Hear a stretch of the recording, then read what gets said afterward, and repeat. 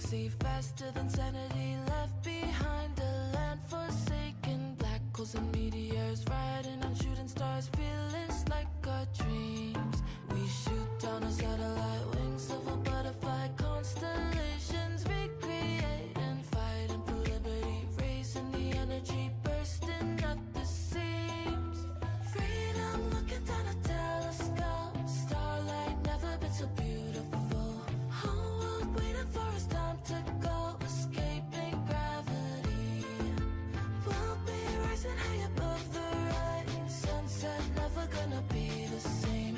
Thunder calling us to outer space, escaping gravity.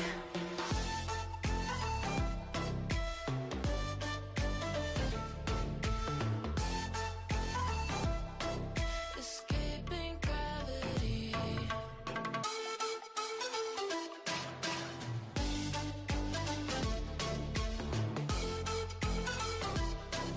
Escaping gravity. Starlight dances in the silver of the night sky. Way above the clouds we will be sailing high, sailing high, sailing high. Ooh, you and me, we're gonna touch the stars, find the center of the universe. New reality in front of us, escaping gravity. We'll be rising high above the rise, sunset never gonna be the same. Thunder calling us to outer space, escaping gravity.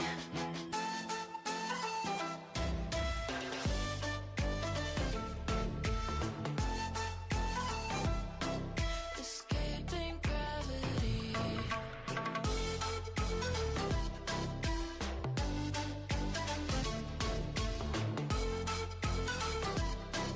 Escaping gravity.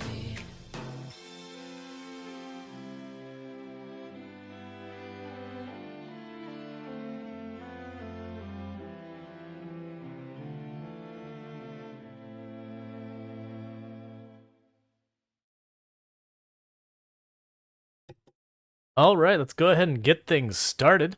Plan for today, pretty straightforward. We're going to be checking out some stuff from Project Zomboid. I think my plan is we're going to be starting a new run. We're not going to be on Venus. Venus is not dead. I put in the title. I know it's going to come up a bajillion times. If I hear it too much, I will literally murder Venus to get it to stop. That way I can say she is dead and people stop saying it. But, so just know that it's on your hands. But with all that said, we're going to go ahead and get in here. I actually have Project Zomboid loading on the screen. It's just on the loading Lua screen, so you know, that is what it is. Yeah, Venus is alive. But we're going to... Oh, right, we don't have music on this title screen because we've had music turned off in Project Zomboid forever. I debated just turning the music back on Project Zomboid because Project Zomboid actually has pretty decent music, and it is situationally smart. Where, like, if you get into combat, it starts doing that. Oh, come on. Don't do this thing. We ran into this the other day where Project Zomboid was like, no, you can't make me show up on your screen. And I had to, like, do some shenanigans to get to appear. Let's try window capture. So window capture, perfectly happy. Game capture, no. Window capture, yes, you know what? That's fine. We can just live with window capture for right now. Why is it being... Yeah, any full screen... Huh. I'm not going to fight with it. We'll just use window capture today. Alright. But, with all that said, so we've got the announcements going on. Let me go ahead and pull up my Discord to quickly go through everything. We did do our charity stream the other day where we raised a bit shy of $600. That was pretty awesome. No one-time speed allowed. You can't actually do that, Burning Sun. The game automatically kicks itself back into one-time speed the moment a zombie gets nearby you. Like, mechanically, the game automatically does that. I have no control over it myself. It'd also be unplayable. You wouldn't be able to time anything. A lot of those kind of things where you mess with the game functionality, Project Zomboid has pretty strictly written in rules on how certain things work that you would need someone to make a mod that actually changes the Java underneath the hood to fix that, and those are the mods that break the fastest. But yeah, so for the things going on, we did do the charity stream. Last I looked, we had beaten the full $75,000 that we were aiming to raise with the entire charity stream, and there's still an entire another day, I believe. Wait, what is it today?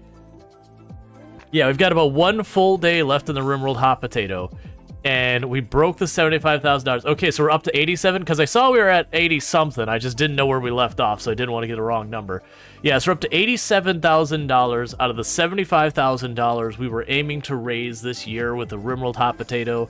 To give you an idea of how big that is, for the style of money raising we're doing for Doctors Without Borders was aiming to raise $100,000 from all of the different campaigns happening.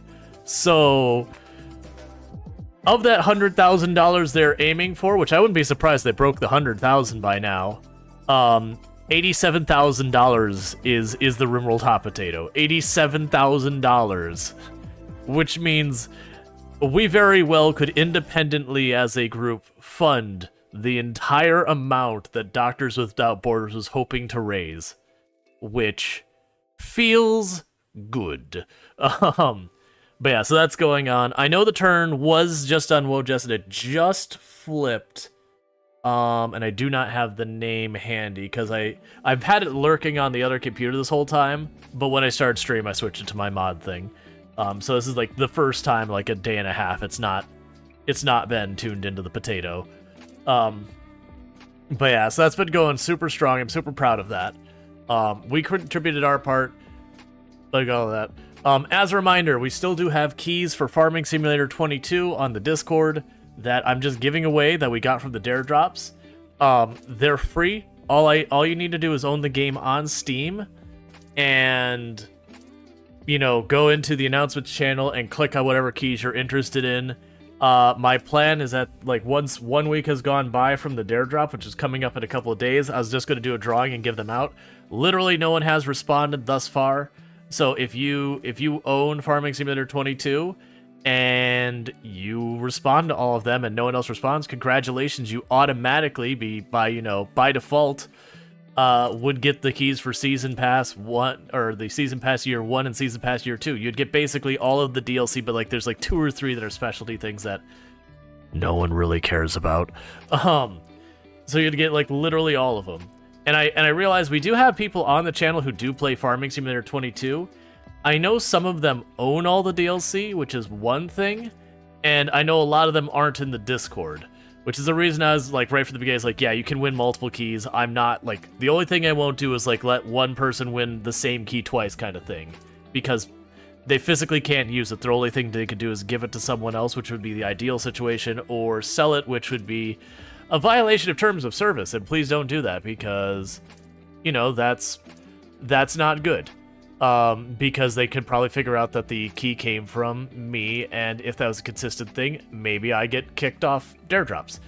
So the other things we've got going on is towards the end of the month, we'll be doing American Truck Simulator they've got a DLC coming out, and they too will have a Dare Drop for us to get keys for everyone. Well, hopefully keys. Some of the Dare Drops have been crap, but I've been really impressed with the simulator genre. Have been really, really good about making it so the Dare Drops actually give stuff people want, versus a lot of Dare Drops are like, here's a background image or a sound file, and you're like, but I don't care about those. Versus, giving you like season passes and DLC keys and sometimes full game keys. Like if we would have done the later Dare Drops for Construction Simulator, they had full on like games with the DLC keys there. But that would have been like 4 or 5 streams of Construction Simulator, and I think me playing that on my own without multiplayer that long, I actually don't think would have been very enjoyable experience for people to watch. I know that would be difficult for me to watch, so I can only assume it would be same for others. That's honestly one of the ways I weigh my content about whether or not I'm going to stream something, is if it's something that I wouldn't want to watch, I probably won't stream it. Because if I don't think I would enjoy watching it, whatever. Versus if it's something I'm like, you know what, I would enjoy watching this. Maybe it's not the best fit. I'm going to still try and play it.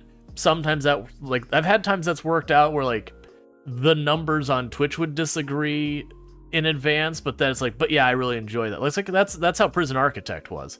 I'm like, you know what? I would enjoy watching Prison Architect. That one was a mixed bag, but you know, if you went strictly by Twitch's numbers, it looked like dead game. But that's part of the reason we take our risks on some of those games sometimes. That said, I did do a bunch of, well, actually, let's stick to the things that I actually want people to do stuff for. We have the survey. Let me go ahead and just put that in there right now, which is survey. And I will pin that to the top. So we're getting close to the end of where I'm going to keep this survey up. My plan was to keep it up for 2 weeks.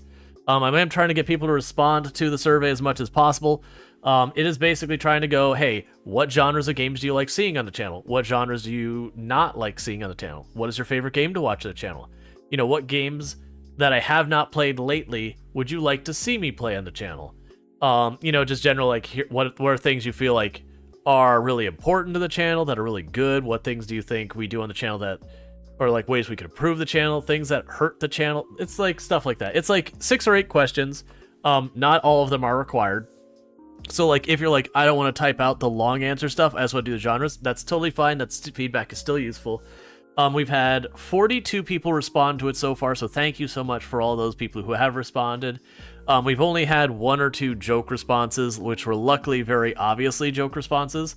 I do ask, like, don't do joke responses, especially in like the genres and those kind of things, which we haven't, luckily, because you will do what's effectively data poisoning, which does mean if I could spot like the individual person who responded, and I won't know who it is, just that the response itself was a joke one, I'm gonna purge all the information that you put in individually, because if we poison the data, it means I have to throw out a lot of it as unusable because we don't have a large enough sample size to normalize around that.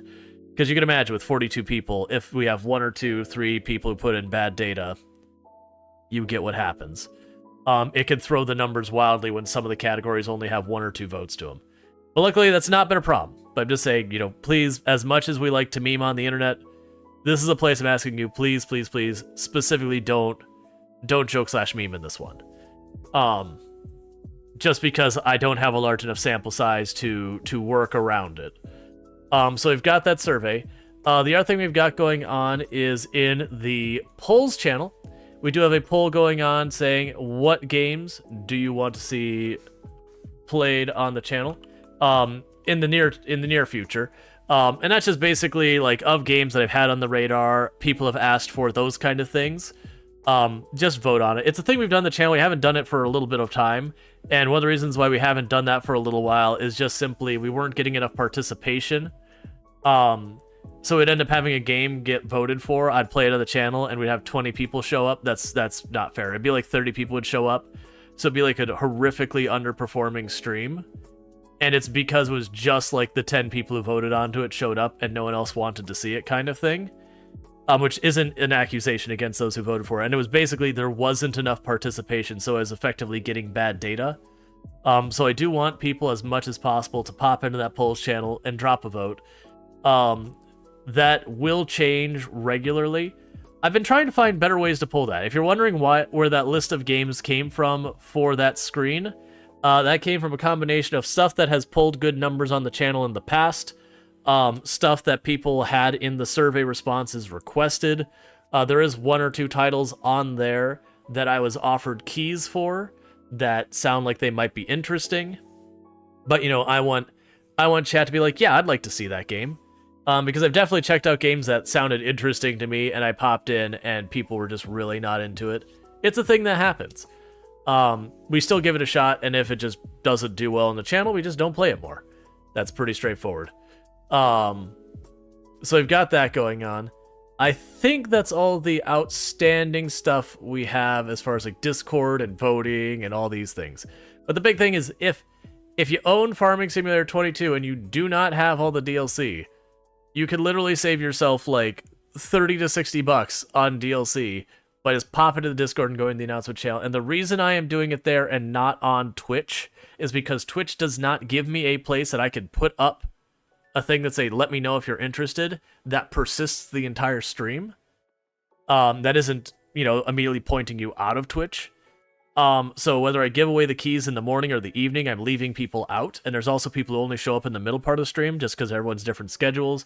So I wanted to be the most fair I could be and say, hey, no matter what time of day, where you're from, whatever, you can hop onto the Discord and you can vote for these. I do understand it requires you to sign up for yet another Discord, and I get that.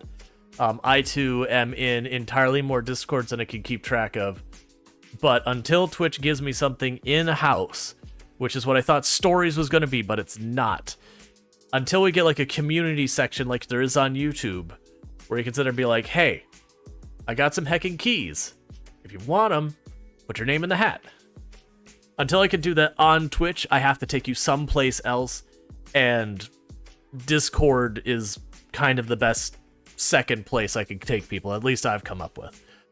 So yeah, so if you like Farming Simulator 22, I mean, honestly, at this point, I don't want to suggest this, but if it gets down to that last couple of seconds or whatever before I do that, and when did I say I was going to put it up for a week?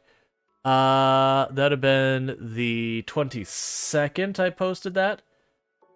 So you have 3 more days.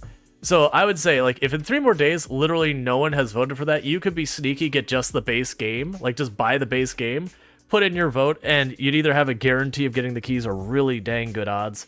That said, I will warn you with Farming Simulator 22, if you buy the base game without the DLC included, which the DLC included versions are on a really good sale right now, it's like 40 or 50 or 60% off, you can't then go in afterwards and get the special price to get those DLC on it, which is dumb and it shouldn't work that way, but I am warning you in ahead of time, that is a thing.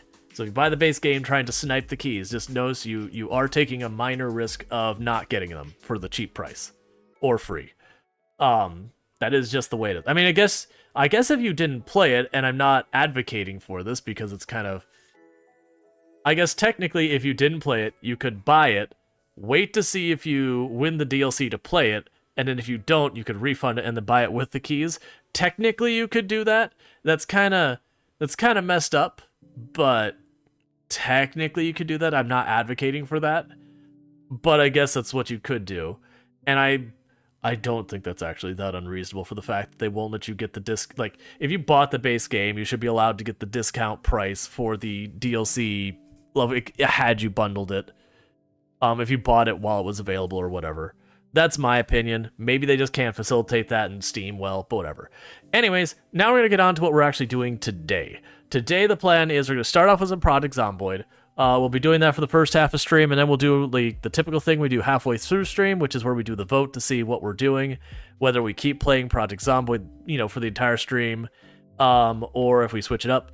As a reminder, we will not be playing RimWorld today or tomorrow because the RimWorld Hot Potato is still going on, and I do not want to compete with a charity, especially one that I'm backing myself, because that feels kind of messed up to try and draw the audience away from a charity. That said, once we get to the 28th, we'll be back into some RimWorld. So that is coming back. I know it's been like 2 weeks since we played RimWorld. Well, that's not true.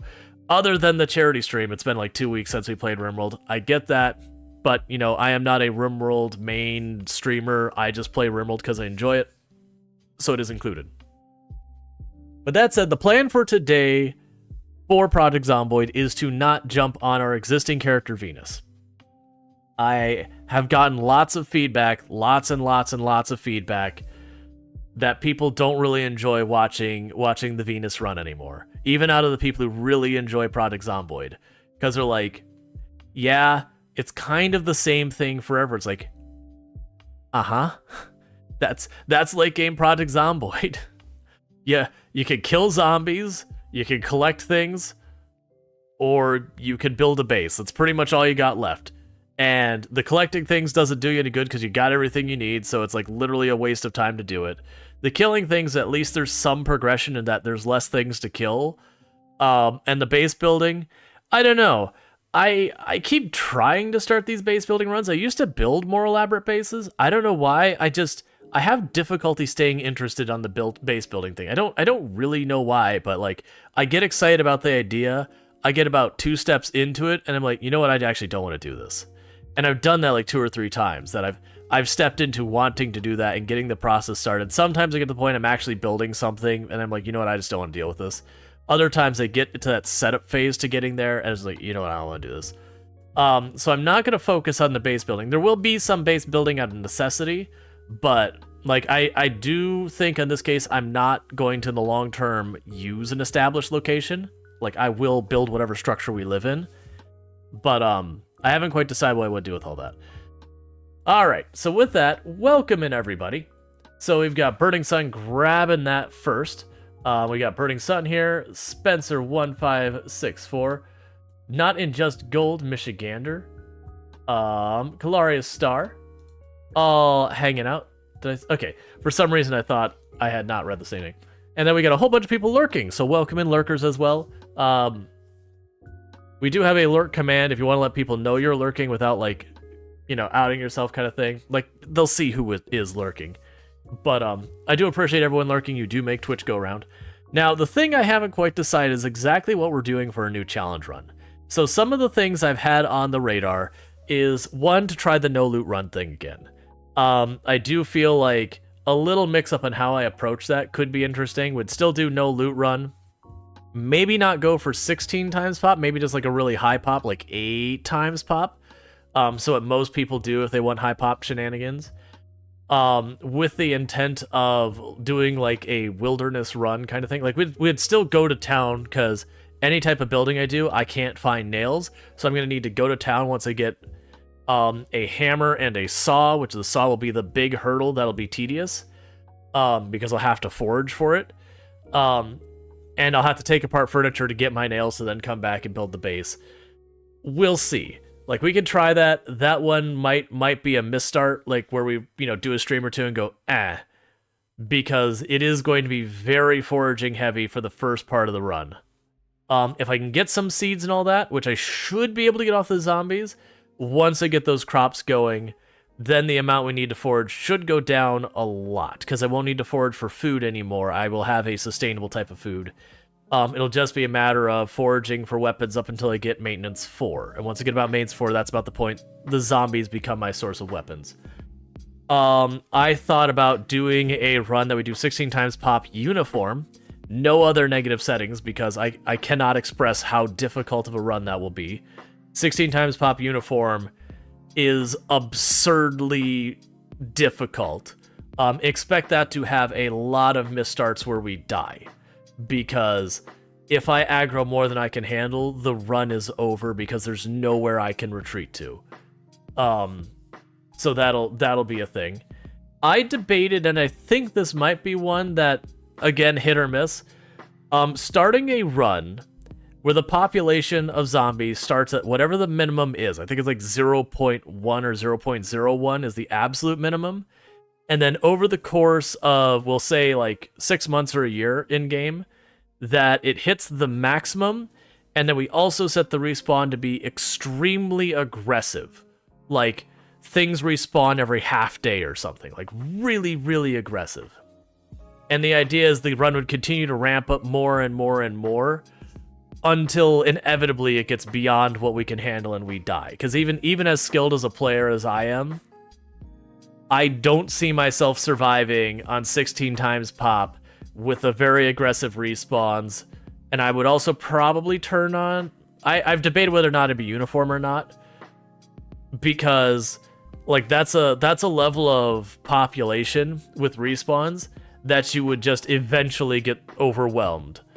So the idea would be, spend the beginning of the run just trying to get everything together as best we can for long-term survival. Like, mass store as much in the way of weaponry as we can, and, food supplies and whatever. And as it goes along, things will get harder and harder until our ability to push out to go get more loot gets very, very untenable. Otherwise, it'd be something like just cryogenic winter, something with that, or the curse CDDA. Those are kind of the ones I've been waffling over. So I think what I'm going to do is we do actually have, according to the last update, we do have 30 people in chat. What kind of run? So, no loot run, which that's, again, the loot's turned off. We could have the 16 times pop uniform. We could have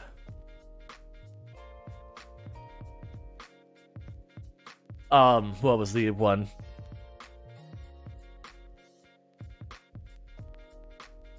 What, I'm trying to think of how to phrase the one, because I only get a couple characters. So the one where we start where it goes like easy, like no zombies, it just keeps getting worse until eventually it breaks us.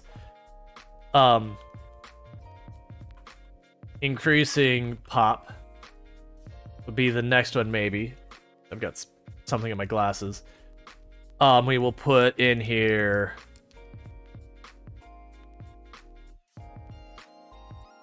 max cryogenic winter. It'll do all negatives 16x pop. All right. So I'm putting up a poll with the different run ideas I've got. We've got the no loot run, like I said. We'll physically turn the loot on to none, which means we're going to be having to forage and loot zombies and all that just to survive. That'll be the first option. Oh, if you don't see the poll, refresh your browser. That's just the thing that happens on Twitch. We're pretty early in the stream, so it probably won't be a big deal. I've got 16 times pop uniform, which is the absolute maximum population the game supports. It is messed up because you walk around and even the middle of nowhere farm has roughly Louisville populations. So that is literally you just try and survive in the house you start in, carving up the zombies around you. And that run, kind of the success or failure, is like, if you can survive to like the end of the first month, you've basically won the run. Because what'll happen by that point is, you know, by that point in the run, you've cleared out a cell. And once you've cleared out a cell, it becomes just 16 times pop in a high pop area. Like, it just goes back, like, it becomes exactly what Venus is doing, where I'm just clearing a high pop area after that point. But that early game will be probably some of the hardest Project Zomboid I've ever done. The increasing pop, as we said, we will start on the minimum population setting, and we'll say at the end of 1 year, we'll be at the maximum zombie population setting. And on top of that, we will make it so that the respawn will be like half a day or something really, really aggressive, like twice the normal respawn or something like that. And the idea is that we can't clear out an area. I have to go in there, you know, work around the zombies, whether that's killing them or, you know, pulling them away or evading them. So the beginning of the run is going to be doing what I can to prep. And then eventually we will hit, like, the early run of the game is probably going to be a little bit quiet, a little bit slow, a little bit easy. And it will gradually ramp up until we eventually do hit that point that it's just too much. Now, the thing I don't know is it going to take us like 5-6 streams to get to the point where I start stressing because of the populations? Or is it going to be one of those things that where, you know, 20 streams in, it starts to stress? I really don't have an answer for that because we've never tried it before, and it's too time-consuming to try on my own time. Yeah. Do you think 16 times pop uniform sprinters is even doable? No. Absolutely not. 16 times pop sprinters can be doable. Like, honestly, to be entirely honest with you, Burning Sun, 16 times pop uniform in itself is really on the fence of doable at all.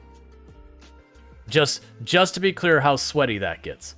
That's like really, really on the fence of even doable, and that's without sprinters. And that's no other negatives, no other challenges, just straight up 16 times. Because what that is, that's being dumped in the middle of Louisville and going, okay, survive, and you're just not allowed to leave. And that's at 16 times pop. It's almost the equivalent of that. And it doesn't sound that bad, but buildings and all that, even if you're 10 floors up and you kill a zombie, the zombies at the bottom still here. The Project Zomboid doesn't simulate floors that well, so far as audio goes. And you're gonna run out of weapons, and you can't go forage because you can't move anywhere. There's zombies everywhere. So it is very much a stressor. And then plus, you start getting a lot of bodies in the area, and how the heck do you get rid of the bodies? You can't take them anywhere. There's zombies everywhere. But that's the whole thing. It's almost entirely the early game. Once you survive long enough that you're able to stabilize your weapons and give yourself some breathing room on 16 times pop uniform, that's when you've won the run. It's kind of like the same thing with the CDDA challenge. Once you've gotten away from that initial horrible nonsense and you've got, you know, enough clothes that you're not freezing to death, and, you know, the basic needs covered, that you can just renewably handle yourself, then it just becomes a normal Project Zomboid run after that point. CDDA is entirely like that first week. I mean, honestly, it's the first day or two that is like the 90% of the difficulty of the run. It's just that little bit of the first week that kind of really determines the entire run on whether you succeed or not. And that's true of the vast majority of Project Zomboid challenges. It's that early game, you get to a point, and then you get over that hurdle, and then it's just, you know, it's a normal run after that point. And hey, Proger and Eonek. Yep, everything is going well. Alright, so far we've got 2 for no loot run, 2 for 16 times pop uniform, and 8 for the increased pop. There's only a couple seconds left on the clock, so by the time you hear it, it'll be too late. But that's all within sniping range. Not a lot of participation, but this is early stream, so it looks like we're going to go with the increasing population idea.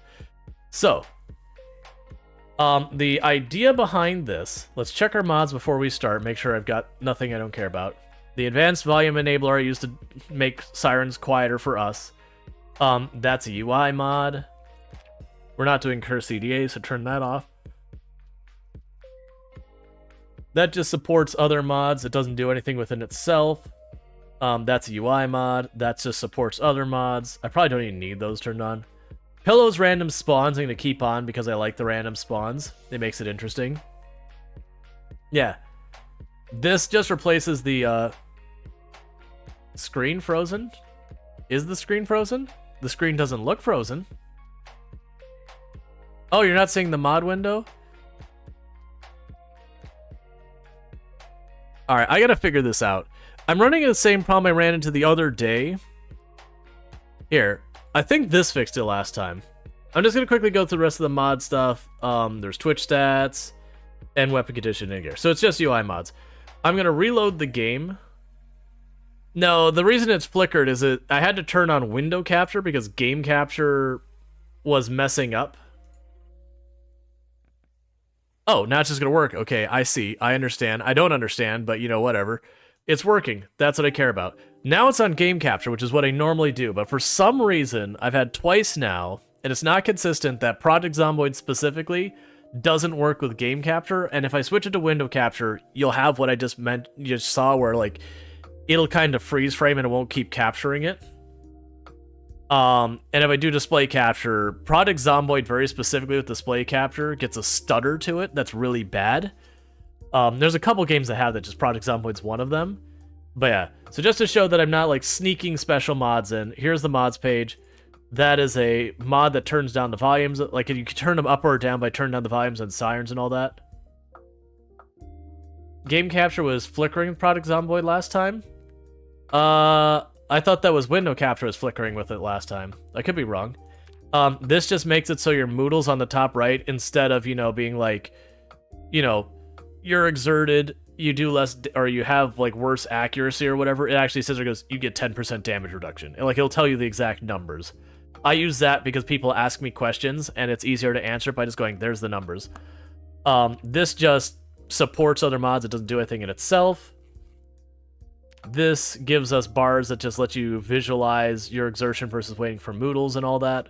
I mostly use it because explaining hunger and calories and how that pertains to weight is very useful, as well as, like, when the Moodle doesn't disappear, it doesn't mean you're all better. It means you're 1 point over where you're penalized. That kind of stuff. You don't know anymore. You're so tired. To be fair, I forget stuff all the time, so I could also be the one who's completely wrong. This also just supports other mods. It doesn't do anything within itself. Pillow's random spawn means I don't get to choose where we appear. I hit go and it dumps me where it dumps me, and that's just our life. This just changes the siren sound so that we don't get hit with DMCA things because of the police sirens and all that. It's annoying that you have to do that as a content creator. It just slightly changes the siren sound from one sound to another. This is what I use to put the numbers in the bottom left corner that say, like, you've killed this many people, you've done whatever without having the paper doll. And then this shows what durability our weapons are at. I like having it, and I've gotten feedback from people that they like having it as well, so they can kind of get a gauge on how actual much danger I'm in. Like, if I'm on my last weapons, it's got, like, the sliver of condition left. They go, oh, he's in a bad way. Alright. So, with all that saying, let's pop in here. We're going to do custom sandbox. Next. We will choose just a random, and the casual start versus this one is this one can spawn you in the jails and all that. You know what? Yeah, we could do this one. So literally the difference between this is there's 90-ish additional spots, but you can be spawned into the, like, Rosewood jail in a prison cell, which gets complicated. I'm down to meme. Alright, so I'm just gonna sit there and put it on insane for right now. We'll just start at the normal time. Wait, do I start at the normal time?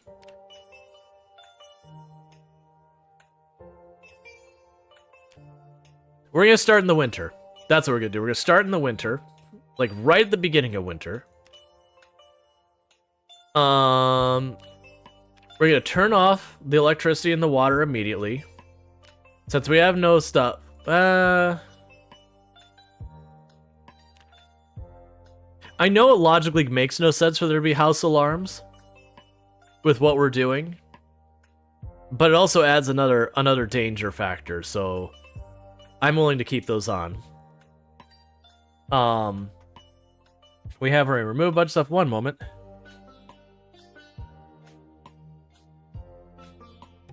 Sorry. Had to just clear my voice.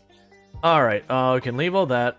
Darkness during the night, I'm going to leave on normal. There's times they've even debated turning it to bright. And the reason why that is when you make the screen dark for people watching, it's really rough watching it. But I do want it to be dark enough that I have to worry about night, because people know I scramble inside pretty quick. Oh. I don't want the light bulbs to break. That doesn't really matter, I think, but it's annoying to have to replace the light bulbs constantly. So I'm just gonna leave that alone. The temperature and all that, it's fine. I can just leave whatever. We'll say sometimes with a helicopter. I still don't think they ever turned back on sleeping events. Like this was a feature a long time ago, and they disabled it. And I don't think they ever turned it back on, because it used to be sometimes you'd wake up and there'd just be a zombie in the room with you. And they turned it off because people would get upset because it just, you know, you'd just randomly spontaneously die because you slept in the wrong place and a group of zombies would spawn on you. And you couldn't run or anything, so you just died. It was like a super, super unsatisfying way to die. We'll put generators on extremely rare.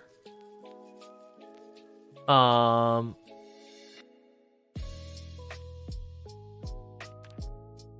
going to turn off the annotated maps because I'm not going to use them anyways. I'm going to turn off the corpse maggot spawns just because for me, they just end up being more junk to load. Loot rarity.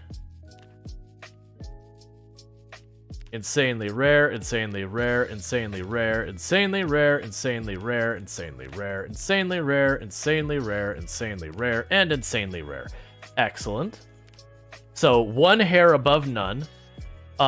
We can leave all of these alone. I debated for another challenge run to start the character with both our legs and arms, like all of our legs and arms broken. Ooh. So I will allow the mini-map.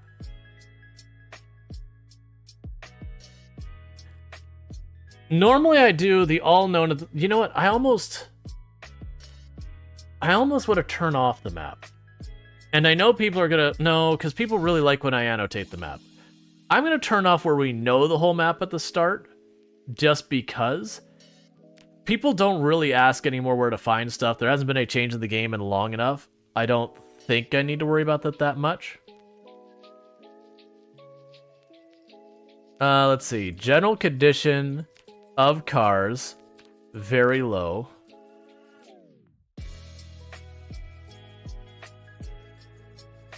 Very low gas in the cars. Car spawn rate, very low. Recent survivor vehicles, none. Have some really crappy cars all everywhere. Zombie lore, we will make them smart.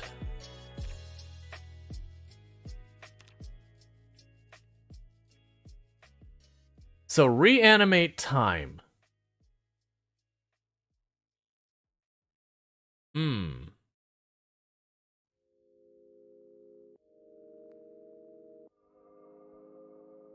I don't actually know. We are going to have them get back up.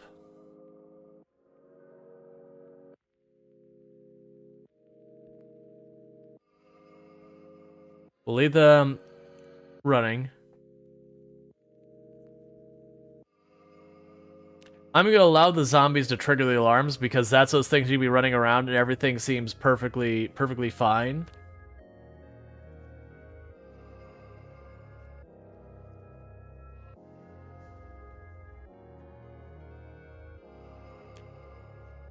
Alright, so we're going to have it where some of the zombies we kill won't stay dead.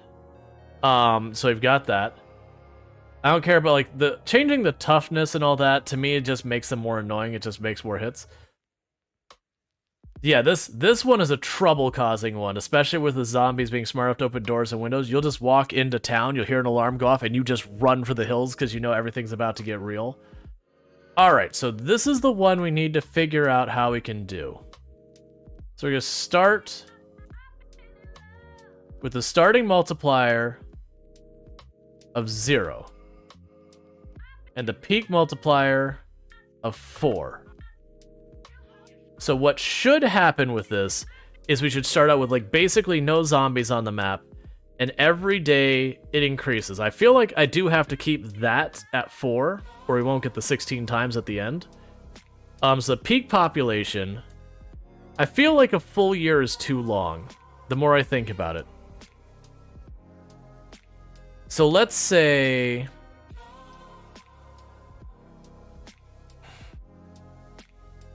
180 days. So roughly half a year, slightly under half a year. And then the respawn time, we're going to make it really aggressive that every single day the zombies respawn. And the unseen time is in the number of hours. Say 12. Slightly higher. Respawn multiplier.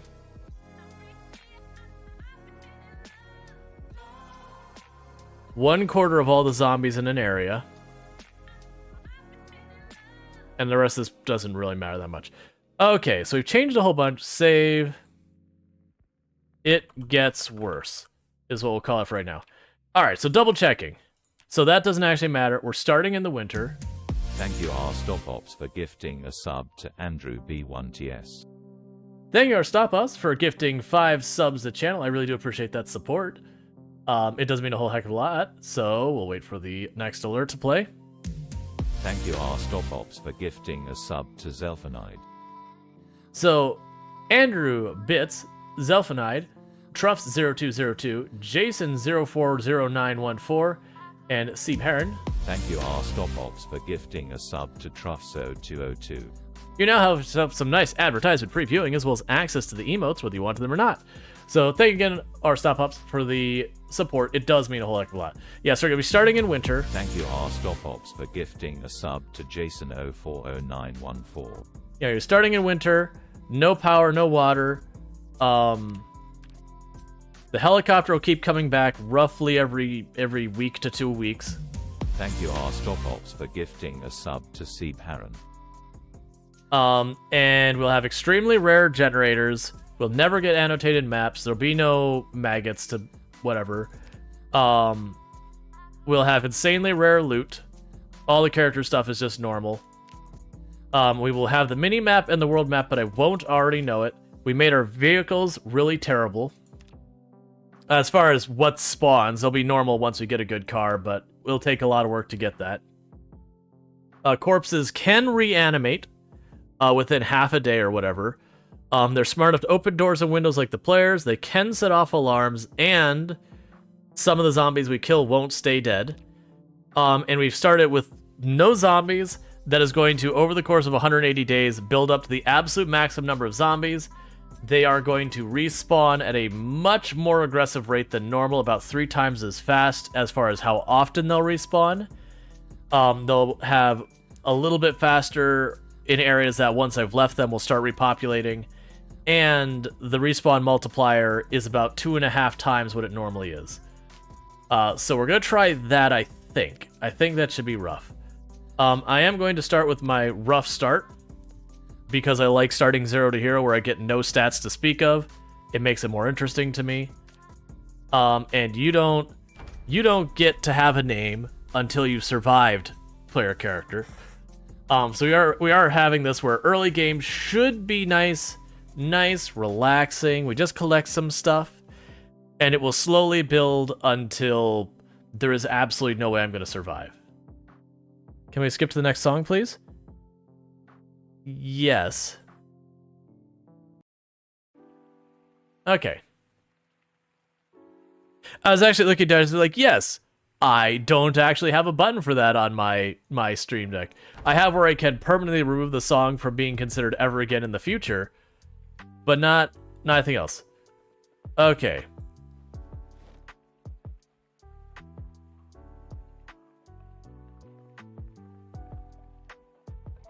All right, so we've got how it feels like patient 0 out there.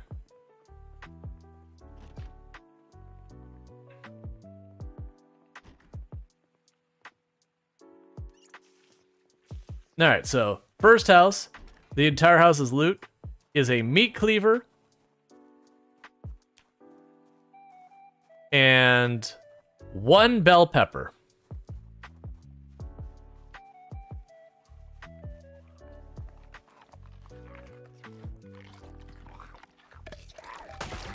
Stop making horrible crunchy noises.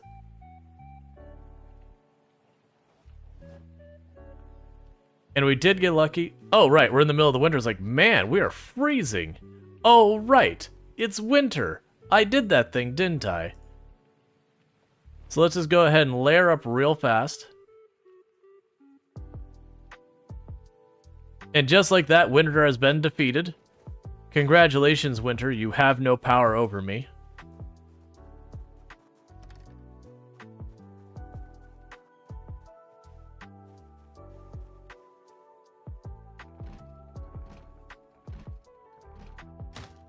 I want to get the window anyways, we can't see.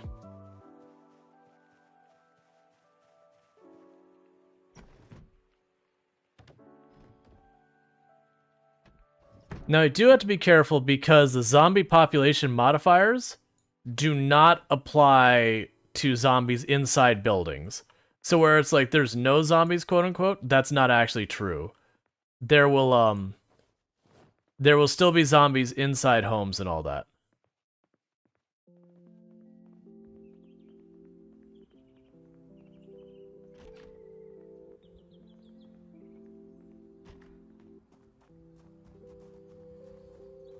Just bought this game yesterday. It's fun. It's a good game. We got a watch streak of 3, achieved by Smokier Silver.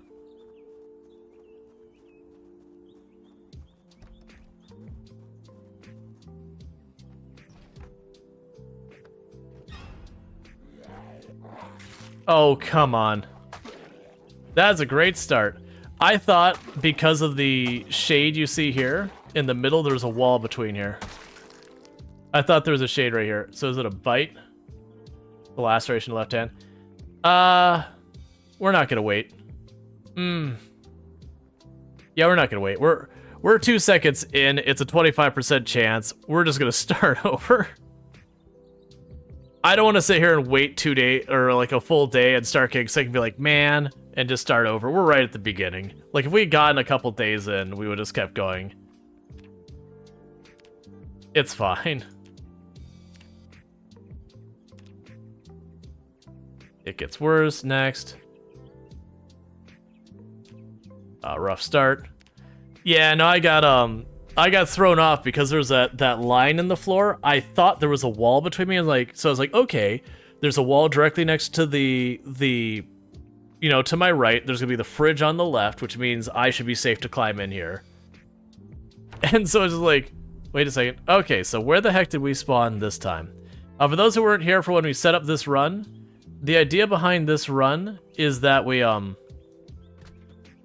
turned the loot down to like the minimum. And we have it so it's extremely low zombie pop at the beginning, but every day the zombie pops going to increase to the absolute max. Your watch tree is still stuck. That's no fun. And then what will eventually happen is we do have a far more aggressive respawn rate. So the idea behind the run is I get a little bit of time to prepare, and we're going to try and ramp it up to a point that no matter how sweaty I play, it is going to eventually be... Man... I don't have a bag. Like, that's the thing. There's good books here, but I don't have a bag. I'm not super worried about books. Like, books are extremely useful. When it comes to long-term survival, they're not actually that important. Like, magazines I'll read, because that unlocks recipes, and they're nice and fast. But, we definitely will make stuff to have to happen. But that means for stuff like generators and that kind of things, like trying to get a hold of those early game, is going to be a real challenge. Like, or sorry, it shouldn't be a challenge. I need to get a hold of those early game. I can't wait on them, which is not something you usually have to worry about.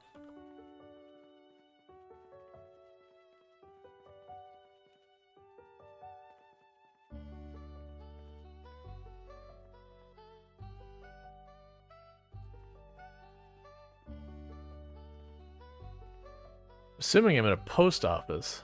I don't recognize what town this is off the top of my head, though.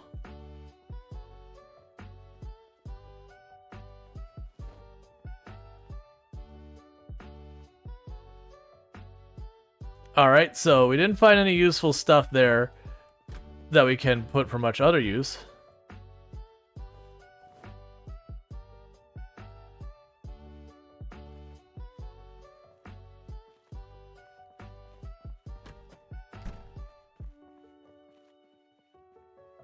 And one thing to keep in mind, like I said before, is the zombie population settings do not apply when it comes to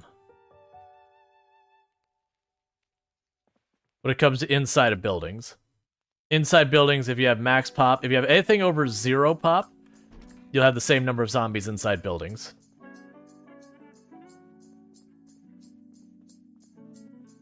Hey, killer, how's it going?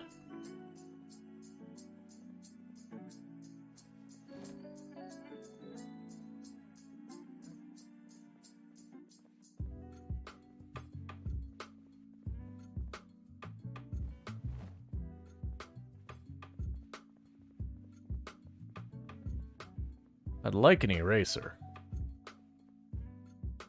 Grab that as an actual weapon. It's not a good one, but right now we're on literally nothing. I'm gonna leave the glue. I'm not worried about that. Do you play Minecraft? No, not really.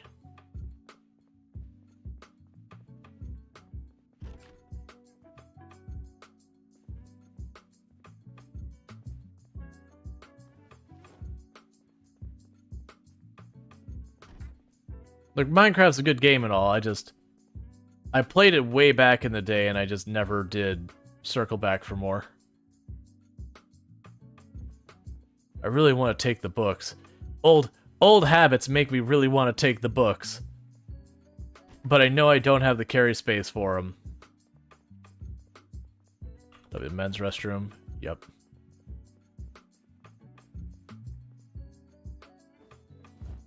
Matches will just save me effort. There's our eraser.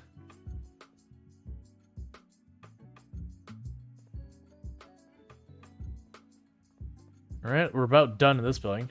You play it most time? That's cool. What do books do? Books massively increase the rate you train skill. So to give you an idea, I try to remember what the first level books do. But when you read a book, it gives you a max of, like, XP multiplier. So I want to say at the first level of the books, you get something like a 1 or a 2 times multiplier on the speed of which you learn a skill. But when you get to, like, the maximum books, it's something like an 8 or 16 times multiplier, or like 10 times multiplier. It's something really absurd. So books are incredibly useful. Magazines, on the other hand, teach you recipes that, you know, once you have them, you have them, kind of thing. 3, 5, 8, 12, 6 teams, yes. Is that for the life of the character?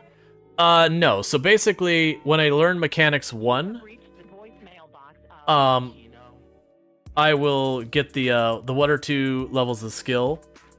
I'm gonna take this one off the playlist. It's a weird song, and I've debated doing that forever. So like if I read this book, for the first 2 levels of mechanics, I'll get that 3 times multiplier. But once I get to level 3, it goes away.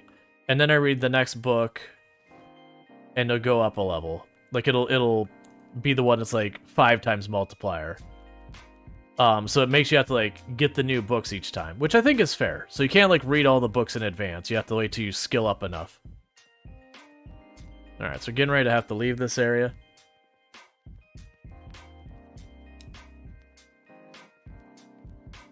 But first, let's head into one of the bathrooms and fill up our water bottles.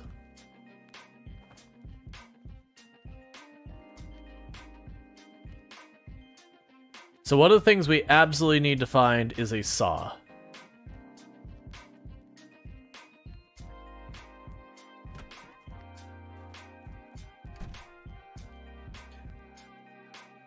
We will need to find... Oh, this will actually work.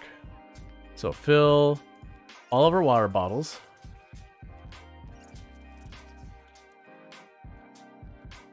Take the glass bottle, put in our trash bag. Actually, put both bottles in the trash bag. Okay, we're ever so slightly overburdened. And normally this would be the point to be like, okay, let's ditch our socks. But, you know. Oh, is this March Ridge? Is that where I am? I think this is March Ridge. I think that's a gas station down there.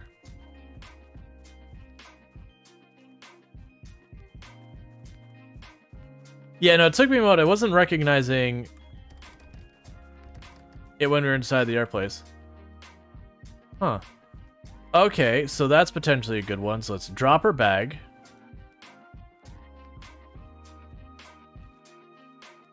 I'm gonna aggro just 1 or 2 of them at a time. We do have 0 strength, 0 fitness, 0 combat skills. So we are bad at everything and we're using terrible weapons. So I could easily fight them. But it'll be much better if we fight them in 1s and 2s. And as I mentioned, this entire run, we start with like next to no zombies. But each day it's going to get worse and worse and worse. Until it becomes literally ridiculous on how many zombies we're dealing with.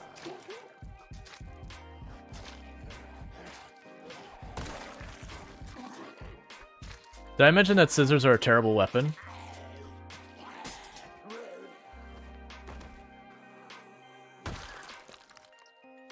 Alright, got keys to a car. We managed to not put holes in the boots, so that'll be better than what we're wearing for warmth. Those jeans are better than what we had for insulation. Put a lot of holes in the tank top, so it won't be that good. Oh, satchel.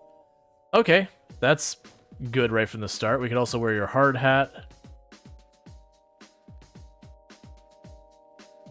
Yeah, so I stabbed a bunch of holes in all the clothes on that one. What does the population max out at? 16 times pop is the max that the game supports, and that's what we have it set to. Go up to.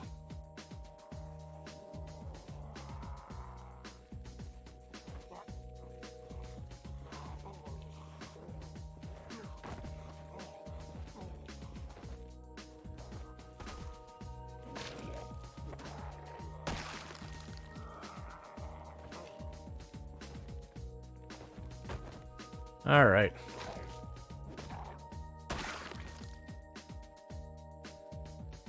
Do I have the desert camo boots? Thank you for the follow. Welcome to the stream.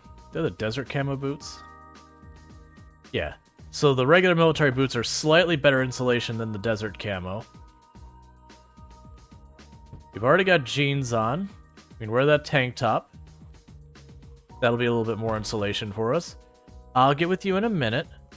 You can put on your vest. It's technically a slight improvement. Yeah, so t-shirt for t-shirt makes no difference. Do you actually help with anything? You do. Oh. I mean, technically it's more wind resistance than the hard hat, so you can have the hard hat back.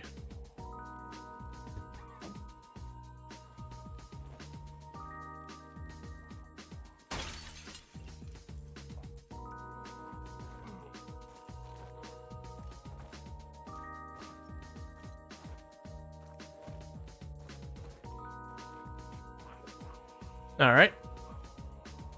Oh, there's a shovel down here. We can use that.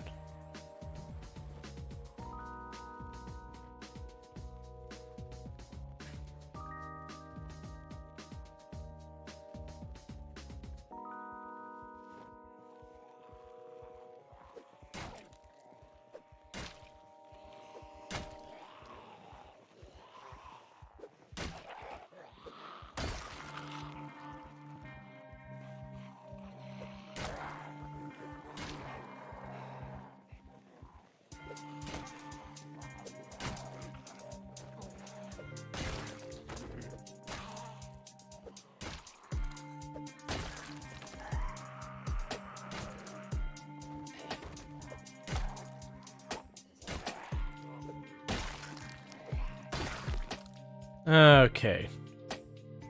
Nothing new we could do for insulation in either of them. We shredded that shirt up, so that doesn't help us any. Shredded that up. Okay, so those, well, we actually got a radio, so that's nice. Is your data helpful given that you're new? It's still useful. Alright, so I think that's better than our jeans. No, it's not. It's not even close. Yeah, so we're at March Ridge. We got a map for March Ridge. But yeah, I know it still helps. Like, anyone who finds a channel, it's still useful information. Okay, we're just gonna go ahead and have an easy life. Don't mind me.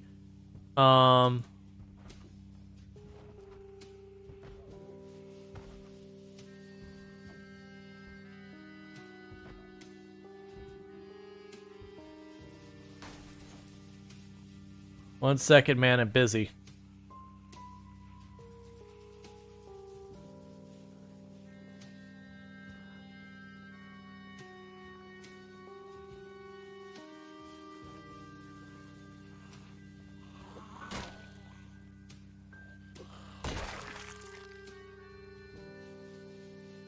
Okay. Of course, it'll have holes in it. You can have the satchel now.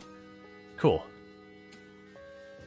Yeah, even being new, like, if you find your way to channel, that's still showing interest for people who've tuned in.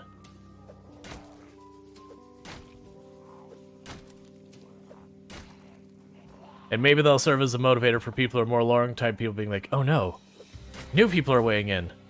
It could change the channel. Get your data in.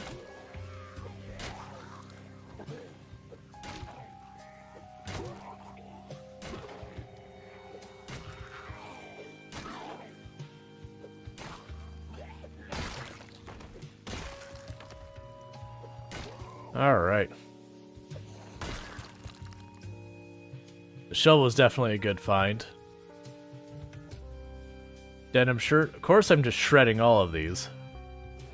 It's the downside of using a weapon is a lot of weapons you will damage the clothes.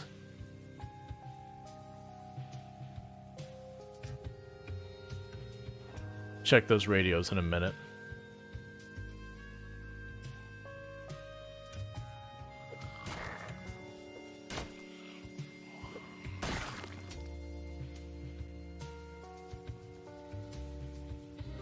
Alright.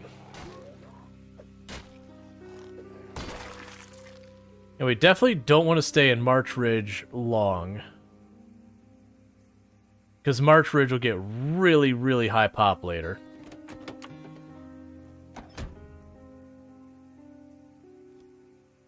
Okay, so that truck technically will drive.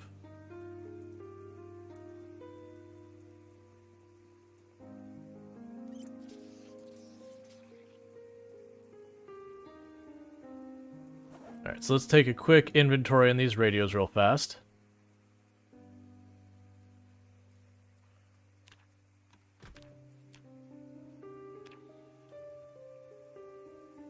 So premium radio we don't care about.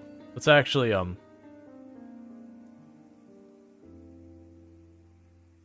I guess I need a screwdriver to take the battery out.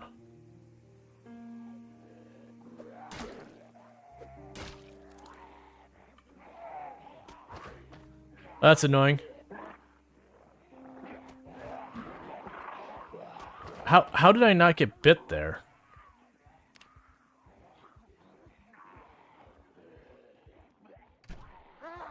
There we go.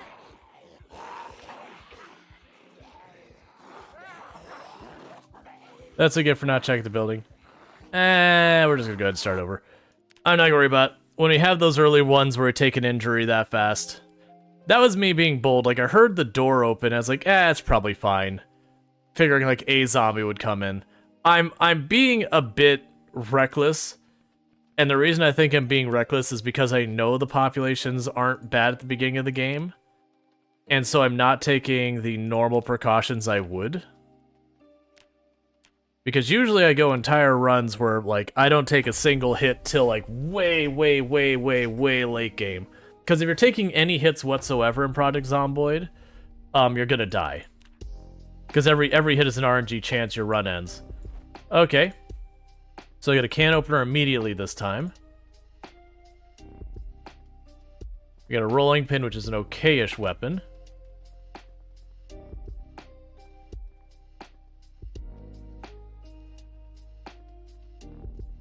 Oh, right. Those beds turn into two pieces that both weigh 2.5.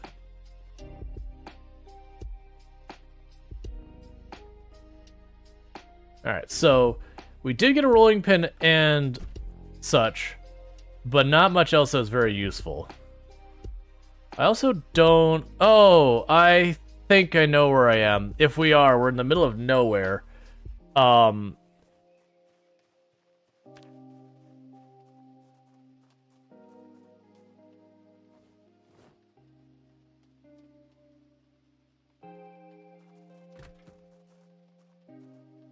But I need to not be being so careless with this, because, like I said, the zombie population inside the buildings is the exact same it normally is. So I can't just run around like there's going to be no zombies, because there will be.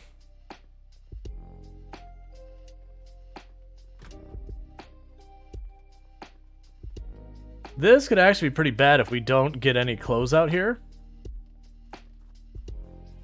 Because it is the middle of the winter and we're very underdressed. So we might be looking at catching a cold territory, which is no fun.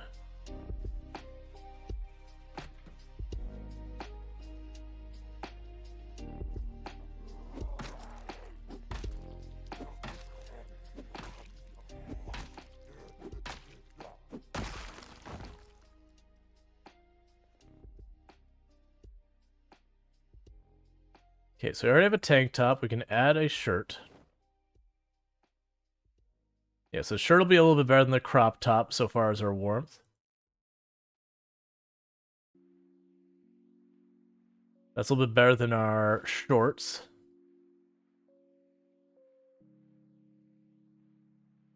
Our shoes are basically the same.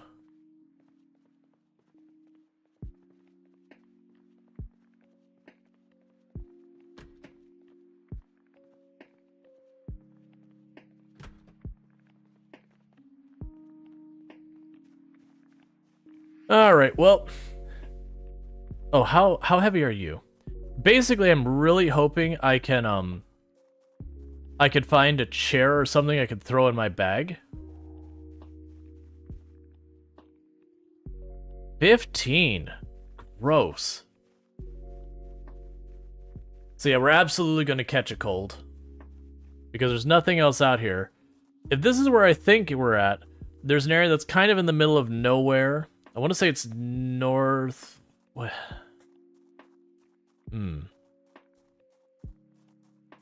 Like, it's, if I'm thinking the spot, it's sort of center map.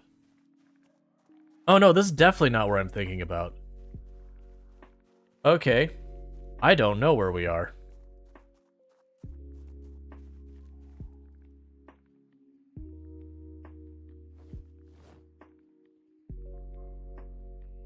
Black's a better color.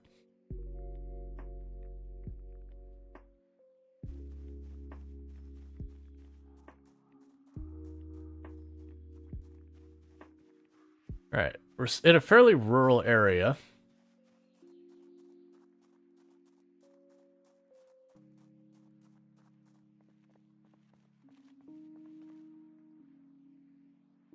Unfortunately, those are all full of holes, so not super useful for us. Alright, I'm going to start with the house at the far end. Work our way in.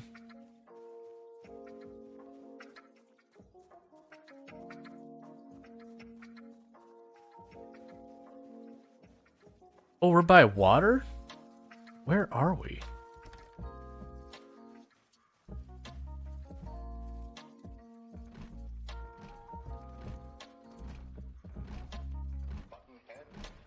And we saw through this door that there's no zombies here, and through this door that there's no zombies here. So we do know there's no zombies here unless it's one right in that corner there. Which we'll see from this window anyways.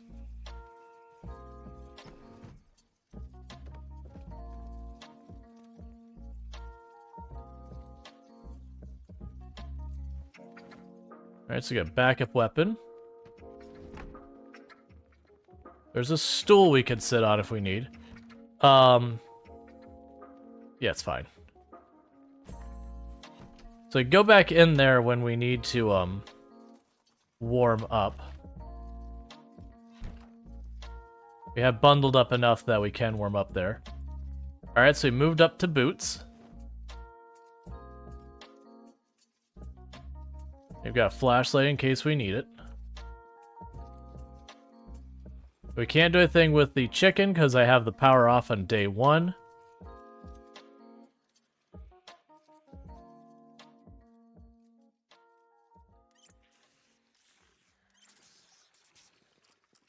Right, we can carry a singular unit of water with us. There is a zombie in here, I can hear it.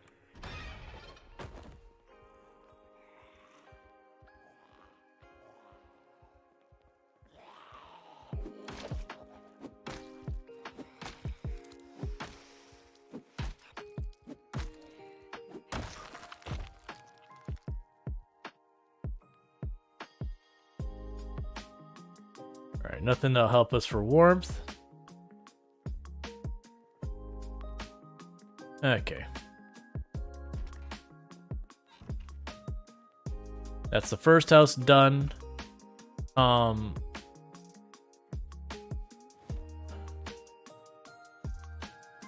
we'll just have to deal with being overburdened right now. Yeah, all those dead rats and everything, it's like, yep. Not gonna be able to do much with that. Not yet, at least. Check the mailbox. We'll check this house, and we'll go across the street, do the same thing.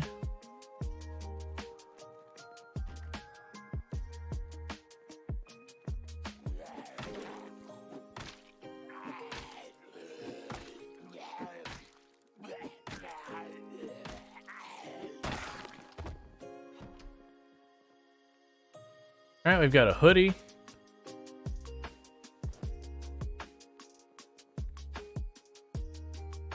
Alright, we got an actual water bottle now, so we can go ahead and put this in here. We could take the mug and get rid of that. We can grab the mayonnaise, because we could technically eat that. Yeah, I'm feeling the same way. It's like, I've been here before at some point, but it's like someplace I've only been to once. So, mayo. Survival situation, though. Oh, do you have actual pants?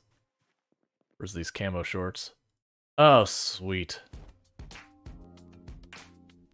Here are the camo shorts. There we go.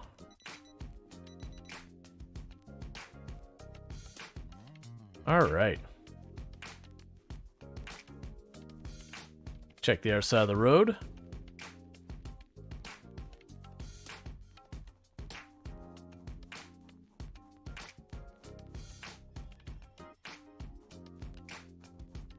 Because the concern is if this is on the northeast side of the map, which it kind of looks like it might be.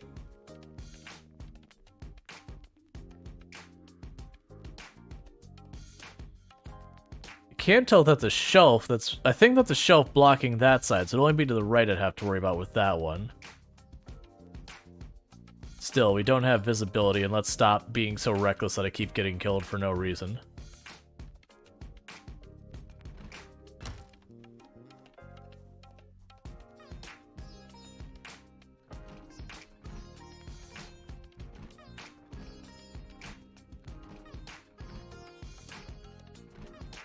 Come on. You might be able to do it.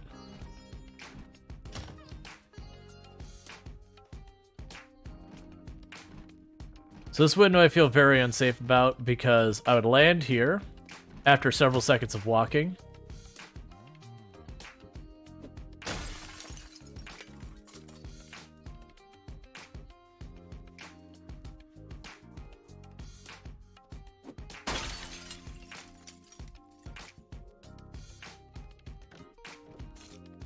I broke both windows, that way the zombie would hear that one first, so if there was a zombie, hopefully it would go that way.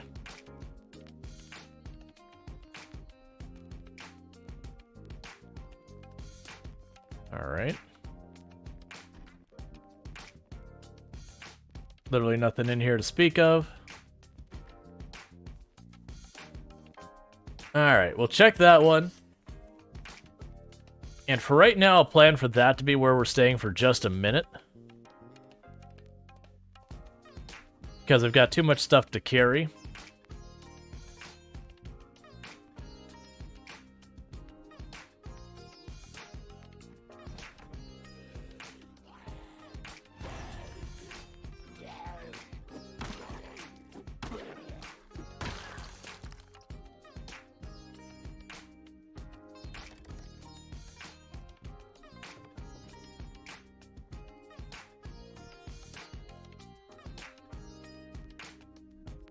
Oh, there's the headphones, not ear protection. I say, alright, let's put that on for the warmth.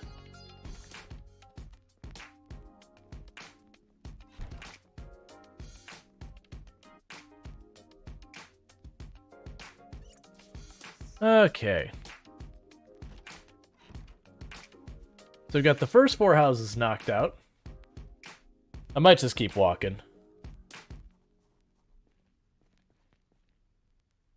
Alright. Got ourselves a snack for later. Good old crunchy roach. This is definitely not Riverside. This has to be on the east side of the map for the river to go up down. That's weird.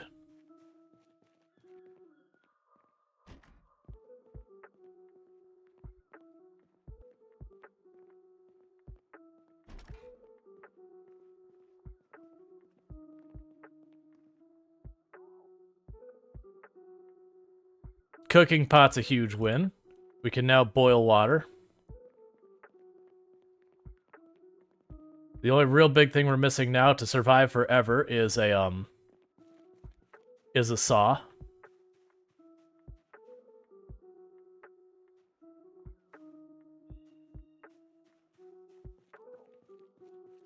It is Project Zomboid. It does say Project Zomboid in the category.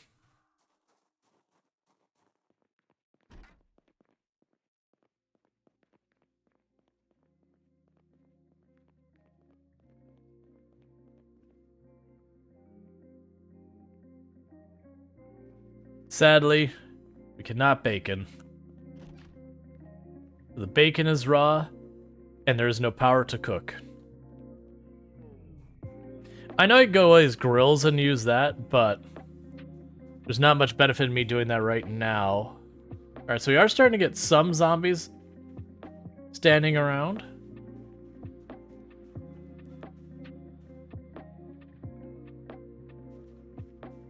Honestly, for the time being, we're bundled up enough.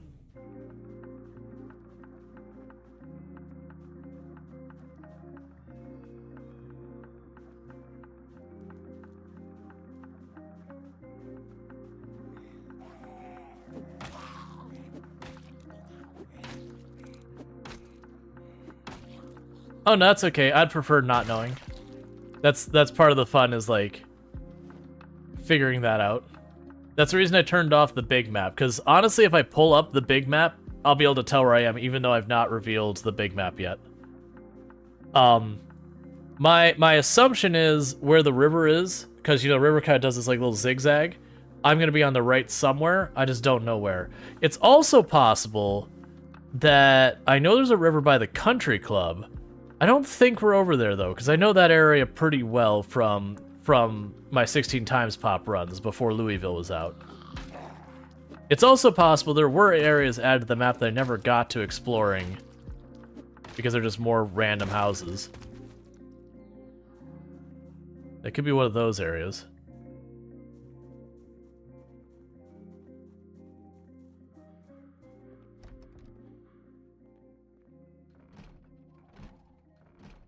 Yep.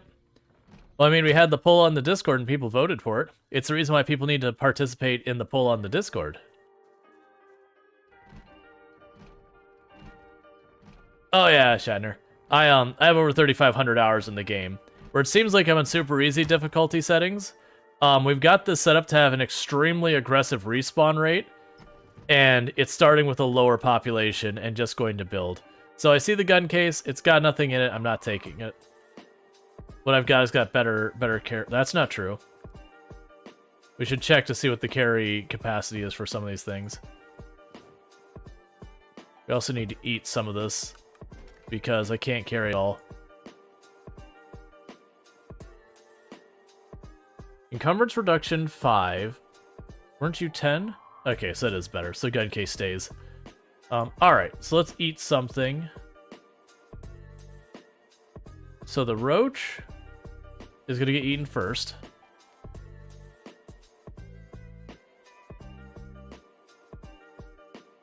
And then next we'll eat the mayonnaise. Hey, Maldrin.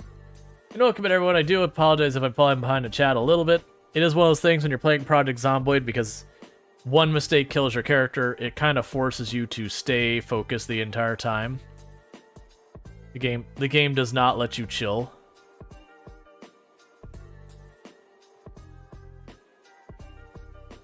Oh, we also have the thing where the zombies can just get back up. Just smash the window. I'm not going to go through that window. We smashed it to draw the attention of the zombies that way. Okay, and there's none here. That's basically the plan. Smash that window. If there's a zombie in here, it'll get attracted to that noise, most likely.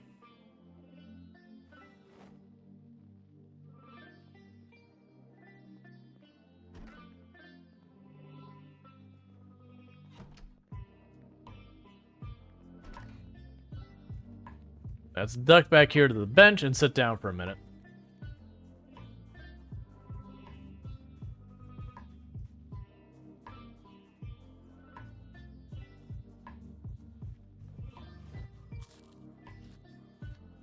Get a munchy munch on some mayonnaise. For some reason, that made us really unhappy to see mayonnaise directly out of the bottle. I don't really understand. I do understand. It sounds terrible, actually. Let's see. Your fourth attempt lasted 6 days. You hit a lot and never seen a butter knife or a kitchen utensil. You're learning. Yeah. Mayonnaise, the dinner of champions. Something like that. But yeah, I know it's meatloaf broccoli cheese casserole with some hash brown thingy, bacon mac and cheese. That all sounds pretty solid. Yeah, no, you end up dying a lot. My big suggestion is actually don't hide or sneak or stealth. That's it's one of those things that's a new player thing that a lot of people do that will absolutely get you in more trouble than it will prevent. Yeah, sneaking is a trap. And to give you an idea of why that is, let's pretend, for example, there's a horde of zombies behind here I don't see, there's a horde of zombies here I do see, and there's a horde of zombies I see here. I could be careful and start sneaking along here through here, and then get spotted by that one.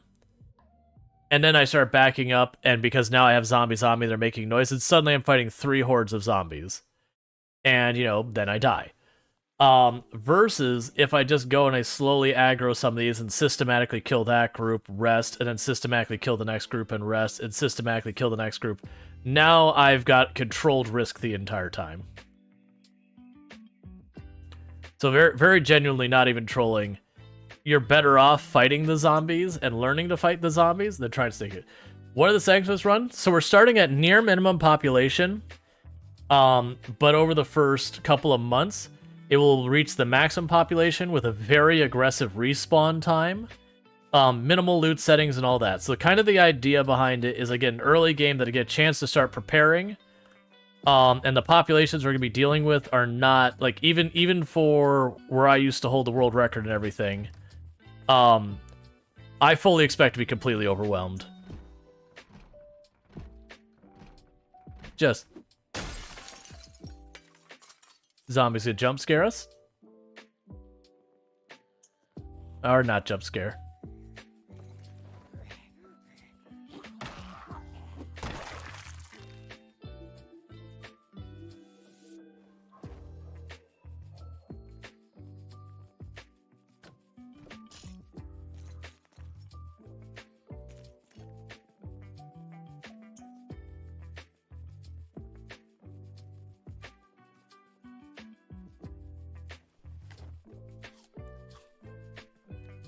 Okay.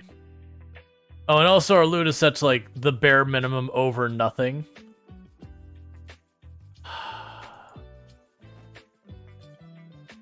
I want to keep that pipe wrench.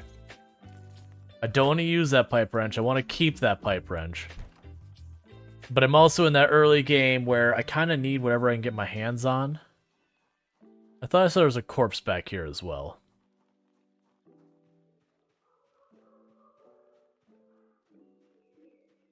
Yeah, it's over here.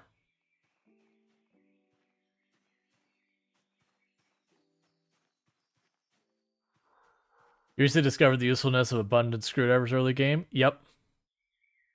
Alright, nothing we care about.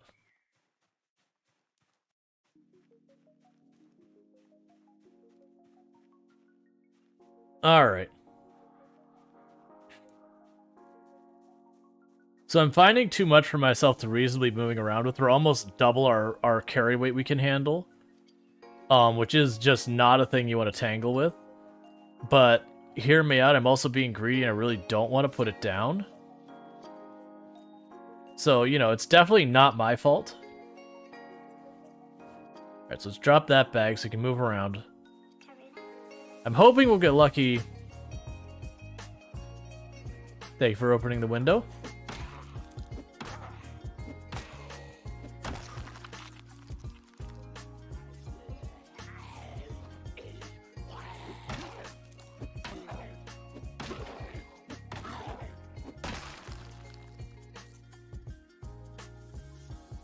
That'll be better than our hoodie. Oh, you know what? I might be wrong. That isn't better than my hoodie.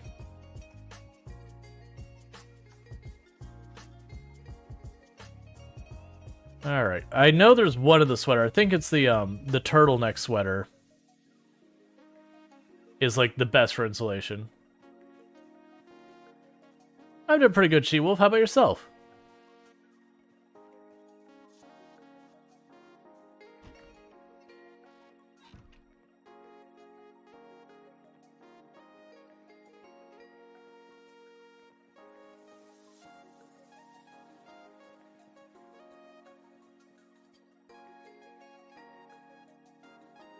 I'll just eat it here, thank you. Just some house cleaning? Gotcha. Oh, we can go ahead and take a sippy sip from the sink. I doubt we're going to spend a whole lot of time in these areas anyway, so no reason to not.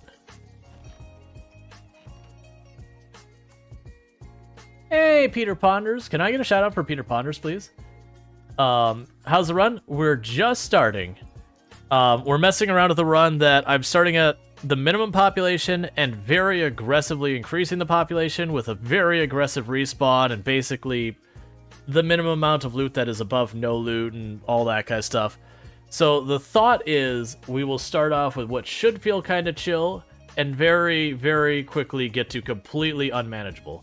For those who don't know Peter Fonder, an absolutely wholesome and wonderful creator here on the platform. Plays a bunch of product Zomboid. Definitely worth checking out. Has an absolutely majestic mustache. So, you know, that in itself is a reason to tune in. But yeah, so we're messing around with it.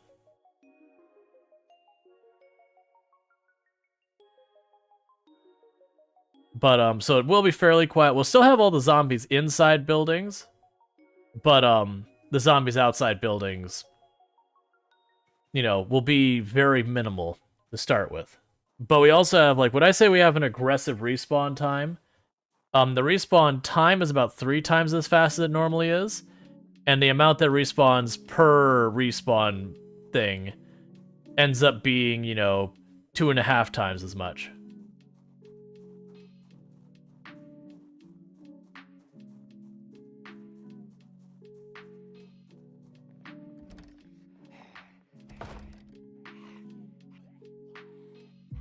Alright, this is...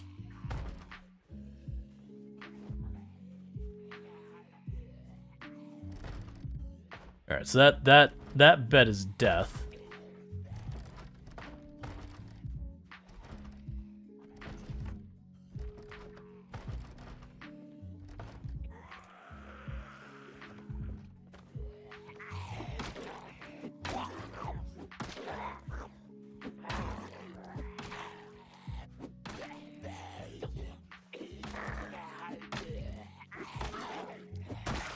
That was a little bit of a risky way I positioned that, but it worked out.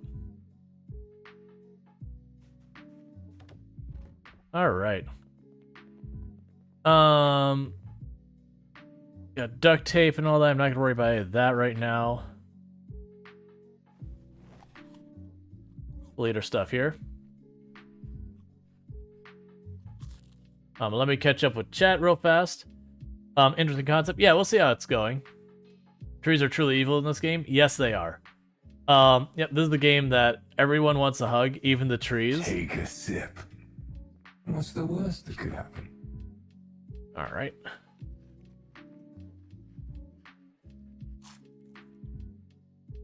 Get a stretch here in just a minute.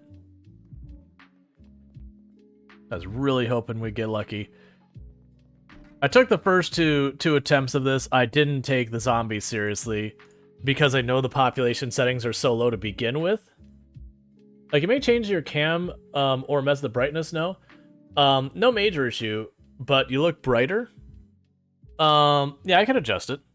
I think the only reason I look so bright is it's so dark outside in the game right now. But if it does seem like it's bright, I could definitely adjust it. It's like it's nighttime outside in the game.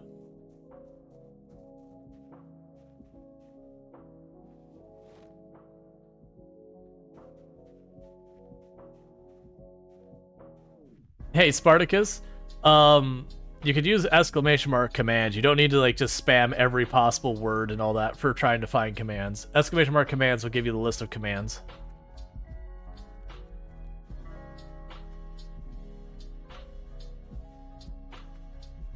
And for those who don't know, Allison Adventures, another fantastic creator on the platform, definitely worth checking out. Plays a lot of Project Zomboid. That kind of stuff. So if you're looking for Project Zomboid, you can actually find it fairly consistently over there.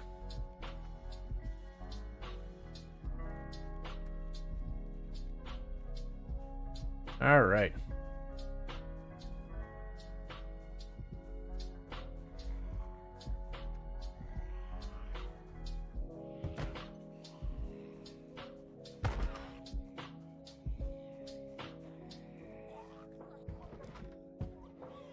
I can't really see in there.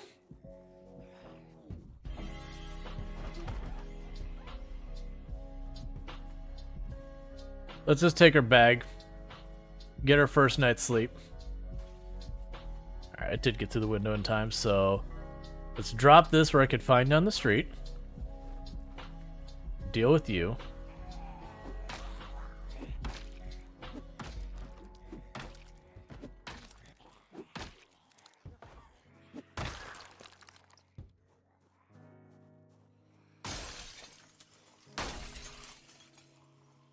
Okay.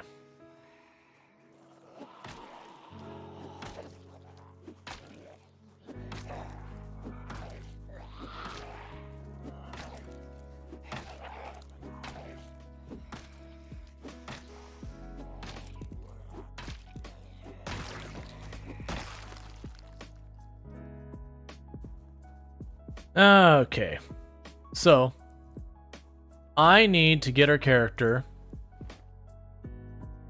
back to someplace we can sleep pretty quick.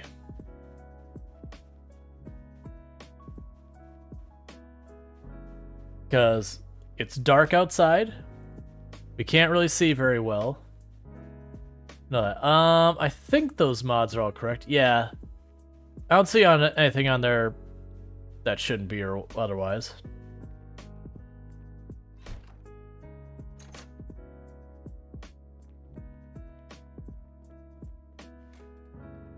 Just in case you get into trouble, we'll drop the bag in the middle of the room.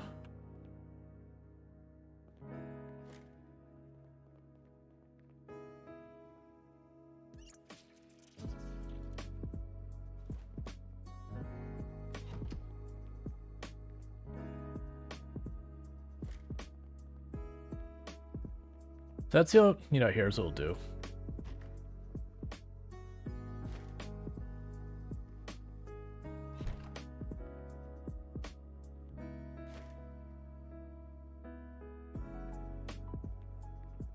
Alright, so first, we'll rest up. But yeah, so the early game in this one shouldn't be too bad.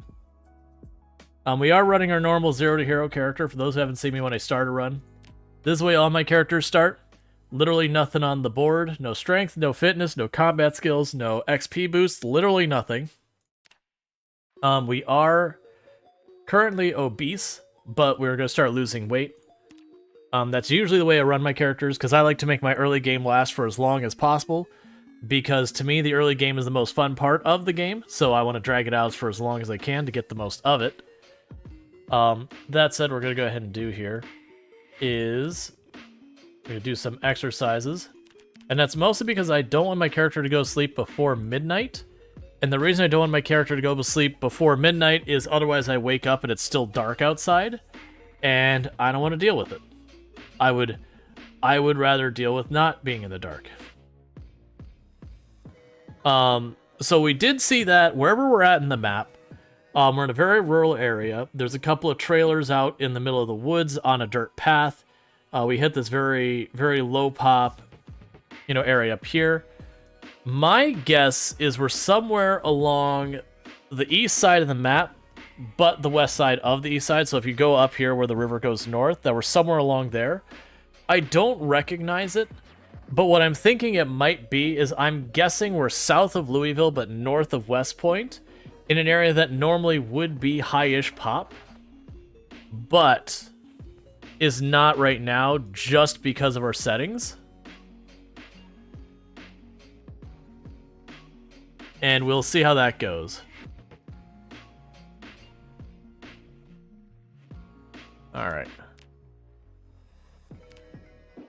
I'm holding shift to the right. That way, if we have someone break in, since I can't secure the building properly, there. Just that way, if we were to run into trouble, I would run to the right and potentially dodge getting grabbed.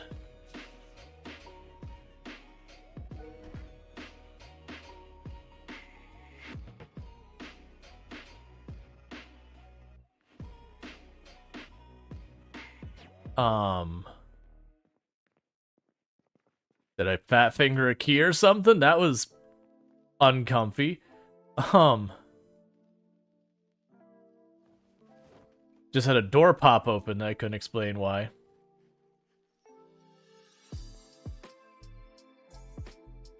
All right.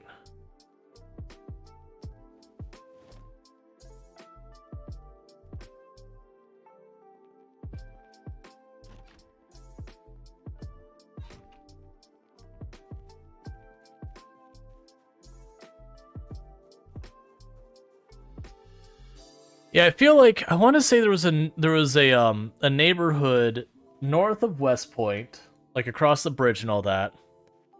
That we follow this to the south, it'll take us towards like a train substation kind of thing. It's just this like rural neighborhood that the warehouses that go to Louisville would be north of us. And that kind of thing. That's what I think I am right now.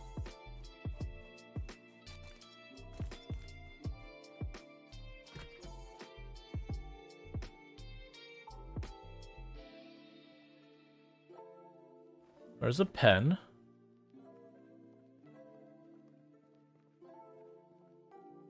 Have you ever tried the Product Zomboid GeoGuessr game? I have not. I didn't realize there was one.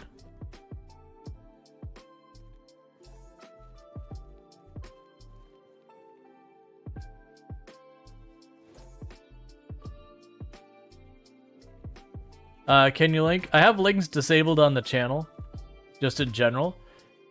It'd be something you'd have to send to a mod. Close that door.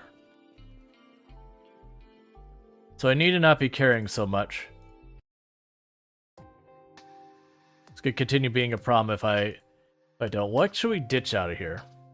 So I've got a lot of canned goods and a can opener. We're definitely keeping the cooking pot. The big problem is the garbage bag has very little weight reduction.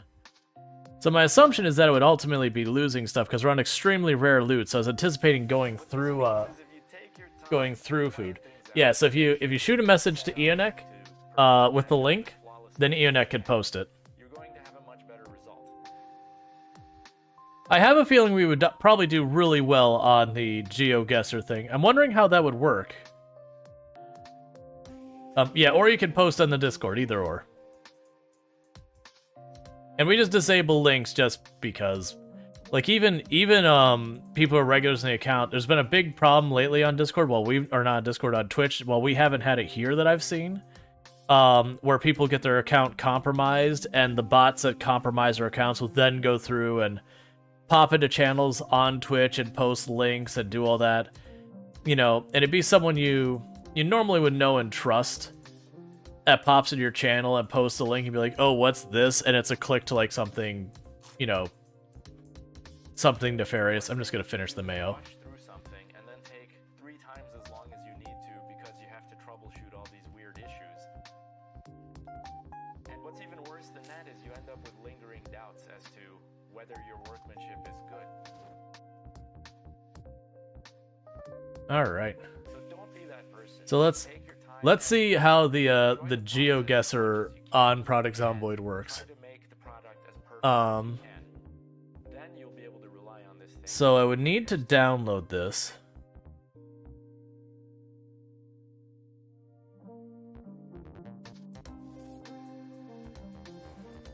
Alright, I'll probably look at that after stream if I have to like download that. Yeah, I'll check after stream. That could be a fun thing to do as like a one-off thing.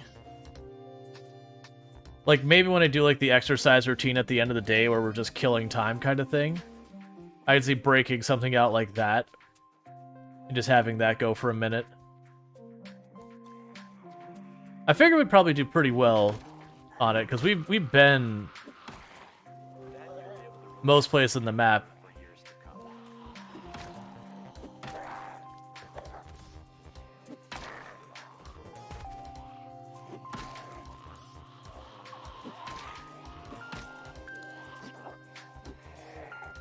Too early.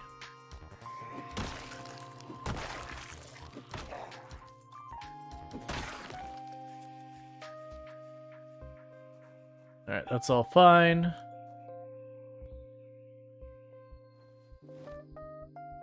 We really need to get one of the backpack or something, though. No, I don't think this is where I thought it was. I don't recognize this building being part of it.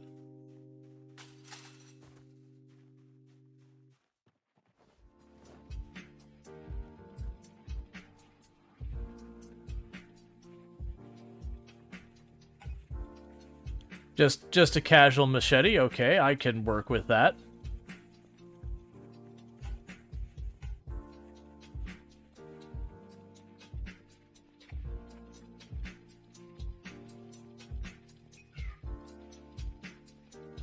If we do find tools, this entire building can be disassembled, by the way.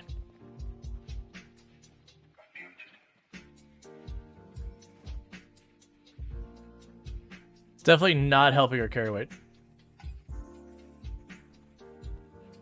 Yeah, we got a bunch of votes on Discord. It wasn't like the only one that ranked high. Now, granted, it was up against the competition that was mostly against was games we really haven't played on the channel yet. And I also know we didn't include RimWorld in the vote because one, that's just going to happen, and also two, right now I'm specifically avoiding RimWorld until the RimWorld Hot Potato is over. That way, I'm not competing against a charity. You know, I want the charity to get the views. Versus if I'm playing in the same category, there's gonna be some like views from here going to the charity and vice versa, and it is better not to doing that. There's the polo shirt. I don't think we need it. We're already perfectly comfy at these temperatures.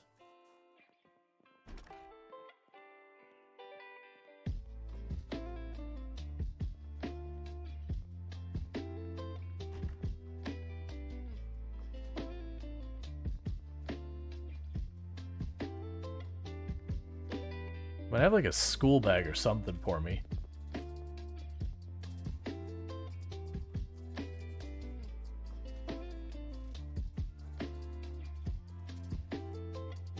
Yeah, now it's also a very low participation survey. That's actually the reason I got rid of the poll previously, was not enough people participating in it. That will happen again, by the way, is if we just really don't have people doing the poll, I'll stop doing it because it, like, if not enough people participate, it ends up being not very meaningful.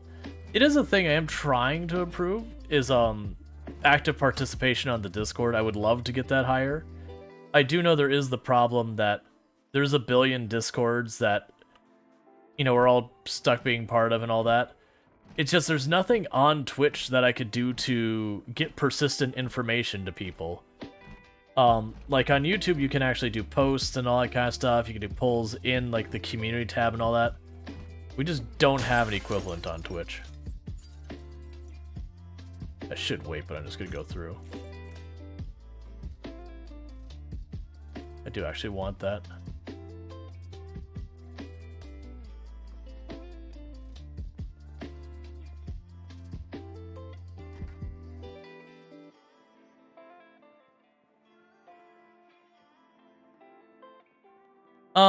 I don't, like, I could see doing one stream one time where we peek at some of the older versions.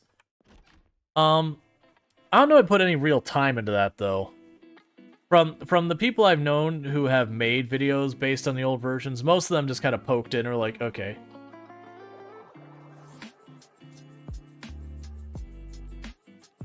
Yeah, well, I get that part, Eonek, but it's the thing, like, why I'm pushing for the survey and all that. Like, I'm trying to get feedback, and I need some means of getting it. And this is a problem that, like, all creators are struggling with, is we want the information we can get a hold of to try and make decisions that, you know, our audiences like and all that kind of stuff. But at the same time, it's very difficult to get that information. You know, people don't want to fill out surveys, which is totally fair. People don't want to have to sign up to things not on Twitch, like separate platforms and all that. And again, that's very understandable and fair. But Twitch doesn't give us the tools to do that in Twitch, so we're kind of stuck between a rock and a hard place of we want information and feedback, but because the tools are all third party effectively, you know, it's very difficult to get people willing to do it. And even if they put it on Twitch, you'd still have a bunch of people who wouldn't fill it out, which is again fair. But I was really bummed when they finally announced Twitch Stories, and it was just the stories that other applications have used and then ultimately got rid of. Because the way I had it proposed to me at first is we were going to be able to, like, I was going to be able to post almost like blog/forum posts here on Twitch, and then run polls here on Twitch, and do all that here on Twitch. And it would have been great because I wouldn't have had to be like, I want feedback. Let me shovel you over to another platform, because that's what I need to do to be able to get information from you. Because I also tried to do it where I was doing polls like 2 or 3 times during stream, asking questions. That didn't work out just because ADHD reasons. I would always, like, it was very hard for me to remember. It's like, oh, it's time to do a poll, that I couldn't keep. I just failed to keep doing it consistently again and again and again, which made it pretty useless.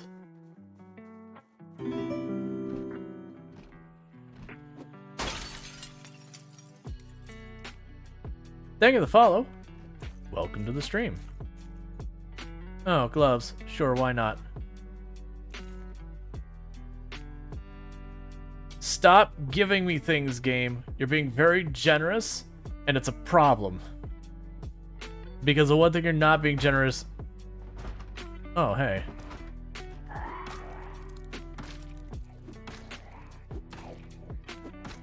How's that second one not aggroing?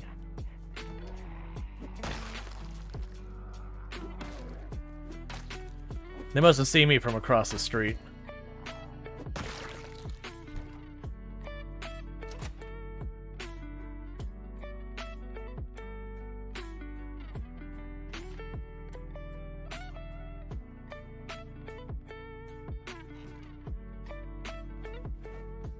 I'm just gonna casually dye our hair, don't worry about it.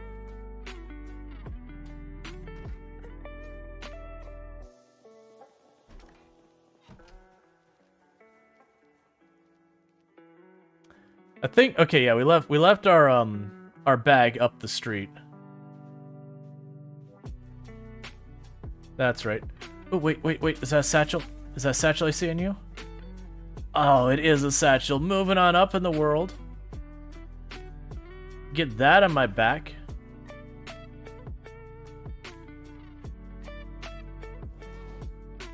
Oh, you can have your book back, man. I don't want that. Alright, let's go back over here. Move stuff over to our satchel. That's a big win.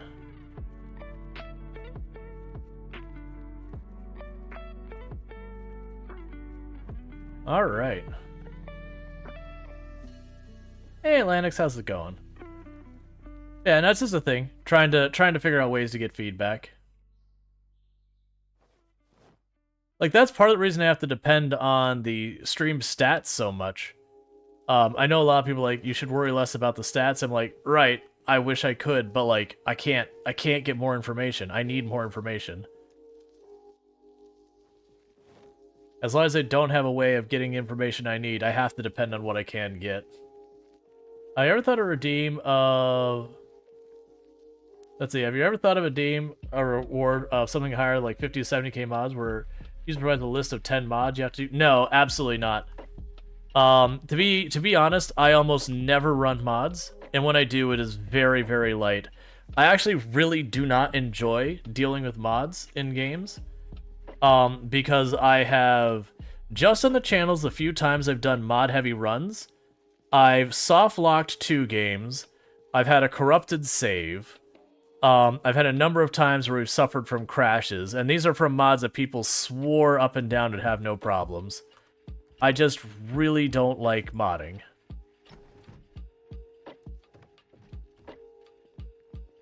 Like, I don't want to spend all my time troubleshooting mods, I'd rather play the game. It's cool that people do enjoy modding, and I'm glad the support is there. I do feel like the support is very important.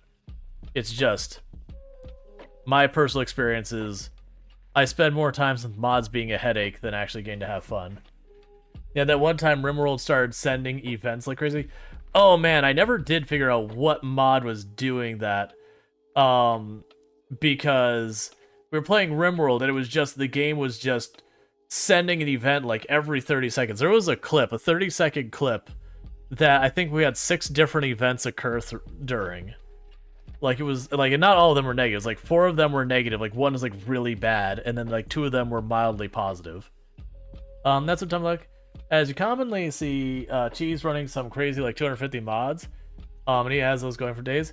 Yeah. He also, on and off has to do a lot. Like, he has people who help troubleshoot his mods on the servers very regularly. He has absolutely had to restart that entire multiplayer server over because some mod was breaking everything. So he has definitely had pains with mods as well. But he does like doing the modded thing, which is good. I do think it is good that we have servers and all that do that. but especially random mods and all that. I also have to worry about stuff that some mods include. I do keep my channel at what I would refer to as like the gray area of safe for work. And the way I usually describe it is if your boss was listening into you watching the stream, it might be enough that they raise an eyebrow and look over, but not enough that they actually get out of their seat and walk over, is the way I was referring to it. Like, basically, not enough that they'd actually say something or do something, but not necessarily needing to be, like, really perfect or anything.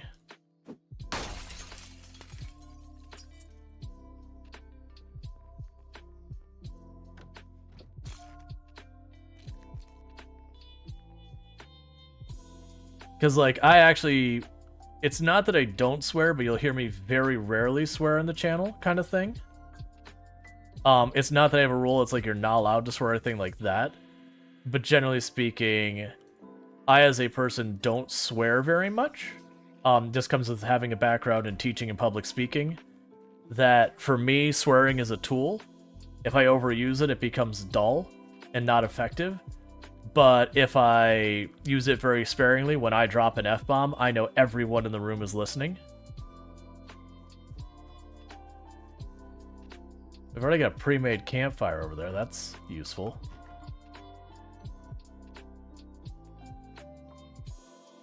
I think you've already been in this house. No, we haven't. That's a lie.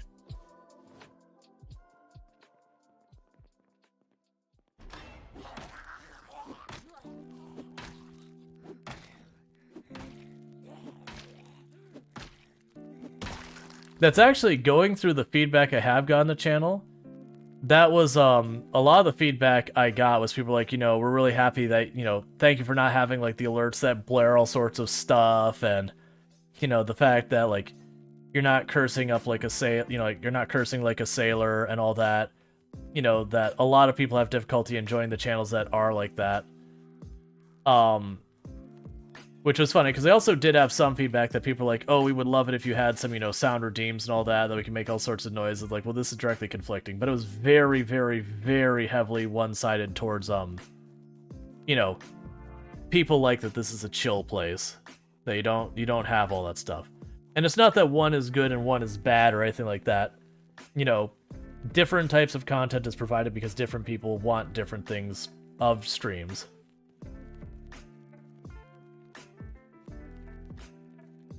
It's going good. You're working on the concept of fort in Dwarf Fortress. It's in the process. But you're excited. Gotcha. Well, that's good. This will be a spare water bottle when you get there. I really can't... This is too much weight, is the problem I'm running into. Because I'm going to pick this up, and I'm going to go instantly max overburden. Which is very not good. But I technically... Oh, was that the last... I think it was the last save. Because I didn't take it seriously the first save or two. Like, we didn't even get through the first day. Because of just being very... I wasn't being cautious, and I think it's just mostly because I knew it was a low pop thing. So it's just like, whatever. So I'd made dumb mistakes and got myself in trouble. We didn't technically die in either of them, but I took zombie hits, like, in the first day. It's like, yeah, we're just gonna go ahead and...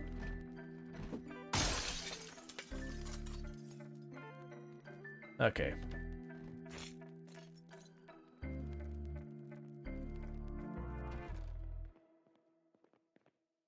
Say, hate that corner.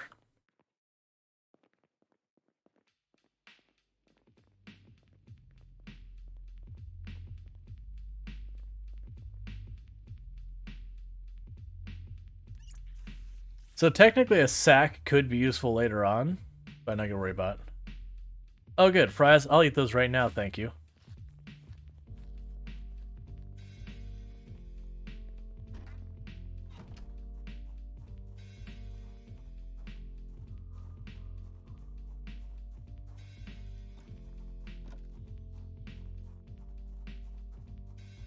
I'll leave that water bottle. What are you laying on the ground?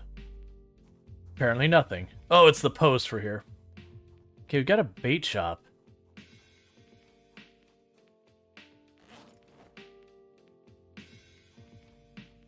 That house we already checked out.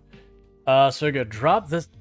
Oh, for a moment I saw the bait shop in a building next. I was like, wait, Riverside's like, no, it's definitely not Riverside. We've walked up the street way farther than the Riverside bait shop goes.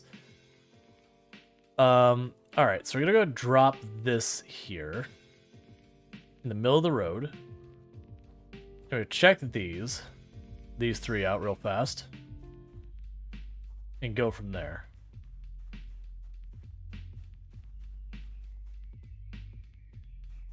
When it wasn't letting me loot it right away, I'm like, oh, it's gonna be one of those zombies that gets up. Because we have those turned on and we have some of our zombies reincarnate.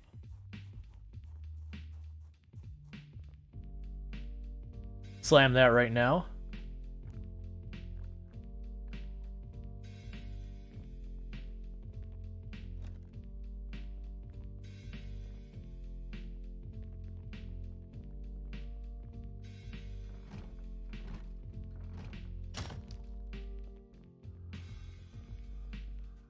I am so confused.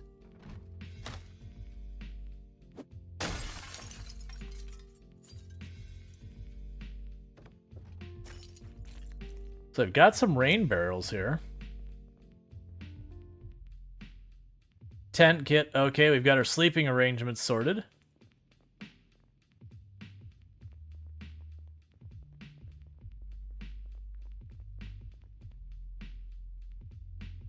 I'll leave the fishing tackle.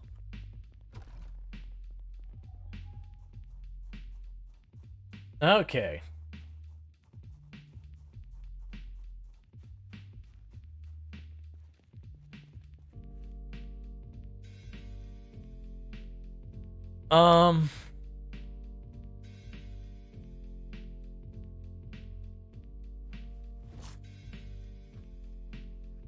Make some room in here for the tent.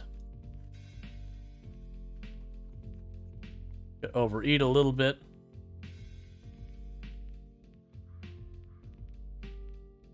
Okay, let's see what we can even do with this. So you weigh 3.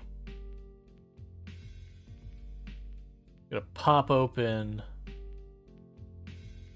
the canned fruit. Eat that whole thing.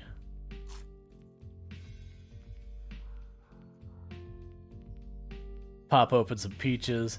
And I know I'm just absolutely wasting this food. But I can't, like, I don't have the carry space to bring it with me. Okay.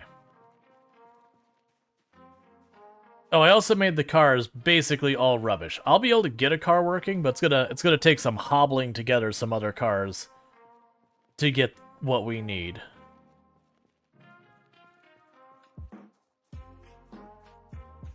Let's check the trash.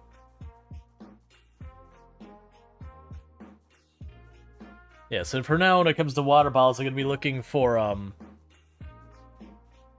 Hi, zombie. We're looking for water bottles that are the whiskey bottles.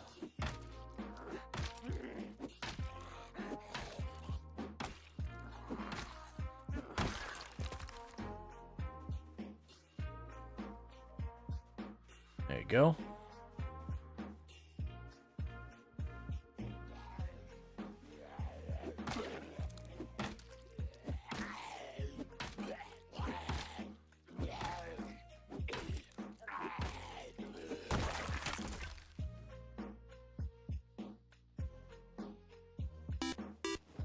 Thank you Flemsneezy for subscribing for 18 months.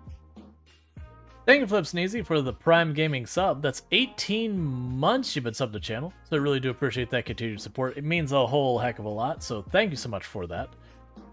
And I do hope you enjoy your advertisement-free viewing as well as access to the emotes. Alright, let's put the pipe wrench in the bag, because it's obnoxiously heavy. I'll put the crowbar on our back for right now. So let's break this bar on something. It shouldn't last super long.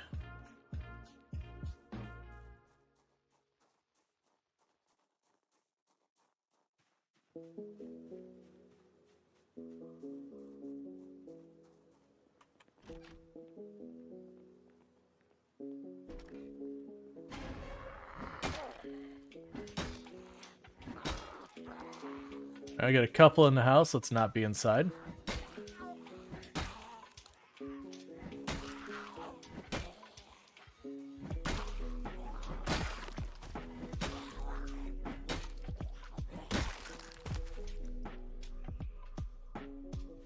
Okay. And really, I should be making a whole bunch of noise. So you don't have to worry about that kind of thing. I don't remember if we already got an eraser on this character or not.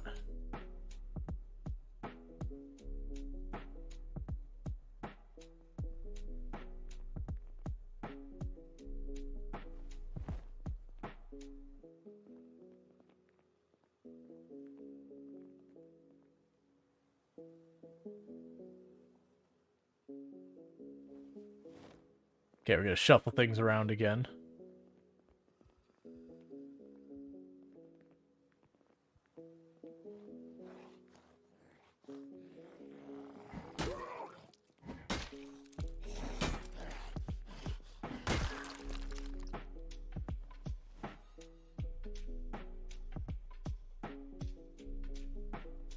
Okay.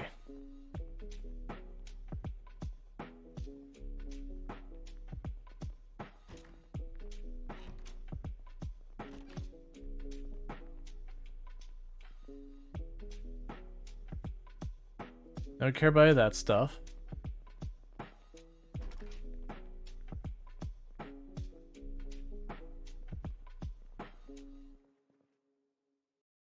Got some chips. A second cooking pot, which I don't need, but would be nice. Alright, we're gonna go out here and we're gonna sort some stuff out. Okay. What's the other thing we're trying? So we have the map set so it starts on the minimum population, but very quickly starts mounting up to a higher and higher and higher population until we just can't handle it. The respawns are also very aggressive. So the idea behind it is the early game, I'm going to get some time to try and build up and make things happen. Whereas the run, as we get farther and farther into the run, it's going to just get worse and worse, and my anticipation is eventually it will not be able to hold. So I'm trying to take where Project Zomboid starts easy, or starts hard and gets easy, and flip it on its head. We'll see how well it actually works. And we also have a whole bunch of stuff like the zombies can reincarnate sometimes. The loot is set to extremely rare, which even at extremely rare, sorry, insanely rare is I think what they call it. Even at insanely rare, I'm having inventory management problems. But that's for me to deal with. I'm trying very deliberately to not push M until I know for a fact where I am on the map, because the fun of not really knowing where I am is kind of good. I have an idea where I think I am, but I'm not confident in it. I think I'm north of West Point, south of where the Louisville warehouses are, along that west side by the river. And the primary reason I think that is the river is along my west side going north, and the only other place I can think of that on the map has that sort of thing is there's a place by southeast of Riverside that has that. By the country club. But I don't think this is that country club place.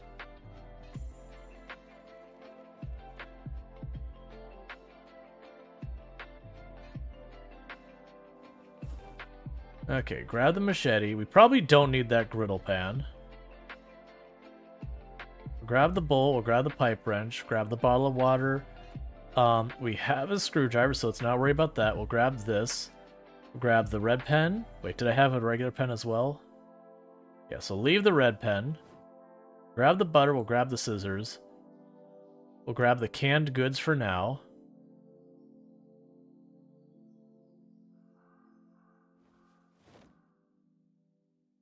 And we're overburdened.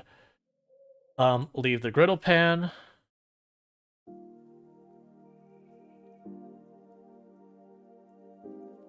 Leave the roach.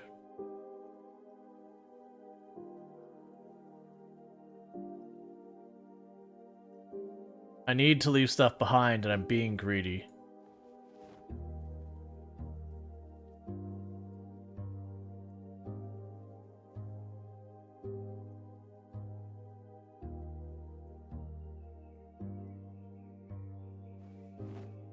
Okay, that'll do. Nevertheless, drop this bag and go into the next house. Over-encumbered man begins his journey. Yeah, I mean, the big part is I know I'm not staying here. Wherever here is, I know this isn't a place for staying long.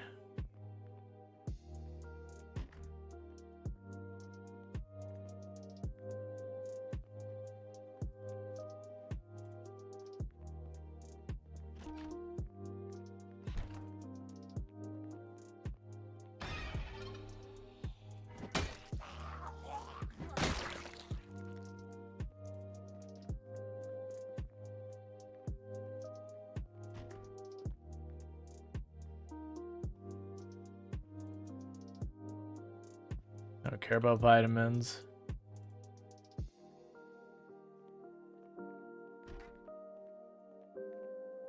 Yeah, I was worried about that because the zombie could have been on either side of that opening.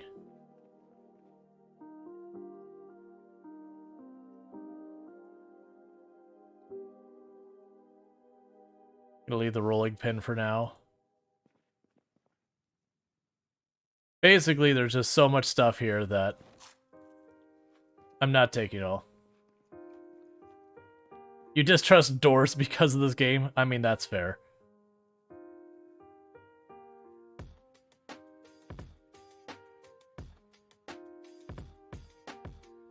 Okay, gotta recoup some energy. Then we're gonna take a sip of water. Yeah, trees also should be seen as suspect. Alright, let's go get some water. Move on to the next house.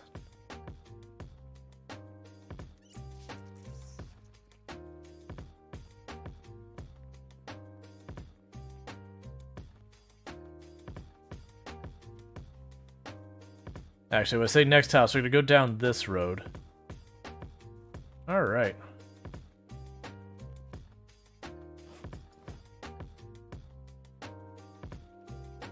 Well, doors just open up a new fear for you. Yep. Okay, this looks like it's just a dead end with a river on it. Some picnic benches.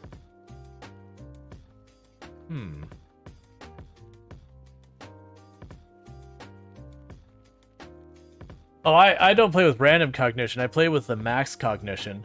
So the zombies can just straight up open doors and windows. Oh, this is definitely not where I thought we were. Okay.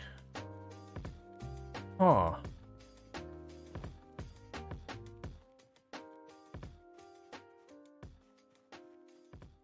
Yeah, I really don't know where we are.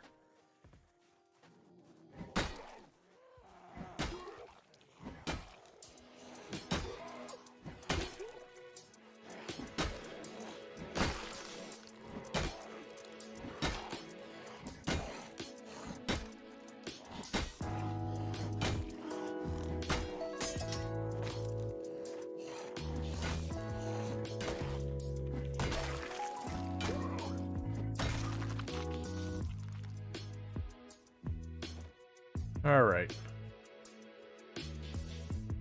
So I want that nightstick in a big way.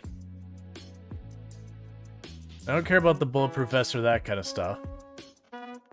It offers protection, but they're very heavy too.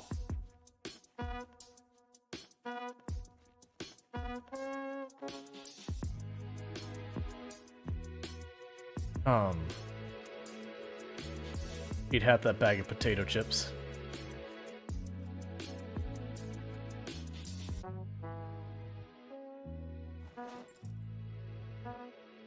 Alright, I think we fall back for right now.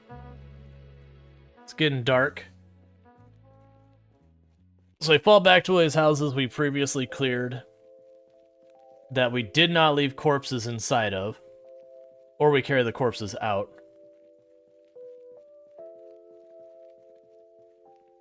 Actually, I don't even need to go into a house. It's literally anywhere. We didn't shatter the window to get into. I want to say this place had a back room, right?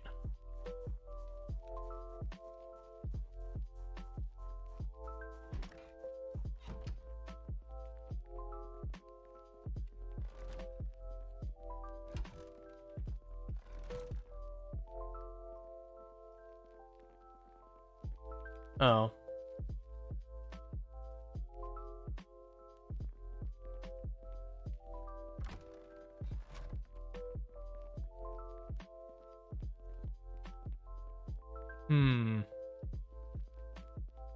I might risk it. So let's drop our school bag on the floor here.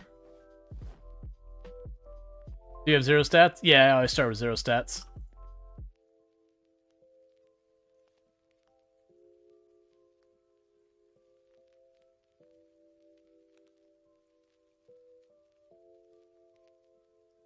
Alright, so let's recoup our energy.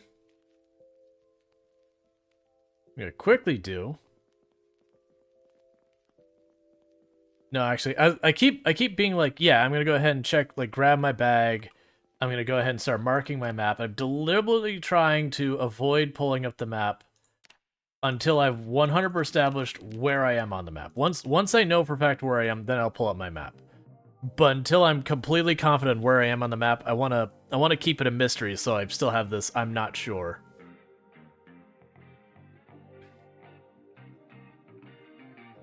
Alright.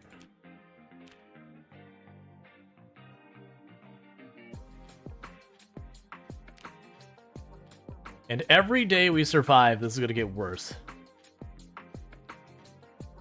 Yeah, I know we had someone who did confirm where I was in the map, but I asked them, like, they asked, would you like to know? I said, no, I don't want to. It's like, once I've confirmed it, then we're good. Until then, I gotta leave that alone.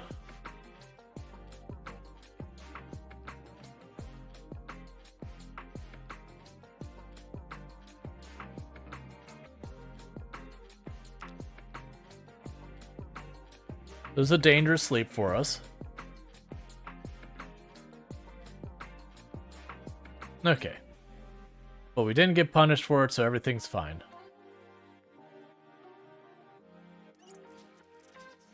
Because especially with incarnating zombies, areas that we might have cleared, we can't count on being cleared.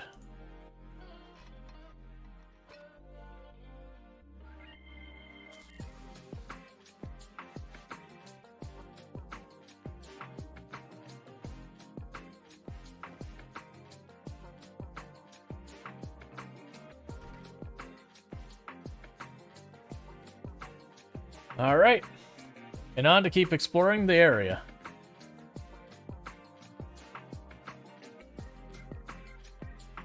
Like I said, I still think I'm between Louisville and West Point, along the, just like right along the river. I haven't been back into these neighborhoods in forever, and a big part of that is these neighborhoods usually are pretty high pop. I can zoom out and this shouldn't matter. Yeah, because I haven't revealed the map farther than that. So you can see I didn't pre-populate the map in this one, so I can't just pull up the map and zoom around. But the reason I'm not pulling up the big map is the moment I pull up the big map, just by relatively where it is on the map, will give me enough information for me to figure it out pretty quick. This probably still says... Oh, can't see the main map because it's behind you? Alright. I'm glad someone said something. Because I would have been none the wiser the whole time. Because I just don't look over there for the minimap. A lot of magazines about hunting up here. Yeah, I'm pretty sure I'm along that route.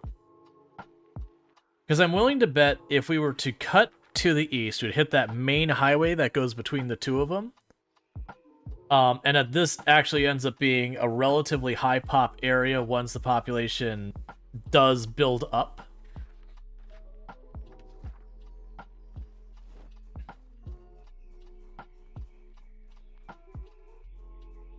It's just where we started the base population, like, to be absolutely negligible. Well, there's definitely a zombie in there. There you are.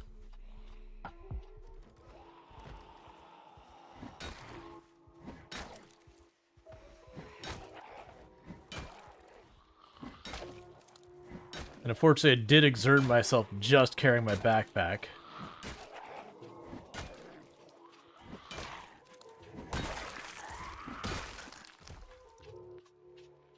Which is one of the reasons I've been going out of my way to not really pick up a bunch more stuff.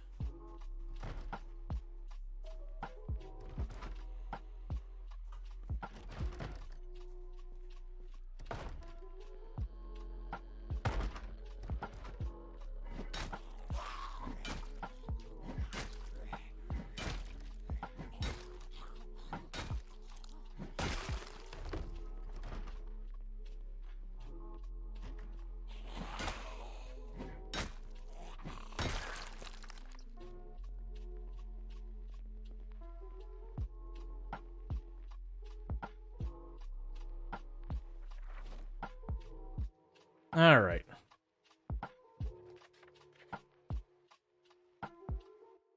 Like, we're getting a lot of the magazines done, which is a weird feel, because we have it on insanely low loot. Like, I've seen a lot of early level books that I've been skipping because books are heavy, and we're already barely managing.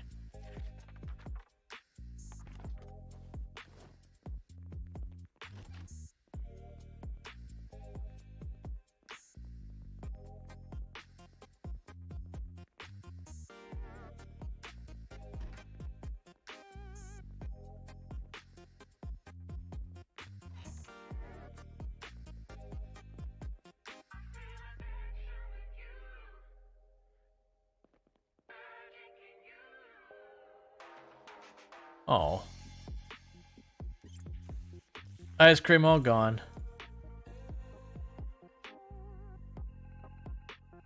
Alright, let's recover endurance. And the whole backpack struggle thing will get better relatively quick. The first couple points of strength come pretty fast. Anytime I can't remember if it's 40 or 70% of your maximum carry, anytime you're that high or higher, you'll passively just gain strength for walking around. Plus, every single time I hit a zombie with a weapon, same deal. I'll get a small amount of strength with every single swing. Well, it's every single hit, not swing.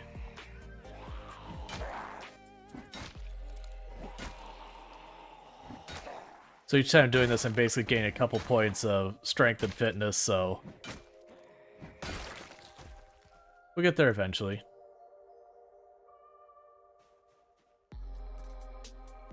I actually want that for when you go to start farming.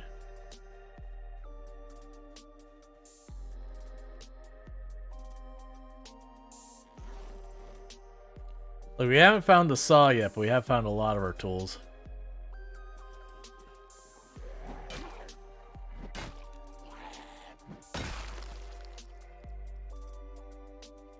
Alright, so still a couple more.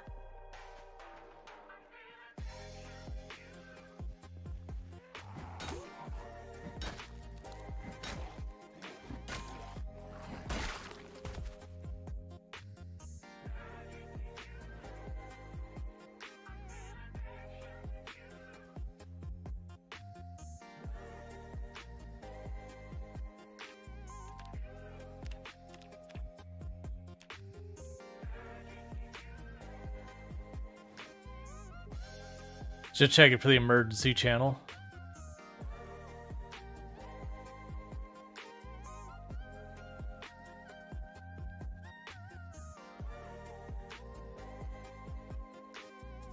Yeah, this is definitely... I'm like 99% sure, because then we'll have the railroad tracks, and then we'll go a little bit farther, and there's the main highway. Yep, so I know where we're at.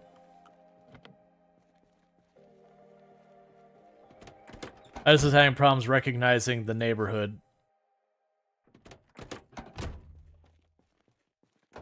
This actually isn't a bad place for me to do this style run, because I want to make sure I'm near a high pop area to keep it actually interesting.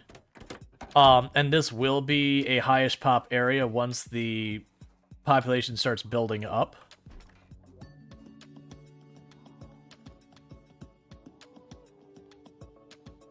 Got coffee here.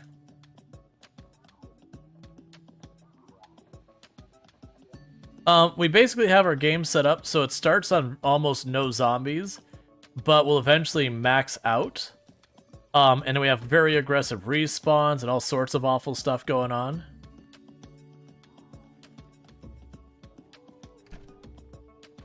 Honestly, this isn't a bad place to start things out.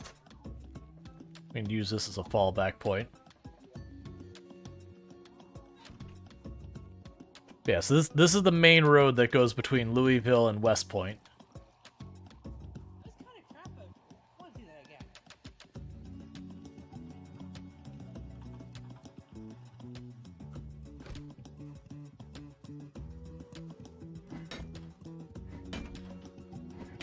I know I shouldn't break this, but I'm just going to.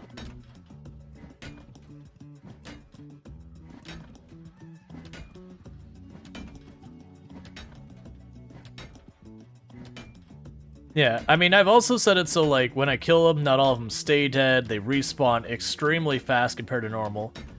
So we have our respawns trigger about 3 times as often, and they spawn about 2.5 times as many. So I do intend for this to eventually get to the point I will be overwhelmed and not able to hold my own. That's a deliberate decision for the run. My goal is to, like, set up someplace that will get unreasonably dangerous. So I could see setting up by Louisville. I could see probably West Point would be better. Because if I build right off into the water on Louisville, I'll be right near the population center.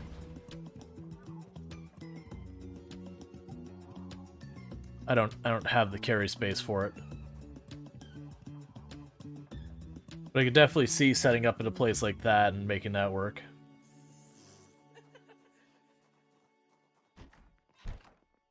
Oh, there's no chair in here? Never mind.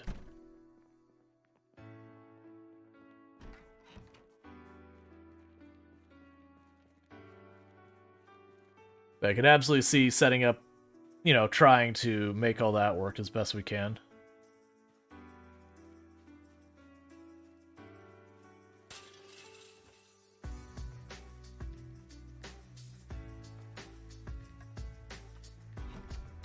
Because with them getting back up, that should make it much more dangerous for me.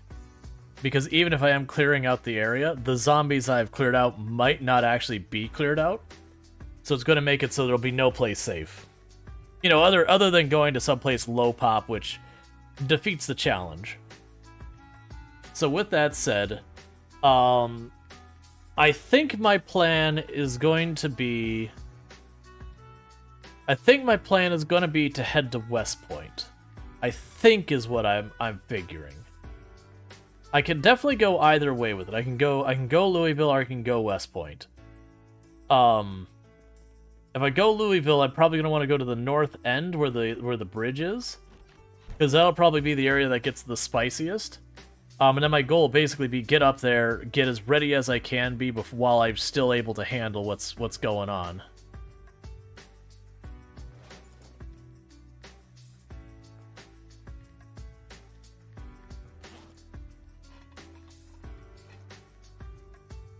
Would go through the Dro?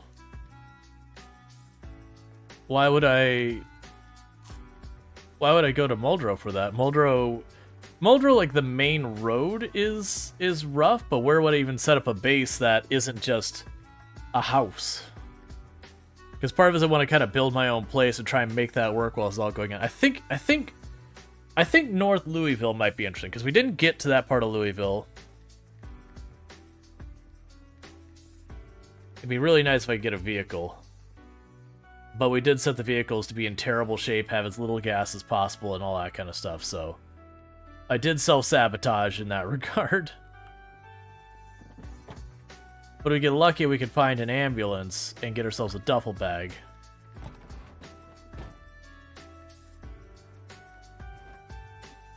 Alright, yeah, you're not gonna do me any good.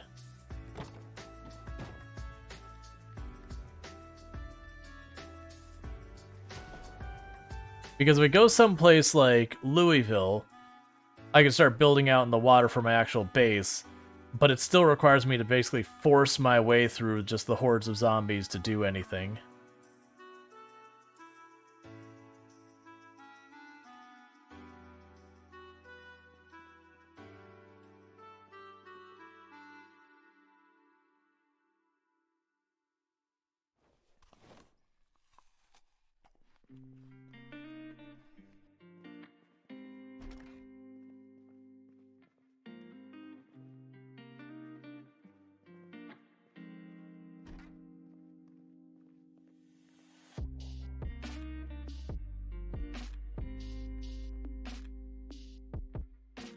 They have a rifle with a magazine, but no bullets, and it's not even a bad one. It's an M14. But we have no aim skill, so we're not going to be able to use that at all. Yeah, so this house is a bust.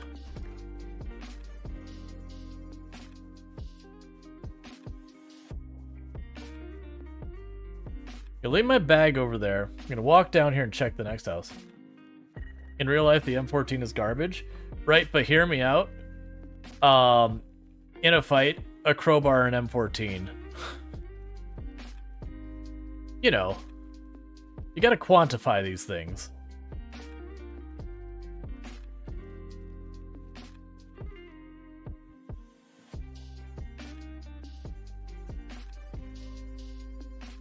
Oh, and we're also in winter, if you didn't catch.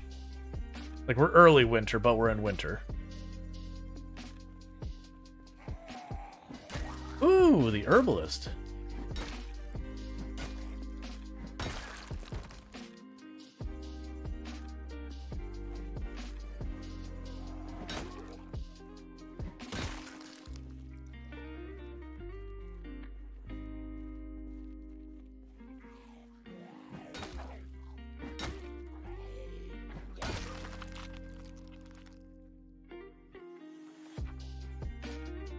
The herbalist is a good find.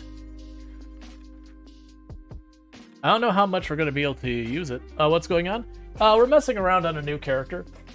Basically, we started the character where at the very beginning of the game we've got the lowest zombie population settings, but it is set up to escalate to the absolute max with very, very aggressive respawn rates. So the idea is I get a little bit of time to prepare before overwhelming numbers, and we are planning on living someplace high pop. I do intend on building my own place if we can get it to happen before things get out of hand. We'll see. Because at first, it's like, I'm going to set it for a full year, and I was like, that's actually too long, so I toned it way down. But so far, when I say toned it down, I toned it up in difficulty.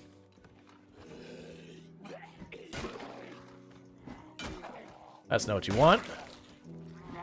Like we didn't get stumbled.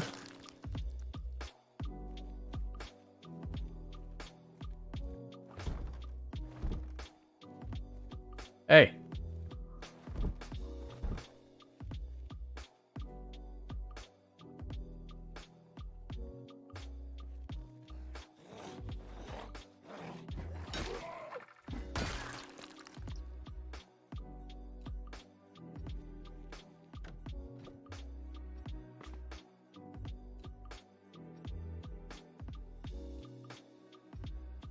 I'll grab the bags of chips, those are light.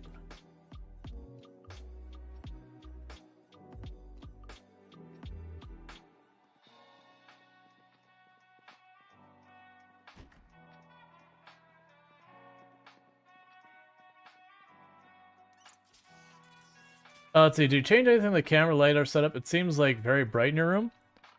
I didn't, but that's actually the second person I've had say something along those lines, so I can try adjusting it down.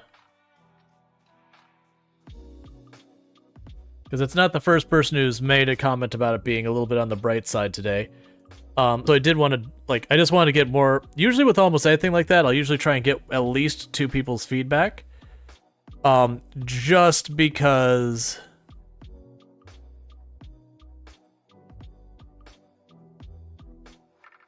There you go. Just because I don't want, You thought we were just going for, like, a ghost effect? Oh, no. Yeah, I usually try and always get more than one person's feedback and stuff. Like, especially audio, where people be like, you're very loud today, and it's like, am I? And a whole bunch of people is like, no, you're not. Just down the bright side? Yeah, no, I toned it down, so hopefully that makes it better.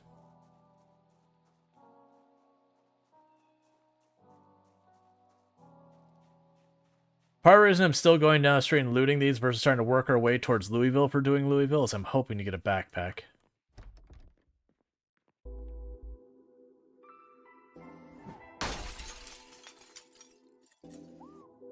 We're not going to climb through that door. We broke that window and pulled the glass to make noise.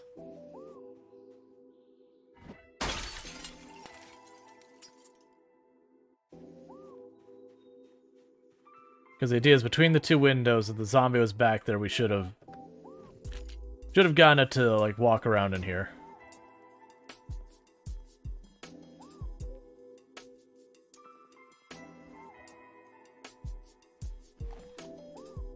Alright.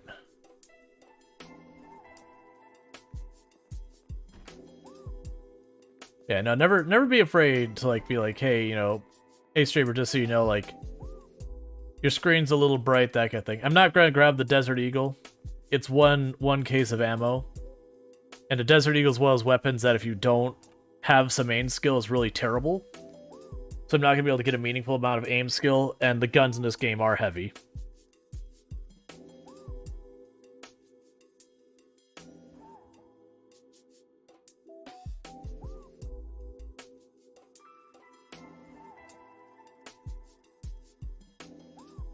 Alright.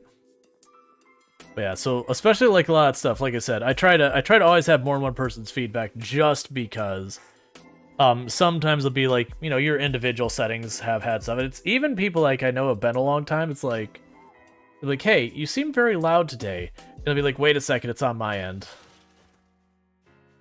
It's like, wait a second, my sound settings got messed up, like Windows Update got me or whatever. And sometimes it's definitely on my end where I get caught by stuff, but you know, you just want to make sure, get some level of a consensus if you can.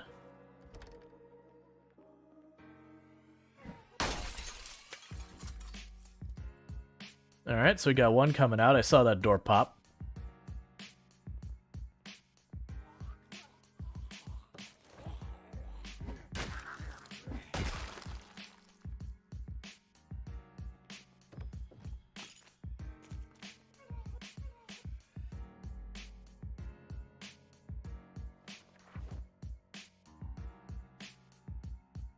Alright, we're going to check this radio once I make sure the room's clear, just see if it has the emergency channel. I'm probably not going to use half these magazines, but magazines are fast, so it's just kind of one of those things that anytime I see a magazine, if I'm not in the middle of danger, I'll usually pop through it real fast and chuck it back on a shelf. Or if I'm in a bookstore and I'm grabbing like 10 magazines real fast. Time does add up.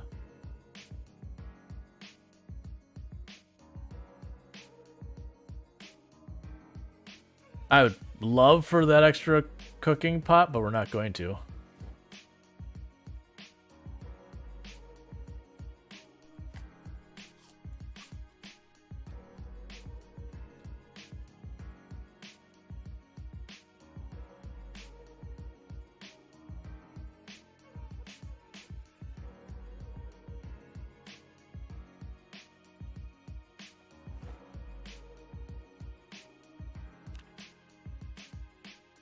Nope.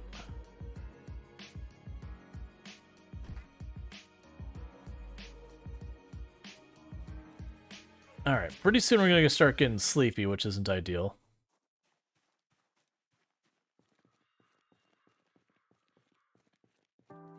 We should be getting the last couple of houses on this road. Because I vaguely remember that this isn't a particularly long road.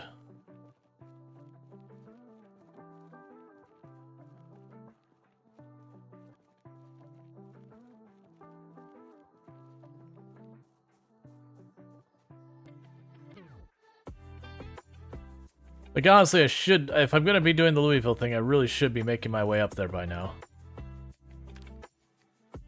92.4, that's the frequency.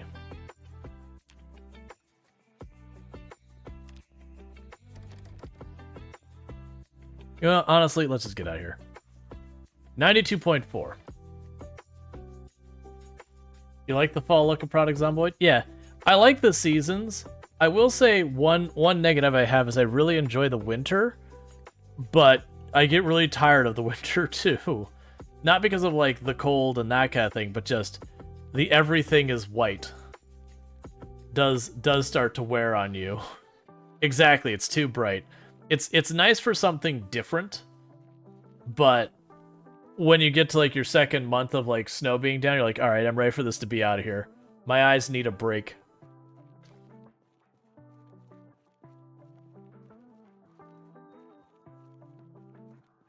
So what we're going to do is we're going to make our way to the north end of town. We're going to try and remember where the heck I dropped my backpack. I think it's at the intersection up here. We're going to go to the far north end of town. We're going to start taking the main road out of town. Probably not this in-game day because we're about to get sleepy. It's just a high exertion day. We'll make our way out of town to the north. Actually, go to the gas station. That's where we'll sleep. And then the plan will be to push to the far end of Louisville. Honestly, okay, so that won't fit in the backpack. Yeah, like we got most of the long-term supplies we want, other than we don't have a saw. So the hope would be I would find a saw while we're out and about. And that's part of the reason I smashed that door, was in the hope we would find a saw.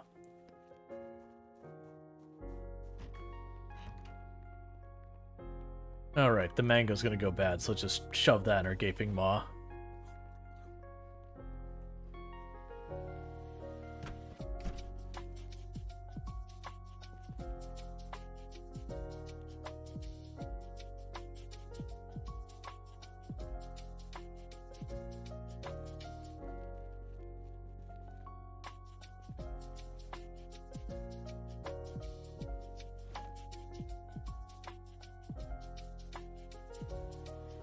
Alright, so I can't rest using a tent until we're exerted. Like, you can sleep, but it's way too early for us to sleep. We'll wake up right as it's like getting too dark for us to do anything. So we just came back a little early. That's not surprising. We are weak, unfit, and obese, so we get tired really easily. That's the reasons why we're doing our exercises and all that, to try and fix that problem.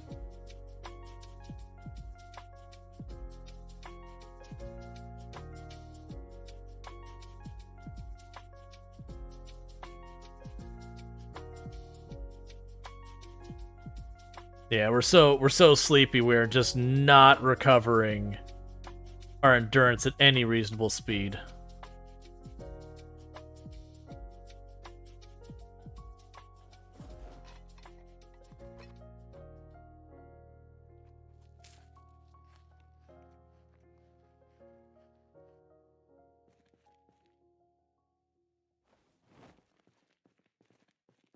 Alright, well, I think we'll just go to sleep.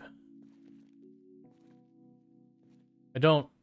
Oh, wait, we'll rest another round. Because I want to still try to avoid going to sleep too early, just because if I do,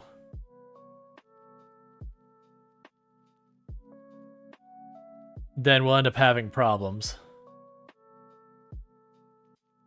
Okay, that should be fine.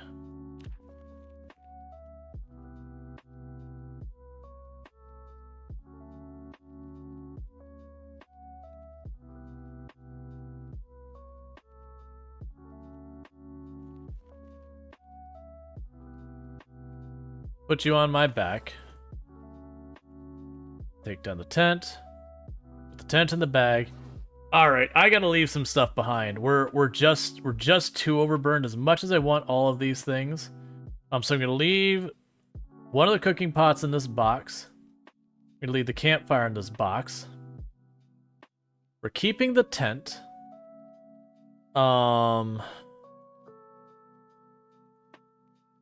Leave the baseball bat. Leave the flashlight. I'll find more screwdrivers. I don't want to leave the pipe wrench. The hand fork will leave behind. The scissors will leave behind. Gonna eat the coffee right now. The coffee beans.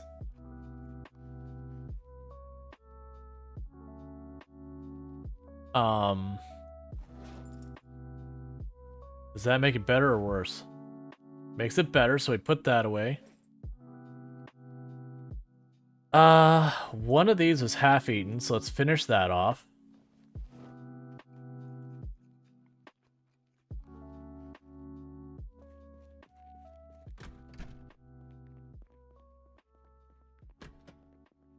There's no bathroom or anything in here. Okay. So let's quickly go grab some water from one of the neighboring buildings and get on our way up north. And the reason I wanted to... Oh yeah, no, wasted is part of the hot potato.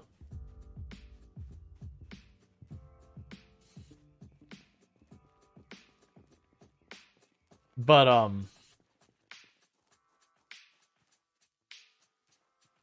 Yeah, so I have very heavy load because of dehydration. I actually have a bottle of water on me.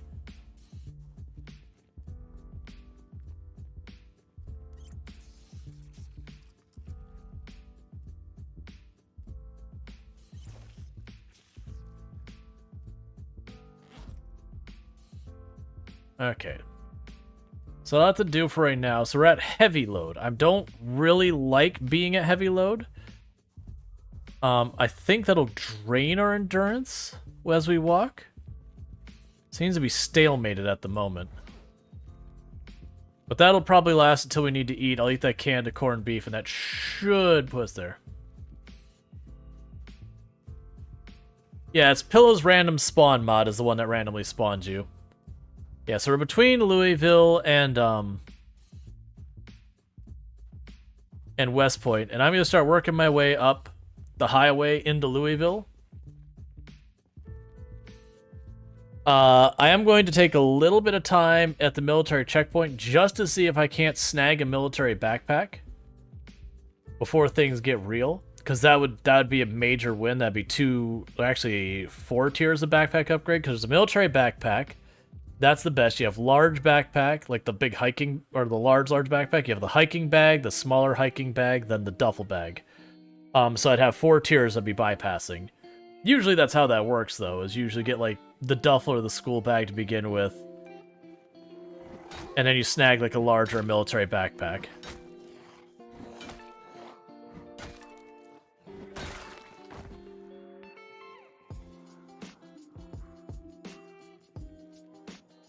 You always like that mod. It's just cool to kind of put you out there. Yep. Oh yeah, like way back in the day before we had the mini map and like there was no large map. Literally just didn't exist a large map in the game. The maps you had was those ones you find on zombies. You'd find a map of like West Point, so you'd mark it off on the West Point map. But there wasn't like a big map that you could use. Back in those days, like Pillow's random spawn mod, it was a whole thing that if you didn't go out of your way to load up a mod to give you a big map, you just kind of were like, all right, I'm in some random farmhouse, I don't know where I am, so you go walking around trying to deduce where you've gotten dumped off at. So this will be the gas station south of Louisville. I'm gonna poke over here. Mostly I'm interested in checking to see if any of the cars can run. We have set our cars to be in terrible shape in this run.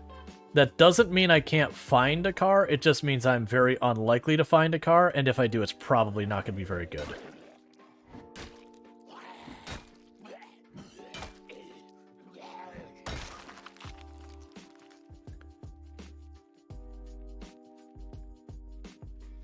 I'm pretty sure... Like, you see this turnoff here, I'm pretty sure it's just, like, right along the road here. Like, we'll see the parking lot from the main road. And this highway is normally thick with zombies, but like I said, we're starting at a very low population, and every day it's going to keep increasing until it maxes out. So it's the early game, I gotta make my moves happen. And if I wait, then it ends up being a short run. Like, we just won't survive. Because I am going to a very high pop area. And the population of zombies inside buildings is going to stay. Ooh, as much as I want the walkie-talkie, I think we're going to do without. Because 92.4 was the emergency channel. Speaking of which, before I forget. So we're just going to go like this. And I've looted you.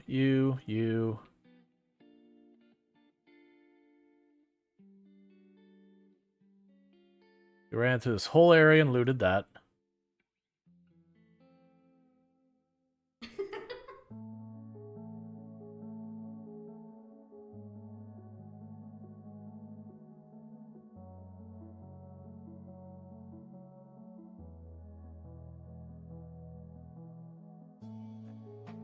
No, we didn't do those last two. And I spawned... I believe in that trailer. Okay. That is the mark that I'll down before we got too far. Covered a bit of ground? Yep. Well, that's the thing. If I was playing this on 16 times pop, I would have had to retreat out of this entire area out to, like, the farm. We will get up to 16 times pop, but we're not there yet. I was hoping there'd be cars in this parking lot. I really don't care about the other stuff here. Yeah, there's no cars here, so... let's get around the privacy fence and then get back in the main highway.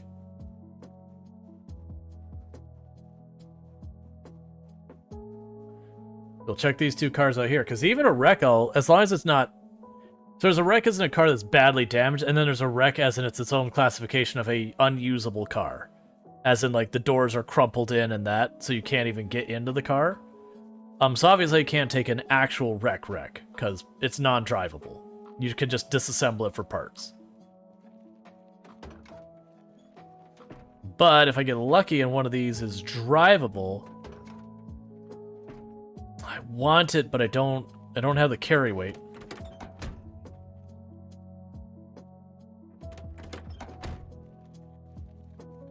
I know, like, I'm already way over my carry weight's the problem. And I already have, like, a baseball bat and other weapons in my bag. So it's something I want, because it's actually not a bad short blunt weapon. It's got pretty okay durability. But yeah, it's just not going to happen.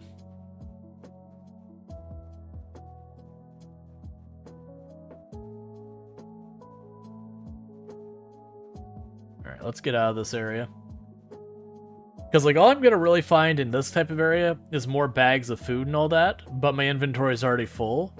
So all that extra food just goes to waste. Like, I could sit there and gobble it down early just to gobble it down early, but it's not going to help me any. I'm overweight, not underweight.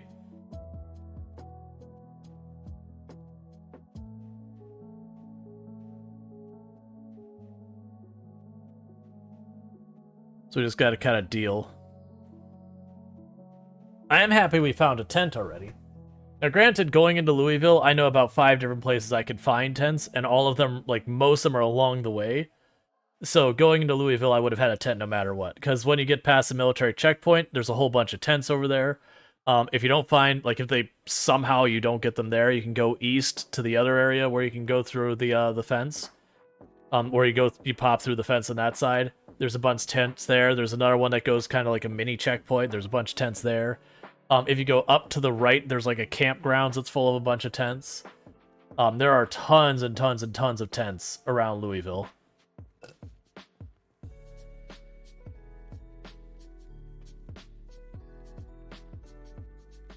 And even if you don't find a tent, tarps aren't too hard to find. And if you find a tarp, all you gotta do is make sturdy sticks and posts, which I think you'll just need a saw for and an axe. And that's pretty easy to make happen, because you can just forage for the parts for an axe. The saw is a real challenge there, which you don't have a saw yet.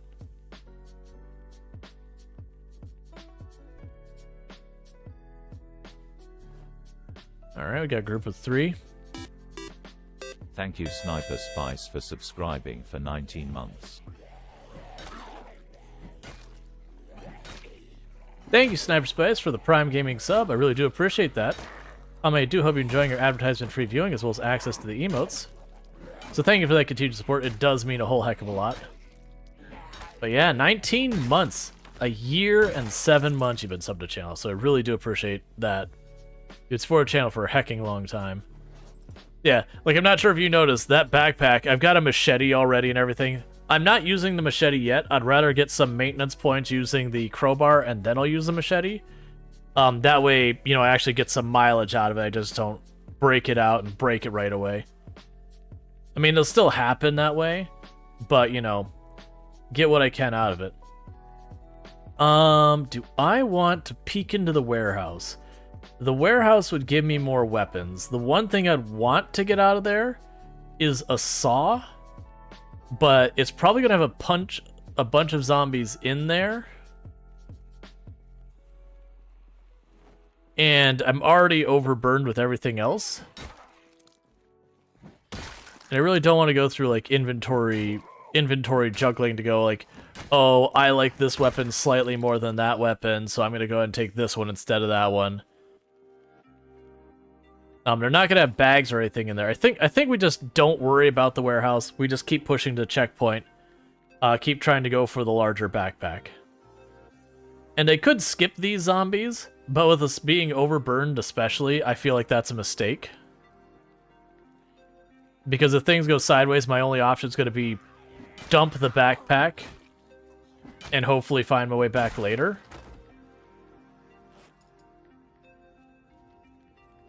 Oh, I did not get that backpack on.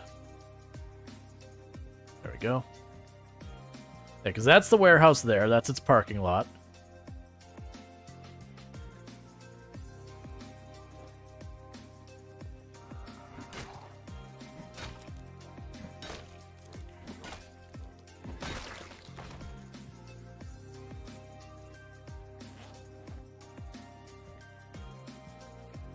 All right.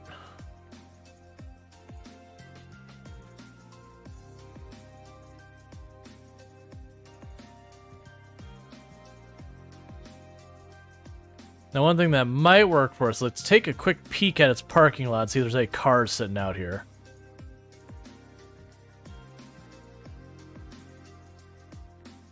Because I'm not worried about the outside of the buildings, but the insides will probably get pretty hectic. Because we're still on where it's showing like very low zombie pops, but it is going to build up quickly. Yeah, and this is where we had our character Long Prather. It was my highest kill count run before Louisville was added. We actually played on 16 times pop with respawns turned on, trapped on this roof, because this is normally a very high pop area. And we would wake up, spend half the day forward fighting just to get out of the door because I had respawns turned on. We would then forage. It was the old foraging where you just kind of stood in place like fishing and just got stuff. Do I already have a way of starting fire? If I do, I won't grab that because, nope, we'll grab it. Okay.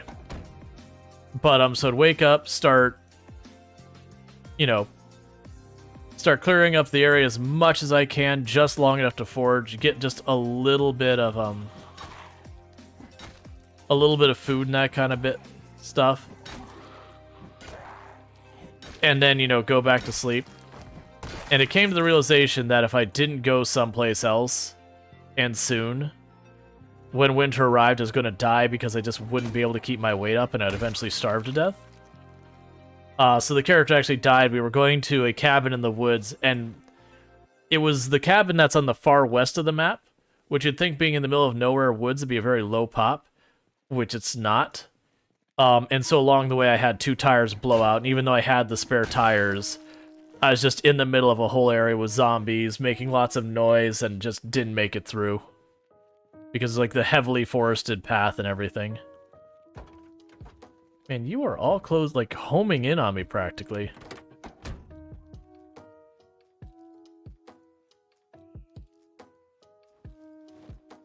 No gas. Is worth checking. Like, we had a gas can back in the area we started at, but I don't think it's worth me running back there to go get it.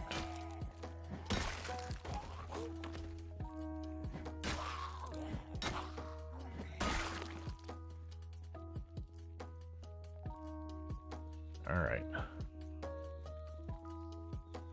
Let's actually hop in the truck and sit here for a moment. I'm also going to check to see if the truck has gas in it.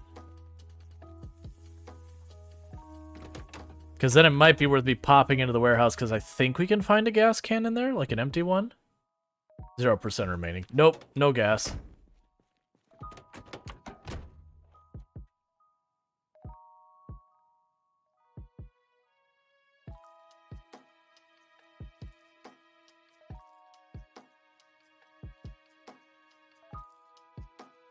All right.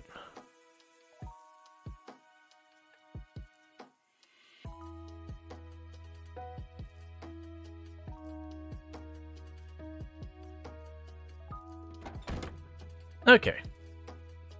So I've got that.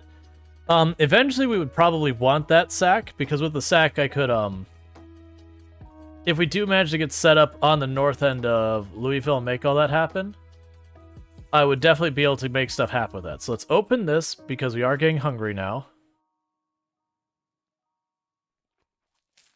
And that'll actually reduce its weight, which it's one of the heavier things I've got left. Can eat another quarter of this. Actually, let's just finish the thing. It'll slightly overfeed us, but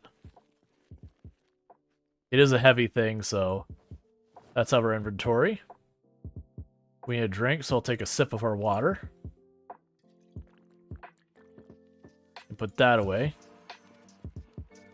Okay, so now we're not as overburdened. At our normal carry weight, we should be between lightly encumbered and heavy.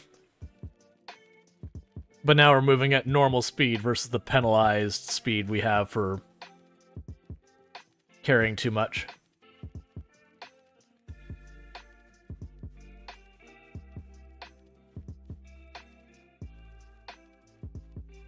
But yeah, because we at the beginning of stream, we had a vote between this 16 times pop uniform, doing a 16 times pop with like literally disabling loot. So I have to like forage and stuff like that. We had some other options in there. Some cryogenic winter stuff. The only problem with the cryogenic winter is that is definitely one of those runs you kind of solve the run pretty early on. Come on, duffel bag. Don't you let me down. Yes. Alright, so secondary hand. Equip to back. Good, there's nothing in it. Gravel U. Move that to duffel bag. It's fun. I used to not care for the ambulances. It's just like, okay, like it's a fun car to drive, but as far as the loot, they'd give you medicine that you never use. So in that regards, they're kind of a useless thing. But now that they almost guaranteed have duffel bags in them, you see them and you're just like, yes, thank you. All right, so we're still a bit on the overburden side, but it did reduce our weight by a bit over half an encumbrance, like 0.6 encumbrance, which means we're only lightly or fairly heavy loaded versus just heavy load. We might be able to find a car working here. Not good odds, though. Because I can't hotwire a car, so we'll either need to find one with keys and gas, or find, like, a gas can and one with stuff.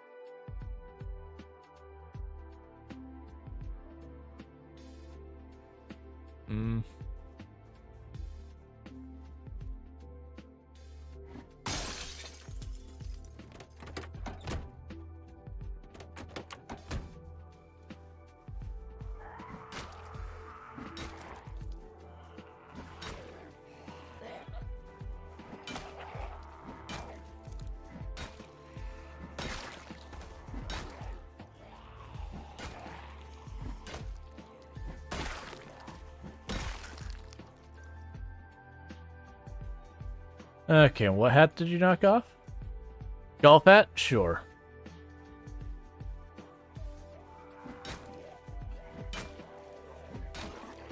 Alright.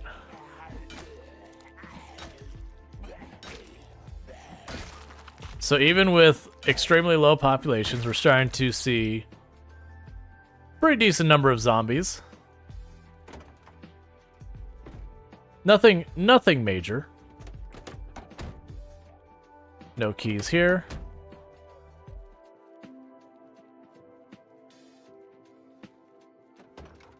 When we get into town, I'm not going to be able to check all the cars. That's part of the reason I'm putting the effort in now. Because, like, once we're in the city proper, It's gonna get way spicier. Most likely the route I'm gonna take through Louisville is I'm gonna go cut along the road where the mansions are. I suspect... Oh, you have your trunk locked. I suspect that'll be the less hostile of the roads.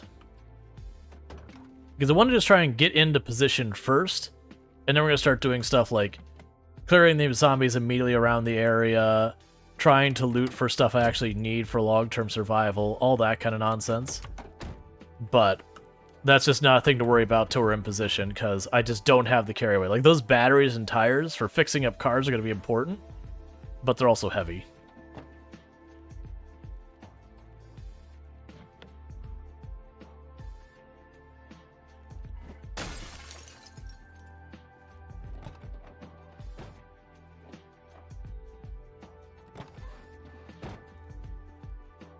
Okay.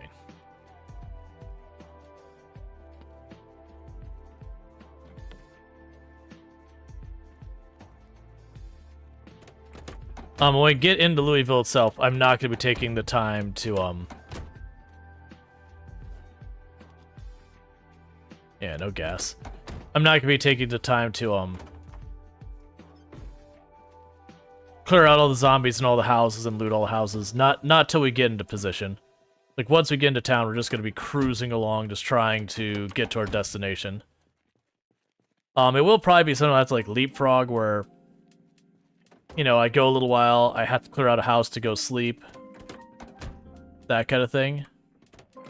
But we want to spend as little time commuting as possible, just so we get there before things get out of hand. That's fine. Alright, so this is the entrance to the military checkpoint. You'll all recognize this from Venus's run. I also don't want to set up here. Like, I'll sleep here for a night. But, we did this for Venus's run. We're still actively doing this on Venus's run. So people have kind of seen it. I'm sure people want to see new parts of the map. So like I said, my intent is to get to the far side of Louisville that Venus hasn't gotten to.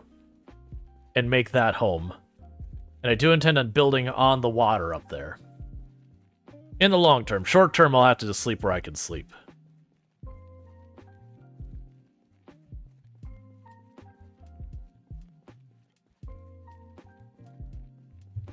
Okay.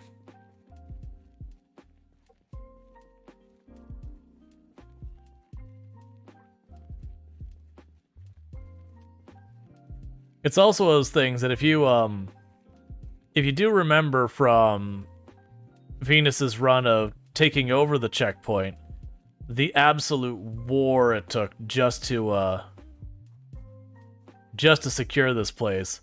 And I'll give you an idea of how extreme difference the population settings are.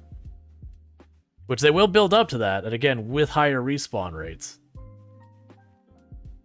But like, just walking into this place, I would have probably had to kill 10,000-20,000 zombies.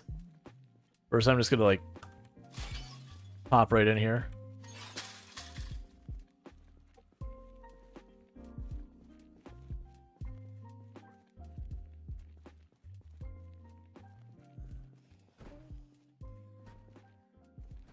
Here, just get banging that, that's fine.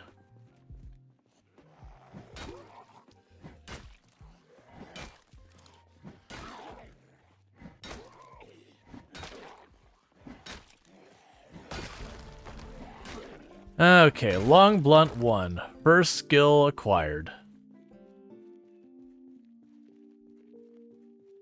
Playing product Zomboid and 120 viewers, not surprised. Yeah, I play so seldomly, so it does have a little boost that happens. When I play it consistently, the numbers drop off pretty heavily, Spartacus, just so you know. But there is a novelty and nostalgia that, because I don't play it very often, people get excited when I do. But then when I consistently play for a week, week and a half or so,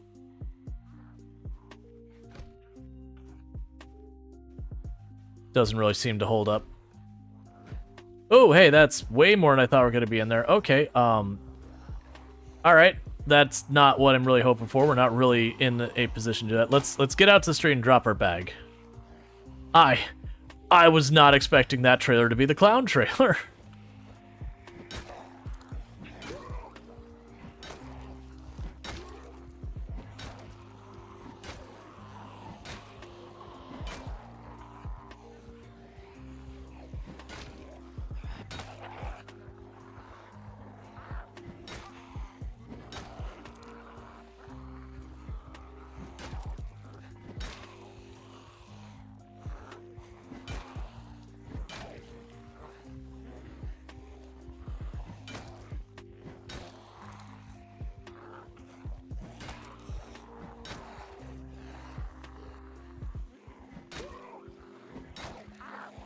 I need some of you to start dying, please. I know my character is rubbish right now, but even still.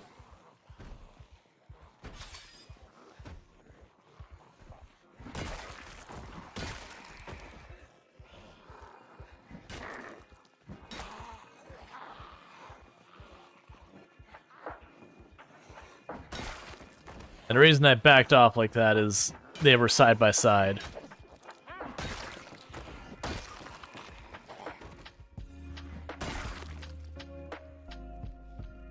Alright, let's go back and recover our backpack. There's our first point in strength. That'll make our lives easier. Hey, buddy, you got seeds? No.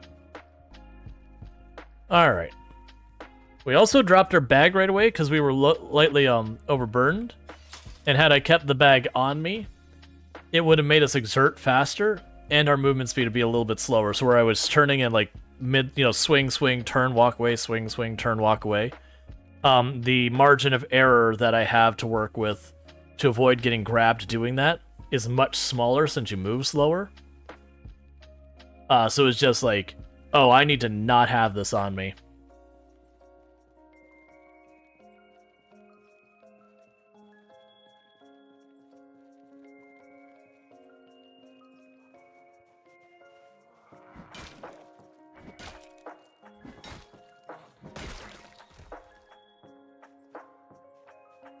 Actually, leave the bag there for right now. I don't need anything out of it yet. Hello there.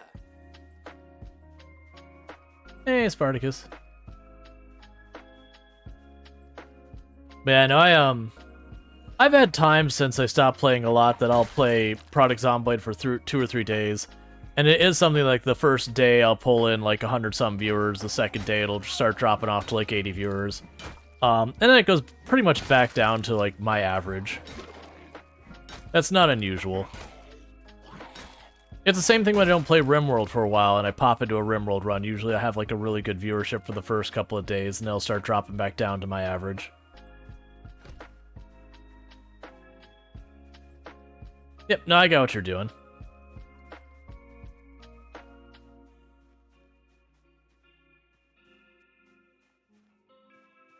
Oh no, they all work. Trust me, I know for a fact that they all work.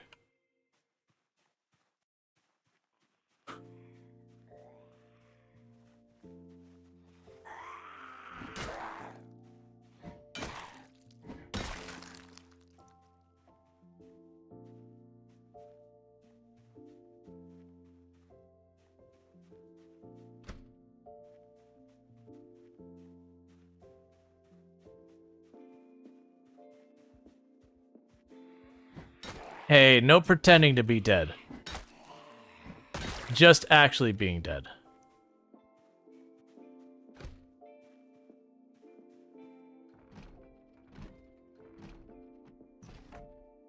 Risky climb. Okay, we're fine.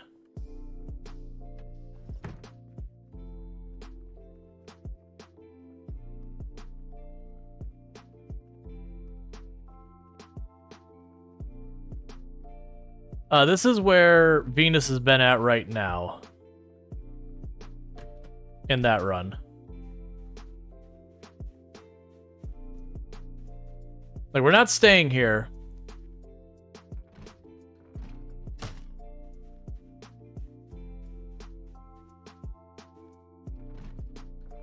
It's just, it's between me and my destination.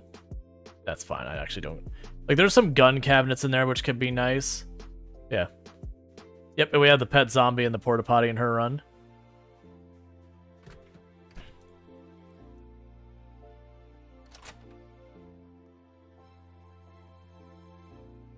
Okay, so let's rest here real fast. But yeah, so I'm not staying here other than just staying for the night because of the timing where it's getting dark. But the plan is to work my way up the west coast to the far end of Louisville before the population starts building up. And then once we're on that far end, we're going to try and make that happen.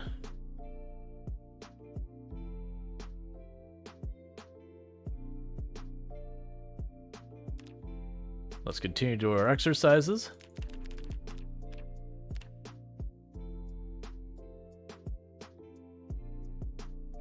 Sometimes you have pet zombie. Yep. Honestly, that's the only run I've ever had a pet zombie, because normally the zombies will just break down the doors or open the doors, that kind of thing. So you just cannot keep zombies. But for whatever reason, there's the zombie in that porta-john who cannot break the door, so it's just like, okay, you can just stay there. As long as that door stays intact, you can live there. Because I guess my understanding is the zombies cannot break porta-potty's doors for some reason. Just like there's certain of the metal doors that you can only break with a sledgehammer, those same doors, my understanding is zombies can't break them. So you can't just like push a zombie off on it and walk away.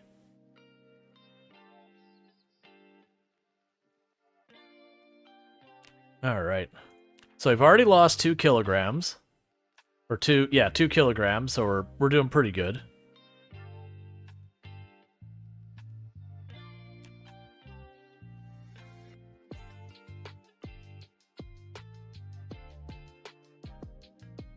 Huh. We woke up pretty early.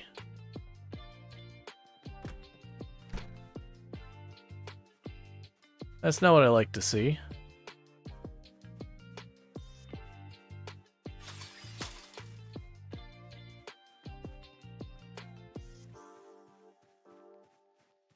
And even though I don't want to run because we have no fitness, I'm going to run here because I cannot see on the grass. And if I'm running, I'll bump the zombie versus getting grabbed.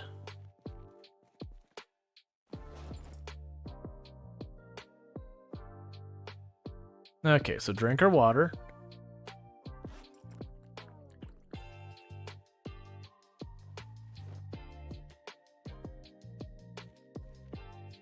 Darstrider, I'm going to be honest, the jokes around, like, freedom units versus kilograms, that kind of thing, gets to be a little tedious. We're obese. That's all that matters. It's just the fact, like, half the time I mentioned kilograms, like, what's that in freedom? It's like, come on, man. Like, I do get people, like, I myself use the imperial measurement system just because United States, but as well as things. All you need to know is that we're obese. That's all you need to know. We're obese. I'm not going to do the math to figure out how obese we really are.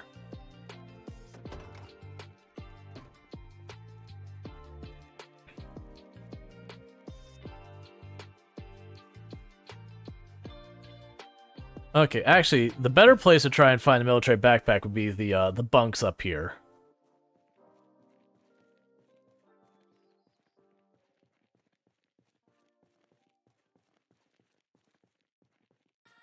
Ooh, hi. Full-on horde there. Well, full-on rally group.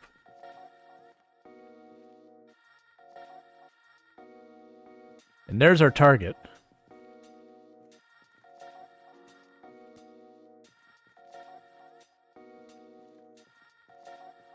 The way you talk about... talk about yourself? What? That was funny. Living there for months and months and had no idea I was chilling there. What you're talking about yourself isn't healthy? Strider might be a genius? What? I'm so confused.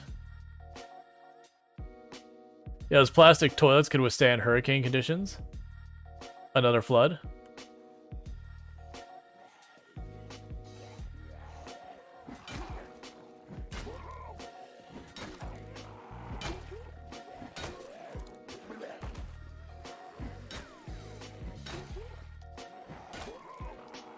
All right.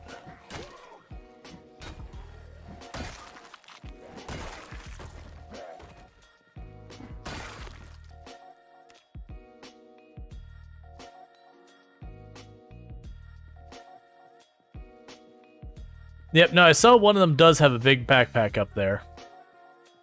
It's not one of the ones I managed to aggro, but one of them did have a big backpack. I didn't see if it was the military or the large backpack, because it can have both. Honestly, I wouldn't complain about either. Obviously, the military backpack would be the better option. But I definitely wouldn't complain about a large.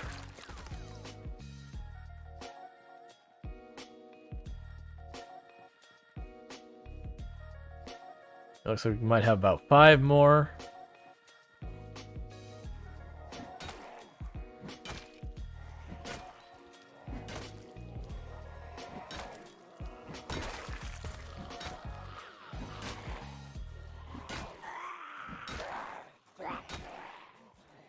What's the best backpack in the game you can get? Military backpack. It's only the tiniest bit better than a large backpack, but it is better. So there's a large backpack on this one. It's not military, that's a large.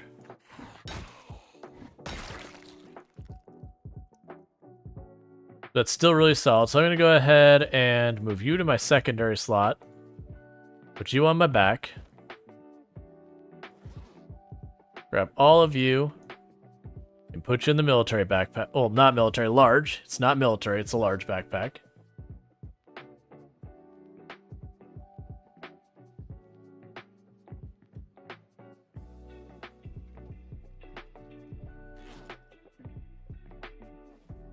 And just like that, our carry weight went from way over, like just like really struggling to balance it, to we're not even remotely to our max carry weight. I'm wondering if that large backpack is what I saw.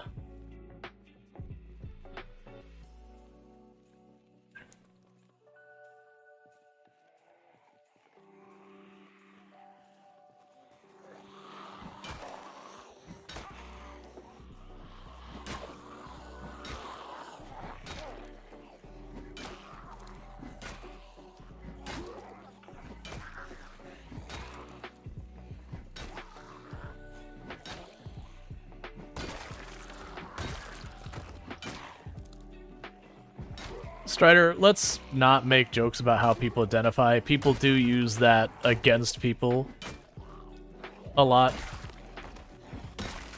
Like, I know you're trying to be a jokester about it, but like, it is one of those things that out of context, a lot of people think, you know, that kind of stuff. That, yeah. Like, I know it's in good. I know it's in humor and all that. It's just unfortunately there's so many people who do that kind of thing to mock, you know, people who have, you know, identities that don't align with what their birth assigned and all that.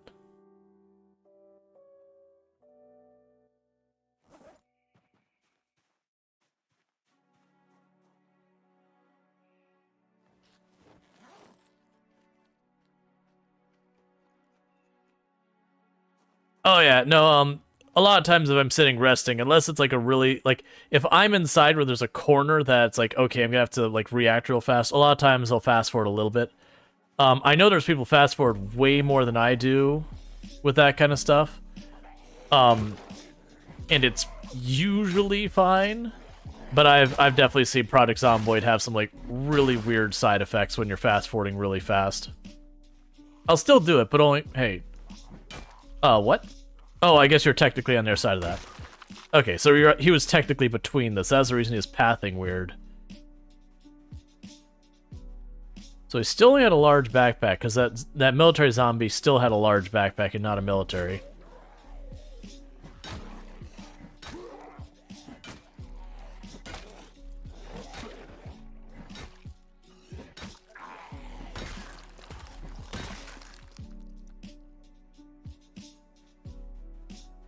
Hey, NAUGH, how's it going? Did I get a shout out for Nalu? NAUGH's our creator. Oh, that's a military duffel bag. That's cool. Man, I guess they must have added those to the game. It's just been so long that we've been on Venus that they didn't have an opportunity to spawn. There we go, military backpack. But yeah, for those who don't know NAUGH, another fantastic creator on the platform and all that good stuff. Plays Project Zomboid among other games. Has played stuff like Overwatch and all that kind of stuff, so good times. What are the stats in the military backpack? I can actually compare them right now as soon as we get the stuff switched over. I'll show you the different stats. And like I said, it's only a smidge better. So like if we look at the two bags side by side, so the large backpack reduces the encumbrance by 85%, and has a capacity of 35, whereas the military backpack reduces the encumbrance by 87% and has a capacity of 36. So it's 2% extra encumbrance reduction, 1 extra inventory space. So just a tiny bit better.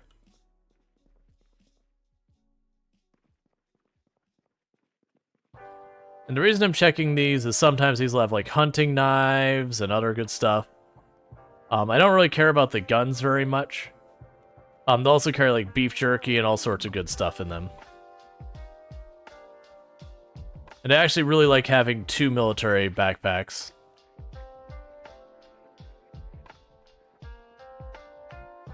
Hey, here's a zombie. Yeah, I don't care about the 5.56. I don't care about the guns. See, and it looks cooler? Yeah. I don't know, sometimes, like, I like to mix up the styles, and it kind of sucks that you can't get, like, there isn't another backpack style-wise that comparisons. So you just always have this backpack. Like, for example, the Venus Orozco run we've got going, where she's supposed to be a fashionista. Like, a military backpack is definitely not what I refer to as fashionable. It would be kind of nice to be able to have a backpack that could fit the character. The urban camo one? I don't think there is an urban camo military backpack, at least not that I remember. I believe all the military backpacks look the exact same. They're the exact same camo. I could be wrong about that. Can you wear 2 backpacks at once? No, you can have a backpack on your back, and you can hold a backpack in your, like, in your offhand. You can technically put one in your main hand as well, but then you can't defend yourself.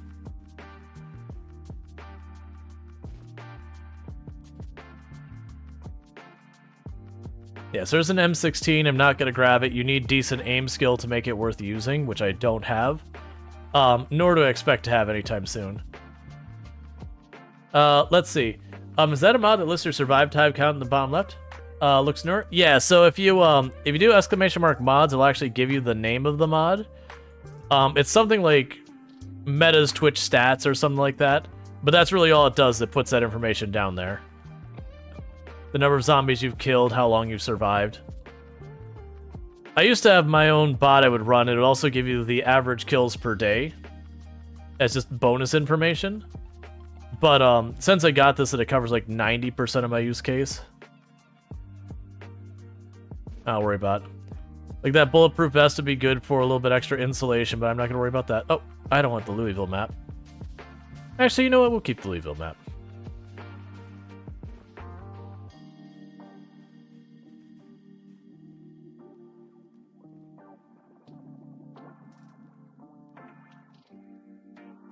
I'll grab it. If we start getting cold, that's something I can wear to warm ourselves up more. And I know there's a whole bunch of people who know like the metas so far as getting as much protection as possible on your character and all that, who are seeing me not grab the army coat, which has some of the best protective you can get, and are probably just itching, going, but why aren't you grabbing it? Why aren't you grabbing it? You could have better. Nah, it's fine. You can put it on the nightstick. It'll last longer than the hunting knives. Right now, with my low maintenance, the hunting knives will be hard to use for very long. Like, I want to stockpile them, but we don't have that much. So there is like a little kitchen space we're gonna raid in here. I'm not gonna do the full mess hall, I don't think, because I just not. Just grab enough food and water and all that so we can keep moving. Because honestly, I didn't expect to take the time to go through all this, even. But then we should be able to potentially get ourselves a second water bottle to top off. Because I like carrying around 2 water bottles. Usually I prefer the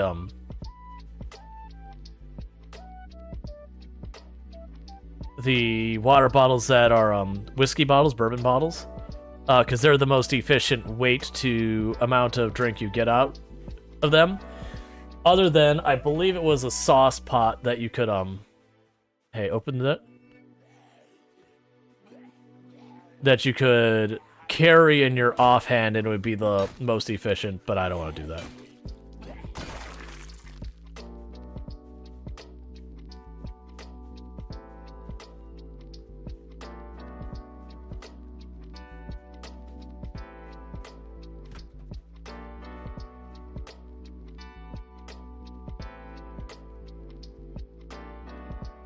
We'll eat the cheese since it'll go bad soon.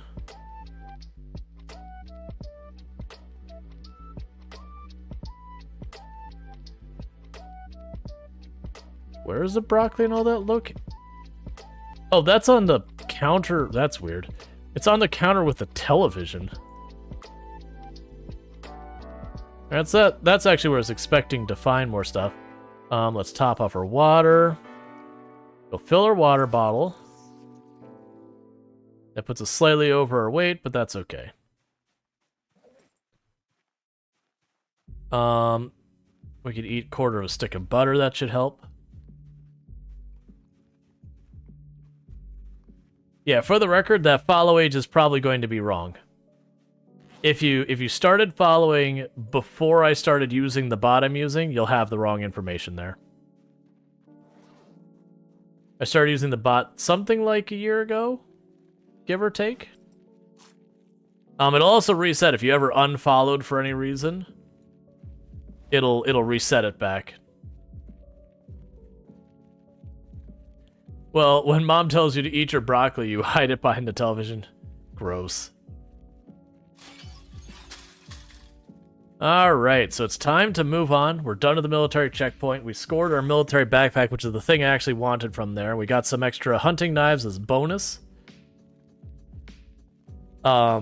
We can grab a new fire pit, because we ditched our fire... Actually, we should be able to find a grill here. I don't remember what the weights of these two things are. Because it'll be hard to find wood up by where we're going.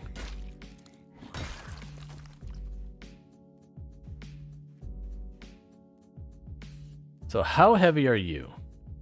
You weigh 2, so let's put you in the bag. We already have all that. We should be able to find a wood grill here. Charcoal style wood grill, whatever you want to call it. And that's what I want to check, is if its weight is roughly the same, I much prefer the grill over the fire spot. And the reason for that is, not that grill. That grill's a pain in the butt. I don't want that. Ooh, no, I shouldn't need a rain barrel.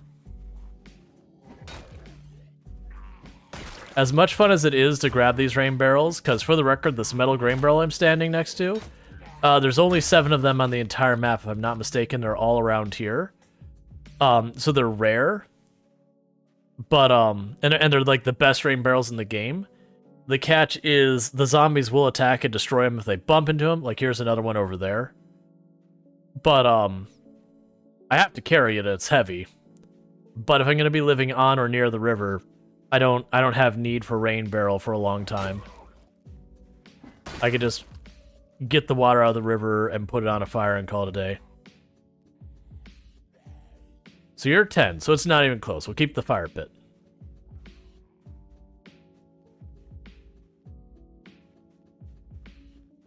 And I saw the zombie, but I don't really care. We got places to be, things to do, and killing some random zombie on the other side of the map who's not even going to aggro me. Not a priority. We are going to check some of these cars, because like I said, if we get lucky, we might be able to get ourselves on a car that runs, even if for not long.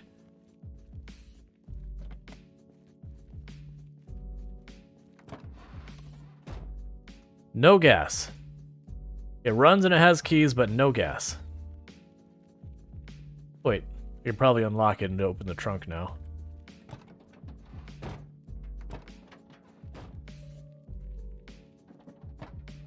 Jacket, first aid. I need to actually go in this place. Alright, we will go in.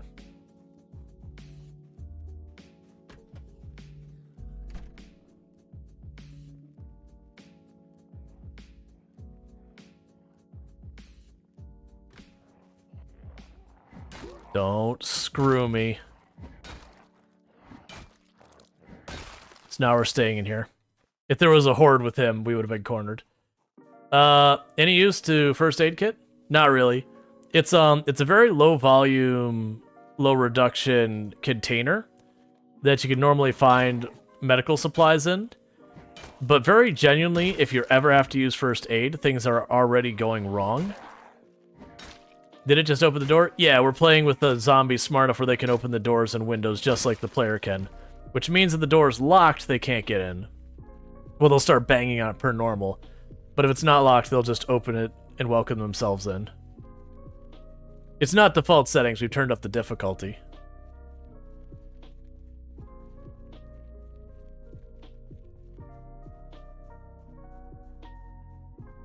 Alright. Just gonna work our way up here. And then we're gonna take a turn to the west and follow the road that goes along the river. That'll take us past all the mansions and all that nonsense. And then eventually that'll take us up towards the warehouses. And then behind the warehouses is where the river turns again. And that's where I want to kind of set up, is that area. That is one of the absolute highest population places on the entire map. Actually, it might... No, the mall, the old mall is the highest population part of the map. But, it's very close. Oh wait, we can actually carry that screwdriver now. So we have the screwdriver.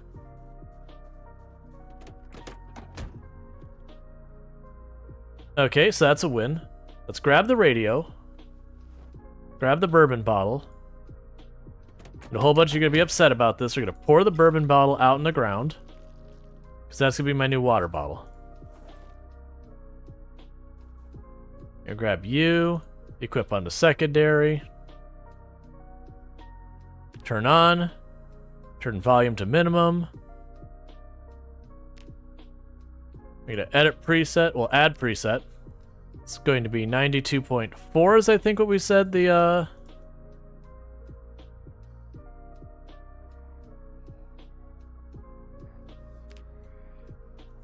I know I didn't get full emergency in there, but as zombie aggroed.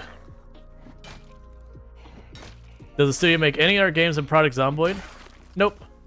Pour the bourbon out? Yeah, no, I just want the radio.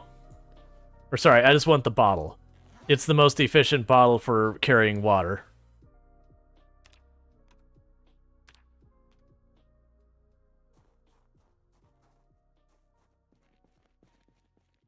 Alright. We'll turn it off and I'll verify it's the right station on the hour. Because that'll be when they do their next broadcast.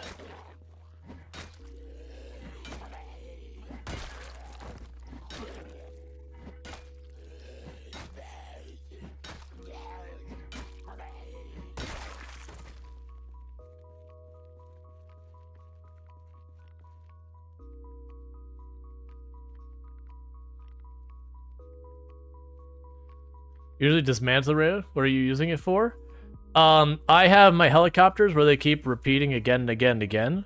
So I need to be able to tune into the emergency broadcast channel to check for when the helicopter is arriving. So that, you know, I can make whatever decisions I need to make for when the helicopter arrives. So I need the radio so I can tune in every day to check on that. So it's strictly for the emergency broadcast channel.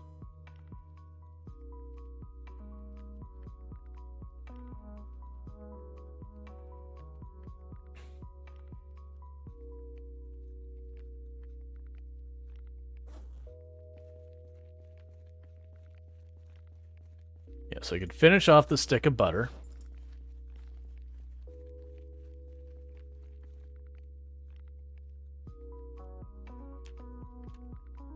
Alright. So I don't need to listen to the whole broadcast, just need to see that it's actually right. Cool, we're on the right channel. That's all I need to know. Alright. That's all I needed. So that lets me know it's on the right channel so that tomorrow in game I can pop on. We usually don't need to worry about till like day 6 or 7 is when the helicopter usually shows up for the very first time. And then it'll show up every week to 2 weeks or so after that on my game settings. By default, it normally only shows up once and that's one and done. But But I like to make things difficult for myself.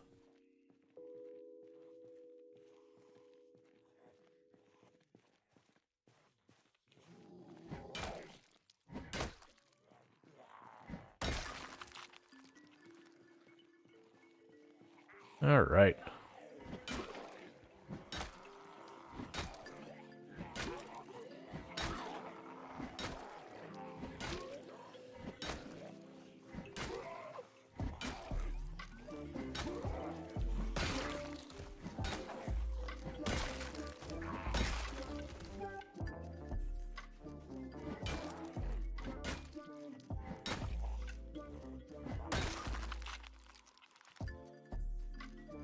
Okay, we don't care about that trailer. We're just going to keep moving up the road.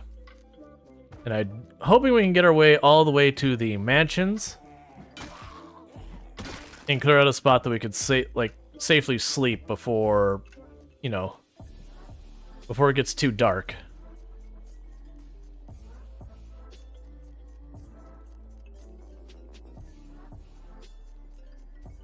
As a random question, Spartacus, I know you've watched Project Zomboid in this channel. Do you watch any other channels? I'm just a little surprised by some of the questions is all. Like, I kind of went on the assumption that you, like, basically watched Project Zomboid and that was about it. Normally. So it just kind of surprised me is all. Because maybe I haven't explained why I do that in a long time. That could also be a thing, because it used to be a thing that early run, it was always going through, it's like, this is why I'm grabbing the radio, this is why I'm grabbing this. But, you know, it's so long between early runs. You've been watching some Hearthstone lately? Gotcha.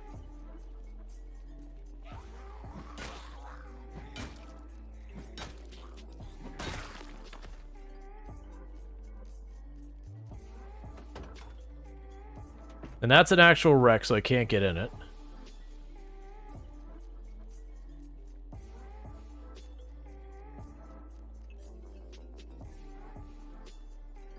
We do have one that saw us from back there. Let's deal with them. Okay, so you can barely look on the bottom left corner of the minimap. You could just slightly see the river's edge. Are swing the crowbar less effective as you walk backwards? No. There is the idea when you're swinging your weapon that there is a certain range that it's more effective in than others. And it varies weapon to weapon.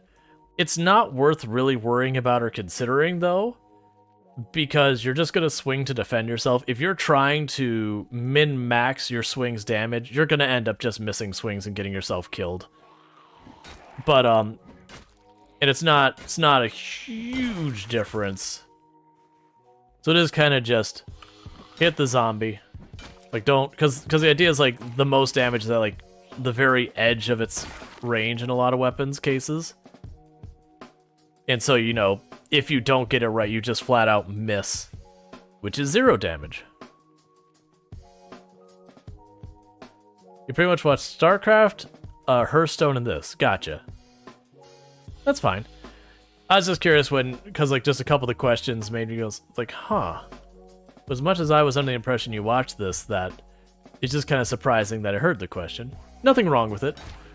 Project Zomboid especially is really bad about having a lot of stuff that it doesn't show or explain, that you end up doing stuff to handle that without knowing what's going on can seem very obtuse or counterintuitive.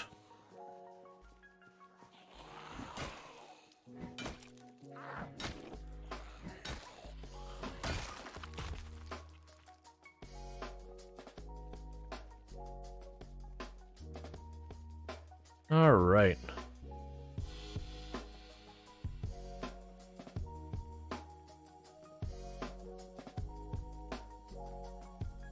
Yeah, so we got a couple of garages here from the looks of it.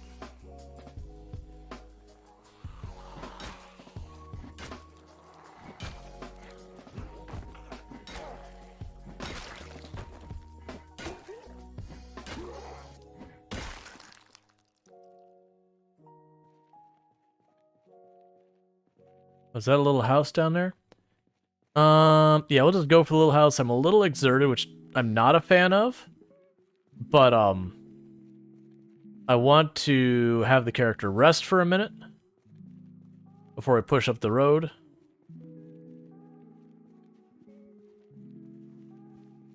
Hi, zombie in the trees. We could also top off our water.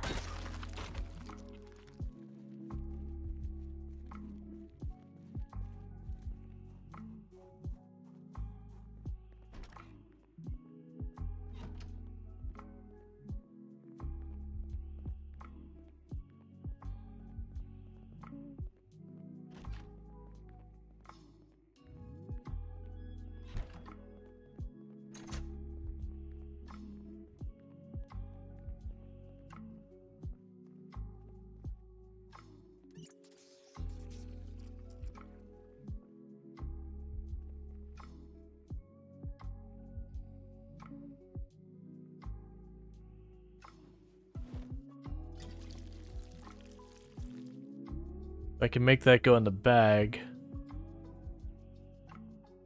Okay. I say if I can make that go in the bag, it'd be worth having a couple of the cooking pots. Because that way when I go to boil water,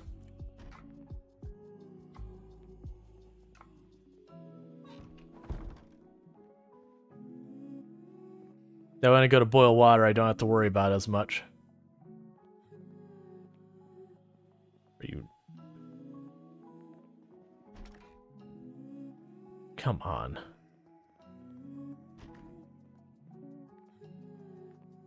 So my only worry is that there's more than one zombie in here. Okay, this is just the one. Alright.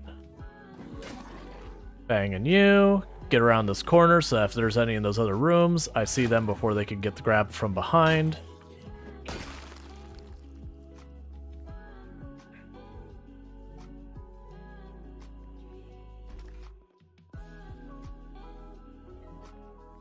Yay.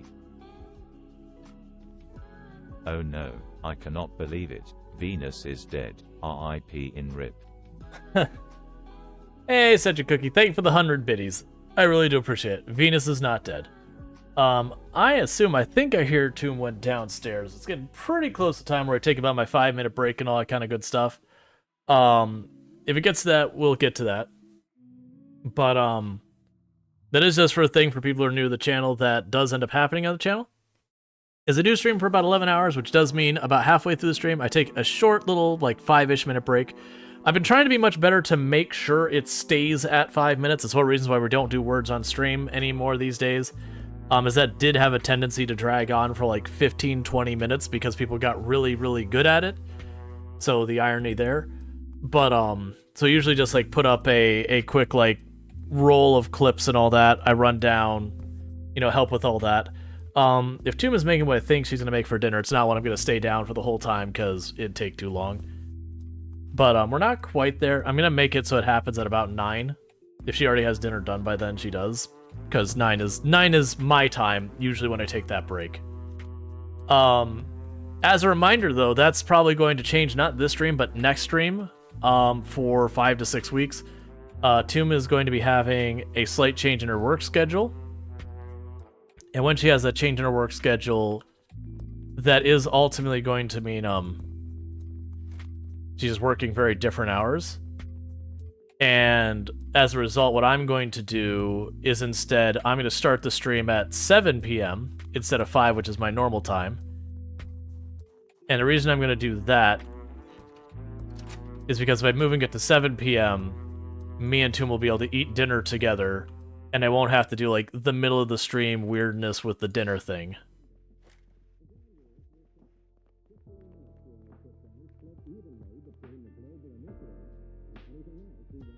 The initial period of contagion over, there's absolutely no further need for panic.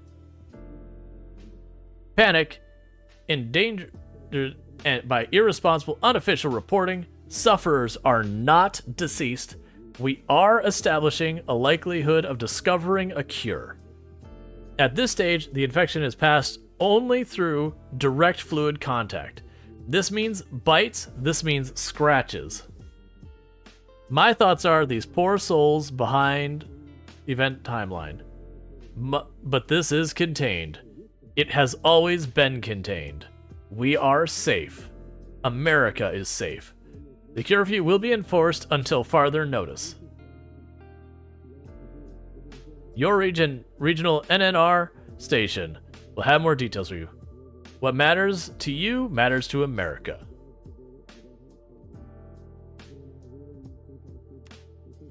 Okay. Boredom is falling. Rual is streaming. Yeah, no, that's from the radio.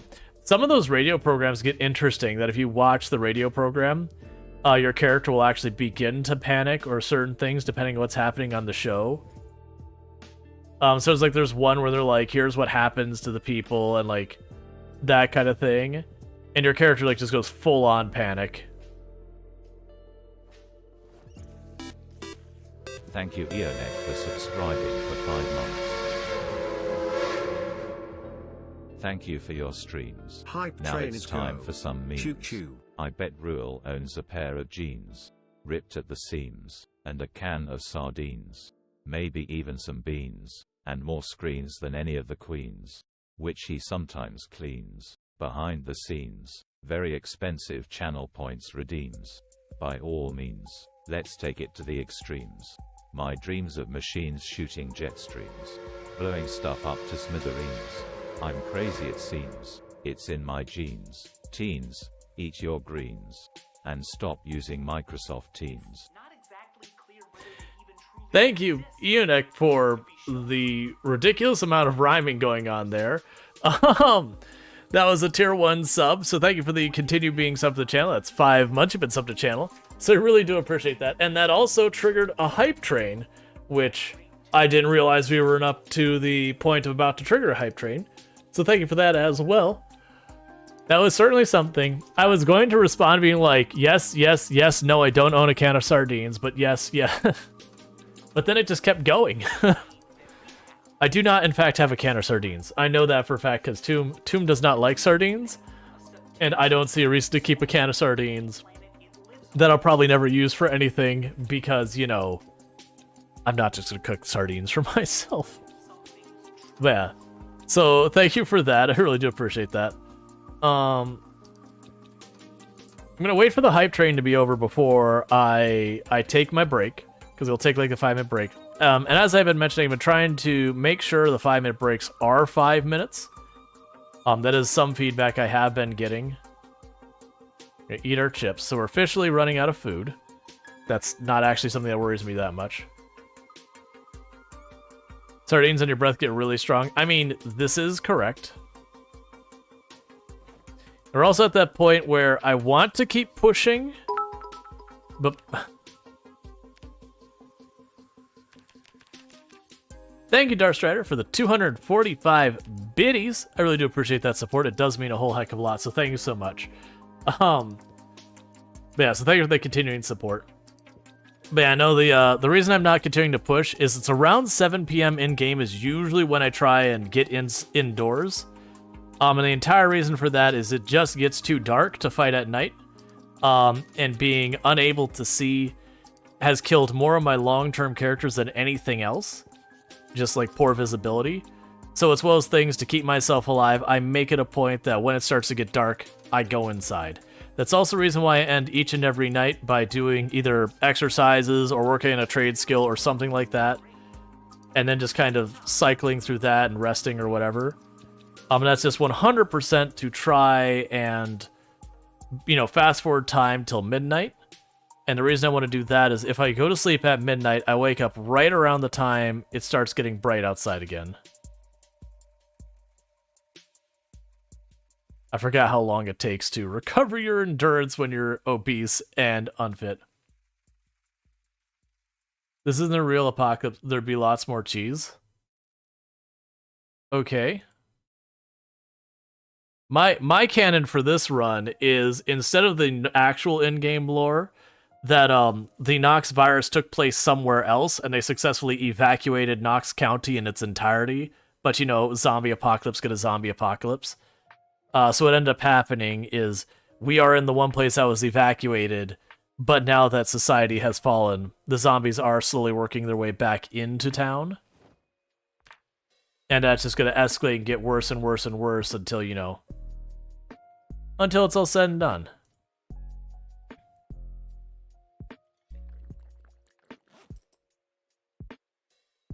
Alright, so it's midnight, so go to sleep.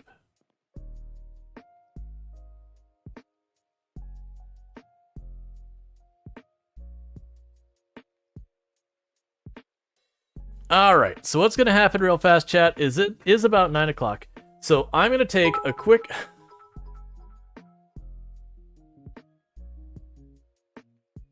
Thank you for the 200 biddies, Relkin. I really do appreciate that. It does mean a whole heck of a lot that you'd throw that support my way. And thank you for all that support. We got 10 seconds left on the hype train. When the hype train ends, I am going to step away for about 5 minutes to quickly take like a midstream break. You know, a good chance to like stretch your legs, grab yourself a drink, grab yourself something to snack on, whatever you need to do your self-care. All right, so we it's like the hype train is long gone. Better luck next time. It's all good. But Carly's currently on a record run to be. Oh no, absolutely not. Yeah, I've been very clear. I have no intention of ever trying to take the world record back. I had it. I've enjoyed it. It's going to take, like, to tie it up would take probably 9-10 months of playing almost nothing but Project Zomboid exclusively. No. I would actively hate the game and never want to play it again before I reach that point. I played a lot of Project Zomboid, and that kind of time commitment is just way too much. So I'm going to go ahead and take a quick 5-minute break. Do that, run downstairs, you know, give my wife a hand with food and all that, and I will be back in just a couple of minutes, but it should be 5 minutes or less. But thank you again for tuning in, and I'll be back in a few.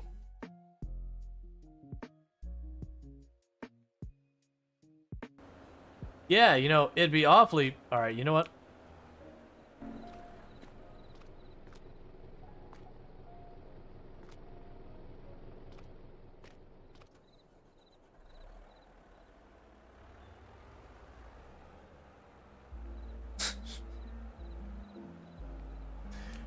It's fine with me. I mean, it'd be more you'd get stuff on your... By the way, go to bed. Oh, jeez. I completely lost track of time.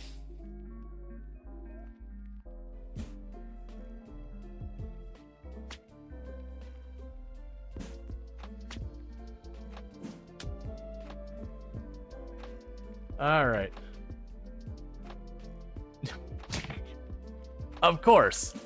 Of course. Oh, wait. Hang on. No, stop it.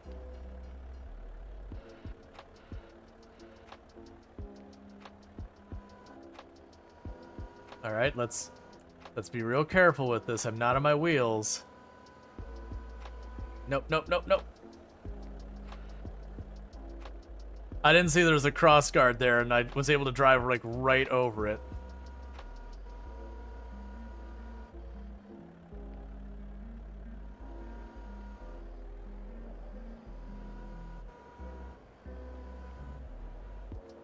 No, it's okay. We've done this before. Hey, Car, you wanna do me a solid, buddy? No, don't go anywhere. I need you. I don't actually need you, but I'm gonna. I can't see what I'm doing because of the light. That's like I see them stuck in the post, and I could probably move this around to get free from it, but I can't really make out what's happening here. In the meantime, I see some nature and I don't like it.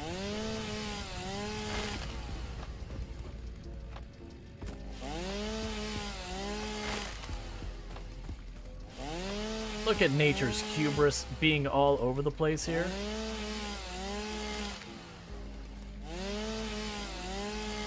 How dare nature?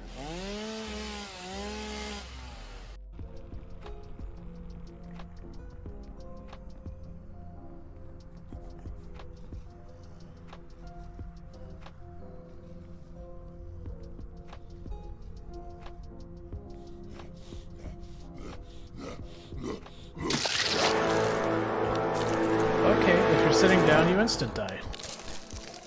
That's news. I was focusing on something else and I heard the zombie coming.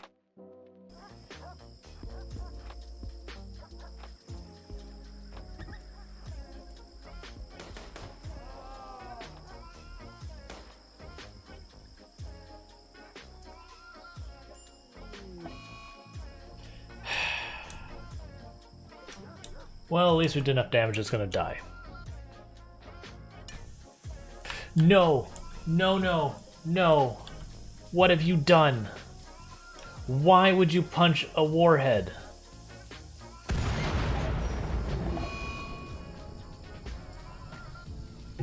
Oh, good old Strike, the leader no one wanted.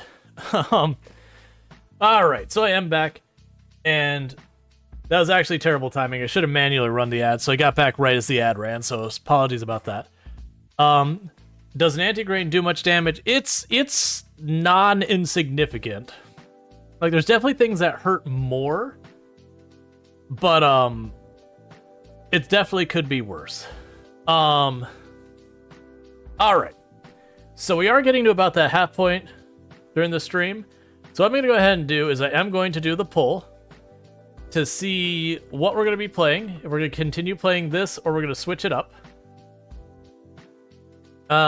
Is it somewhat a Doomsday thing? It's sort of along those lines. Because we do this every single stream. Alright.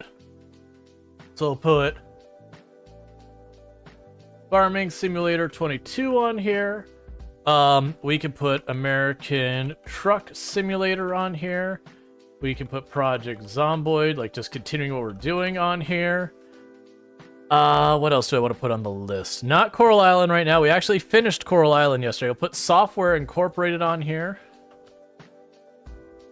And I need one more. And honestly, I'll put Hard Space Shipbreaker on here.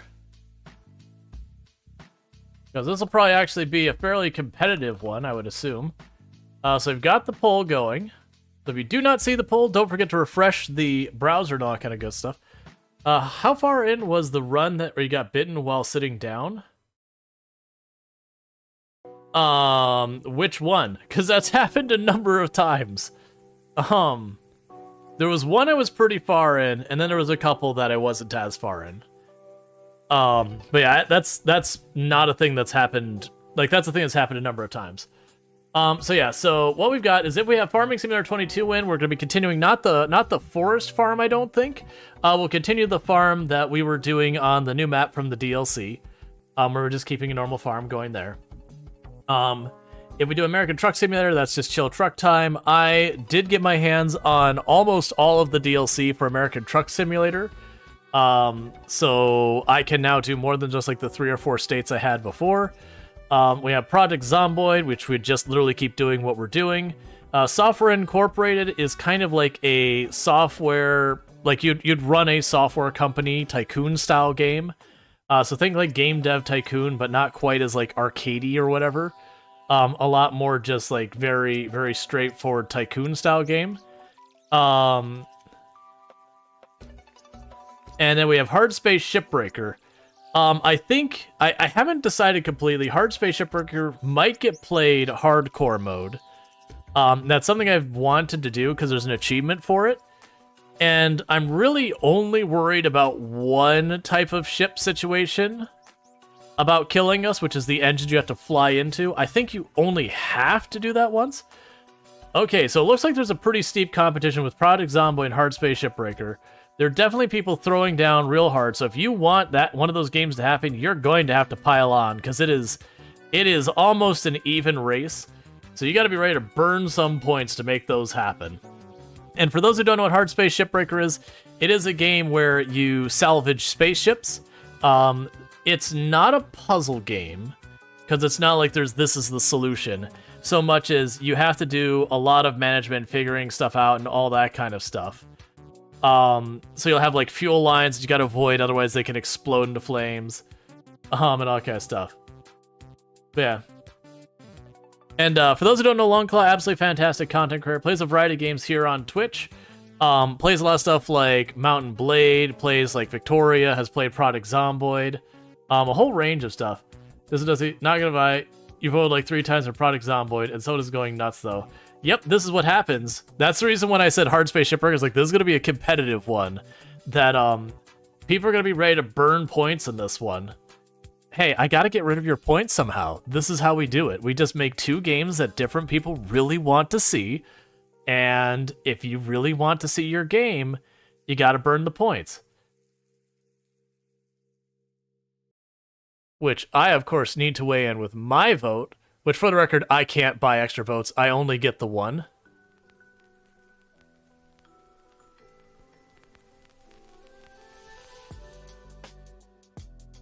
And there. Have you played Suffering before? It's a new game for me. I have not played before. I own it, but I don't think I've ever even booted it up. It's a classic one of those ones that I don't remember if I got like a Humble Bundle or where it came from, but I got it through something, and then, you know, there's that whole bit. I need to, when I go on the break, I need to, like, usually I'm pretty good about ending the stream over on TikTok and on YouTube, but I don't know which one's gonna win. If Product Zomboid wins, then we just keep going and then having a weird, like, 5-minute thing. For those who are watching this later on YouTube, we're having a poll between what game we're playing, and right now it's 113 votes versus 110 votes between Product Zomboid and Hard Space Shipbreaker. There are people who are going real hard on this vote. And it is pretty close. It looks like Product Zomboid's getting a little bit of a lead. I'm thinking the person he was pushing for hardship. No, they're still going. It looked like they're dropping off. We still have 30 seconds. It's ever so slightly, just the tiniest bit in the lead for Product Zomboid, but it does look like Hard Space Shipbreaker is catching up. It is neck and neck within 3 votes of each other. People are going super hard. I do appreciate the pity votes that the other games got. And then, you know, there was 7 people who did go for Farming Sim. Is there a UI to make the votes cost... Is there a UI to make the votes cost 5k? Yeah, no, I could change the value of the votes. I think a lot of people just started piling into Product Zomboid collectively. So who burnt the most points and how many points were burnt? 1 million per vote. Yeah, no, I actually increased them to 1,000. 1,000's a pretty high cost. But yeah, so we had the end 140,000 points for Product Zomboid. But yeah, so the final results were 179 votes for Product Zomboid, 150 votes for Hard Space Shipbreaker, 7 votes for Farming Simulator 22, 2 votes for Software Inc., and a singular vote for American Truck Simulator. Ah, Software Inc. was so close. I did not have that many points. Yeah. Oh, were you the one pushing for Hard Space Shipbreaker? Yeah, for the record, Hard Space Shipbreaker will probably happen soon. But that's the reason we do that. If someone in the channel has been watching long enough to accrue 150,000 points, they're like, no, I want to see this tonight on that poll, they should get that choice unless people are willing to rally against it. With that said, it means more Project Zomboid. So we just keep going.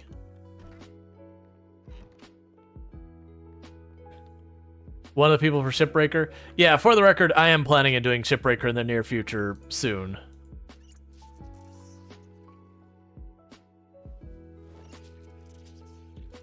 Alright, so we're going to need to make some food happen, because we're starting to have our carry weight penalized because of it. Know that. But yeah, we only have a few things you can use points in on the channel, so there's no reason, you know, you shouldn't, because, like...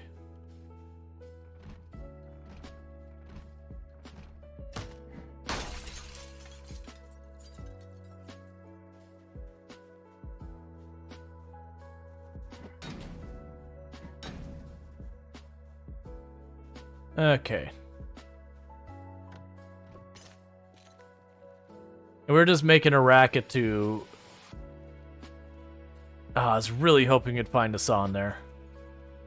Just making a racket in case there's a zombie in there. Let's see, you voted more than 3 times in the end. Yeah. So what is exactly a new thing we're doing this run? So we started the game off with basically 0 population. Like just the lowest it would let us go at. And we have it where it's going to continue to increase the population to the absolute max over the course of 180 in-game days. And on top of that, we have made the respawn absurdly aggressive. It's 3 times as frequent respawns and 2.5 times as many spawned per respawn. So, you know, that's a whole thing.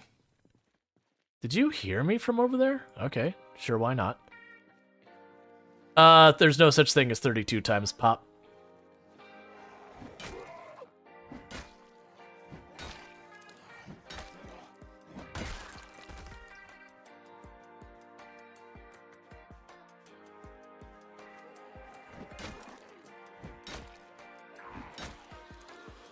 But yeah, like the big things you can spend points on that actually like meaningfully impact stuff is you can of course participate in the polls, straightforward.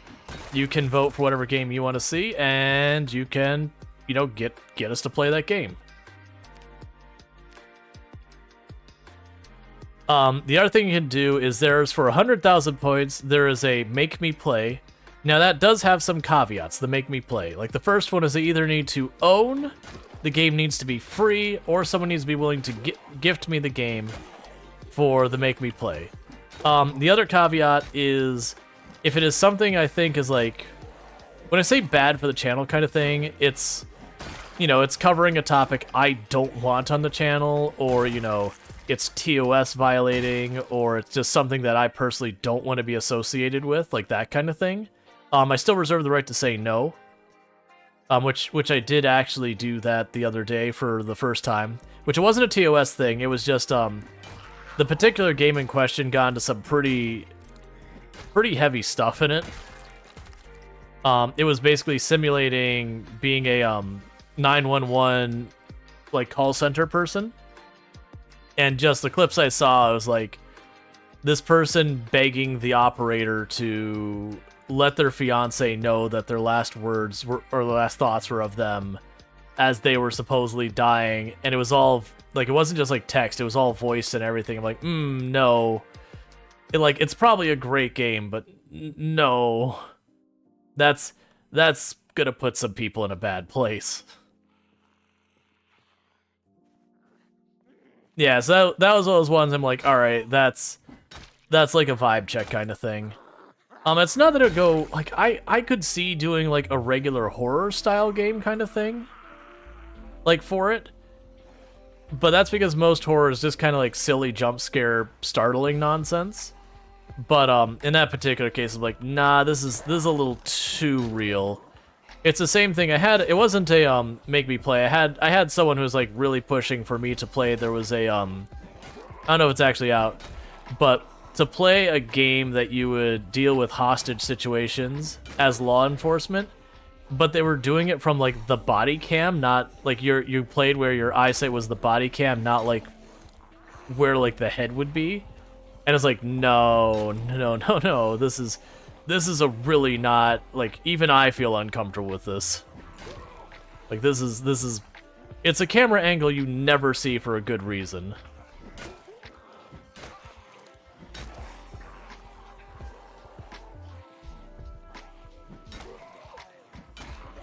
You did the 911 thing in real life? You have no desire to play a game of it? Yeah. I mean, in this one, you, like, actually handle, like, deploying all the resources, like, all the logistics around and everything. So that's what the game is. Like, the gameplay part of it I would be relatively okay with. Like, the idea is you have these resources and you're trying to help as many people as possible, and, you know, you may not have all the resources you need at any time, so you gotta decide, like, what needs immediate action, where to strategically move your resources so that they're as available as possible. But yeah, it was mostly, like, the actual subject matter of the calls. I was like, no. Thoughts on Observation Duty series, memory skill horror, in which you watch through security cameras overnight to point out anomalies. As long as the anomalies aren't anything, like, really extreme, like, you know, suicide or something, that would probably be fine.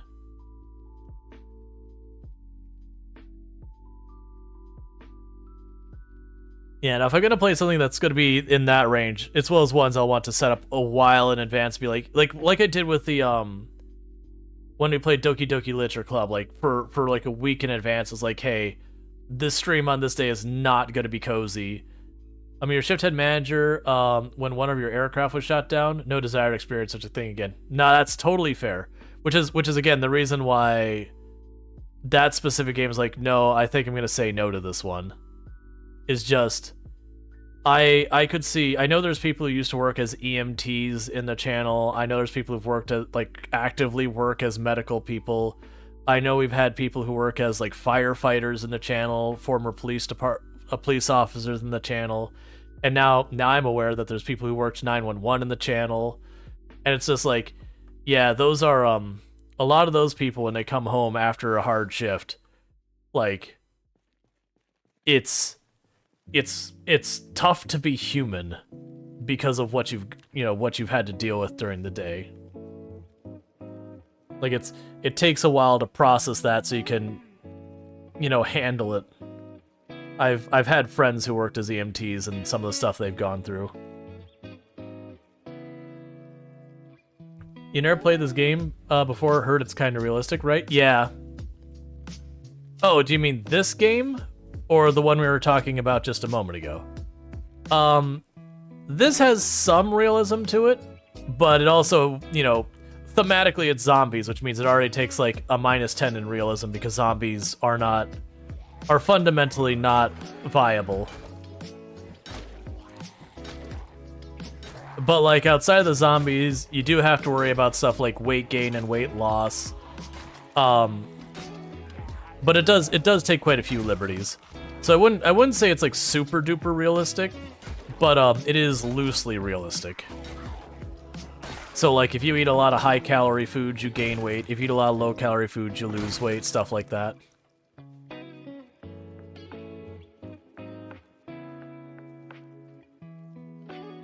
Thank you, Bonkspill. Yeah, no, and for the record, like the individual who requested, I don't like no fault to them. They said for them, like, they had played, it didn't seem that heavy. And it could be I just happened to get, like, a clip of, like, the one heavy thing in the game. But, like, they've requested games in the past that I actually really enjoyed. Like, they had us play a game that is effectively a card shop tycoon game. That I probably would have never given a chance had it not been requested, because the graphics were kind of really, really awkward. But ended up being a lot of fun. It was also a good one that we only had to play, like, honestly, like, kind of one long sitting to get through the main story and all that. Which is pretty good. I think that actually, that one, like, I had finished the time I had promised for it, and we had gone long just to finish it. And I had a good time with it.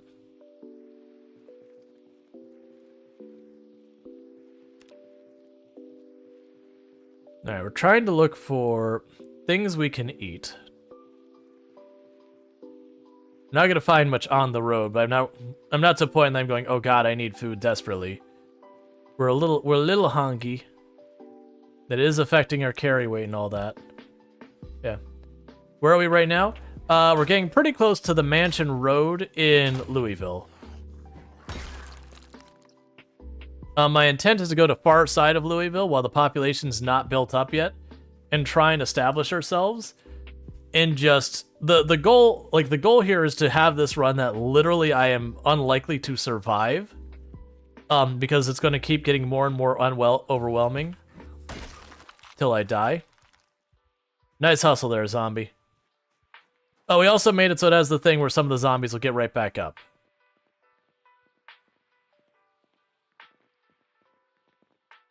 After we kill them.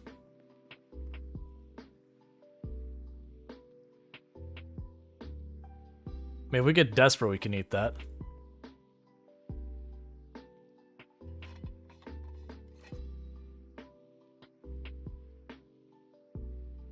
Okay.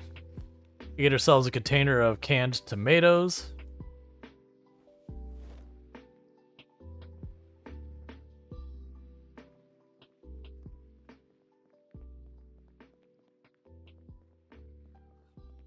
Alright. There's the saw we need.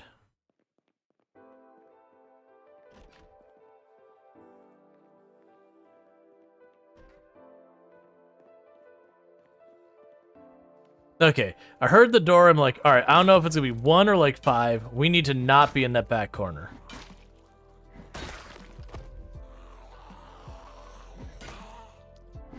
Alright. Probably just the 2.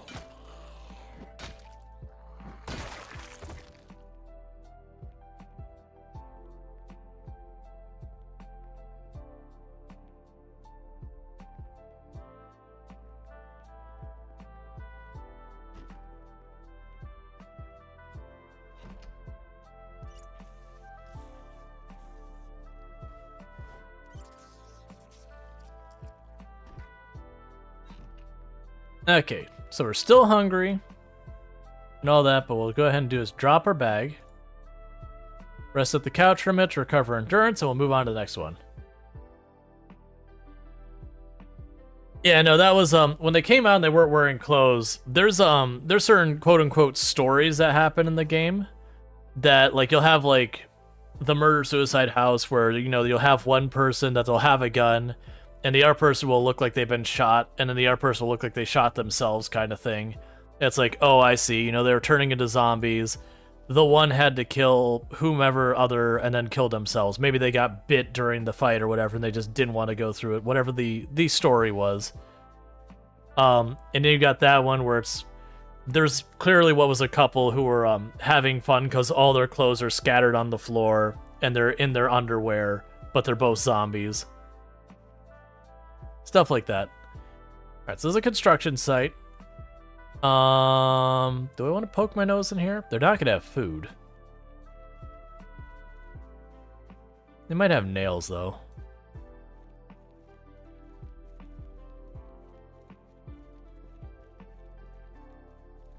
Now I feel like wandering around inside there. There's gonna be a lot of stuff blocking corners.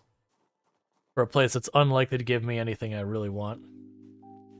Yeah, it's fine. Let's just get out of here. Because the longer I'm out here, the more the population is going to build up, the worse it's going to get for me trying to push in the other area. If I don't manage to get in position before the population starts building up, then I got to come up with a new plan. Because we won't be making it, is the way it works.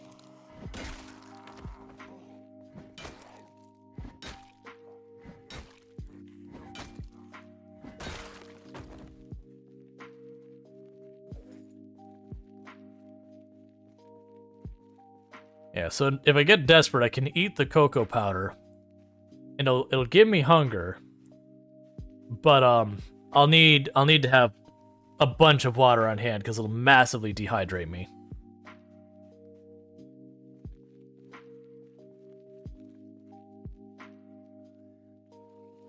All right.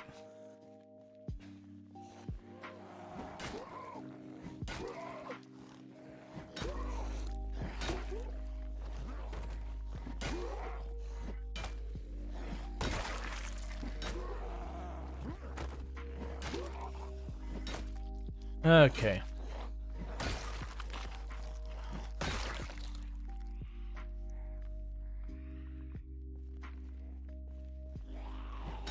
The heaviest game I really played a lot would be War of Mine. That game hit hard emotionally. Oh yeah, War of Mine is rough.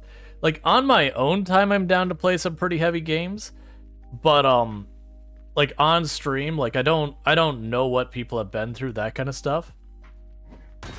So it's kind of one of those things that, especially that kind of stuff, and it kind of goes counter to what I want the channel to be, that it's really, really kind of difficult to navigate that. Is there a max amount of zombie pops, or do they just keep respawning? So on your default settings, the zombies will respawn endlessly. On the settings I'm playing, they'll also spawn endlessly but faster. Normally when I'm playing on my other character, that's got like the 160, 170,000, whatever she's up to right now, that we do have the, it is those things that the zombies will, stay dead. Generally speaking, if you're playing on a higher population, I very strongly recommend that you turn off the respawns. And that's around like 6 to 8 times population, somewhere in that range is where it's like, okay, now it's time you probably want to get rid of respawns. But yeah. Oh yeah, uniform is terrible. That was one of the options I gave for what kind of run we would do, was 16 times uniform. And we, like, I think it was Burning Sun asked that, like, would 16 times pop uniform sprinters even be possible? And the answer to me is no, because uniform 16 times pop regular zombies with no other challenge, anything else, is kind of on that fence of whether or not you could do it. Like, I think you can do it, but it's a lot of, getting lucky with your early weapons, being very careful and not making any mistakes, because the problem with uniform is the entire map has the same rough population density. And it's higher than most of Louisville, but not quite as high as the worst part of Louisville. So if you run off to like a farm in the middle of absolutely nowhere, you're still up to your eyeballs in zombies. So there's nowhere to retreat to. Wherever you spawn, your best bet is to just try and throw down with the zombies in the area and just hope you can slowly make it work.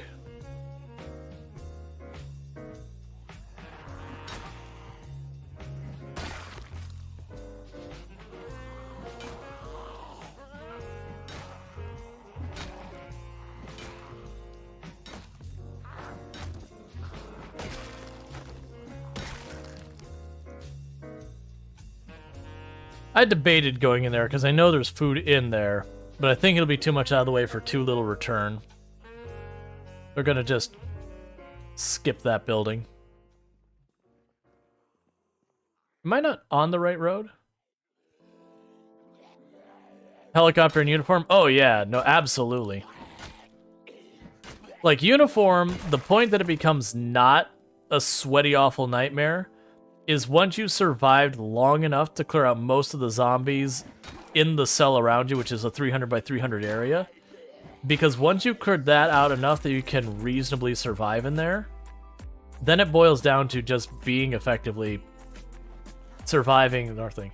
The idea of sprinting zombies is terrifying. Oh yeah. Well, sprinters in this game are actually pretty rough to play in general. And the reason for that is the combat in this game is based around the zombies being slower than you. Slower than your walking speed. But usually faster or similar speed to your nimble speed, which is your combat speed. The moment they can move faster, it really limits the way you can play the game. That it kind of forces you into playing certain strategies and all that. Either like using windows and fences to trip up the sprinters, which I jokingly say as you're effectively playing sprinters by forcing them to not be sprinters for just a couple seconds at a time. By making them climb through a window, then whacking them while they're climbing through the window.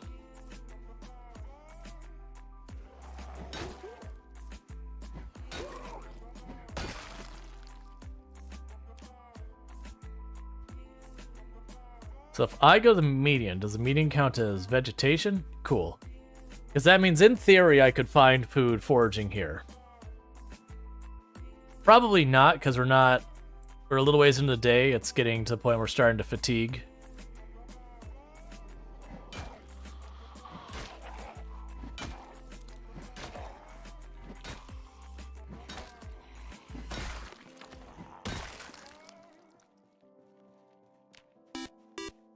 Thank you the Snake 183 for subscribing for 11 months. Thank you, the Snake. So much for that tier 1 sub. You've been subbed to the channel for 11 months, and I really do appreciate that continued support. It does mean a whole heck of a lot, and I hope you enjoy your advertisement-free viewing as well as access to the emotes. So thank you again for that continued support. Alright.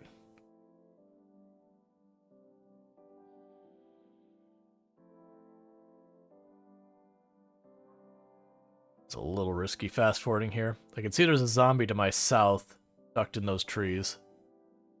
Thank you for the follow. Welcome to the stream. Alright, and we're just trying to rest up before we move on to the next spot.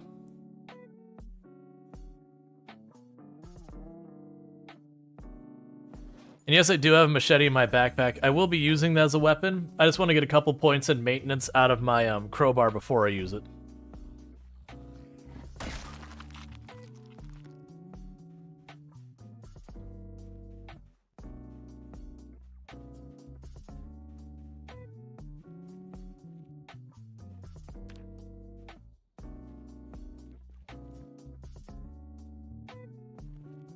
Alright. Yeah, so I'm hoping to find seeds, bugs, other stuff I can eat. Just level up our foraging a little bit.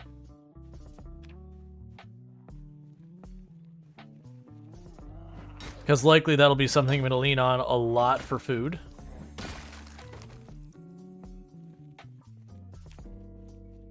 I'm not worried at all about holsters and guns and stuff like that. We're probably gonna get like no mileage out. Yeah, snack. We'll save that for later. Strider has oatmeals and cream. I have a grasshopper. Who's the one who really won here? Oatmeals and cream, you know, cookie. You got that, and I got a perfectly good... I don't know, man. I got a grasshopper. That's where it's at.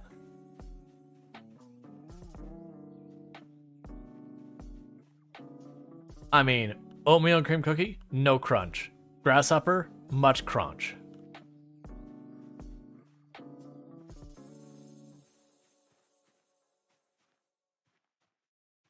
Alright, so the mansion should be just up here. We'll probably go for the first mansion for where we're going to sleep tonight. I'm starting to get a little nervous that we're getting pretty close to the point where the helicopter is going to drop in. And I haven't quite decided, because it's one of those things I was going back and forth in my own head going, okay, do I push for this before the helicopter, knowing that the helicopter could throw a curveball and mess everything up? Or do I go with this, you know, after the helicopter and just have to deal with much, like, an ever-increasing number of zombies, like have a much more difficult time of going in? I'm thinking we push before the helicopter as far as we can, because what I can do is when the helicopter goes to show up, I can go near, but not at where I want to set up to try and draw the zombies away. And then ditch the zombies and, you know, get my way back to where we're trying to live. But I need to be mostly in position for that to happen. And then get the warning that the helicopter's on its way and do all that nonsense.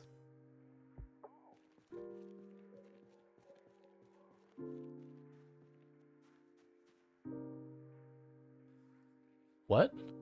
Oh, it's a cat toy. It's a shame there's no cats in the game.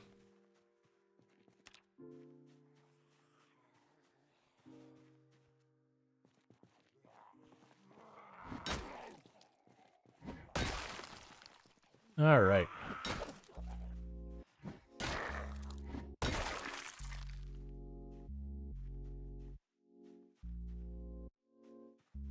Okay, there's no foraging here. That's the question marks mean.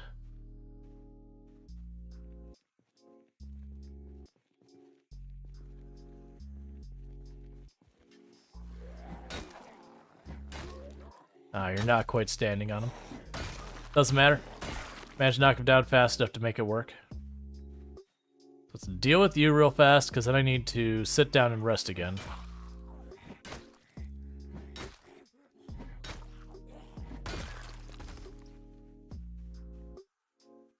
I wasn't sure with the flannel if she was considered a farmer or not.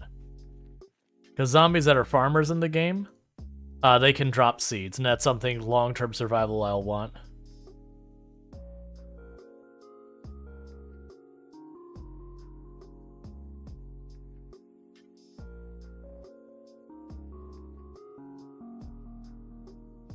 Okay, come on.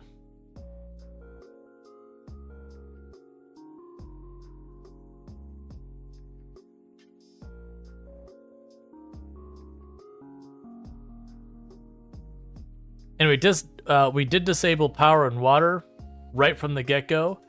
And we also turned down the rate that generators spawn to their absolute lowest setting as well. And a bunch of stuff like that.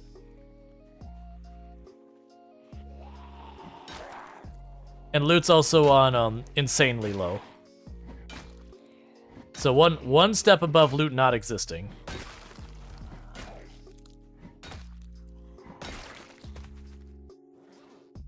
Let's go ahead and enjoy our grasshopper real fast.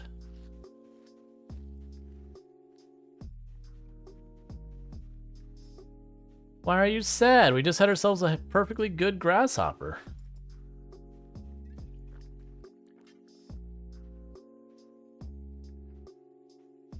Shredder also has a blanket because he is cold.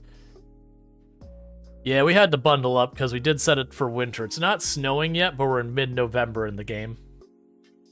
Like, almost exactly middle of November.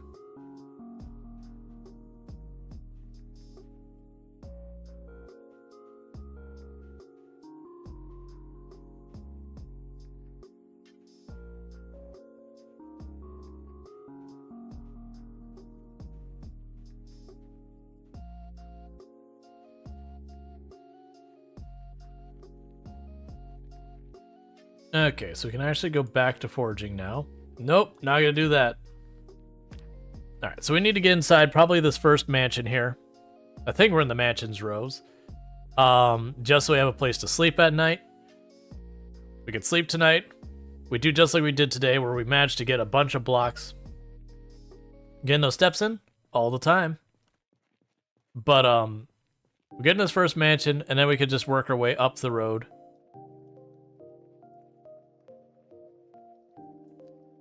Just like we've been doing.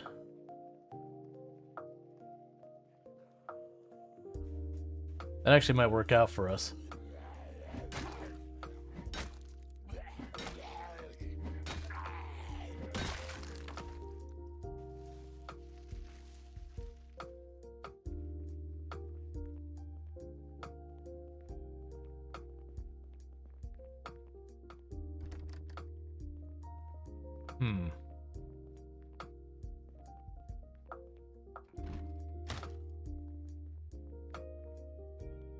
So, we should be okay. I got TV on this side, I believe a bookcase on my other side.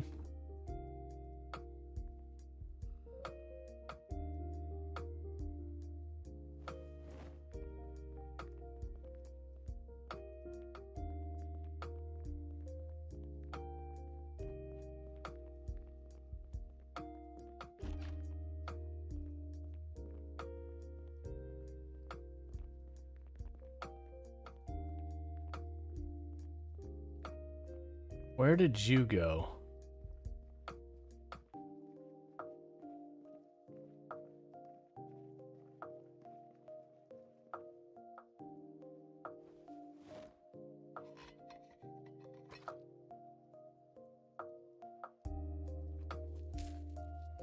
All right.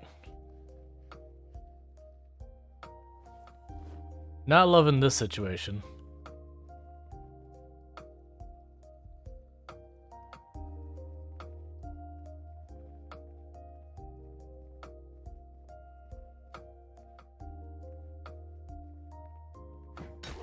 Come on, down the stairs. Want to bang it to make a little bit of noise. So hopefully we get some zombies that are upstairs to come down. Yeah, the reason I said this might be a good thing for us.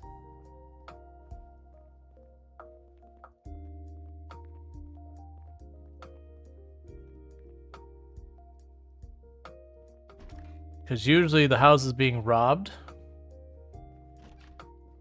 Oh, I hate that.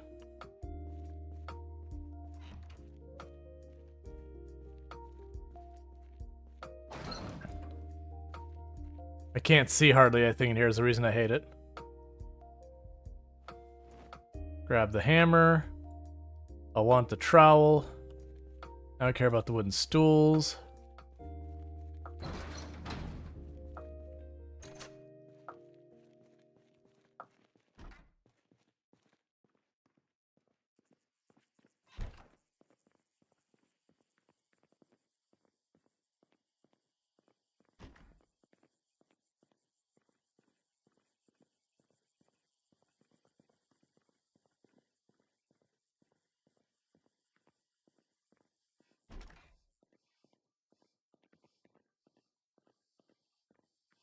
Okay, I hate this part. Which is going upstairs in a house that I'm not...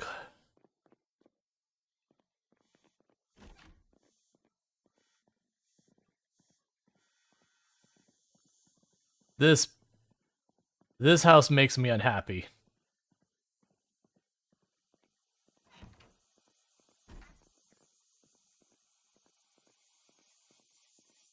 Before everyone gets excited about the double barrel shotgun, not happening.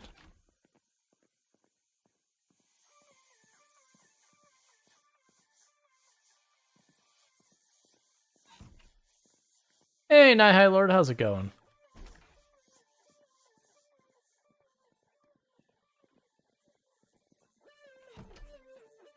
Another thing you're trying out? So we started the game on pretty close to the minimum zombie population. It's going to keep escalating more and more and more until it eventually gets to what we simply cannot handle. And the way we're doing that is it is going to slowly build up to 16 times pop, but it's going to have extremely aggressive respawn rate.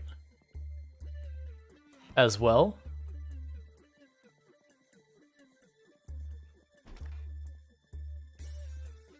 I was really expecting to see more zombies in here.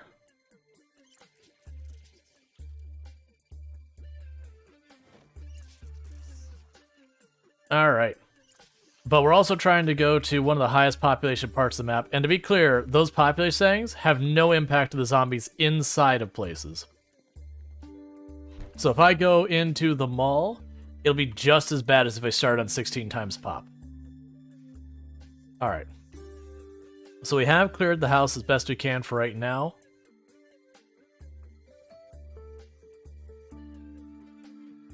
And we're going to do that. And we're going to work our way up the mansion roads. As I said before, we're not planning on stopping in every other house or anything like that. I'm just trying to get to the far end of Louisville. To the north, where it's like going to be really, really bad.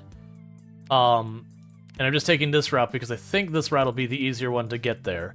But every day that we survive, the zombie population is going to get worse and worse and worse. So I need to get there with enough time to start getting set up as best I can.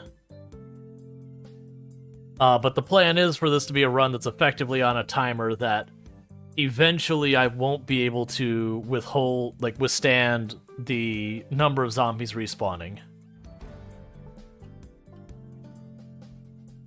Delivery Inc? Yeah, I could do Delivery Inc. I believe I haven't played that on the channel, but I believe I have played Delivery Inc. Is that the one where it's not human fall flats physics, but it's similar to that, but you're supposed to, you get a thing, you have to deliver to another place.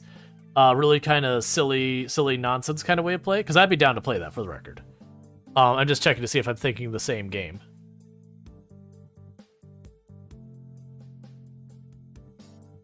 No, it's 112 operator as a developer. Oh, okay. Okay, so it's a similar game so far as you're dealing with logistics and all that, but no heavy themes. Yeah, no, that sounds fine. Let me actually check to see if I already have it before you get a key or anything for it. I do own it already, so you don't need to pick it up for me. Actually, here, I'll tell it to... No, I won't do that right now. Yeah, that'll work. Cool. Yeah, because like I said, it may have been I just got, the one clip, but I pulled it up and it was like, oh, that is pretty heavy, actually. That'll be perfect. Yeah, no, I wouldn't mind, the gameplay looked fine. It was the actual voiced 911 calls as this the part was going, ooh, okay.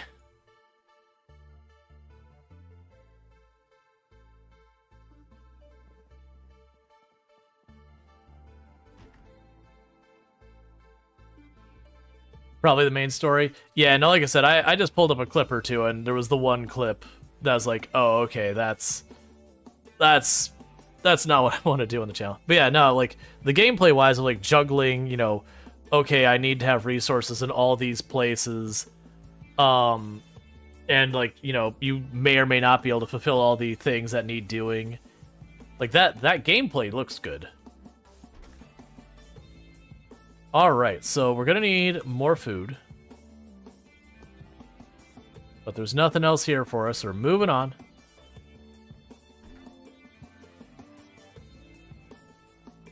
No, and we're also at the point that I need to do this real fast, which is find my watch.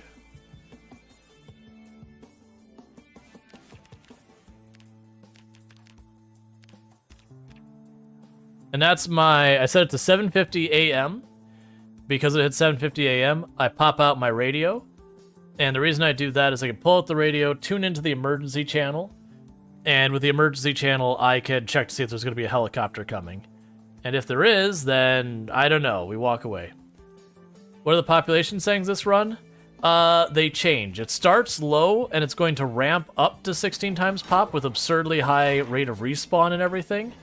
And my goal is I'm trying to go to one of the highest population areas on the map, and basically make a home there and see how long I can last as the populations continue to ramp up and get worse.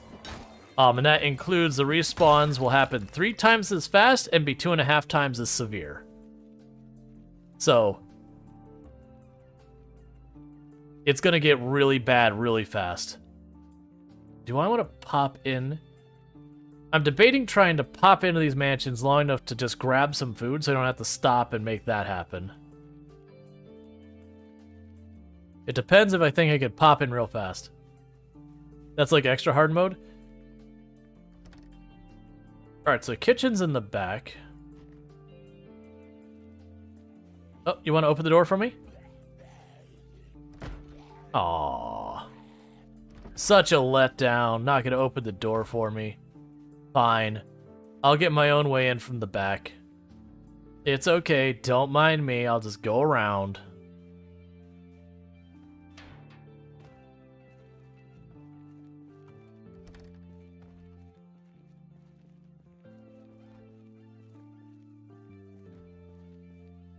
No, I generally don't do fire.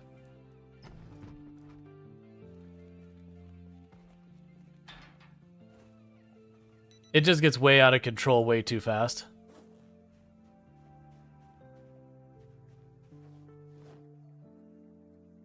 Because I think today might be the very first day you can possibly have the helicopter.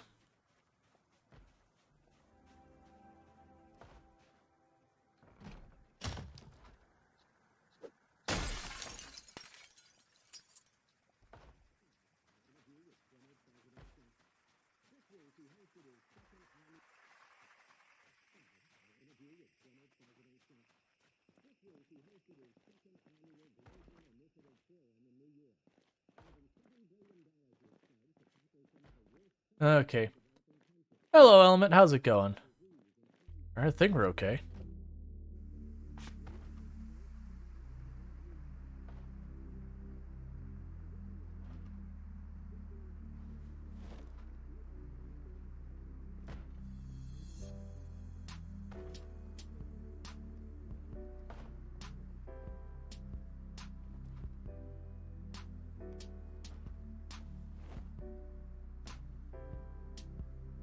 And I already have multiple cooking pots. I'm not going to grab that one because I don't have the carry space. So I'll turn that off. Close that. Put you away. And we can go here to get our canned corn. And enjoy that meal.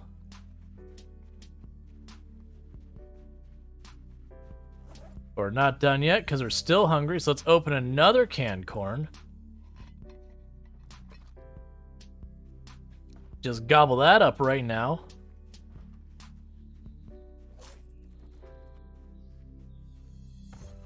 And we still got the munchies, so let's go ahead and pop open the sardines. Eat those all up. And we're basically just about full.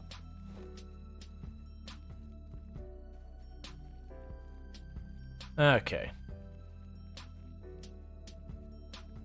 So I'll let us move up the road and just keep making our way to the top. But yeah, this is the area that Venus had just recently cleared, was these main roads. So if you remember, like, the amount of zombies we were seeing on her, even with as fast as you could go through clearing stuff, that gives you an idea of the population difference. When I get to the warehouses in the top area, those are probably going to be completely harrowing. Oh, let's read that magazine real fast so we get that out of our inventory. Okay. Because I need to try and get us below being over-encumbered, if possible. I mean, we're going to break our crowbar pretty soon, and when that happens, that'll be a lot of weight off our back. Let's keep rotating through the weapons I've got. But I do plan on building on the river for my actual base, like building my own base, if I can make it happen. Yeah. Yeah, I think we got the machete on day 2. It was, there was a house marked with the anarchy symbol that was made out of wood just outside. It was between Louisville and West Point, that little railway community. And there was a crate inside there. And this is with like insanely rare loot, so we got real lucky with that one. But I've been deliberately saving it since we just don't have what we need to put to use. I was really hoping there'd be keys in there. Nope, we're good.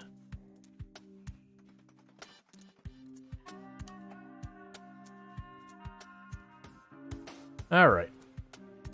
So you don't know what you're doing wrong, but I feel like machetes are super rare for you. Honestly, I believe I found more katanas than machetes during their time running.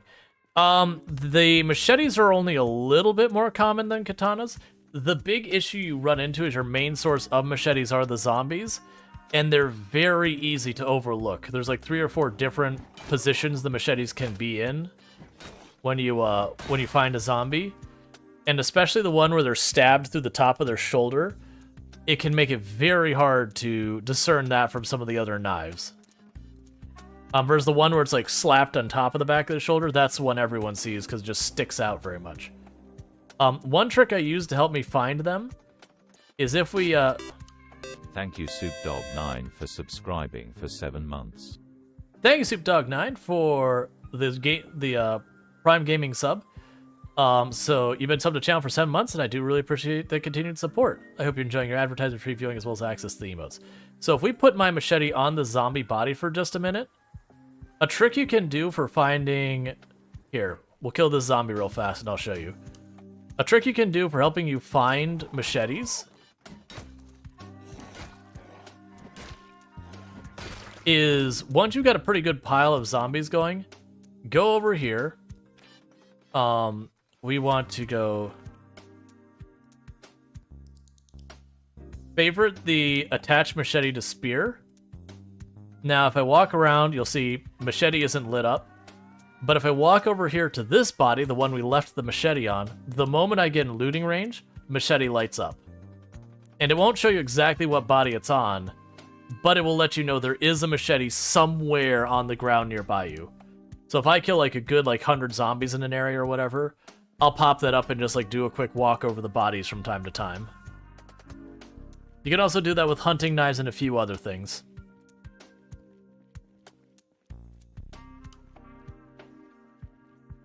So I jokingly call it my machete radar.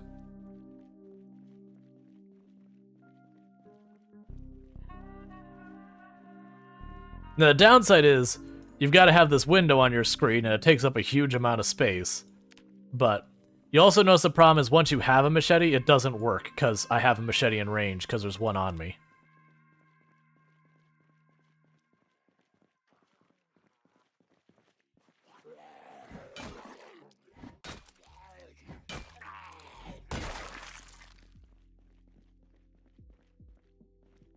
Okay.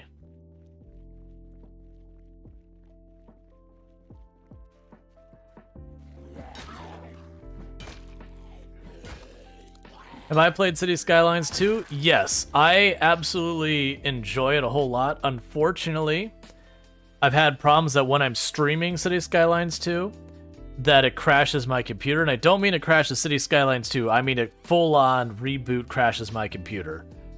And I've tried a bunch of troubleshooting with it, new drivers, new BIOS, reinstalling the game, all that sort of stuff. Checked my temperatures, both my GPU and CPU temperatures are perfectly fine. Did a bunch of RAM tests, everything was fine. Did all sorts of tests and just no hardware things. Even have a tester for my power supply, no problems there. And tested everything, and it's the only game I've had do that. And just as well as things that couldn't get it to run stably. And the problem is it's not a predictable crash. It's not like I boot it up and 30 minutes later I can crash reliably.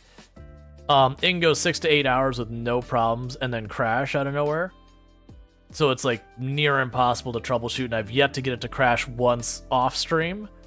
So it's almost like you can only test it by streaming it, which when you have a full-on, the whole stream is taken out crash, it knocks your viewership down by about half to a third, because those are all the people who get left behind when your stream abruptly ends because you crashed.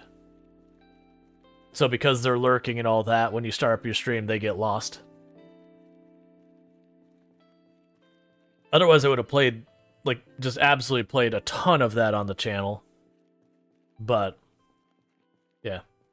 Yeah, no, that's the thing, is I don't... My guess is there's some software issue where, like, a certain processor or graphics card or hard drive or whatever has an issue with the game, and either we'll get a driver update for whichever hardware it is will eventually, you know, get resolved, or the game will have an update that, you know, they'll fix how they handle things.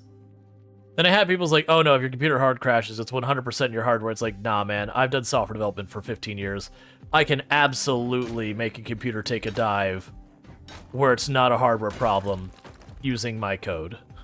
Like, I can 100% sync a computer if I really felt like it.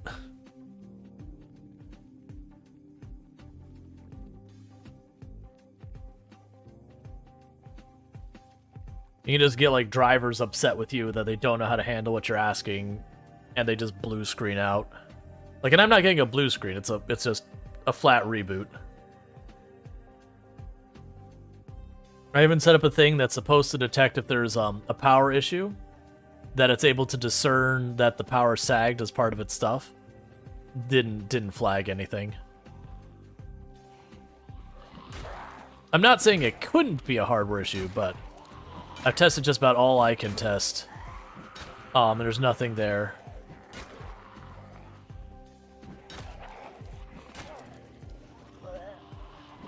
So outside of just starting to swap parts or anything like that, there's nothing more that I can do, and I just don't have the budget to buy a second graphics card, a second power supply, and start swapping stuff out and seeing what's what.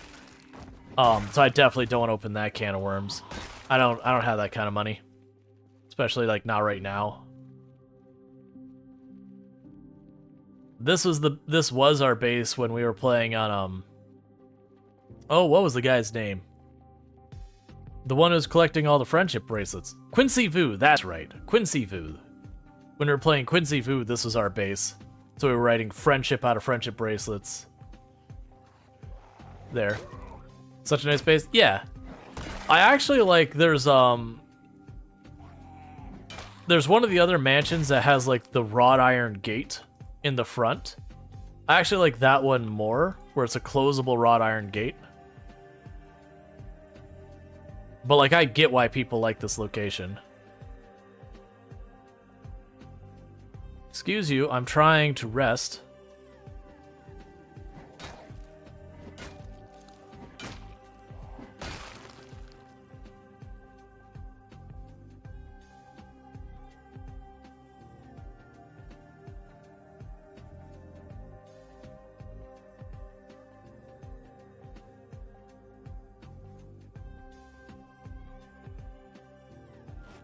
Alright. What makes this base so nice if it doesn't have a closable gate? I mean, closable gates don't matter that much. You've got this giant place to keep cars. Like, this is an actual, like, car port. That, if you wanted to collect cars, congratulations, you got a whole workshop over there with showroom and everything. You've got this really nice area here. You've got solid walls that are indestructible on all sides except for the gate area, which, for the record, a gate is destroyable. You also have, like, a little gap in the back, but all the mansions do. So if, like, making your base fortified is important, it's pretty easy to set it up to be fortifiable.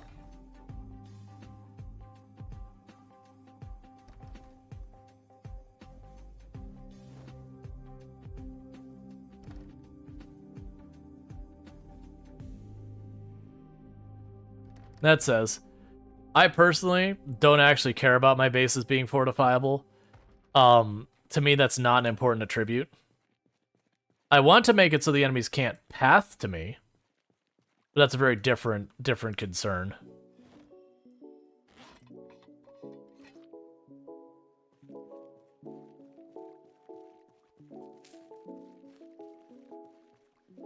Yeah, being near the river is a huge plus. Oh, we could go ahead and finish that.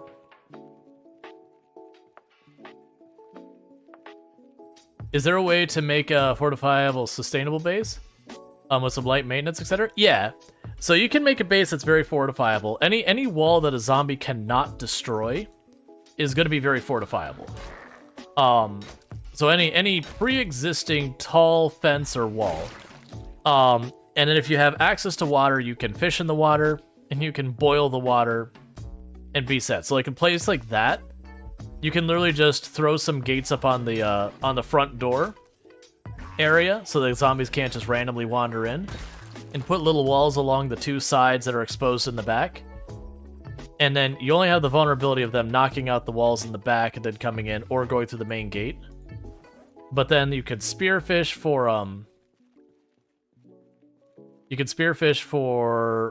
your food, and you can farm if you find seeds, but you can spearfish for food and live forever off that. And anytime you get low on you know, you get low on water, you just take a cooking pot, fill it up with river water, boil it, and you've got your water supply sorted out.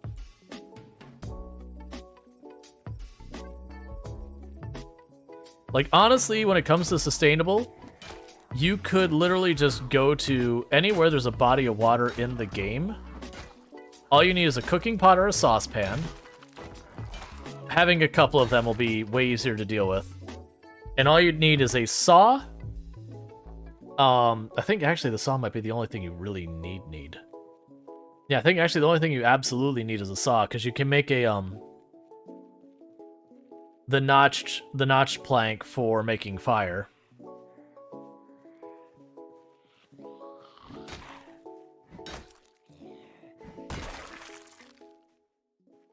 But you need the saw for certain building things. But you can literally just take a tent, put it by a lake, and you can live forever like that. Like, literally not have to worry about that. And then the fortifiable is just an area that zombies have difficulty accessing. So you got a full-on rally group down there. Let's avoid that. I have no reason to want to fight them. Would you... Like, they have a big backpack, but I already have 2 military backpacks, which are better. I'm gonna kill this group. They're just too close.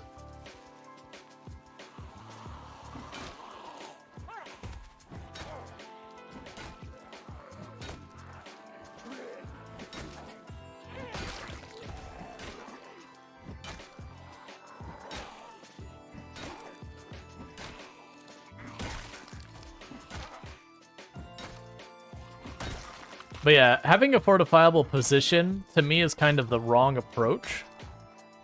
And the reason I would say that, and that this is me talking about normal Project Zomboid, not really out there settings. Like, I'm gonna have to make my place fortifiable because I'm playing in very absurd settings that are very counter to the normal game. But, normally speaking, making your place fortifiable isn't important because you just keep killing the zombies in your area. That's what you're gonna need to do to loot anyways, or do any of the other things you need to do. So worrying about how defensible a position could be is just really not important. Because you're going to have the zombies in your immediate area killed. Even with respawns. Because you're running around killing the zombies around your base at any regularity. They just won't be there to be a problem. Let's kill this group. We're going to rest up here for a minute.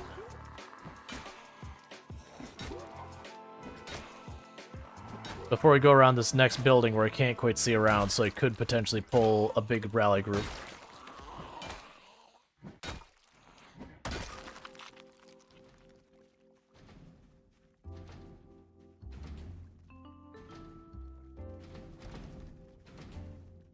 Seems like there's more than one hitting that door. That's fine. We'll go around to the backyard. I see there's chairs back there.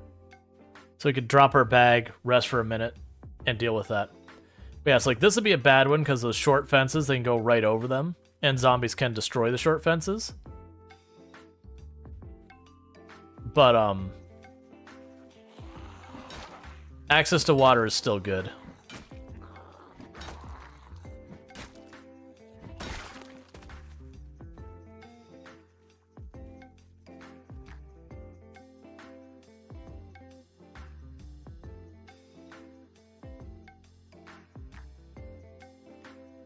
Alright. Covering our endurance as best we can.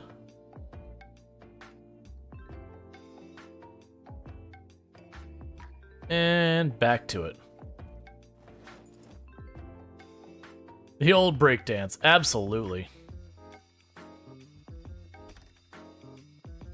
Now, don't feel like fighting my way through that. It's fine.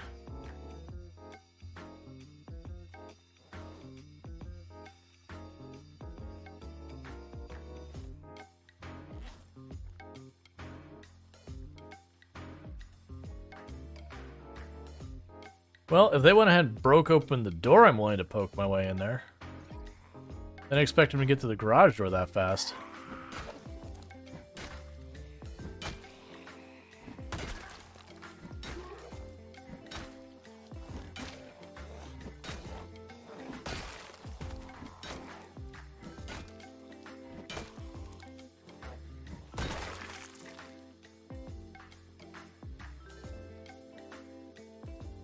Yeah, I'm not taking a bass guitar.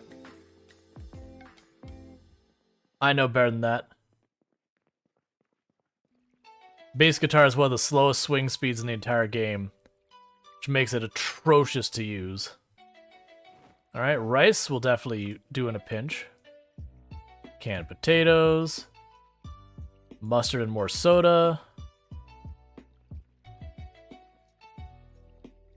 Alright. Let's get back out of here. Like, I could stop and loot and get way more food and all that, but I'm really just poking in every once in a while just so I have enough food to keep us moving up the road and all that. Like, once we get up to where we're trying to head to, then I'm going to start taking the time to, like, properly... Oh, you all moved out? I don't want you to move out here. We're going around back. Because there's no point in me fighting with the aggressive respawns in a place like that. Where are these mansions? If you go to Louisville, they're along the road on the west, or along the river on the west. So we're at the west side of Louisville right now. I would show you the map, but I have the large map so we can only see where we've been, not where we're going kind of thing. Normally I do have where you can see the whole map, but in this particular case I chose not to.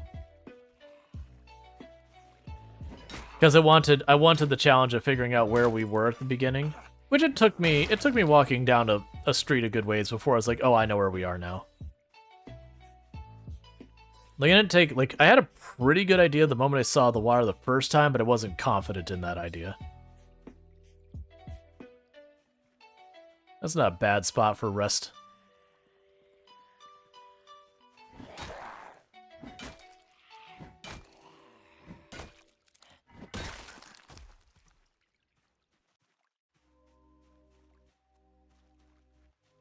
Yeah, so one of the dangers is the trees in between can hide full rally groups that I won't even know they're there until I'm...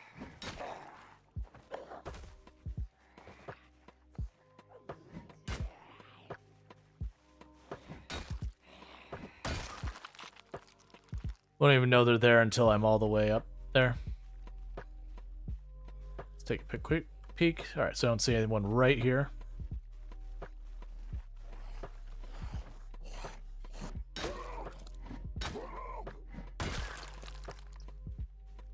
Okay.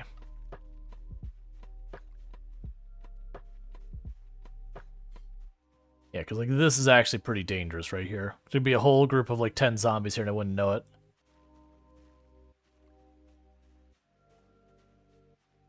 But the odds are pretty good that that won't happen. That said, I am going to try and cross back over to the road. I just wanted to avoid that big rally group of, 16 zombies or whatever it was. Because I have very little incentive to actually fight all the zombies right now. So they're just kind of something I'm fighting to get past them. Yeah, so like a property like this one I like. They can't see from the sides. We got the gates here. We still have access to the water. But I just like the gates because they look good versus when you put your own wood gates on, you have like the wrought iron gates there. And then just like these, poorly made wood gates.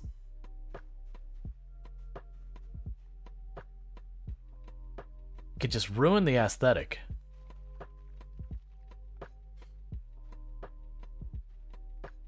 Okay, so they both did see me. I figured they would.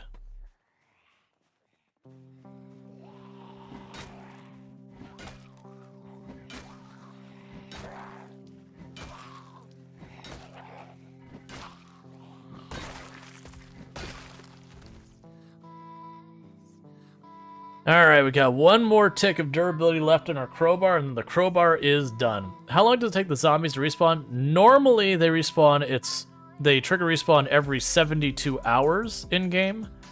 I want to say is the gap between it.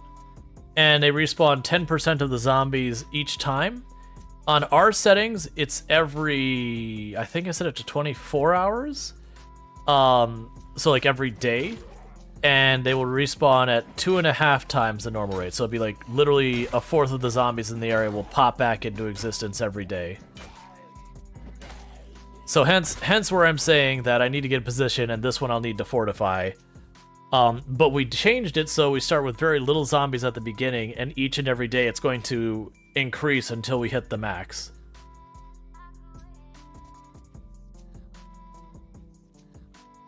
Can you turn respawns off? Yes. Normally I do play with respawns off.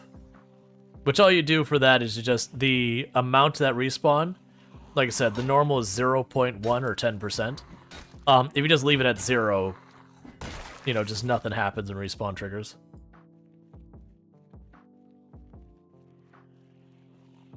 Alright, we're at the point I probably need to get into a house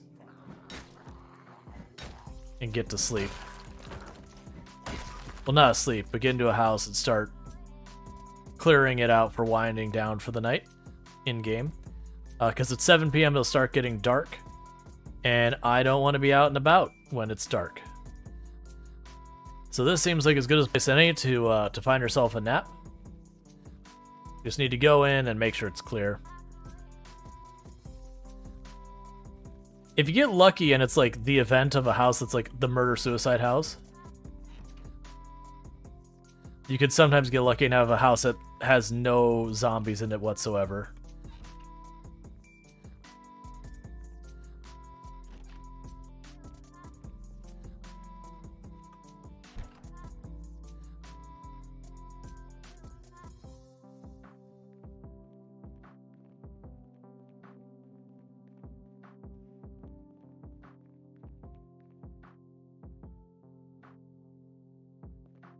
Alright, don't care about those books.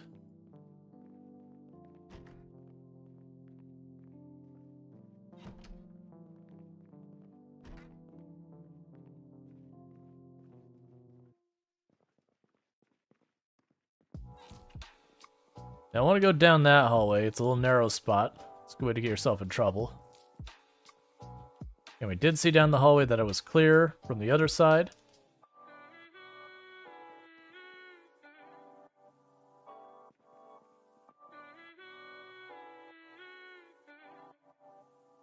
I'll eat this here, thank you. This entire bag of sugar.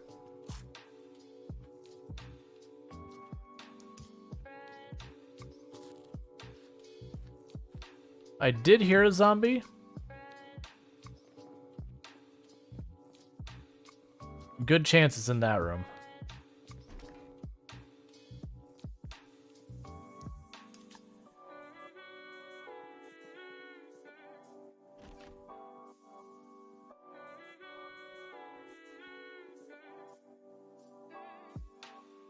Okay, this may have actually been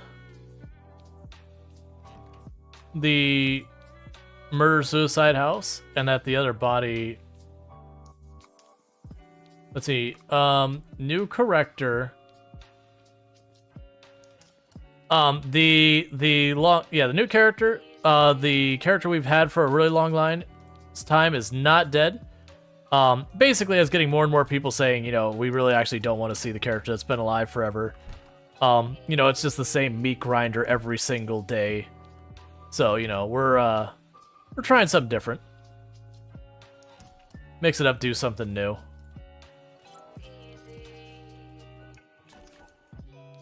It's also been hard to stay interested on that character, because it is very genuinely just wake up, meat grinder the zombies, go to bed, where kind of the only thing happening is that number gets bigger.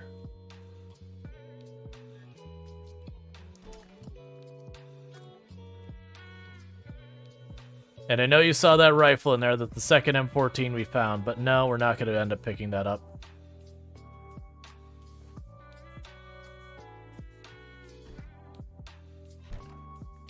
So I think we sleep in this room over here.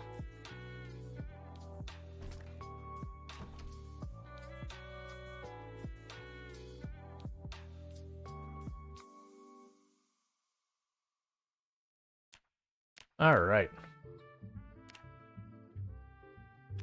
But yeah, nah, I'm thinking the only thing I'm going to try and do with Venus, who's the long character, is I could see pushing till we finish getting the, getting to Spears 10, because that's the only weapon I didn't max out yet on her. So I could see doing the 2 or 3 streams or whatever it takes to max that out, and that'll probably be the end of that character.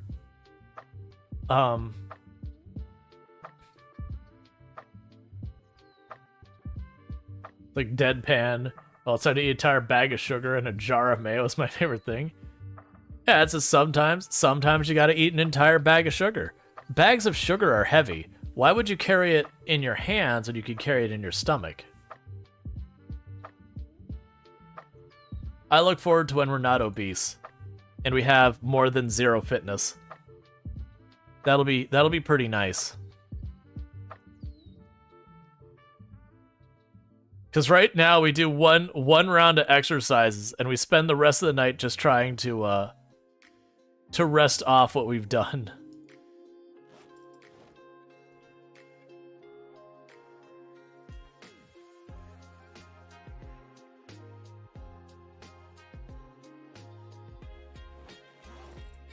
And I'm not going to keep the orange soda bottles. We're just using it because it gives us a little hunger and a little water. So it's just convenient.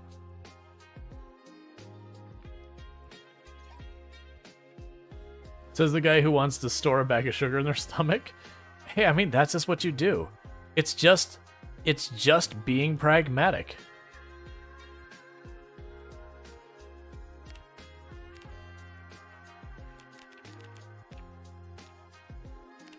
We're just struggling with the idea. I mean, honestly, we've already burned off all the calories from the sugar. It's a shame that doesn't work like that in real life. That, you know, in real life, you can't just eat, like, literally an entire bag of sugar. Not that I want to eat a bag of sugar. But eat, you know, an entire bag of sugar's worth of calories. And then just do sit-ups for a little bit. And then it's just all gone. I understand conceptually it works that way. It's just the time investment is very different. Where in this game, you know, whole bag of sugar, knock out a round of sit-ups, and you're good. Versus, you know, bag of sugar, spend like the entire afternoon exercising as hard as you can, and maybe you offset about half of it.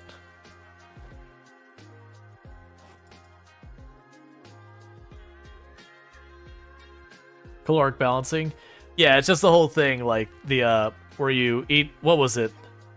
It was one of the, I can't remember if it was like the Big Mac or the Whopper or whatever.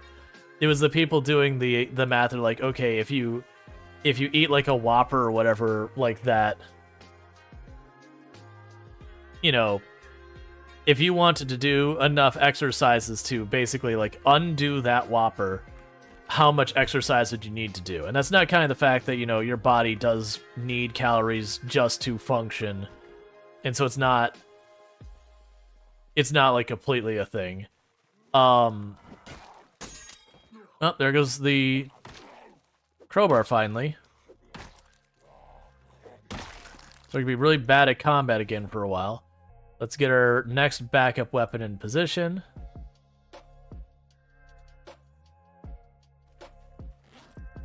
Alright.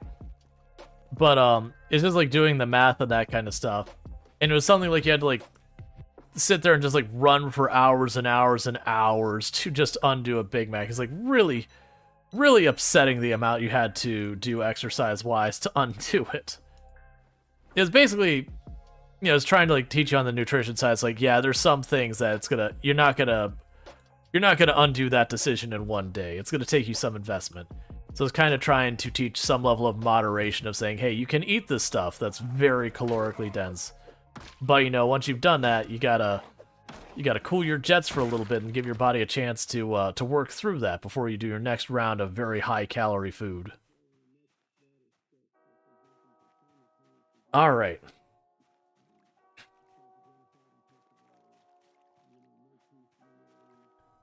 there's a good chance it's going to say air activity detected. If it does, it means it's helicopter day. I wanted to get to the warehouses. All right, Strider, you have a good night. Thank you again for tuning in.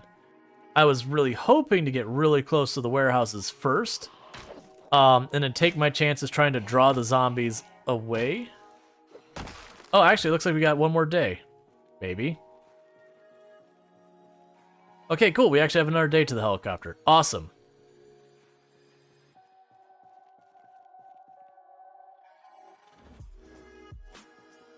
Because by having a whole extra day, I'm trying to get... Okay, so we see the first warehouse.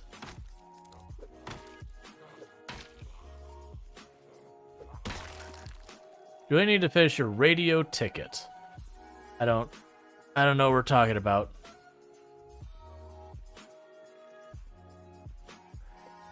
Alright. So right up here, when we reach the river, is where we're actually planning on basing up.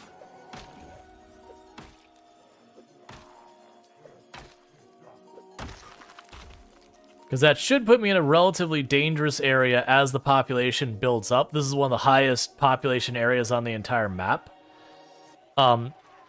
So as the population continues to accelerate... Oh, a ham radio? Yeah, I think my little brother got his ham radio certification. Was it certification? I don't remember.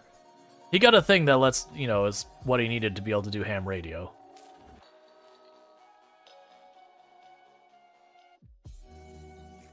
He works in, it's like emergency services management. So he's not the one who goes out as a firefighter. His responsibility is more when there's a situation like a bad forest fire. He's one of the people who coordinates with a bunch of different departments to make sure, okay, I've got 8 or 9 different fire departments that can answer to try and help out with the situation. Logistically, who should be where to try and do the most good. And he's got counterparts in other areas that do the same basic gig. Yeah, grab that wrench, so this hammer's gonna last for like 2 seconds. But yeah, it's one of those things when you hear like, people getting all upset. It's like, well, look, the government's got a plan for the zombies. What a waste of money, like that kind of things. They do that for kind of training that isn't soul sucking, because it is one of those things that when you're planning for like what happens if we have this really bad forest fire and we got to do XYZ, or what happens if this volcano in the middle of Washington State goes kablooey. And a lot of those times, some of those disasters, they have to make the call where, like, okay, we only have enough resources to evacuate 1 or 2 out of these 6 towns. Where do we prioritize? Knowing you're effectively making the decision on who lives and dies, and just trying to minimize the number of fatalities. And that stuff can be extremely soul-wrenching to deal with long-term. So sometimes for like, helping get people working together, they'll have something that's just a silly, nonsensical, unrealistic disaster to deal with, because then it's a thing where they could do all that practice to learn to coordinate and work together without having it be such a difficult thing to like make those kind of decisions, because it'll never actually happen. So it's like it's an exercise thing. Yeah. A field day. It's a game about making contacts correctly and quickly. Interesting. But yeah, so they do that kind of stuff. And then honestly, there's a lot of times that those really wild exercises out there will lead to figuring out better ways to handle more realistic exercises.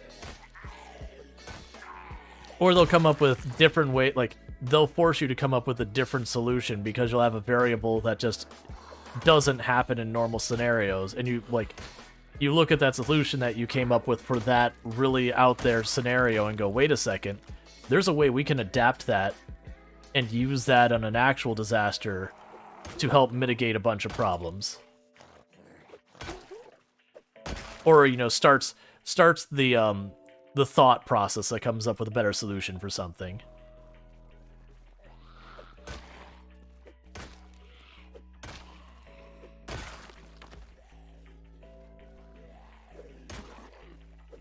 That said, he doesn't actually technically work for the government himself. He actually technically works for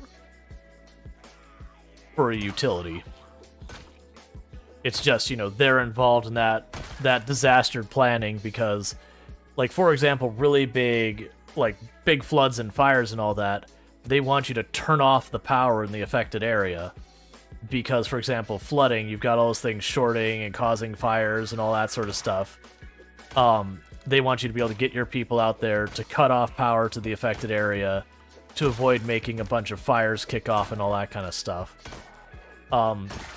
As well as a lot of the service vehicles you have with, like, the utility companies where you got all the cherry pickers and all that. Those are very useful resources to be deployed for certain disasters as well. Yeah, electricity and water makes electricity goes where it wants rather than where you want it to go. Yep. But yeah, so there's been, like, for example, when they had the really bad fires in California, his stuff was activated that they're sending a bunch of their fire departments and cherry pickers and all that out there. So the cherry pickers are trying to get ahead of the fire to basically get as much out of the way to slow down the fire's ability to expand while their fire department actually went to try and, you know, more directly slow down the fire. They also used a bunch of the equipment they use for burying cable and all that to tear up the earth. Same purpose, to make fire breaks to, again, slow down the fire. It's fun stuff to hear about. Like, so far as, like, all the stuff they go into trying to mitigate things like that.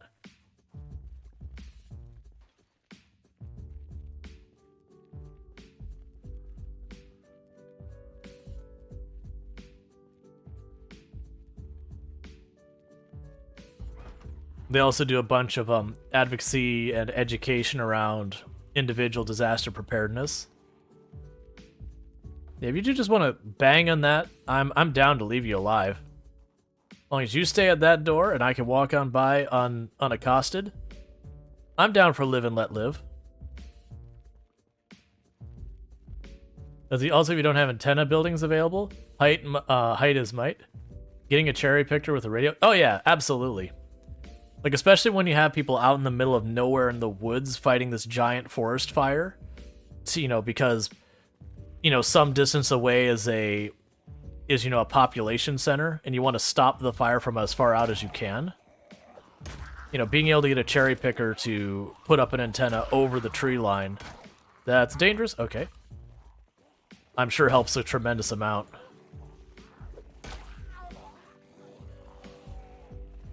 Like, I don't know all the things they do with that. Just that he's involved with that, and that's a lot of his thing, is basically doing a bunch of figuring out, and then once they figure a bunch of stuff out, they write up all the guides and procedures and whatnot. We're gonna aggro those two I skipped. Which is why you normally don't want to skip zombies. It's because this exact scenario happens. And those zombies you skipped end up being more things you fight as one big group.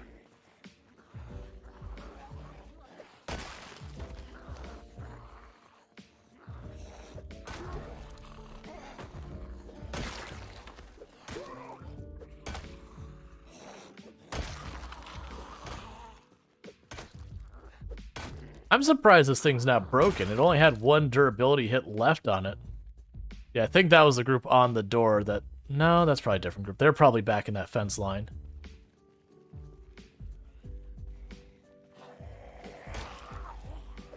But yeah, so he was one of the ones that, like, I was already someone who's big in disaster preparedness for having worked with the fire and police department in the town I was living at the time. I worked city government, and I did the IT side for them. So when, you know, they had a computer go out, I was technically the coordinator, so a lot of times I wouldn't go out, but if I could help them remotely, I would.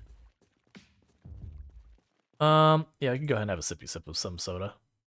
It only gives me all, which means that's the end of that bottle. I mean, we're not full inventory weight-wise, so we could go ahead and keep the bottle. So it's already, like, in disaster preparedness, but him being more involved with that process kind of, you know, let me have more stuff ready. So it's stuff like having a plan for if you need to shelter in place with where you need to have low ventilation. i.e., a chlorine truck is tipped over, on the main road by your house or whatever, like what you do. If you need to shelter in place, just in general, what you do. Thank you for the follow. Welcome to the stream. If your local area is not safe, so you need to evacuate the area, where do you go? What do you do? If, like, the broader area isn't safe, like, what is the plan? Because a lot of that gets into, for example, if you're in an area, if you're go and inhale deeply. Yeah, no. Like, if you're in an area, like, you got a big disaster going through, a hurricane, for example, having a point of contact outside your area that is not going to be impacted at the same time you are, so that for people trying to reach you during the disaster, having that point of contact outside the area is far likely to be more successful than, like, if I'm in a disaster trying to communicate with someone else in the disaster. The likelihood of both of us being able to reach each other at the same time isn't very good. Versus if I reach my point of contact, say, like, say I'm here and I have, like, a point of contact in Ohio. I could shoot a message to my contact in Ohio while I have a signal, and then the other person, when they can reach the person in Ohio, like, because that person in Ohio is not going to have signal problems where they're at, they can relay the message. Stuff like that. It's also being practical about what types of situations are you likely to realistically run into versus not. If you exist in the world, congratulations, fire is on that list. If you're in the middle of a desert, flooding is probably not on that list.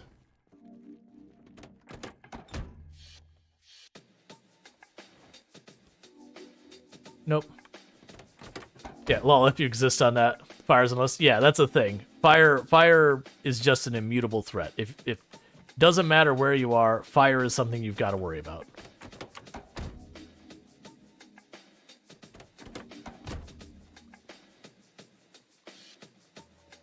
But if you're in an area that has, like, no fault lines nearby or anything like that, probably don't worry about earthquakes. If you're in an area like Florida where you don't have so much as a hill, probably not going to be worrying about volcanoes.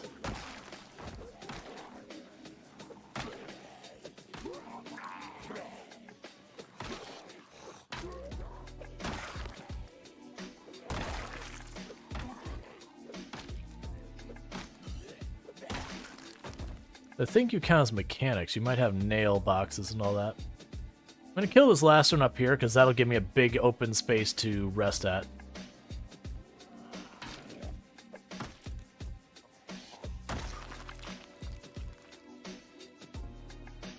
Alright. I'm really hoping this whole area isn't enclosed.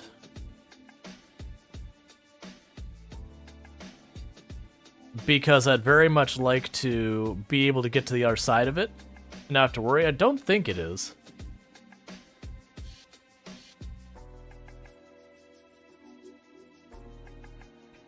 Yeah, that's the thing. Like, where you have, like, realistic versus unrealistic. You've got people who are, like, zombie apocalypse preppers and all that. And it's like, on one hand, you would be like, look, the zombie apocalypse is a completely unrealistic scenario. Like, just straight up unrealistic scenario. It's just zombies as depicted are just really, really, really not a thing you're going to have to worry about. Now, that said, most likely that means you will have yourself, some duration of foods, supplied, some duration of water, which is kind of the go-to for almost any disaster. So technically is a good thing to be prepared for, because it means even if you weren't planning for it, you are prepared for other disasters, just by the way it worked.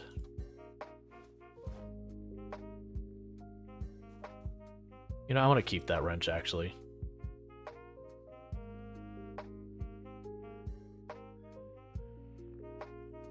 Next, we'll do the machete.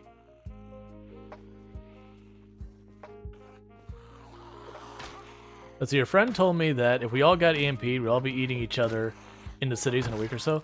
I mean, there's definitely a thing that there are disasters that would create very quick food shortages, but it's also those things that realistically, like, the entire world being EMP'd simultaneously is very, very improbable. So you could have a city lose power and thus have a food shortage.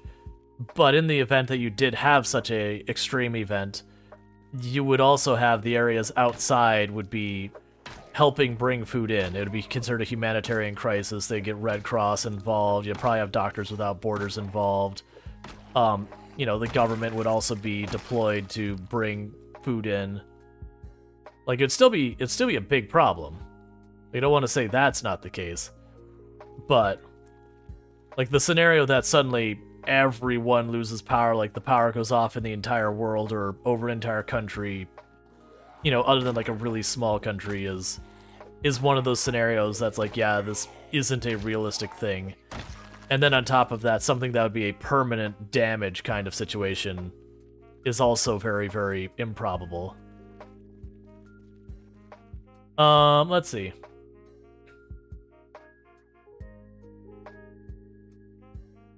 Yeah. 11 dude has so many conspiracy. Exactly. You admit, I always evaluate your friends based on the effectiveness of the zombie apocalypse. Zombie apocalypse is every day as it is. I mean, the zombie apocalypse is just not a realistic scenario. Like, you know, a pandemic is a realistic scenario. A pandemic that would, you know, a disease that could cause people to be violent, like rabies, is potentially a realistic scenario. But, like, the idea of, you know, people being dead or dead-like, and then, you know, running each other down, and, you know, like, infecting each other, that kind of thing, is not really plausible for a lot of ways. And I know people talk about, it's like, but what about the mushrooms that hijack ants? It's like, yeah, they only could give them the very most basic rudimentary things. It's not like they're actual, like, sentient hive mind things that can make intelligent decisions and all that kind of stuff.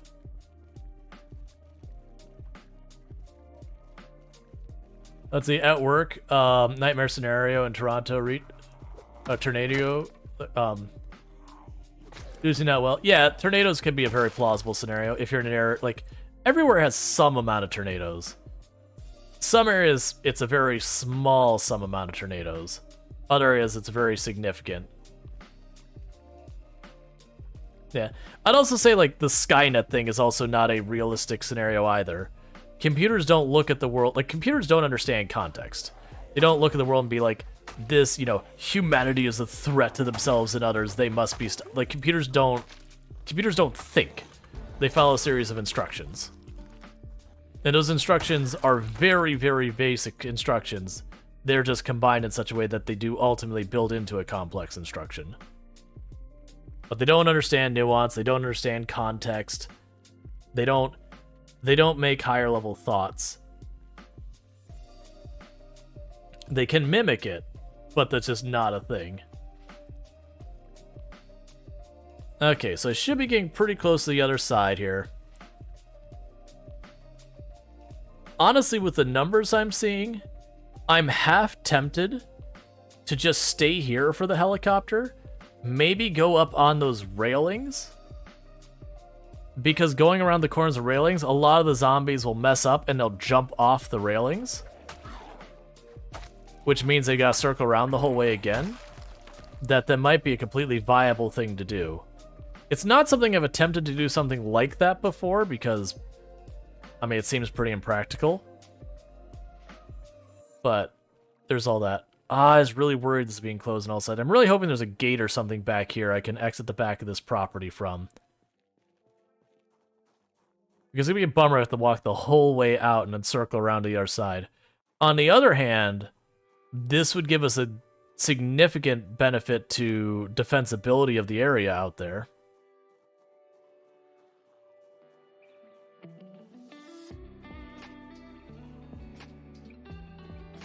Okay.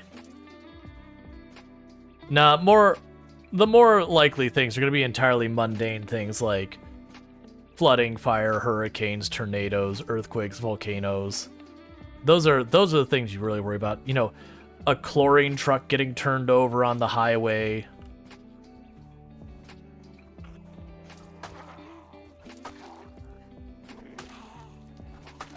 you know, the boring stuff, quote unquote.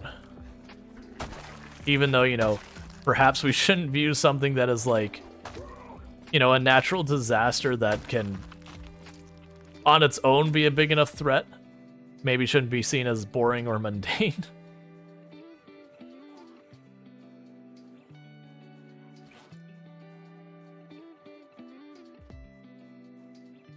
These pipes make it really hard to see. Gas leaks, that's another entirely plausible one. You know, even stuff like oil spills and that are far more plausible, far more realistic. I'm guessing there's going to be a gate out of here back here somewhere, like a side entrance to this property. That's probably what this is. Yeah, that's a gate in. Okay, that's fine. Honestly, just going up in that corner with this huge fence line in the way wouldn't be entirely unrealistic. Do I think I have a chance of actually climbing over this? It's pretty unlikely, but I'm going to go for it. Nope. And the problem is that takes a lot out of you to try and climb over and fail. Okay, so that's where I can get up over there. And that's because we're weak, obese, unfit, and I'm carrying a lot. My chances of actually successfully climbing over a fence are pretty terrible.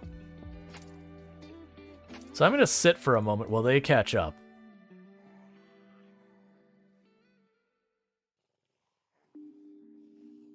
Oh, that's more than I wanted to fight. Well, I'm glad we're sitting, so hopefully I'll be able to get one or two before... I'm going to get through, like, one. Before we go... exerted.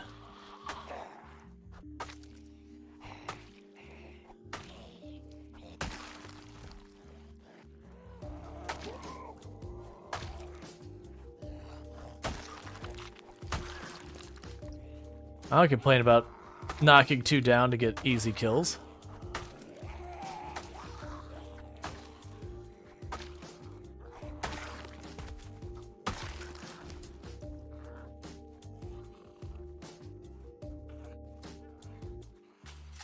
That's part of the reason you do your planning, is help isolate what are actually plausible dangers versus implausible. You don't waste time or effort on things that you don't need to be worrying about. That's kind of weird. I was actually going to get scratched there since I missed the first one. Key in the ignition, but no gas.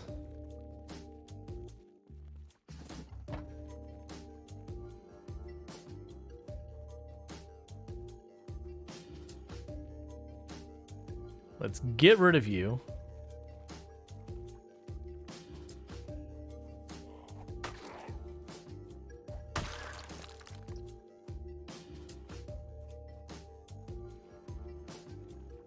And scooch back over here.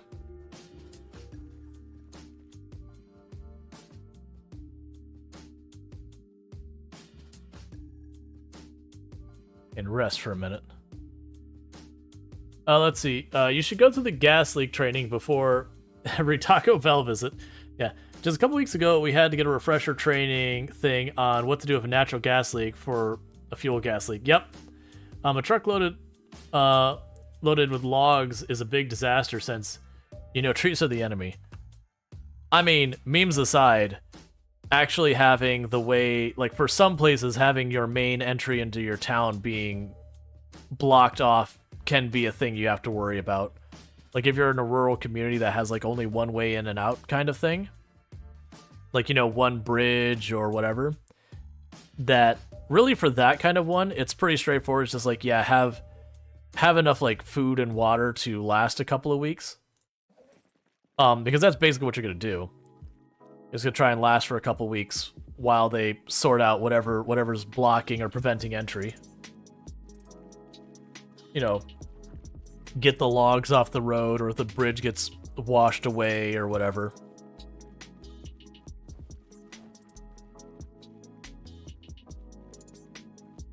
Okay, they didn't aggro.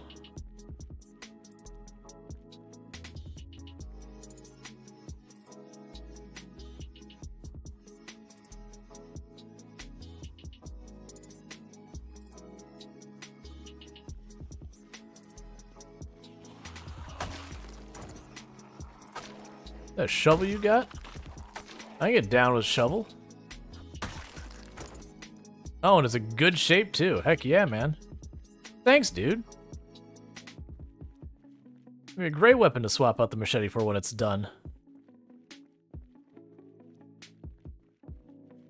There's a good chance we could hide, like we could sleep in the secure storage. Part of me just wants to push up to the end, get to that corner, and potentially just sleep out there in the tent.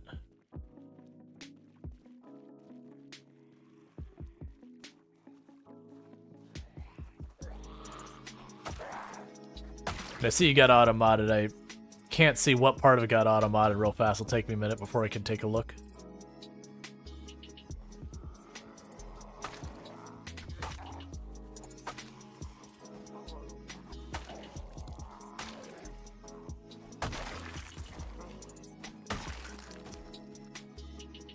Probably an abbreviation. Nah, it was on the the abbreviation. Yeah, it says normally, Conrad saying normally I work with consultants and folks that would normally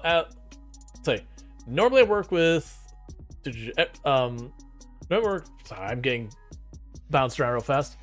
Normally I work with consultants and folks that know the absurdity of this, but every so often I get someone who'll be like, I smell methane, and after determining it's not a matter of telling the caller to get the heck out.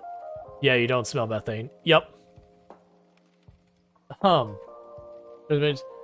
we have this sort of concern here. My hometown has water on 3 sides of it, and every road in town has a bridge. Yeah. But that's the reason why you'd have your disaster preparedness for that. So, like, what a disaster preparedness is going, okay, there's a possibility of losing the ability to really, really be able to get in and out of town in a pinch. So what do you do in that scenario? And usually, like I said, it's the solution you'd have is, having 2 weeks or whatever amount is deemed reasonable. I should not have pushed food and water, because then that's just one of those things that usually they'll have a way to have you evacuate or something by then.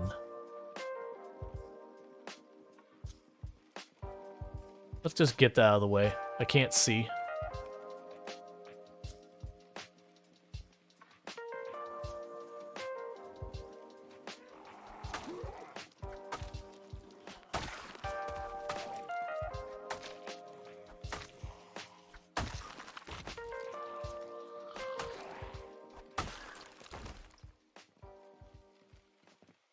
I can't see in the grass, so we're gonna cross here real fast. And if we go over here, there should be a bridge.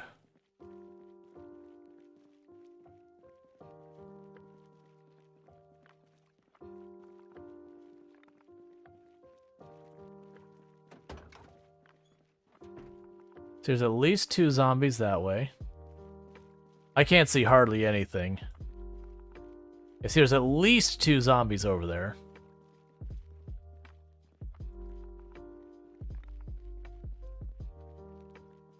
There's at least 2 zombies over there. They didn't end up seeing me.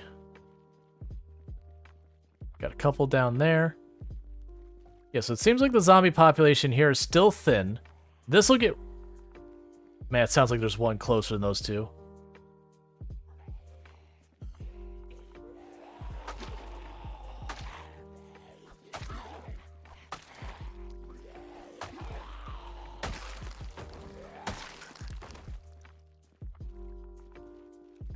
Okay.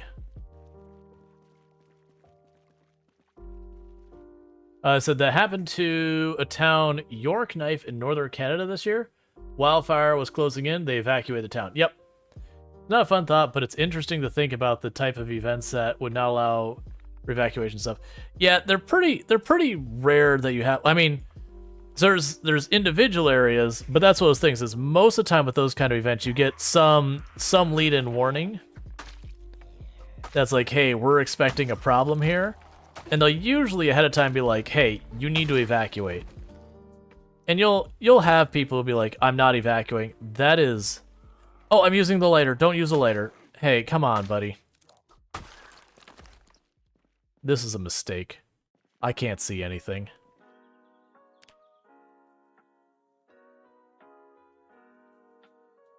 Yeah, don't use the lighter as a light, please.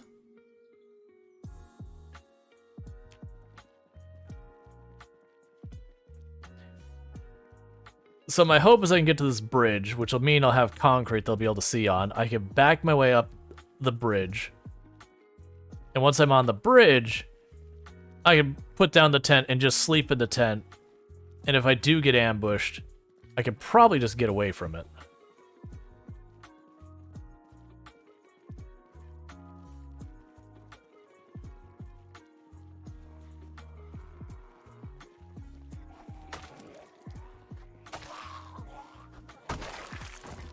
Oh, we're getting really cold.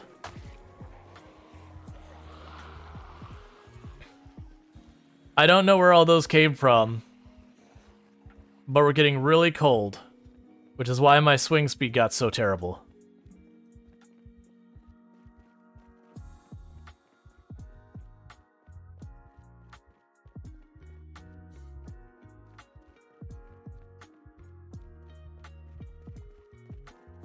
So we're going to try and run back the way we came to try and get them off our tail. And then we're just going to go in the middle of the road, put down the tent, and hope for the best. Because that cold's going to be a problem if we keep letting it build up. Because it massively penalized my attack speed.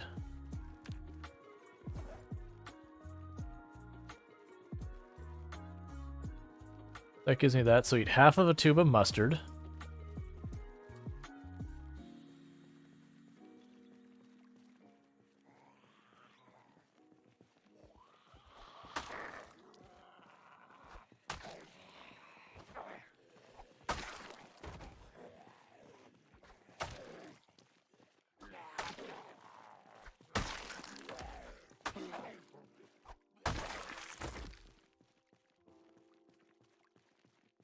I missed where it's going.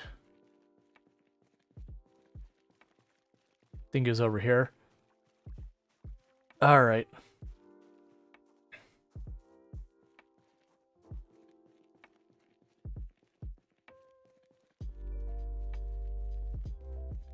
I don't feel good about it. This is as good a place as any. I don't think I could reasonably fight inside a building right now. I think my better bet is to literally just clunk that down right there. And may we wake in the morning.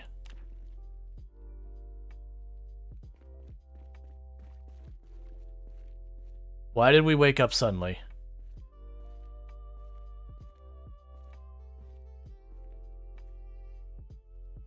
I don't see any zombies. Why did we wake up?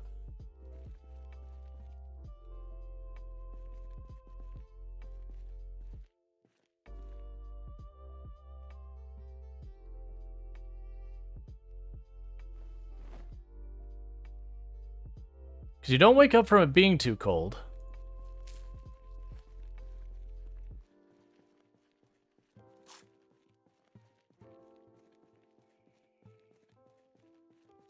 Maybe a zombie saw us banging on a window. It's just outside of earshot.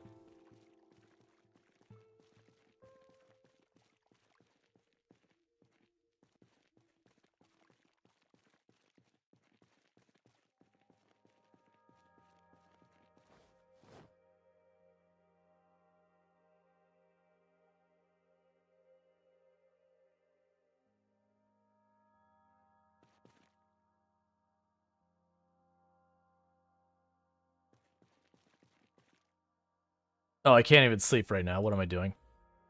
So I need to get inside someplace. Because I can't fight at this temperature. Maybe we can pop it away these cars.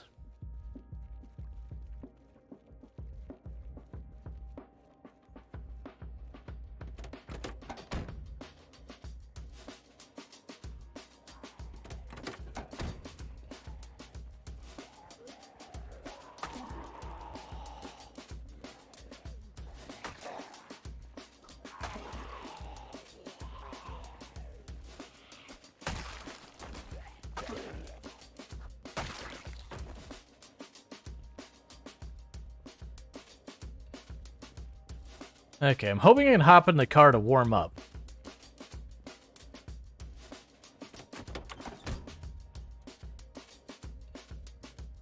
So we are warming up. Okay, cool. Let me catch up with chat real fast. In Centralia, PA, folks don't leave even after the evac order. The postal code. The ground was opening the clouds, instant toxic gas death. That sucks. We have the same thing with hurricanes here. It'll be like a Cat 5 hurricane's gonna hit a place and a bunch of people won't evac. They'll be like, I've been here my whole life. And then, you know, the town gets leveled because Cat 5 hurricane's gonna Cat 5 hurricane. Was there 2015 or 2016? We had a blizzard hit on Christmas week. It snowed so much that every road in the town was snowed shut. Took nearly 72 hours to finally break through all the snow. And after that, the roads were reduced down to one lane until like February. Yeah. But that's how you be smart about that stuff. Like again, do your preparations for it. All that kind of stuff. Like make sure you've got food, water, and storage just in case. Non-perishable food. Because you're probably gonna do that. What was the question? What question? Sorry.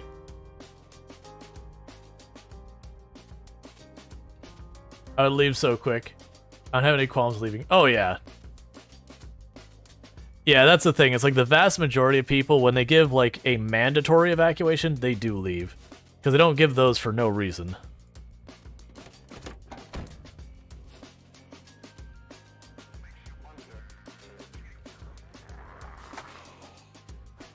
Like, I think the thing that finally started getting through to people was, I think it was there was a hurricane hitting up in the Jacksonville area. And at the time, like, the people in the area is like, you know, you need to evacuate because by this time, because after this time, if you're in trouble, you know, the fire department, ambulances will not respond because they can't. Like, it'll be too dangerous. Like, you know, an ambulance out there will just fall on its side because the winds are so strong. So, like, if you have a problem, anytime after that, you're on your own. And that woke up a bunch of people. They're like, oh, wait, like, even, like, police, fire, ambulances, like, no one will be on the road to help me? Yeah, maybe I should go.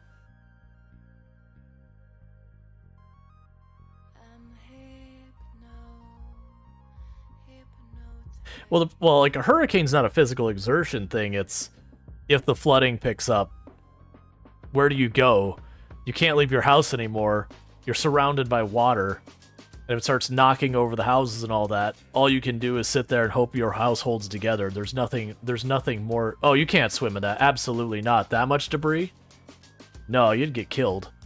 Your best bet is to just get as high up in your house as you can that doesn't involve you going to a place where you can get trapped. So, like, a lot of times you can't go all the way up into your attic because there's no windows or anything, so you could get trapped up there. But if you have, like, a second floor, go up there. When the wind dies down, go up on your roof if you can get up there. Yeah, no, the debris in there, you're liable just to get injured. That's the thing. All you could do once you're that far in is you just wait and hope. That's all you've got left. Wait and hope. There's nothing else you can do at that moment to make your life easier, safer, anything like that.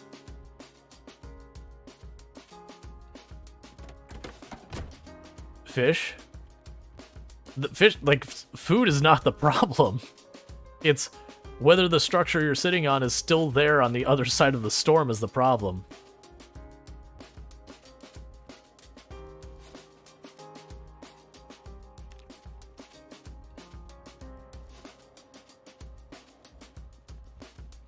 Huh, I wonder if they mechanically changed it so that if you get so cold, you just wake up. That didn't used to be a mechanic. Huh.